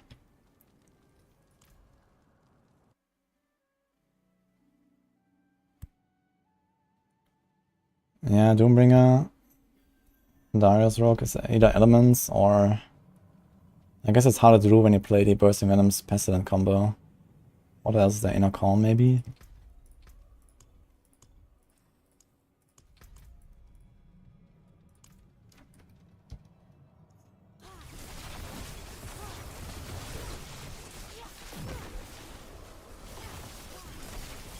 Let's see what I can dig for. Okay, 22. 28?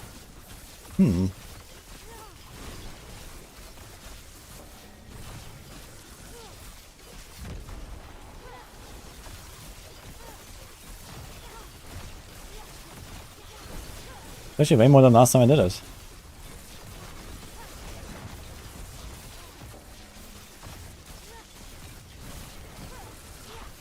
Even without unstable currents, wow, I just did like 25. It was actually like 50 million DPS or something. And it can still be more. I can actually boost it to like 100 mil or so, I'd say. On softcore, with better gear. Still some optimizations.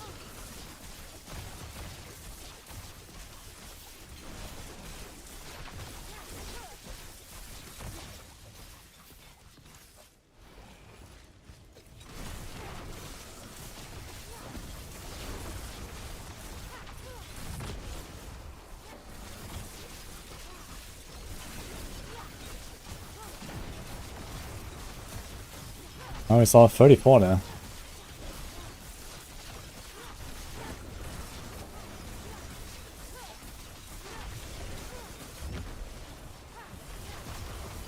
$36, 44.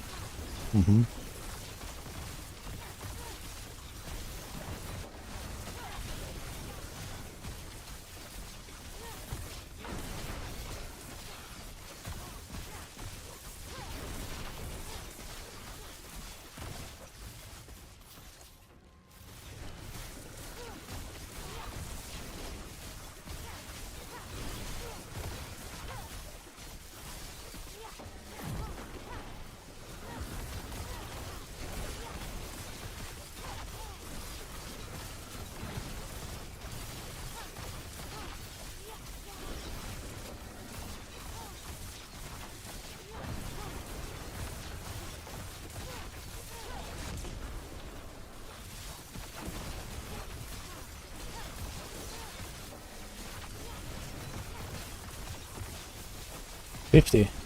58. Okay. It keeps going higher. Interesting. So that actually is like around 100 million DPS, so this was like kind of like a high roll there, I guess, at the end, with like a bunch of procs. But it's nice. Does the Andariel Sorc without Andariels? Unfortunately not.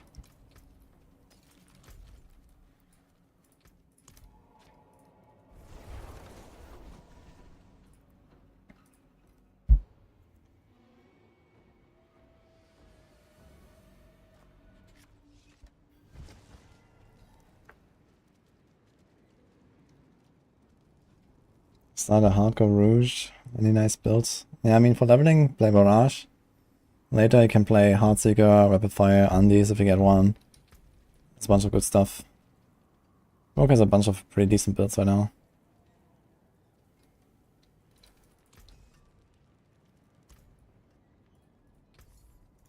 Farewell and good fortune.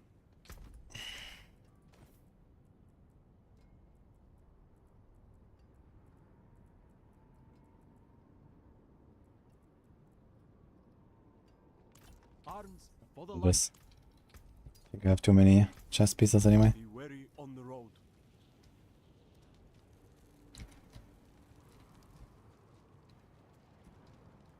Why does Undyre Rogue does not scale the poison imbue skill? Because you don't try to do damage with pestilent points, you just use it to activate Eldritch Bounty. So you don't need to invest in the poison imbuement. It's not like there for the puncture to do any damage. It's mostly just a buff. And also to trigger Bursting Venoms, which can then trigger more Andariels. For some reason, Bursting Venoms, being an aspect, has a lucky hit chance. Which is, I think, unique to the game for Bursting Venoms. So this is the combo. Hi Jish.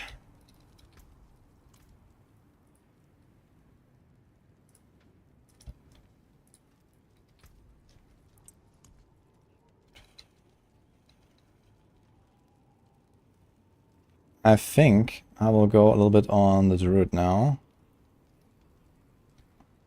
And I want to try to kind of determine the pit scaling a little bit, because I've been doing a lot of T100 runs. I want to also try some 99s, some 101s, some 102s, some 103s, some, you know, kind of tier by tier, trying to do a few bosses. So that we can try to determine how much the pit actually scales. I'm gonna do like, you know, 2-3 runs per tier or something. That's some project I wanted to do a little bit.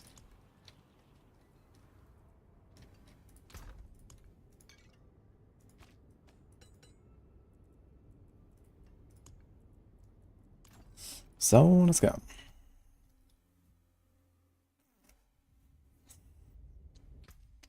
I've heard about the 130 feet landslide, and I'm not surprised.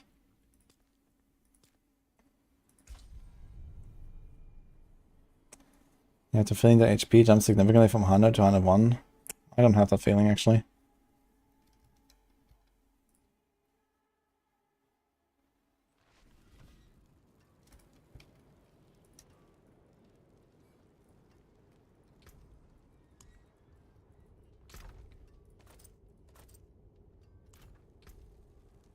Okay, I need to make sure I have everything. So got this. Did I miss something up? We have Shockwave. Metamorphosis, Simple Odds, Shepherds, Stay Real. Okay, okay, okay. This is fine, this is fine.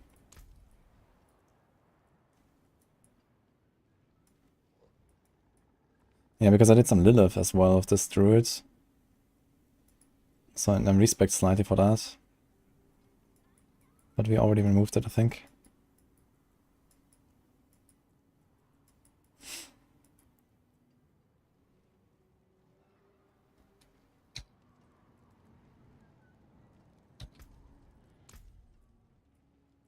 I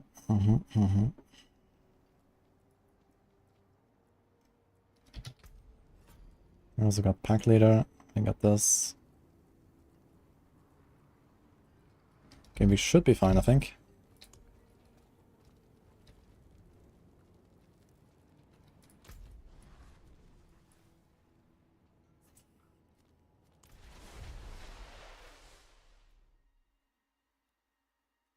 Break the 2GA bow. Feels good, man. Smile. Exactly. Keep your head up. Go again. I'm also just running a 1GA bow, by the way. So, I've played a lot of Rogue this season. 1GA army.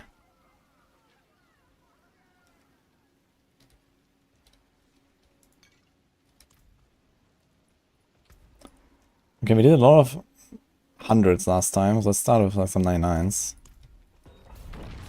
We're looking for some big bonks on bosses, basically. I want to try to do like really big bonks so we can determine the before and after on the HP bar and understand a little bit how much HP the bosses actually have. PTR is on Tuesday.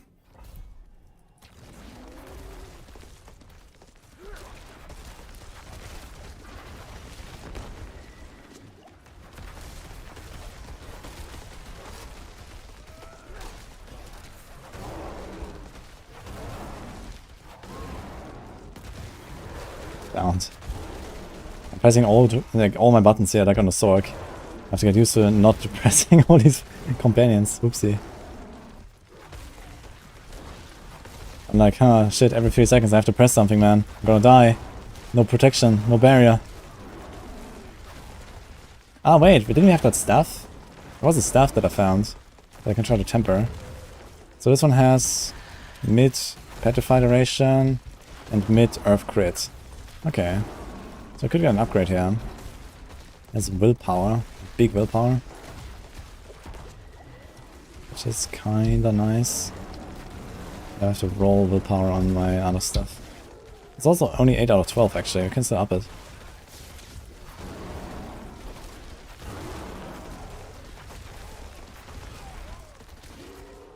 It's also 8 out of 12, this is 8 out of 12. So I could actually just upgrade all our stuff. I guess I'm not really gonna be farming much anymore on the Druid.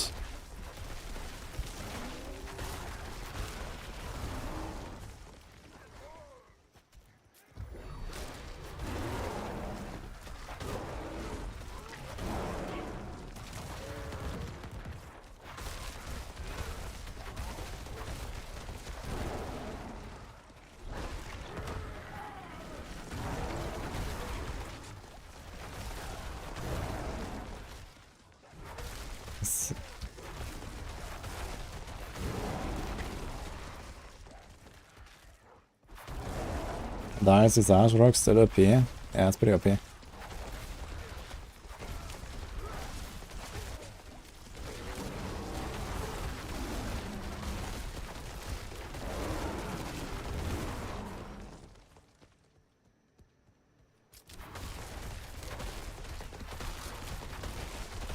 I'm also waiting for Tormented Malphas. Man, I hope they bring Malphas back.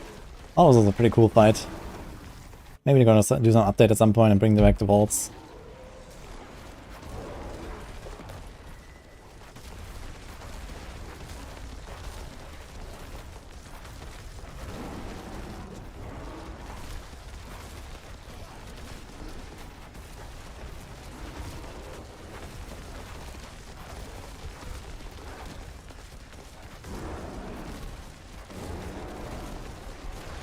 That's a pretty nice hit there.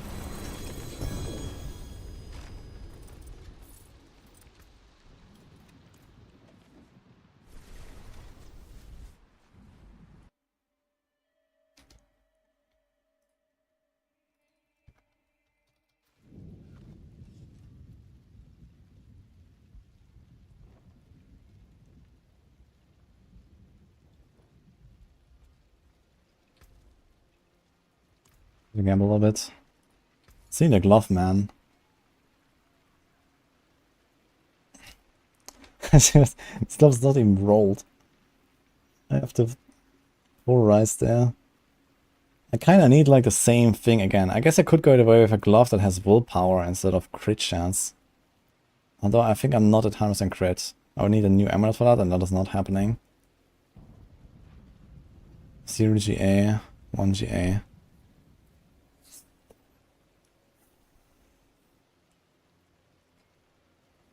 All finished, are you? Well, You're gonna keep getting gloves here. We'll see if we get something better with the pulverize. All finished, are you? What's still got some good in it? Not a bad. Hello? Well, shame that.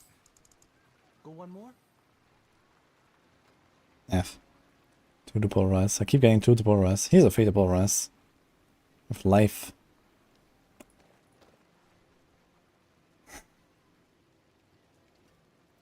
Now the other option is I roll this to armor.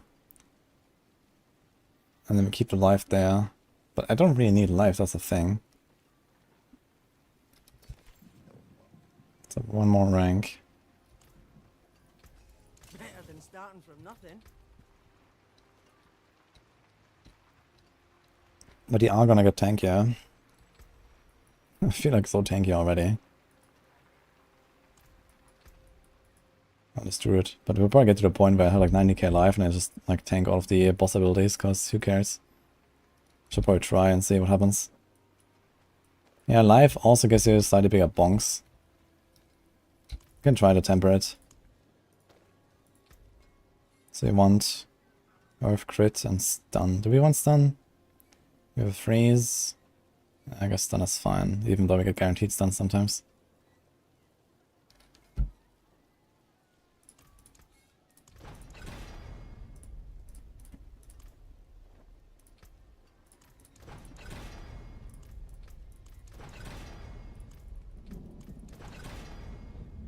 Or Earth crit.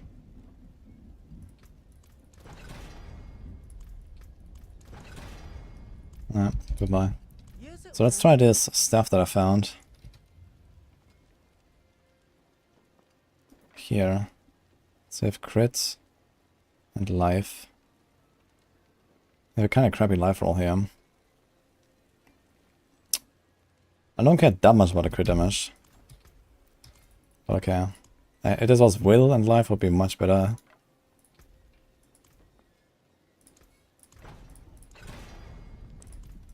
Guess would be relatively good for something like, for example, incinerate.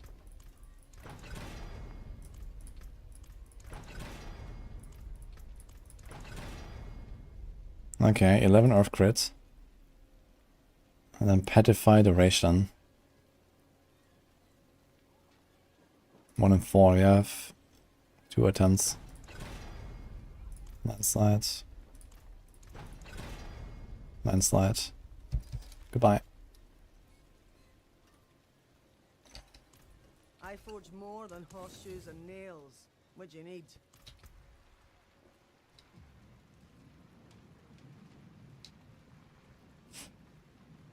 Always.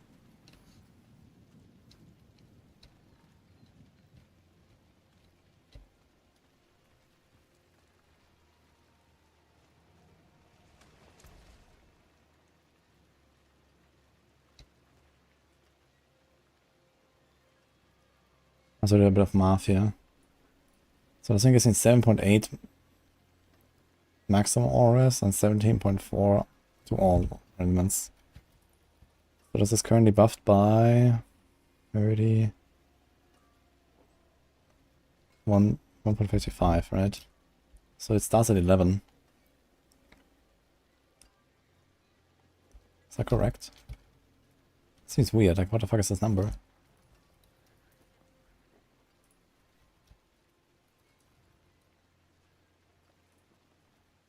What? Does it have 11.2? Like what is this? It does have 11.2. Okay. Interesting. So what happens if I don't buff this and I go all the way? It's 16.24. So compared to what I have right now, it would be minus 1.2. So like this, I would actually be undercapped. The maximum auras is at 5. Bardic would be 7.2. So this would be okay.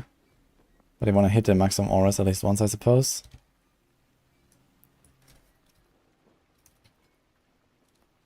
Be 8.5.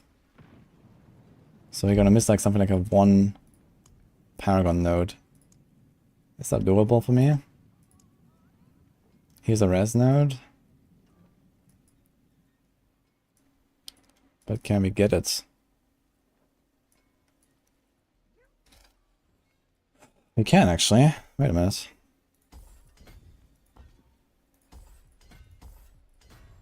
Just doing this, for example.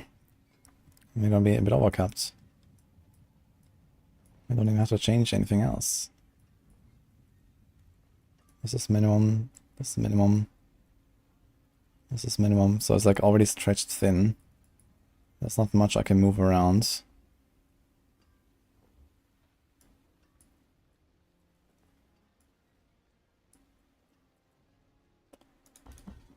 Ah, wait a minute. There's also this random dex now that we actually don't really need. Do we need for anything?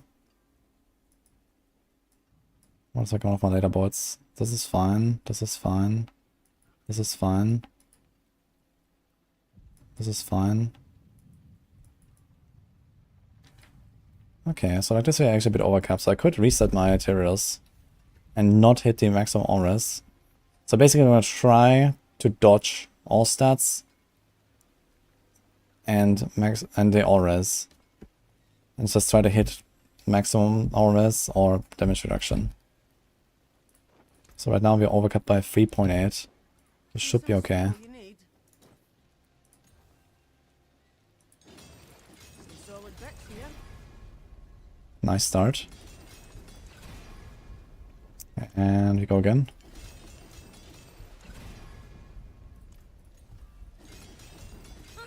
More there Okay. than I thought.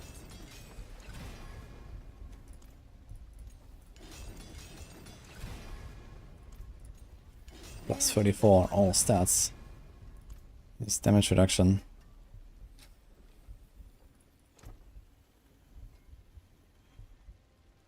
I think you wanna at least hit the maximum auras once, so let's redo this. Okay. Holy shit, man. More there than I thought.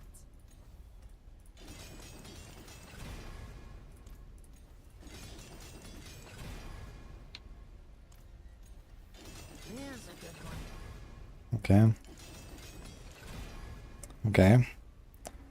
Oof. 0.2 away. But we will probably catch up if I don't hit the maximum auras again. We're getting more res than we're getting maximum auras. So we're gonna cap it out again. Some solid Let's bits see. here. Oh shit, we actually did a triple. Oh shit.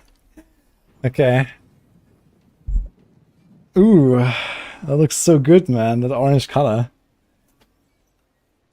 Now what? I'm missing half a res. Hmm. Okay, how do I get half a res? Yeah, I wasn't actually trying to get the triple here. I was like, okay, let's get one and get a second one on either of maximum all res or damage reduction. And then let's go for the 12. But then he hit the double and we got the triple. It's kind of funny.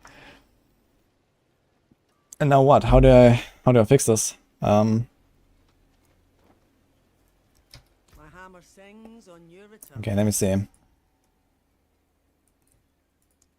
Any other res node?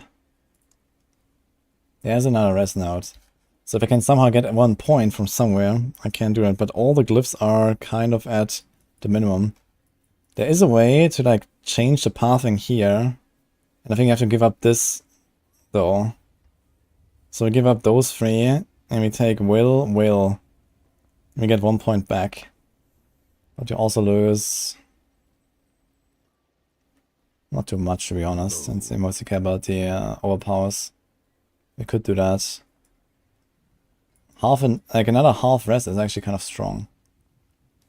I guess plan B could be to do it for the skill tree, right? We can do this. Greetings. You would actually get 3 points back on a tree, or at least 2. But I have to put a point in there. We're already struggling for that. Can move the 3DR. Or the 3DR.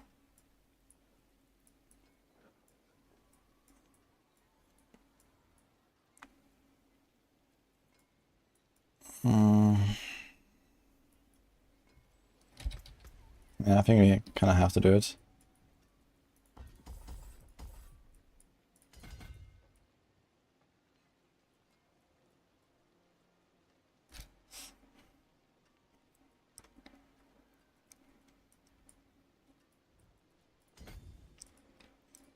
I'm not complaining. We got 81 auras. That was a pretty nice one. Okay, let me just double check. This is okay. This is okay. This is okay. Alright. All the rest is fine. Armor is fine. Ooh, look at that. Okay. Nice.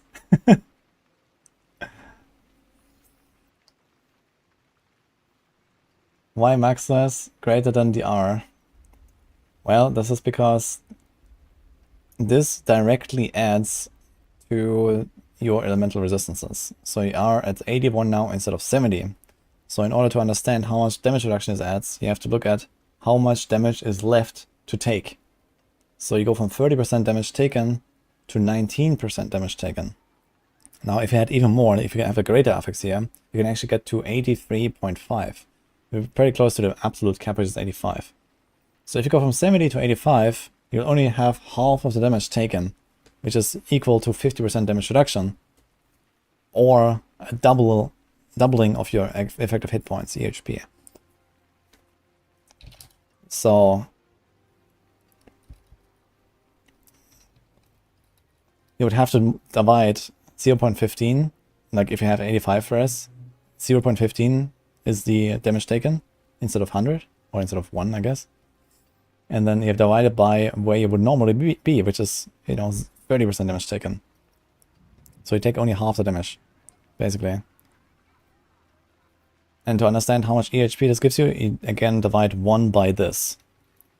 1 divided by this. So you have double the effective hit points.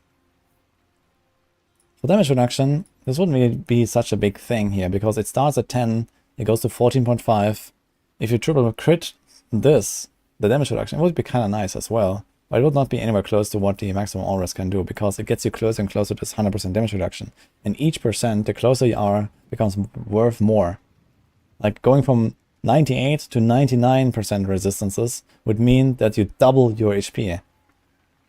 Because you cut the damage taken in half. Now this is not possible, but theoretically. And then going from 99, you add 1 more percent, you're going to be invincible.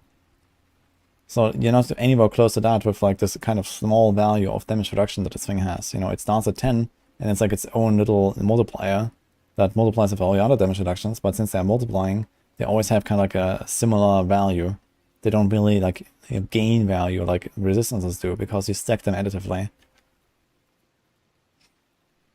This is true for like everything that has any kind of reduction in this game. So the same with damage reduction technically. If there was any item that says something like, 50% damage reduction, and then you can masterwork it to 90% damage reduction, this would be incredibly valuable. Or for example, you have like cooldown reduction, resource cost reduction, it's all the same stuff. Everything that says reduction, you kind of go backwards from, 100% is the baseline, and then you lower it, right? And the lower you get to 0, the closer you get to 0, the more valuable each percent becomes. For example, when you have a two-handed weapon that has resource cost reduction, it starts at 14%, like as a typical roll. 14%. And then you can have a greater affix, it's 21%. And then you can triple masterwork it. And then that becomes quite a lot.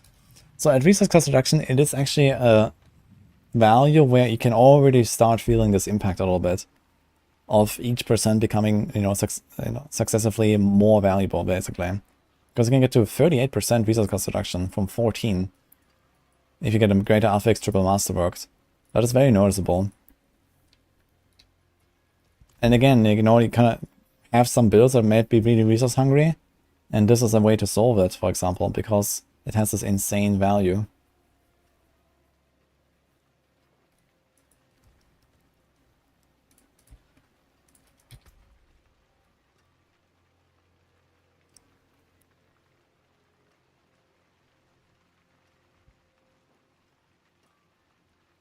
Can I make an updated Heartseeker build? I will do some planner for tomorrow for season 5.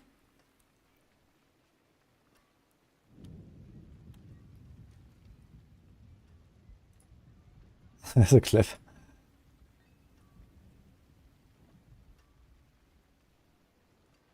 Can you press on watch more? I guess you can do that. Let's make more of that.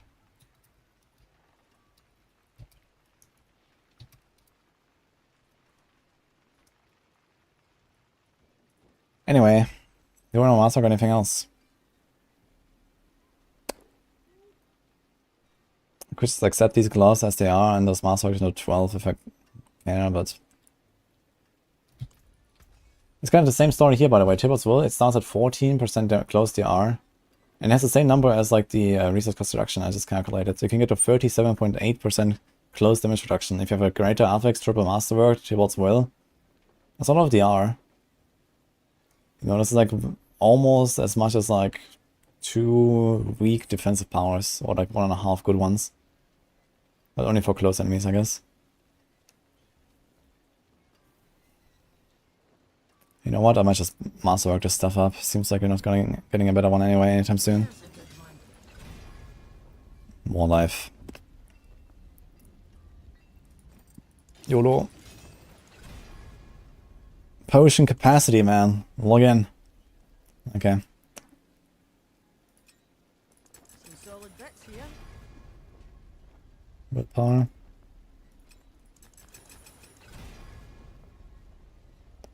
You have to double make winnable. On both rings. Wait a minute. Actually, wait. Do I have any lucky hit bonus? I do not have lucky hit bonus. I have 97.8% chance to make winnable. And I think Metamorphosis has 100% lucky hit chance. So basically with Metamorphosis, I almost guaranteed make them winnable. That's kind of funny. I really don't want to masterwork these gloves, man. Now I could try a few YOLO rolls, since I've already rolled them anyway, tempered them. I could try a few YOLO rolls and see if I get a polarize. The wonders of sanctuary at your I have 2000 Angel Breath. Just to make sure I don't accidentally click not no change. Free to landslide, fuck.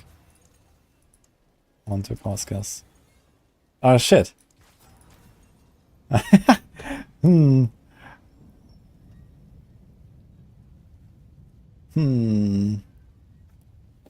Okay, Sunder's lucky. Greetings. How shall I guide my hammer? Now, how high do I want to try to hit a double polarize on this thing? We don't need to hit the armor.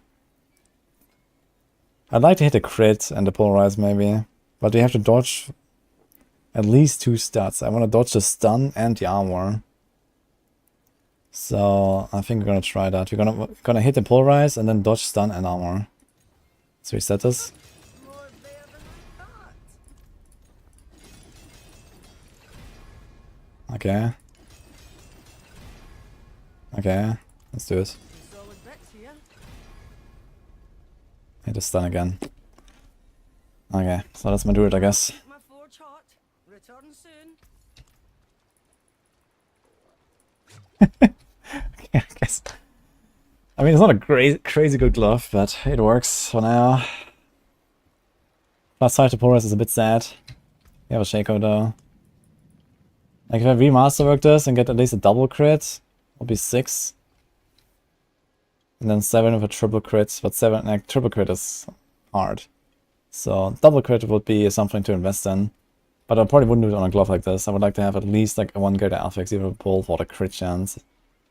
Also the tempo is kind of low and stuff, so I wouldn't really go ham on this.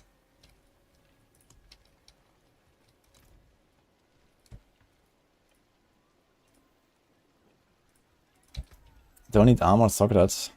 Oh, wait a minute, actually, you're right. Maybe I can actually make this work now with the diamonds. It's 525. We do have a % armor roll here, so it might be pretty close. Come have a look. Oh, perfect. Okay. And that works, actually.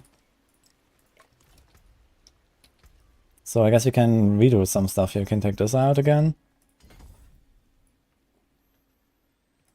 We also had some other rest there. We get 1 point as well. Which means you can go back to this. Easy. Okay, okay, okay. And you have 4.5 overcap there, the diamond helps now. No, it's 9,230 is the cap. So we are exactly there, basically. Yeah, because I masterworked this armor higher now. I didn't think about it.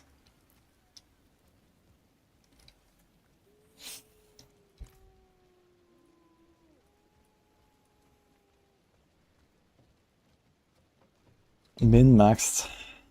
Min-maxed of my 0 GA ring. My 0 GA amulet, my 0 GA cloth. My 0 GA pants. And my all stats, of course, on the tiers.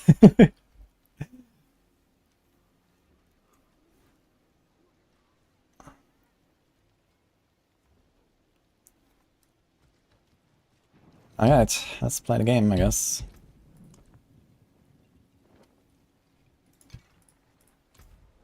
So, you want to do a few 99s. I think I did 1 run now, right? And then we started masterworking and stuff. What's my tier account now? We have 3,000 Eve Iron. I've been investing quite a lot now into the Sorc and the Druid. But I think I want to push both of these when the time comes, when I max the leaderboard. So, why not? Let's see how much life I have now, when I'm transformed. The new Arcanus boost and come build to trigger earth spikes with natural passive and seismic aspect. I mean, the Arcanus boost, I need to spam cooldowns for that. We have 89k HP, by the way. So for the Rakanov boots, yeah, it's probably like the best to do something like a what's something called flesh render build.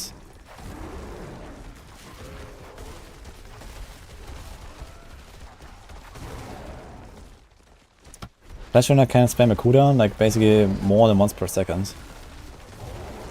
This is where that would kind of fit in, and also flesh render already does you know, a lot of flat damage basically, not like skill damage or something. So you kind of scale similar things.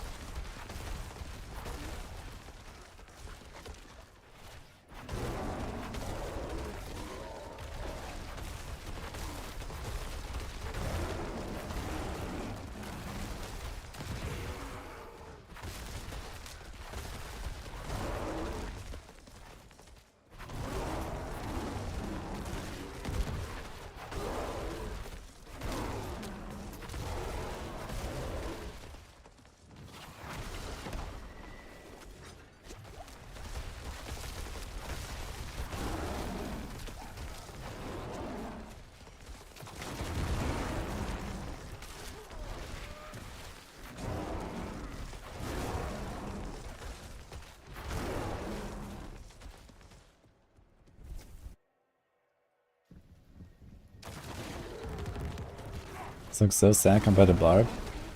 I don't know. I don't think so. Ones are pretty fun. I draw with Barb builds, they're all just kind of not really that interesting, I feel. Like either you leap around, like a frog, and then wait for them to hit you, and hope for the best. Or you just left click them to death.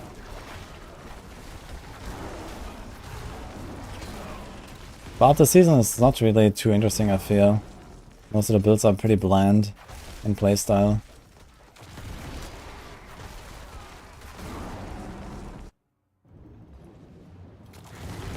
Why do they push the power creep even further in Season 5? Doesn't really hurt run season before the expansion, as long as they mega nerf everything in the expansion.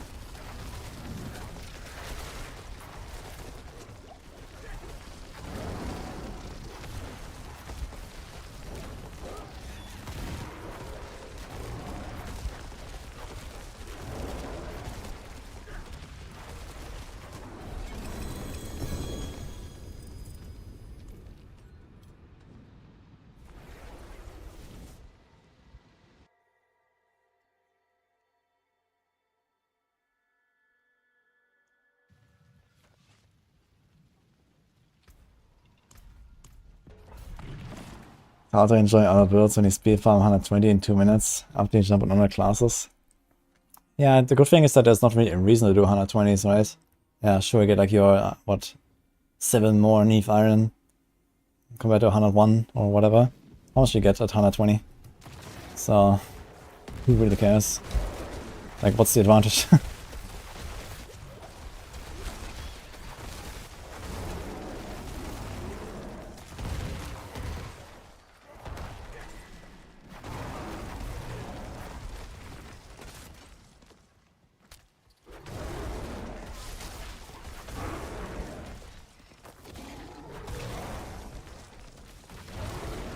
Also got Bash about the same. Yeah, I wouldn't say that I didn't enjoy Bash the little time I played it. I already started preparing like a setup to play it again. But it's not like really that interesting, but you know, at least it has a sea grasp stuff and so on. It's like, it's okay, I guess. But ultimately it's like, you know, no resource management on any of the builds. You just like left click everything. Like, it does feel, you know, like there could be a bit more. At least for some build, you know. But every build on Barb is kind of like hold down left click and then, okay, maybe do the rupture after 12 seconds. And then hold down left click. So it's kind of missing a bit. If you compare this, like, compare this to Kratos Barb, right? You jump around, you charge around, you death blow this guy, you upheaval in that pack, you press your ultimate, kapow. Like, you know, this is what I want to do with Barb, man.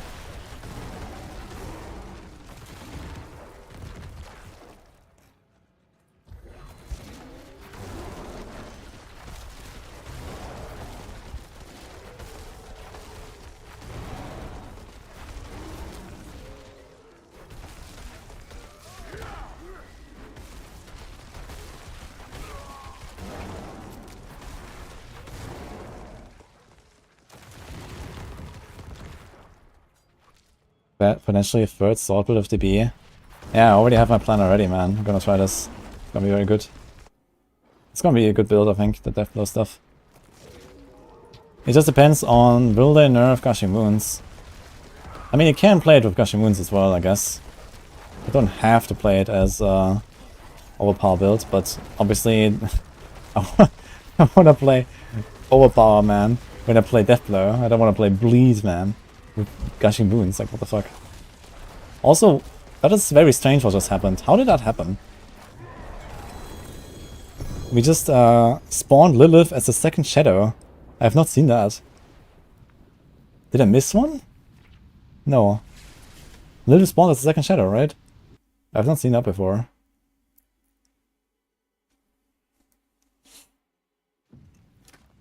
Nice tier is might better than the Fury chestplate. It's more defense. Basically same damage.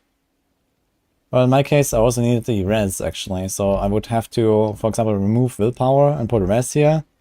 And that would lead to plus minus same damage basically. And Tyr's Might is like way better defensively. I think it's a slight DPS loss, but quite a damage reduction gain.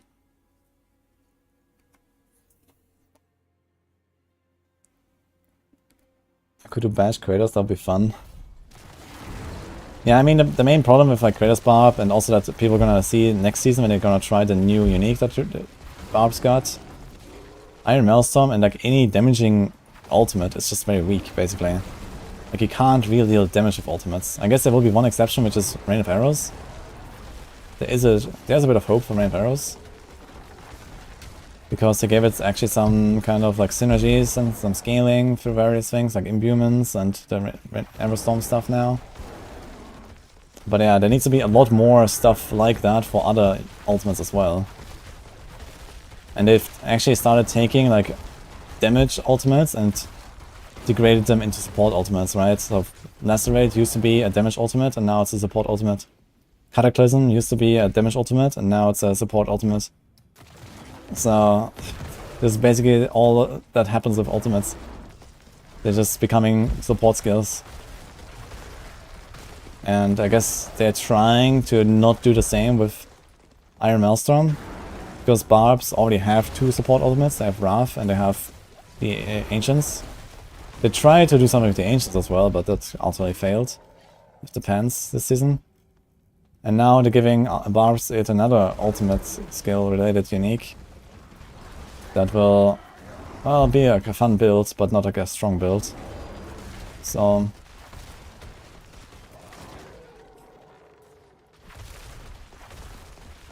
But yeah.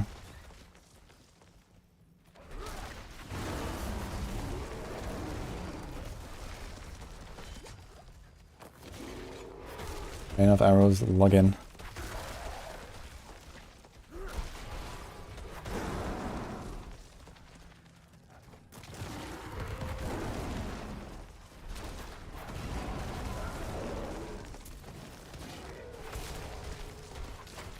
Season 5 play Barbs and fuck everyone else?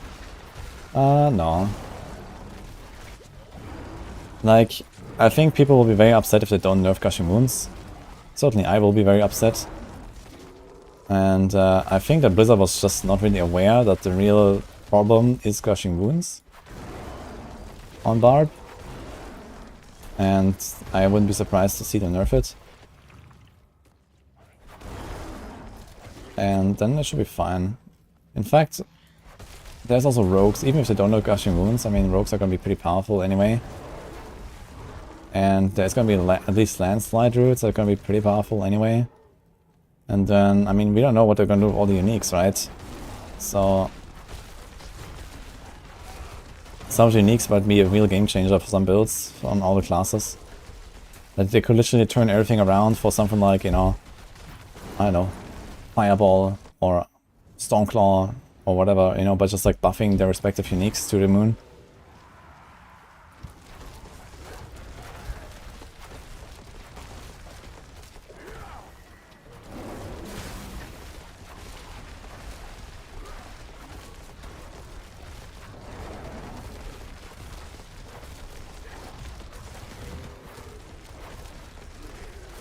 Yeah, I think we've done enough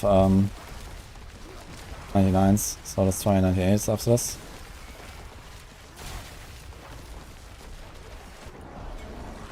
There's a 400 million bonk somewhere. Cool. Is it likely to do another round of balance updates before Season 5? Yes, there will be a massive balance update actually. Because number one, based on the PTR. Number two, they are reworking or rebalancing every single unique item in the game. So there is like a massive shift in power that we have not even, you know, begun to understand. That is still coming. What's still got some good in it?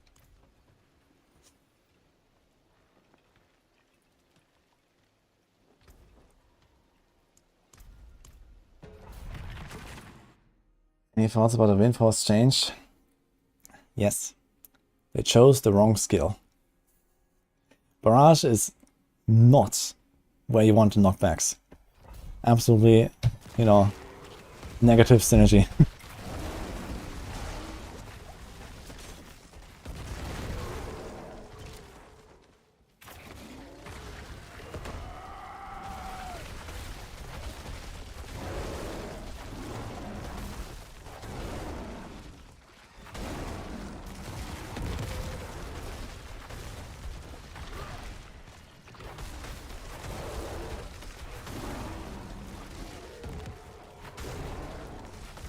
Thinking of the class balance for Season 5. Yeah, I mean, as I just said.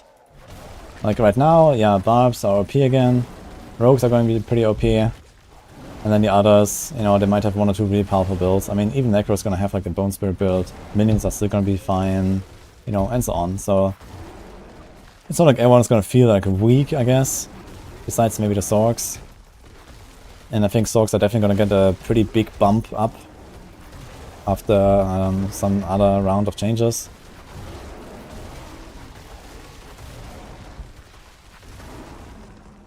And, you know, maybe some other tweaks for the other classes.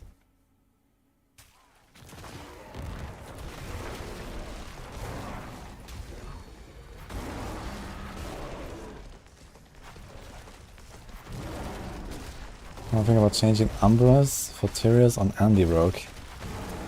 That's not how you play Rogue. Umbras is in every single Rogue build.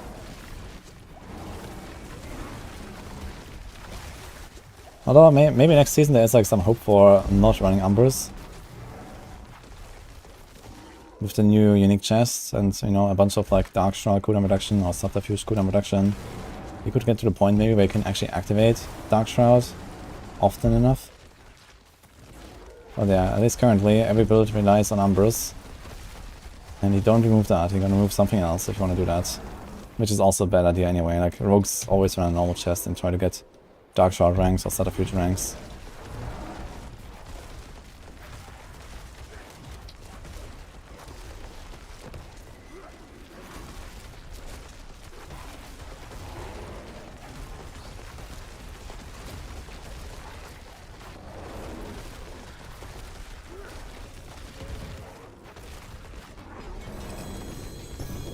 Because I mean, I said there at the end 400 million, but he just died from it.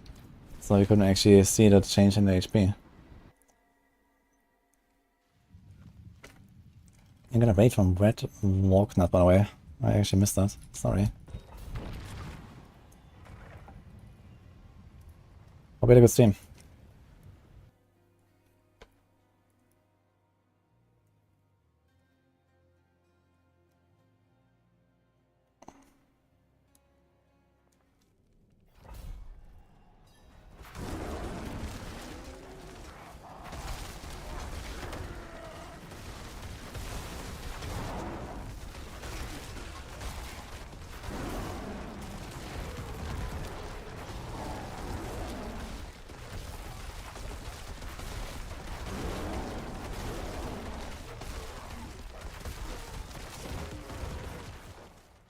I don't run Starless. I tried it for a bit, but I found myself losing the buff too often between packs.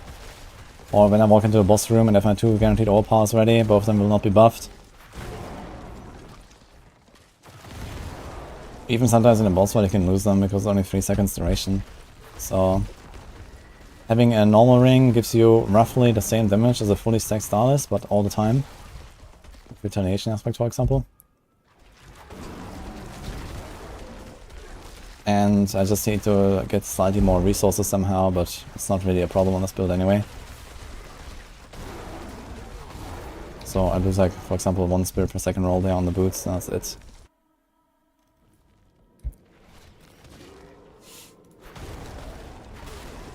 Poison, FL, Rad Andy. It's possible. I mean, Poison, Flurry. Yeah, if you like to play like some D tier build, you can do that. We actually have that build on Maxwell. Oh, it's actually C now. I think after the recent buffs we put it into C.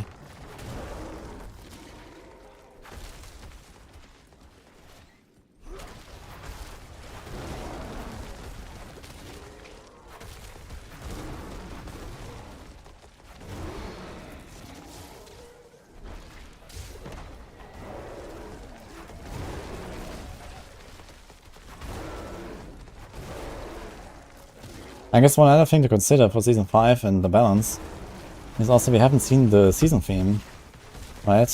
So if there's something like, for example, Millennium Hearts in Season 1 or something, like they actually affected the classes in different ways. Maybe there's like some really big season theme for Sorc as well or something.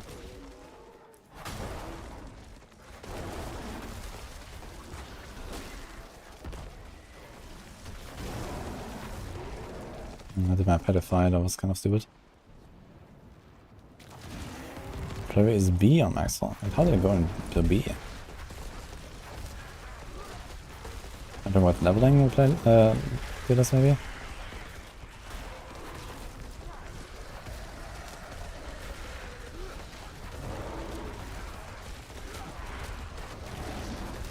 That's a nice bonk.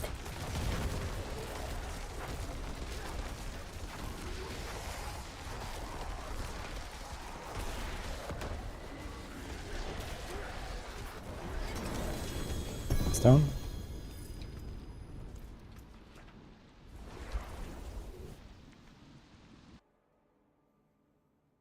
New item, belt of champions unlocks at 100 Uber, unlocks a belt slot. Wait, how do you equip that item to then unlock the belt? Yeah, we're not gonna get belts, I guess. Belts would be transmog related. And we already have transmog in this game, so they can only give us new slots that are not transmog related.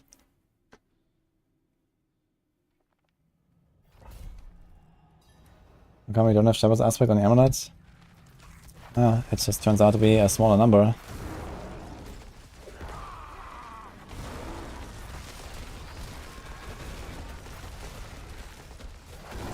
We don't have Stampede in the setup.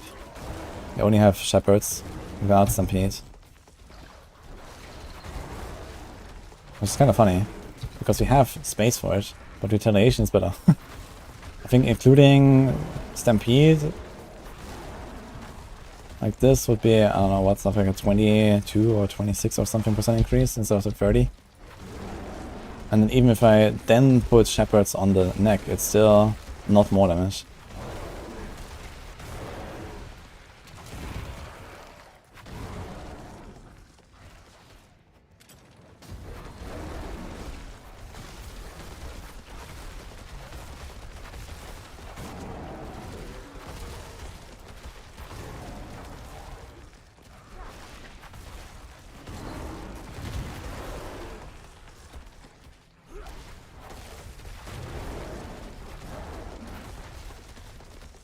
Waiting for TB builds. I've been playing a bunch of TB lately, after the mid-season patch. After the Maxwell guide, I made a video. Things there. Actually, there's like one more thing I want to talk about, which is TB with undies. This is actually a pretty good option as well.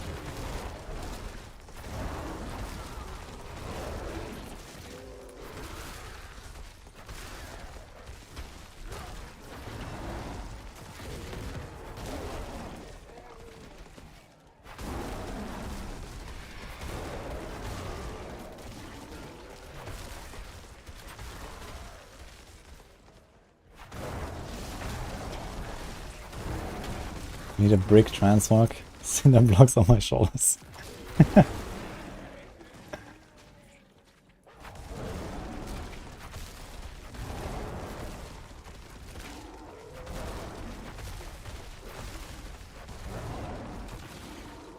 Teleport nerf was insane, what are they thinking? I mean, to be fair, Sorc has by far the best mobility out of all classes currently. So I think the teleport nerf is somewhat warranted if you want to try to like somewhat equalize the mobility between classes.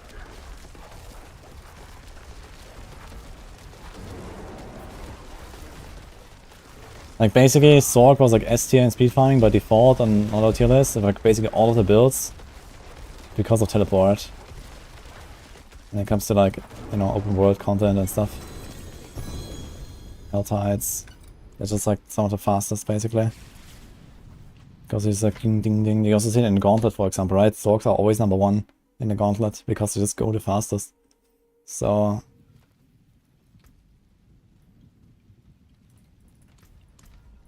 okay, we do mono 98 and we go do 97. Yeah. Hello, Nini. She's back. Home. The TB with Andy, I did mention it in the TB guide. So the standard choice is still Harlequin if you have an Uber Helm. But especially for farming, it felt pretty nice to run with Andy for TB. It definitely seemed to speed up my runs because it just gives me like, you know, this kind of consistent AoE damage to clear packs. I guess it won't be the choice for like, you know, bosses and pit pushing and stuff. For farming, yeah, it was nice to run TB with Andy. Finally made it home. Did everything go well, Nini? Nini's back in Greece now, guys.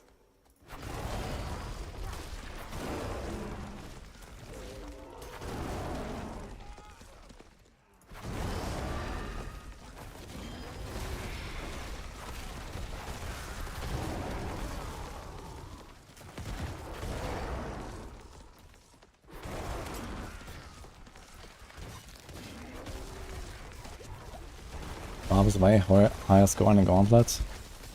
Yeah, I mean, of course, you look at the softcore Gauntlet. Like, hardcore, there's nothing going on. Yeah, I'm not sure what build they do exactly for Gauntlet. I guess it's like, you know, just like perma teleport, go very fast and...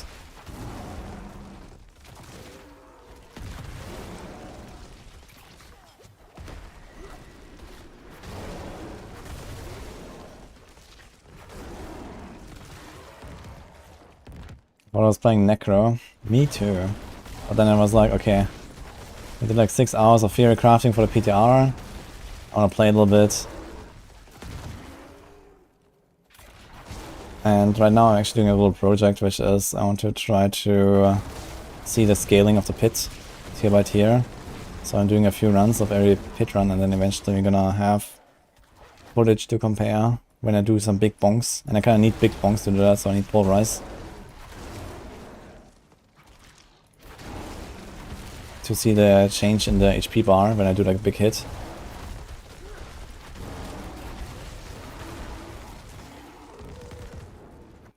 And I get to play more pulverize, which is fun.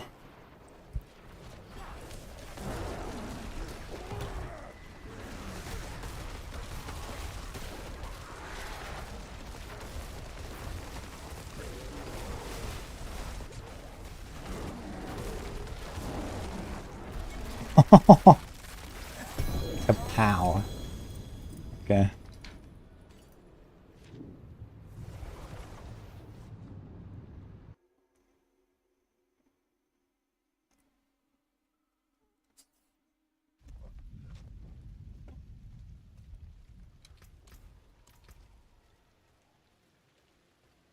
Oh, this is this has the same icon as Wild Heart Hungerman Bamboozled. Enquiries.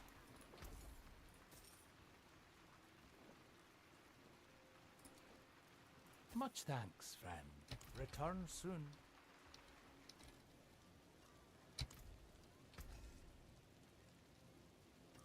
It's an Earthbreaker. With an okay roll.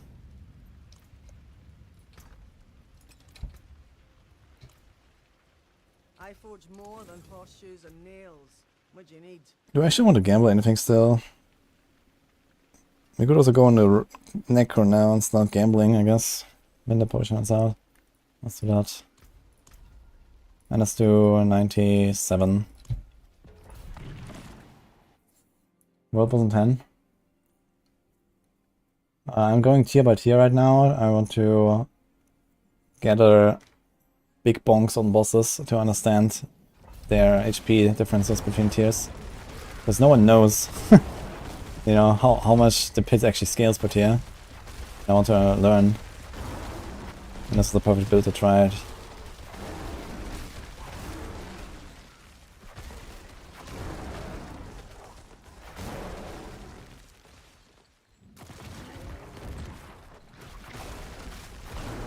I hope that Rouge is not only good on a stagger phase for boss. Yeah, there is hope for it actually, which is the Umbra Crux new dagger, the new unique for rogues. I actually recorded a video on that topic to discuss all the details about it.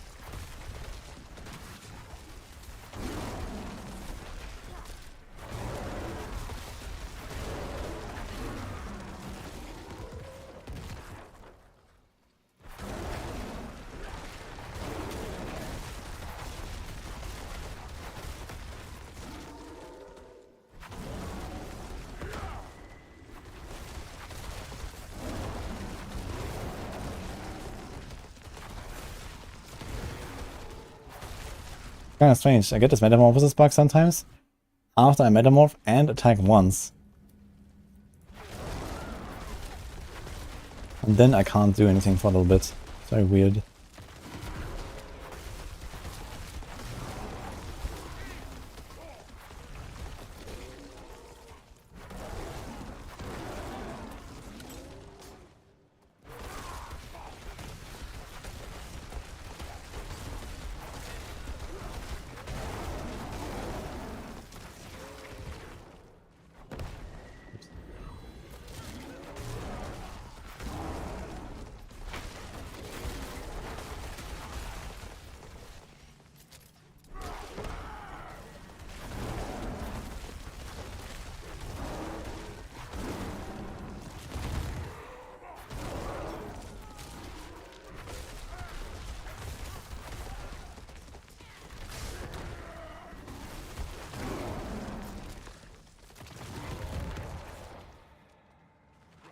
Game is pretty good.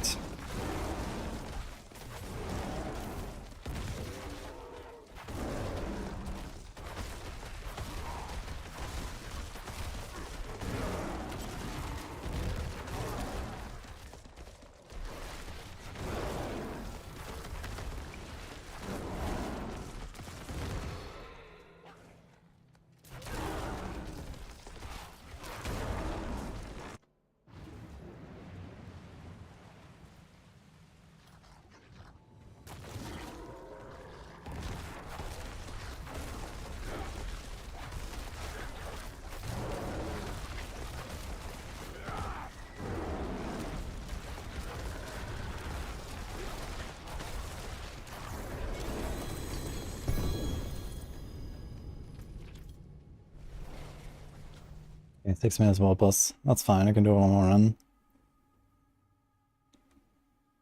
And then just go there. And then we... Okay.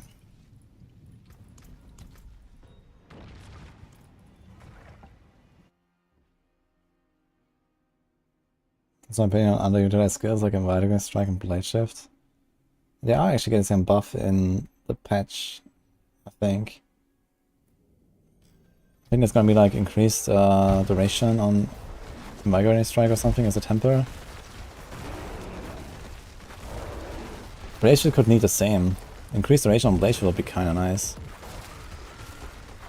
There's also a change to Tricks of the Trade that could potentially make them more desirable.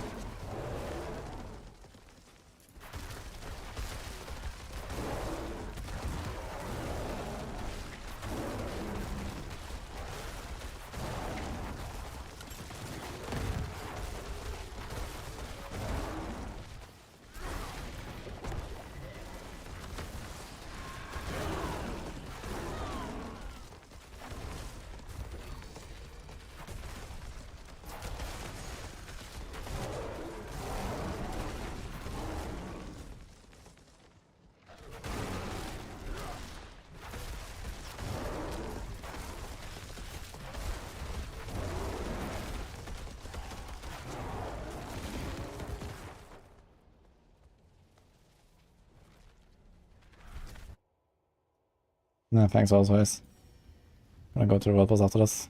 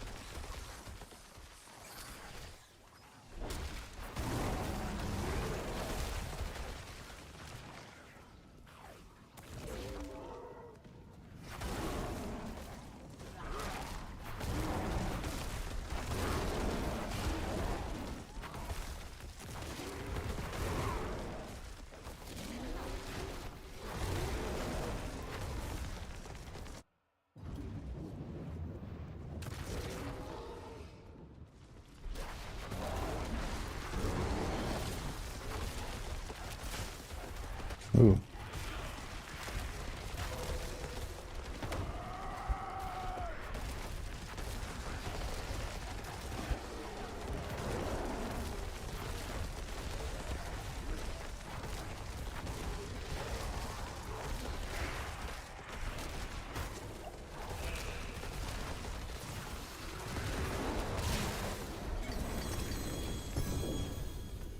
Okay.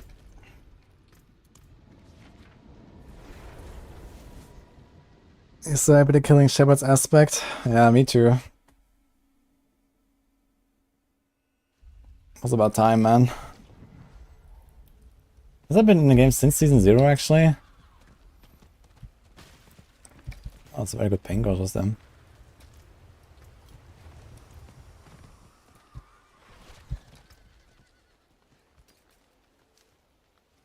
Well, boss time, guys. Log in.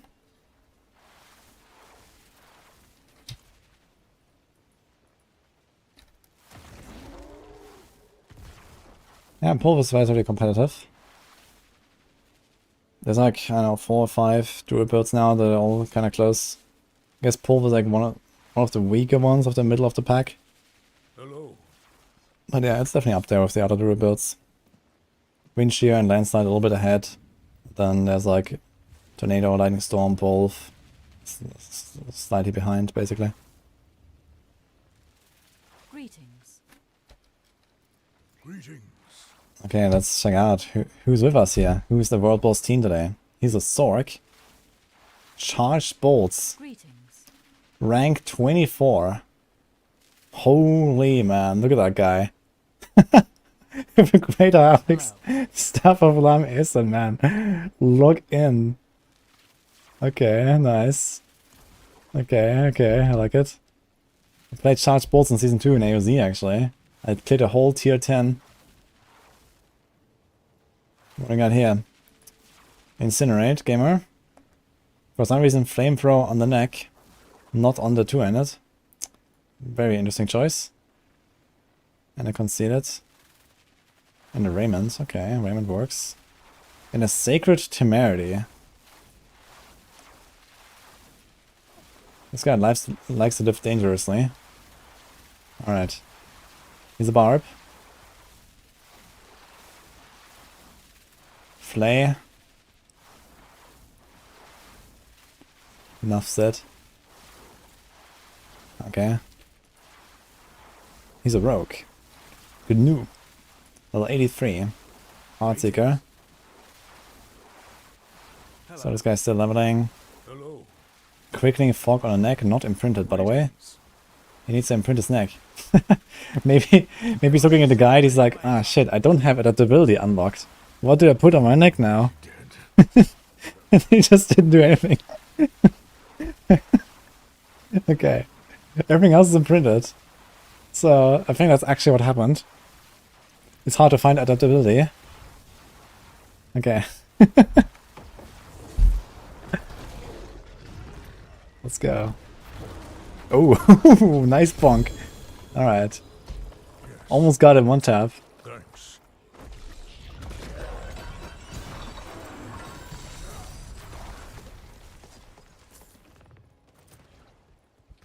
Actually, we can check how much I did there. Impressive. Okay. I'm impressed. Let me check that. How much did I do?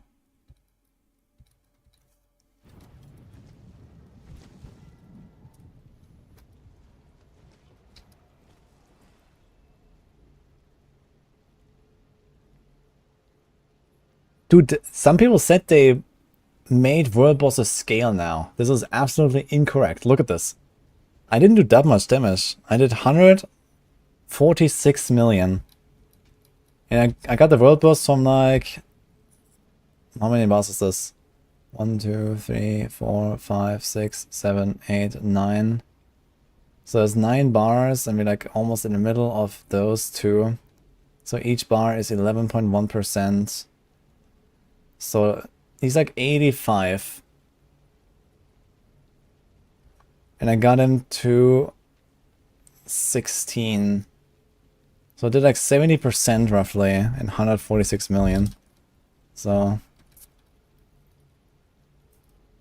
Oops. So yeah, the boss has 210-ish life. Dude, the bosses are unchanged, man. What the fuck? They said bosses were substantially increased in life, right? In Season 4. Like, this didn't happen. They used to have 220 million life. This is exactly the fucking number that I just have here. And they also don't scale people. There was like 8 people here.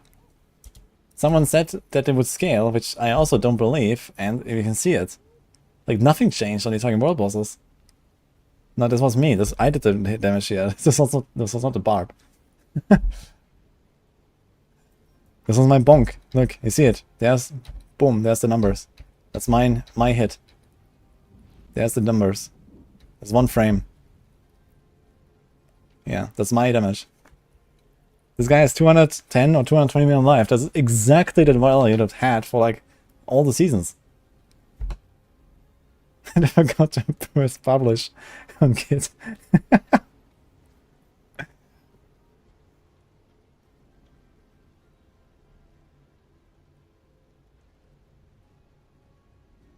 One frame down. Okay, so you're telling me the Barb ruptured in the same frame? No way.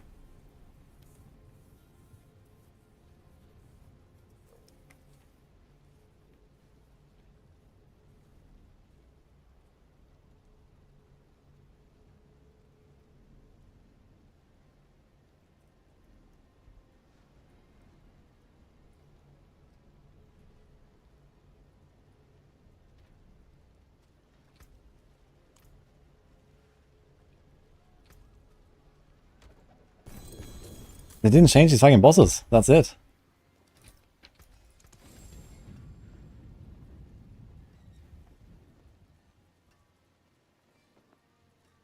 My hammer sings on your return.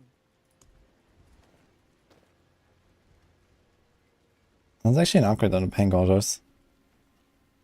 6.5 crit. Slightly less attack speed. The Barb didn't even play Rupture, only Flay. Oh, yeah, we were inspecting it earlier, actually. I think so, yeah, he didn't, only had one red skill, I think. I might be right.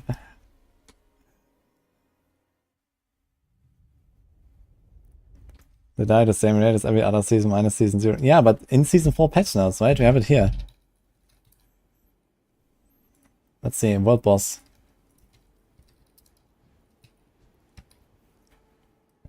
The patch 1.41. Here, World Boss health has been greatly increased for World Tiers 3 and 4. That is not true. They used, like, World Bosses, like, back in Season 2, you know, we had Durio. 4-man Durio was 180 million. And then there was World Bosses, which was the tankiest enemy in the game. That was 220 million. That was Season 2. 220 million was the World Boss. Plus minus, I don't know, maybe they have like slightly different values. But that was the target to hit if you want to do a one-shot build. 220 million, I remember that number. And I just did 140 million, and that was 70% of the boss life. Which checks out perfectly with that 220 million number. Like, this didn't happen. Straight up.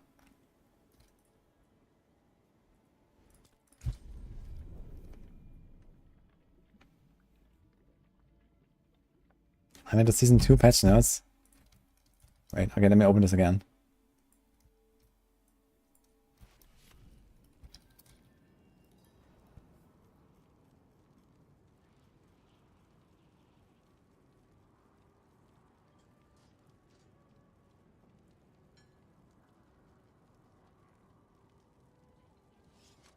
Where did they say it though? They said this somewhere.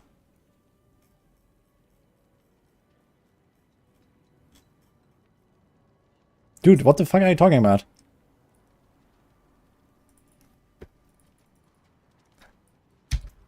I need to ban Deathdom now.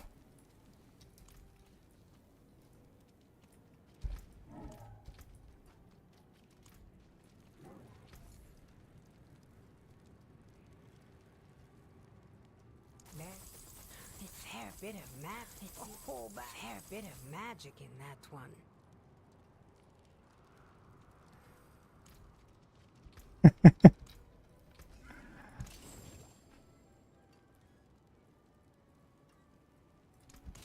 Anything breaks, the forge is hot. Kiro Rax video of patch video being completely wrong. Wait, which one?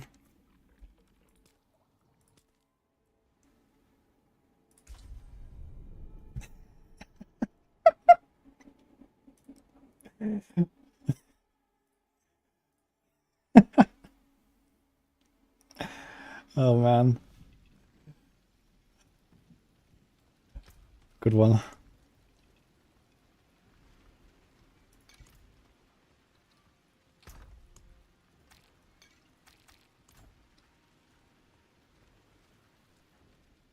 World Tier 5 is World Boss only hope. Someone actually made a really cool suggestion the other day in which said basically if the World Boss dies too fast, it will actually heal and enrage and become like a tormented World Boss. So I think that would be really cool actually. Like imagine there's like, let's say a, I don't know, 20-second timer. If the boss would go to 1 HP in 20 seconds, it actually like, you know, it's like push the Mimiron red button, you know? You actually activate hard mode. That'd be cool.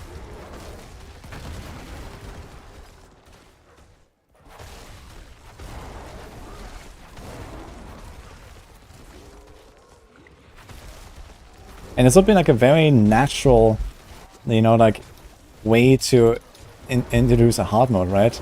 Because you have like the team that is there, right, has proven that they can take down the boss, and you can scale it to whatever you want, right? You can say, okay, if they can take it down in 20 seconds, then they will be able to take down the tormented version, or at least have a chance against the tormented version, you know, afterwards. I think it'll be badass, man.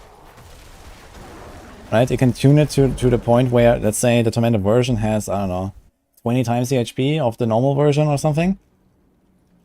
So this will be like 4 billion. It's not even that much, I guess, for Barbs these days. But let's assume that Barbs are kind of fixed. You can also make it 100 times, whatever, right? So any kind of number that would be appropriate. Or to, like, you know, make it like a 5-minute fight, let's say.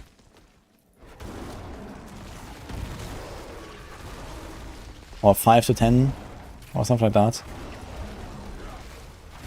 Like, if you want to go real fancy, you could even, like, scale it a little bit in the way where, you know, depending on how fast you bring it down to 1 HP, it will scale up a bit more afterwards and give you more rewards or something, right? So if you kill the boss in 5 seconds, you know, it's like the hardest mode, and if you kill it in 10 seconds, it's like the second hardest mode, and if you kill it in 20 seconds, it's like the third hardest mode or something. So I could actually kind of, you know, scale it in a way based on the start of the fight. And make sure that it's always something like a 5-minute encounter. And then it's just like more rewarding if you have like a lot of blasters there.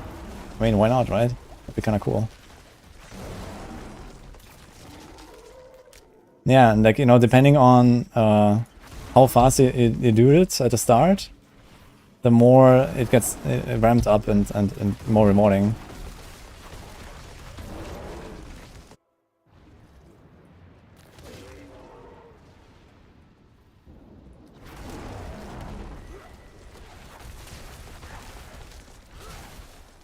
What? Oh, he knocked me back. Okay. I was wondering, like, I got knocked back, I didn't take any damage. I was a bit sus.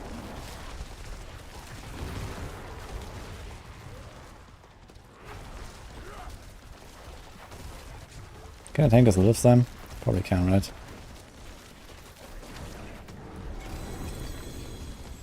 Stone.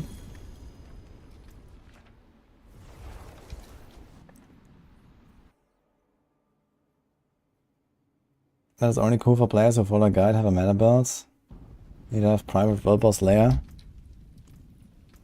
Yeah, I guess that the main problem there is that you need some kind of like matchmaking. But not necessarily, right? I mean, worst case, someone just gets carried. I mean, there's nothing too wrong with that.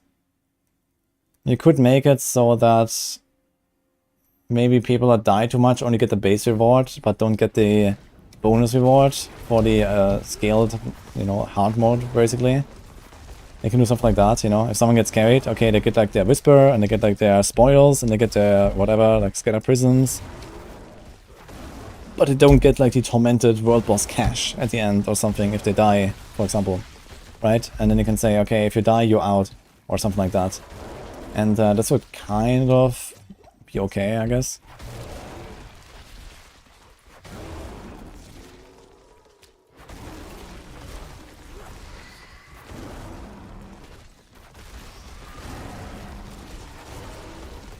Why do you use those companions instead of trample? Because of the shepherd's aspect. That is the main way to scale damage for a lot of builds. And I mean, what do we do with trample exactly?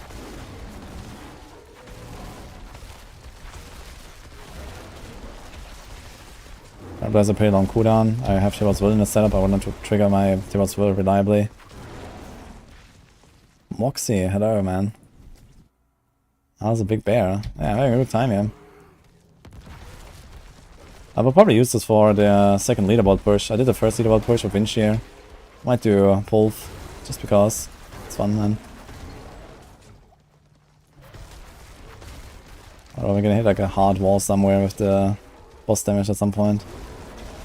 I guess that will be true either way.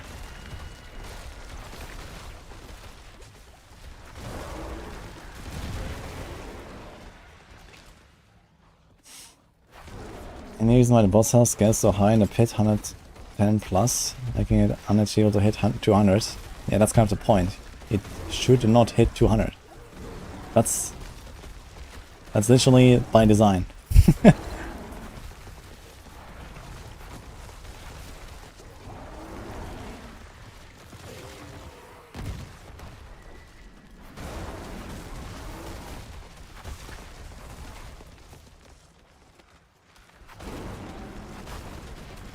Picked up a great stuff of the Crone. Yeah, it's called the Stormclaw build. And it's pretty far down the rankings right now. But it's a build.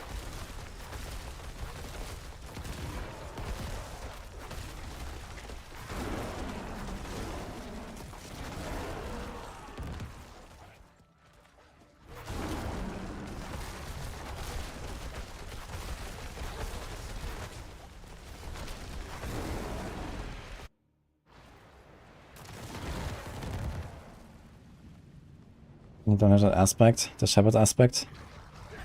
Fair enough. I mean, for early game, we don't really need that, you know. We can just try to unlock the Calm Breeze aspect from Second Dungeon in somewhere in Dry Steps, I think.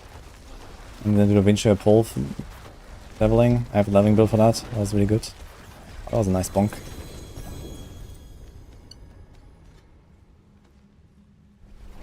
What aspect is that for companions? It's called Shepherd's aspect. That's an offensive.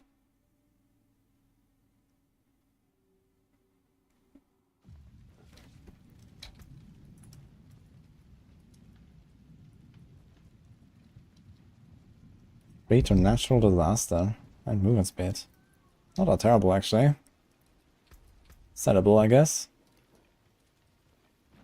Question is, who's gonna buy stuff anymore at this point?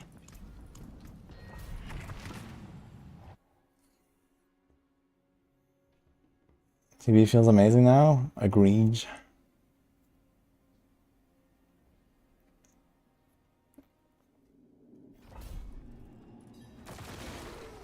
Storm Wolf. Yeah, Storm Wolf is a companion build, I guess. Not sure where that name is coming from, but yeah.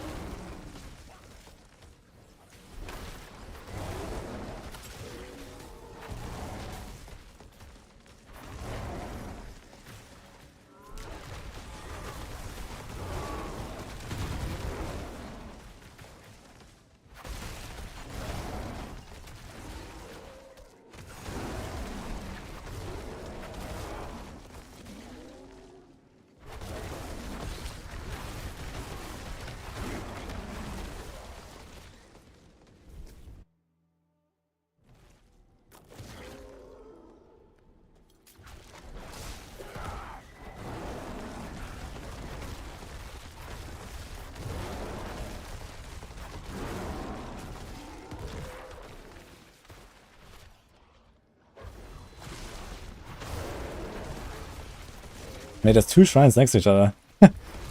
Okay. I've never seen them both in the same screen, actually. In the pit. There's always two shrines.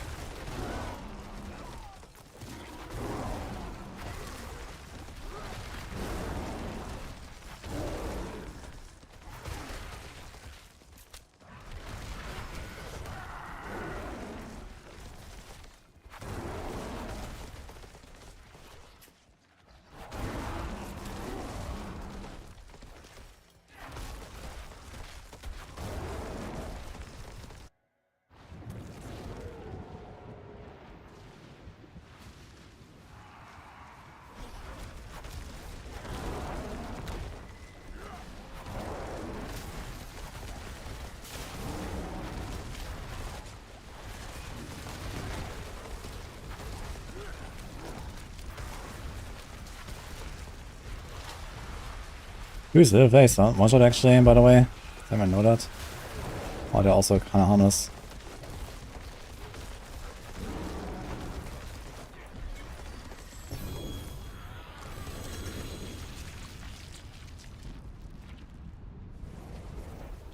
In Buffalo we don't get more pit themes, it's so repetitive. Yeah, I think they can definitely work on that a little bit. Make it a bit less repetitive, but it's kinda hard to like, you know, number one, make it consistent to the point where, you know, you have like similar results every time, right? With bosses and monsters and layouts and stuff. Because it's supposed to be like somewhat of like, you know, okay, you always reach the same, right? Kind of deal. Low RNG. But still make it like, you know, enough variety. It's quite a challenge, I guess. I think I should rather work on Nightmare Dungeons. You know, make night runners more customizable, put more stuff in there. You know, make it a bit like mapping from PoE. Atlas Passatory for Diamond Legends and stuff like that, so that could be kinda nice. I guess long term this might be something. I was actually expecting to see that in the expansion announcement or so already, but I guess not yet.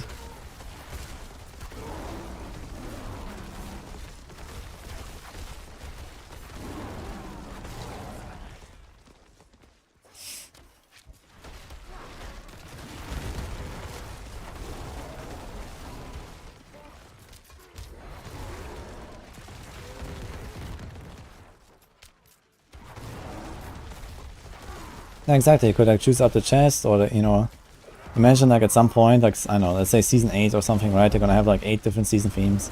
And then you can actually start doing something like what PoE does with like, you know, different league mechanics that you can put into your maps. You could do something similar, right? You can do like, you know, okay, you have like chance for malignant monsters and malignant events. And you have chance for the vampires and vampire events. And then you have a chance for the seneschal constructs to show up, and there's traps everywhere. And, you know, whatever, right? And then they give you like all special rewards, and you get this from that thing, you get this from that thing. You know, at some point they're gonna make like, I don't know, legendary sockets, you know, gems that they can put in your sockets. So that could be one thing, similar to the Million Hearts. And maybe they're gonna give you like some other thing that you can farm from this thing. And maybe there's gonna be like legendary glyphs that they acquire from that. And who knows what, right? And you wanna farm a little bit of everything. And then you target farm, you know, a certain thing. You can also try to use that and trade it with other people if you don't want to farm something. And so on, right? There's like 1,000 possibilities. This is kind of what I expect to happen for long-term Night Managers.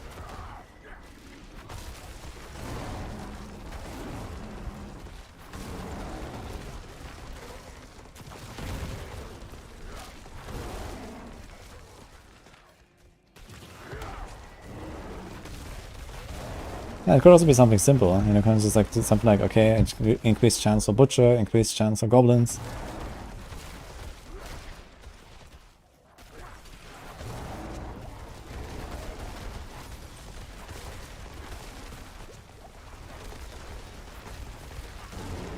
Power level portal.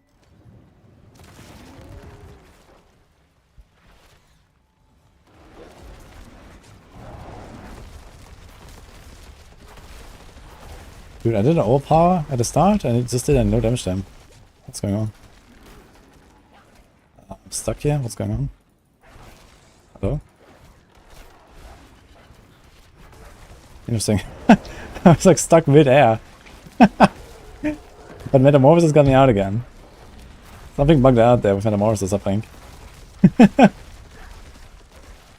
was thinking, should I scroll? Here's the bonks. It was all fine. Have you guys seen that? Is it another Metamorphosis bug? Oh. Like, I know the bug where it's just sometimes you can't attack for like 1 or 2 seconds. I haven't seen that. That looks weird. Yeah, it's this.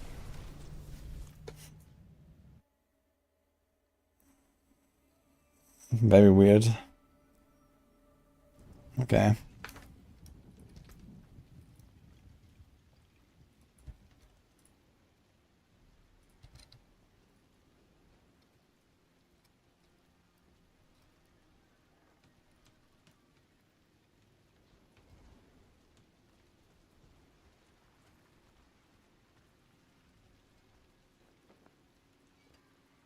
I should actually put this thing in a stash, I guess.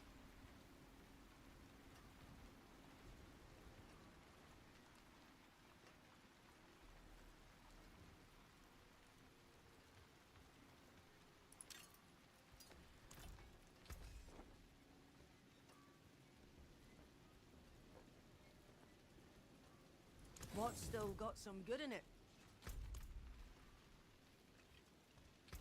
Not getting a full spirit. I use Tibble's Will. And also a spirit per second here on the boots.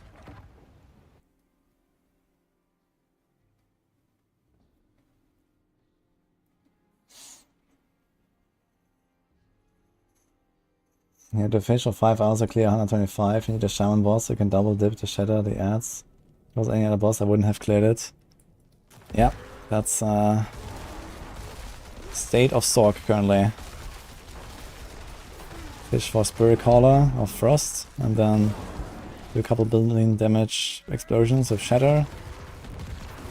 And then go next here and do it again. Good gameplay. By the way, you're perma-immortal, so I don't actually have to play the game.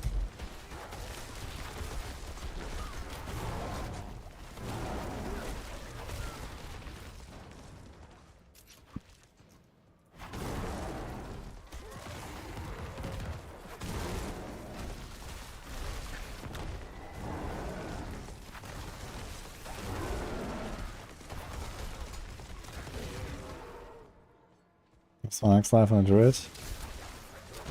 Fully buffed with potion. I have 89k right now.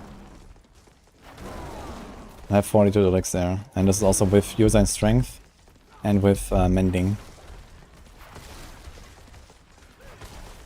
I think in town is like 65 with no pot, something like that.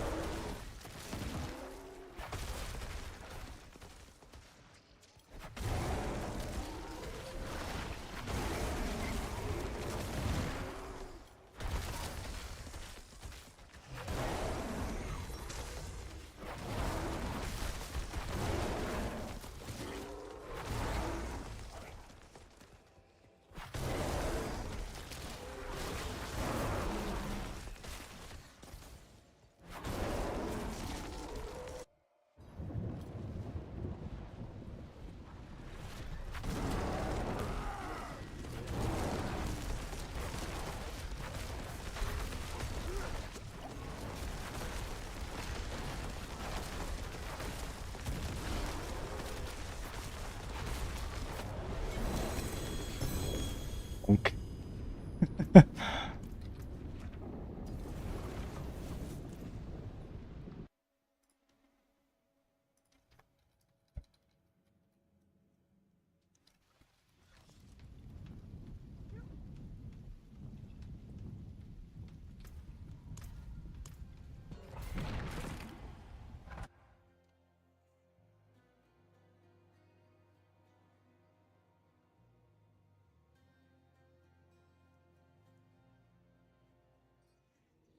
It's not a bug syntax. This is because you have one more board before whatever board that is for you. And the requirement scales the more boards you have before it.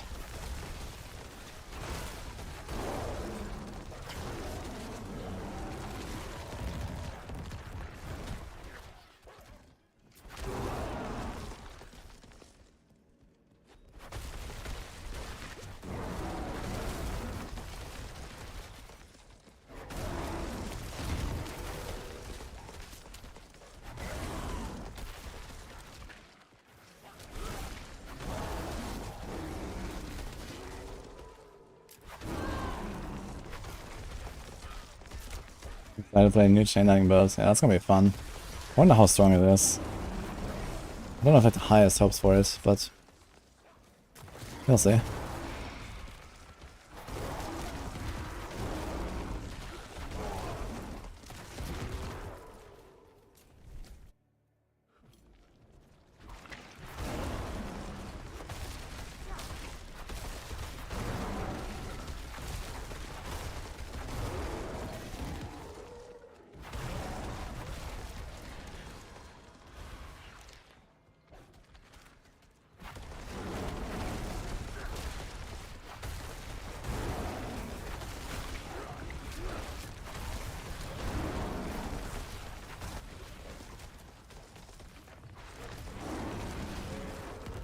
Yes, that's correct, syntax.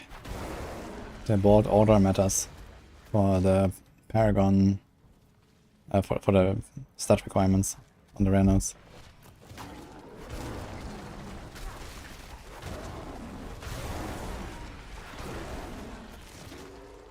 Realistically, these days you kind of activate everything up to board 5 by default.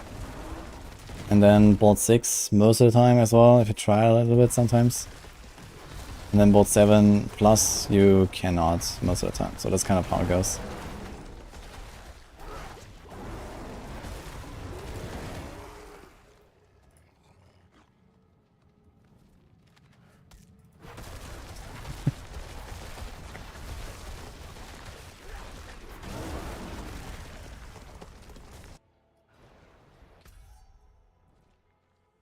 Level 36 Sorcerer.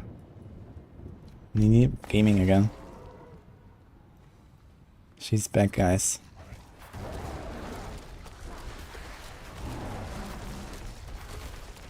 Wait, Tomb Lord did not spawn any wall.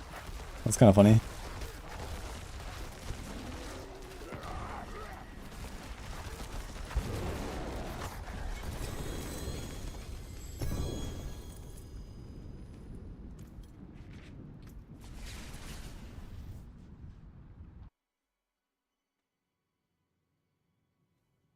Yo, TK. Thanks, man. Appreciate that.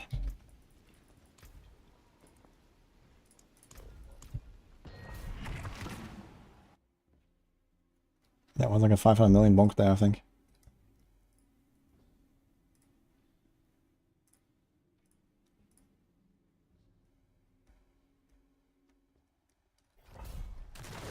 That's Gomez. I think you said that they had an offer for 1 billion, right? But I think I asked you what stats it had, but I'm not sure if you replied to that.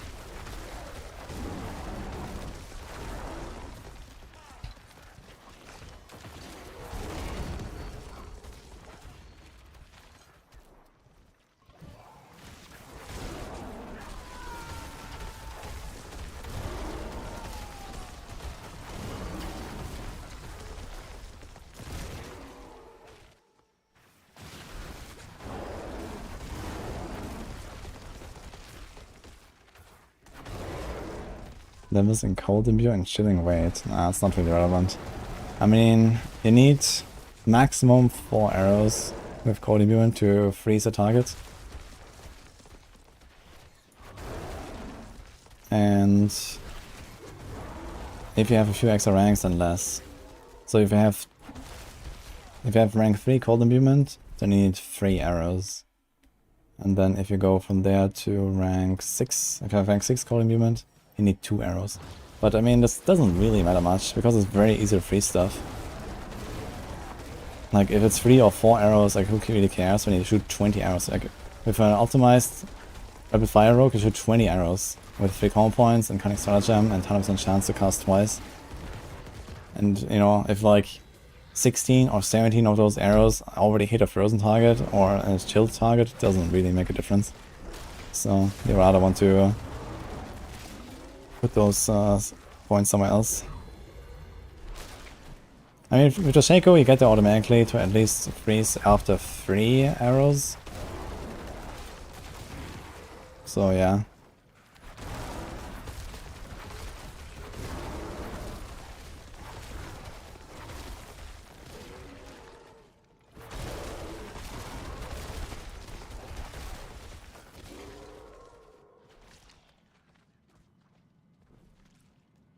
With VJA boots, Warcry, movement, strength, you got 20 billion offer. 20 billion is the highest I've heard so far. 20 billion. Okay. People really love the Warcry, huh?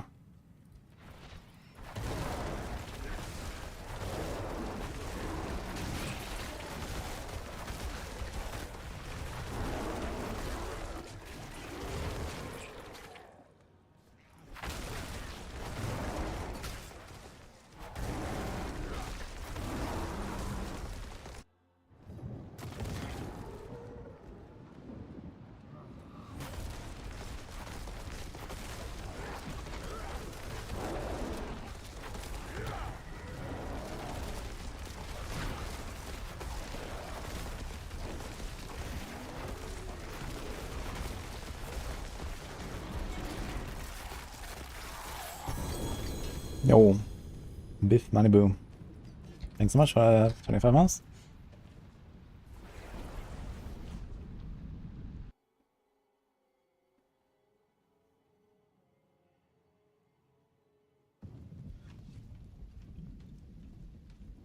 The damage I'm doing in single clicks would require you to spam Fireball for 20 seconds. And we're playing like the 5th best build on the 2nd weakest class. Look at that.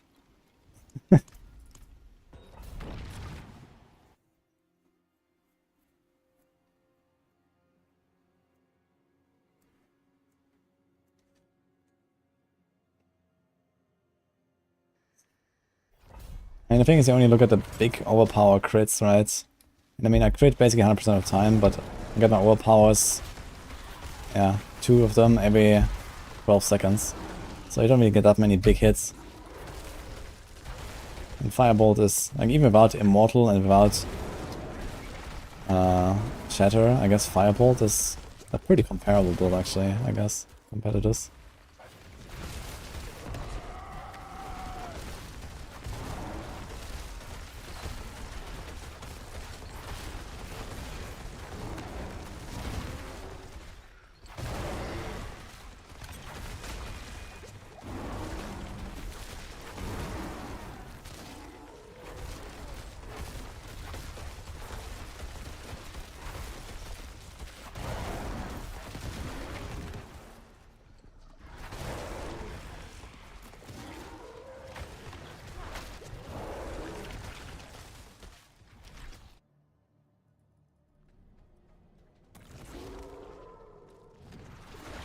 This is my last run, guys.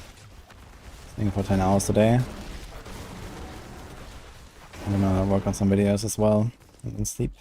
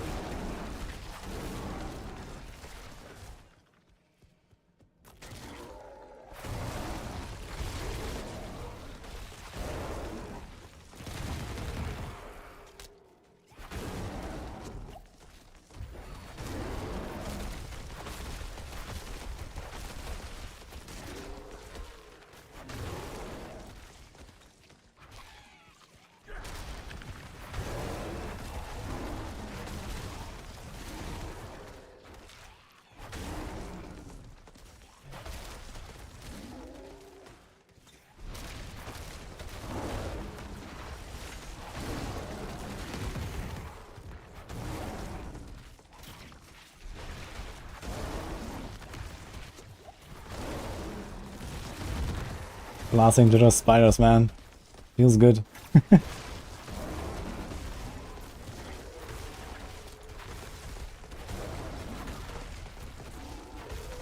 Uh-oh. Wait, I cleared the entire floor. What happened here? Is that enough? Maybe it's enough. Oof. Wolf is so back, dude.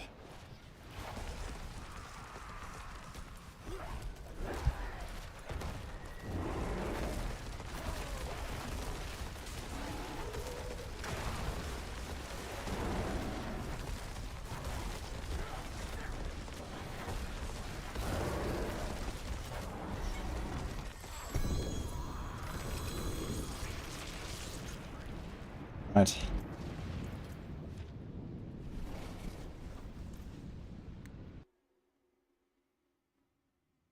There's just enough enemies on the second floor. Yeah, I mean, I'm not really trying to run past many enemies, right? It just happens that sometimes you miss a pack somewhere in the corner or so, but that was close. I was about to just run back to floor 1. Aha, upgrade.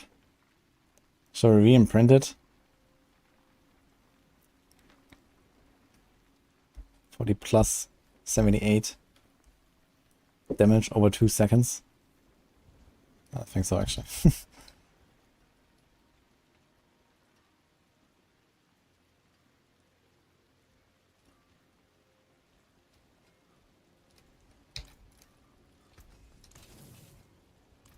Ah, fuck it. Neither good nor evil. Let's do it. How may I help you?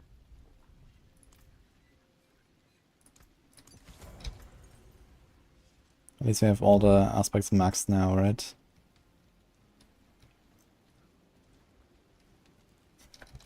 How's it looking in general for the Druid?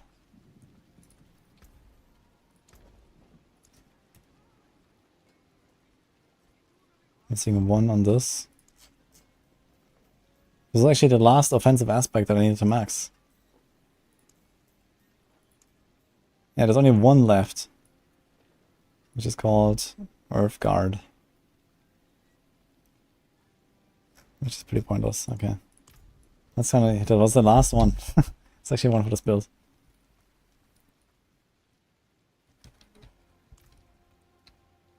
Yeah, my rogue is already done for a long time. Druid is missing 1. I guess Sorc. Could check Sorc out of curiosity.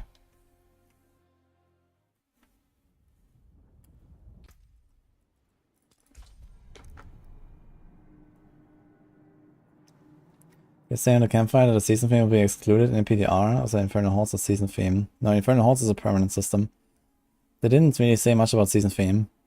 And I'm not 100% sure if a season theme is coming or not, but I guess it will. And they said, you know, learn more about the updates after the Spiritborn reveal. So this will be after 18th of July. So it's gonna be like something else about the season theme, I guess. But yeah, I'm not really sure what's the plan currently.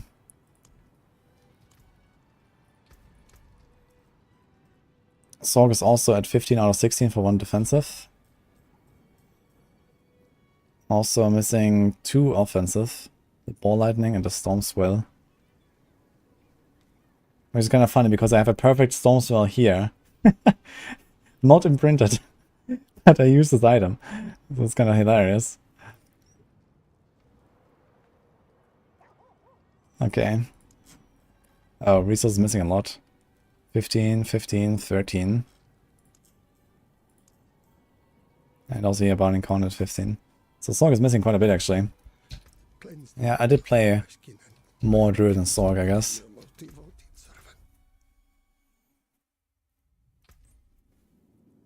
They said there was a season 5 stream, yes. So yeah, I guess you're gonna get some season theme and stuff.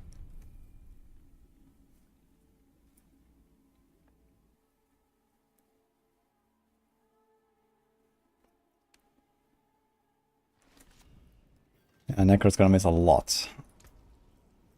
There's even some aspects they don't even have yet. Like I was trying to imprint Shattered Spirit or whatever. So it's gonna be rings actually. Very nice. Oh, a fair bit of math. It seems you're very nice, but could be better. Got nothing. It seems your prayers have been answered. Okay. Well, let me try again tomorrow. Should get that Necro to 100. Wait, they never turned this in? I never turned this in. I think I finished the Helltide thing and logged out last time. That's kind of funny. Got a lot of stones today. I should check how many stones we have. You saved many lives today. Rest now.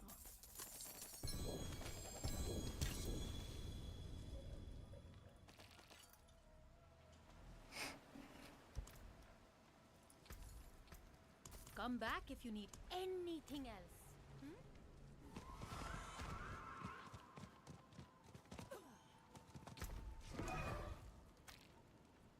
That's 16.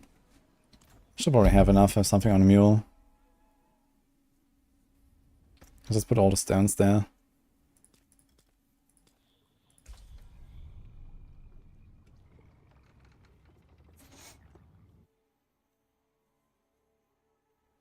Yeah, I'm thinking about doing like a, I think Beast in the Ice session at some point. I have a lot of these mats. Yeah, plenty, actually.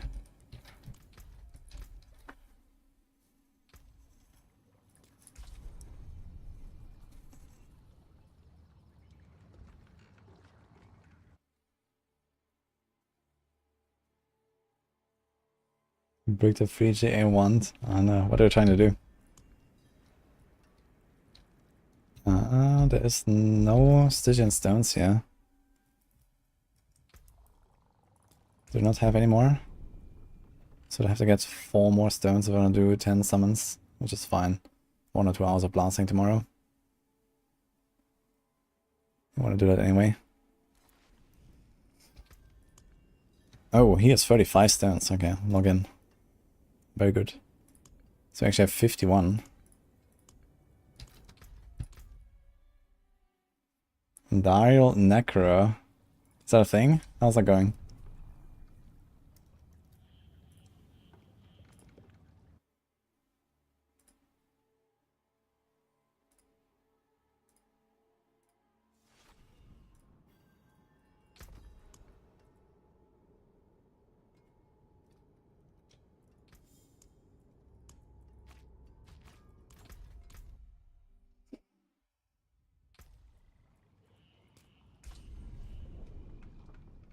Season 5 Beaststorm, big quality of life improvement. Yeah, that's gonna be nice.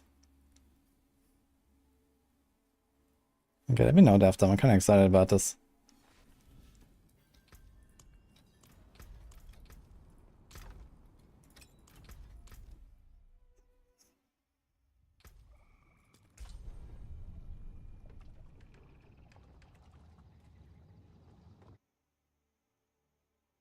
Decent price for Heartseeker GA with dodge chance and normal. I don't know how much people are paying for that anymore at this point. But it's pretty nice.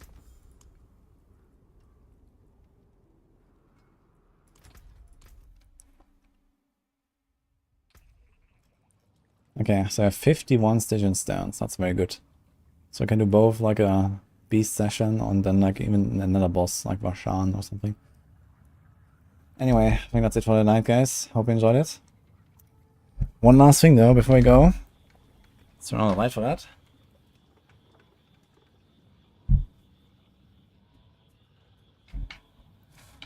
Let's give a shout out to this plate, our sponsors. Most of you have probably know them already, or you see them in the background. The guys that make these metal posters here. So they have a website, you can find this here.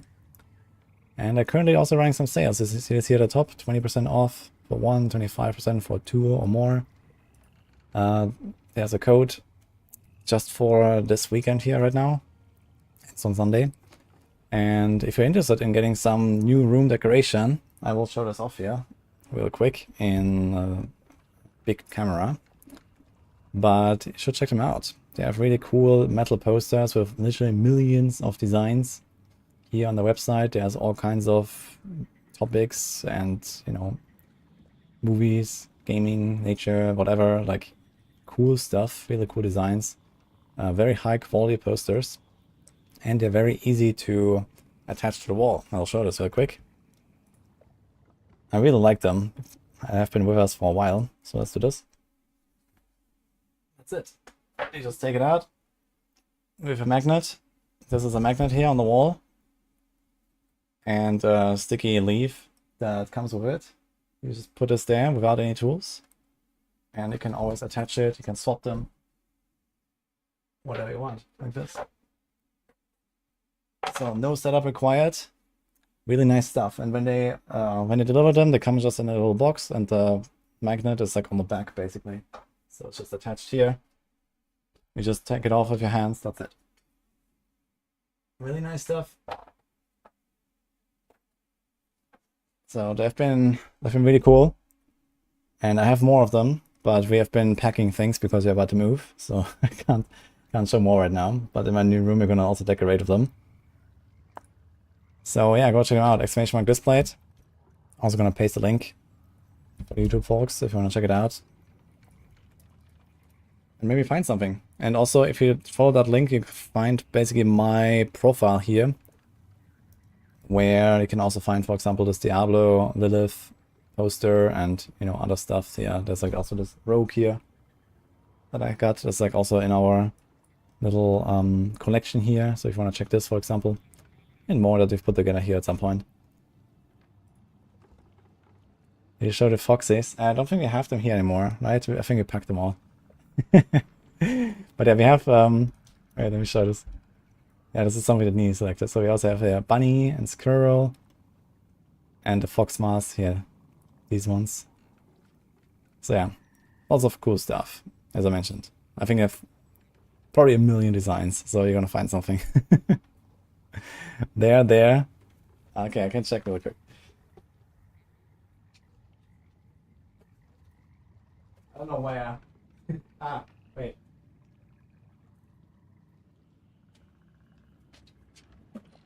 Okay. One round for Nini. Yeah. Since she's here insisting. So that's one of them, for example. And there's another one. This is a cool one because it's a so-called texture that they have added recently. I'm gonna try to show this. A bit hard to see because of the reflections, but it's like a 3D print basically with a texture. This is what they call texture. So it's like shining, you know, with the texture. It's kind of cool. But I haven't opened it yet again because of the move. So I'm gonna wait until we are in Greece again. You're gonna steal this. Oh no. Anyway, hope you enjoyed it, guys. I'm gonna wait someone. I'll be back tomorrow. So, what do we do?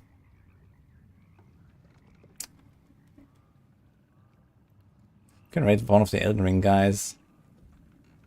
Let's try Tripolar. It's also playing Elden Ring. Everyone's playing Elden Ring. I should do two at some point, but maybe another time. So let's go.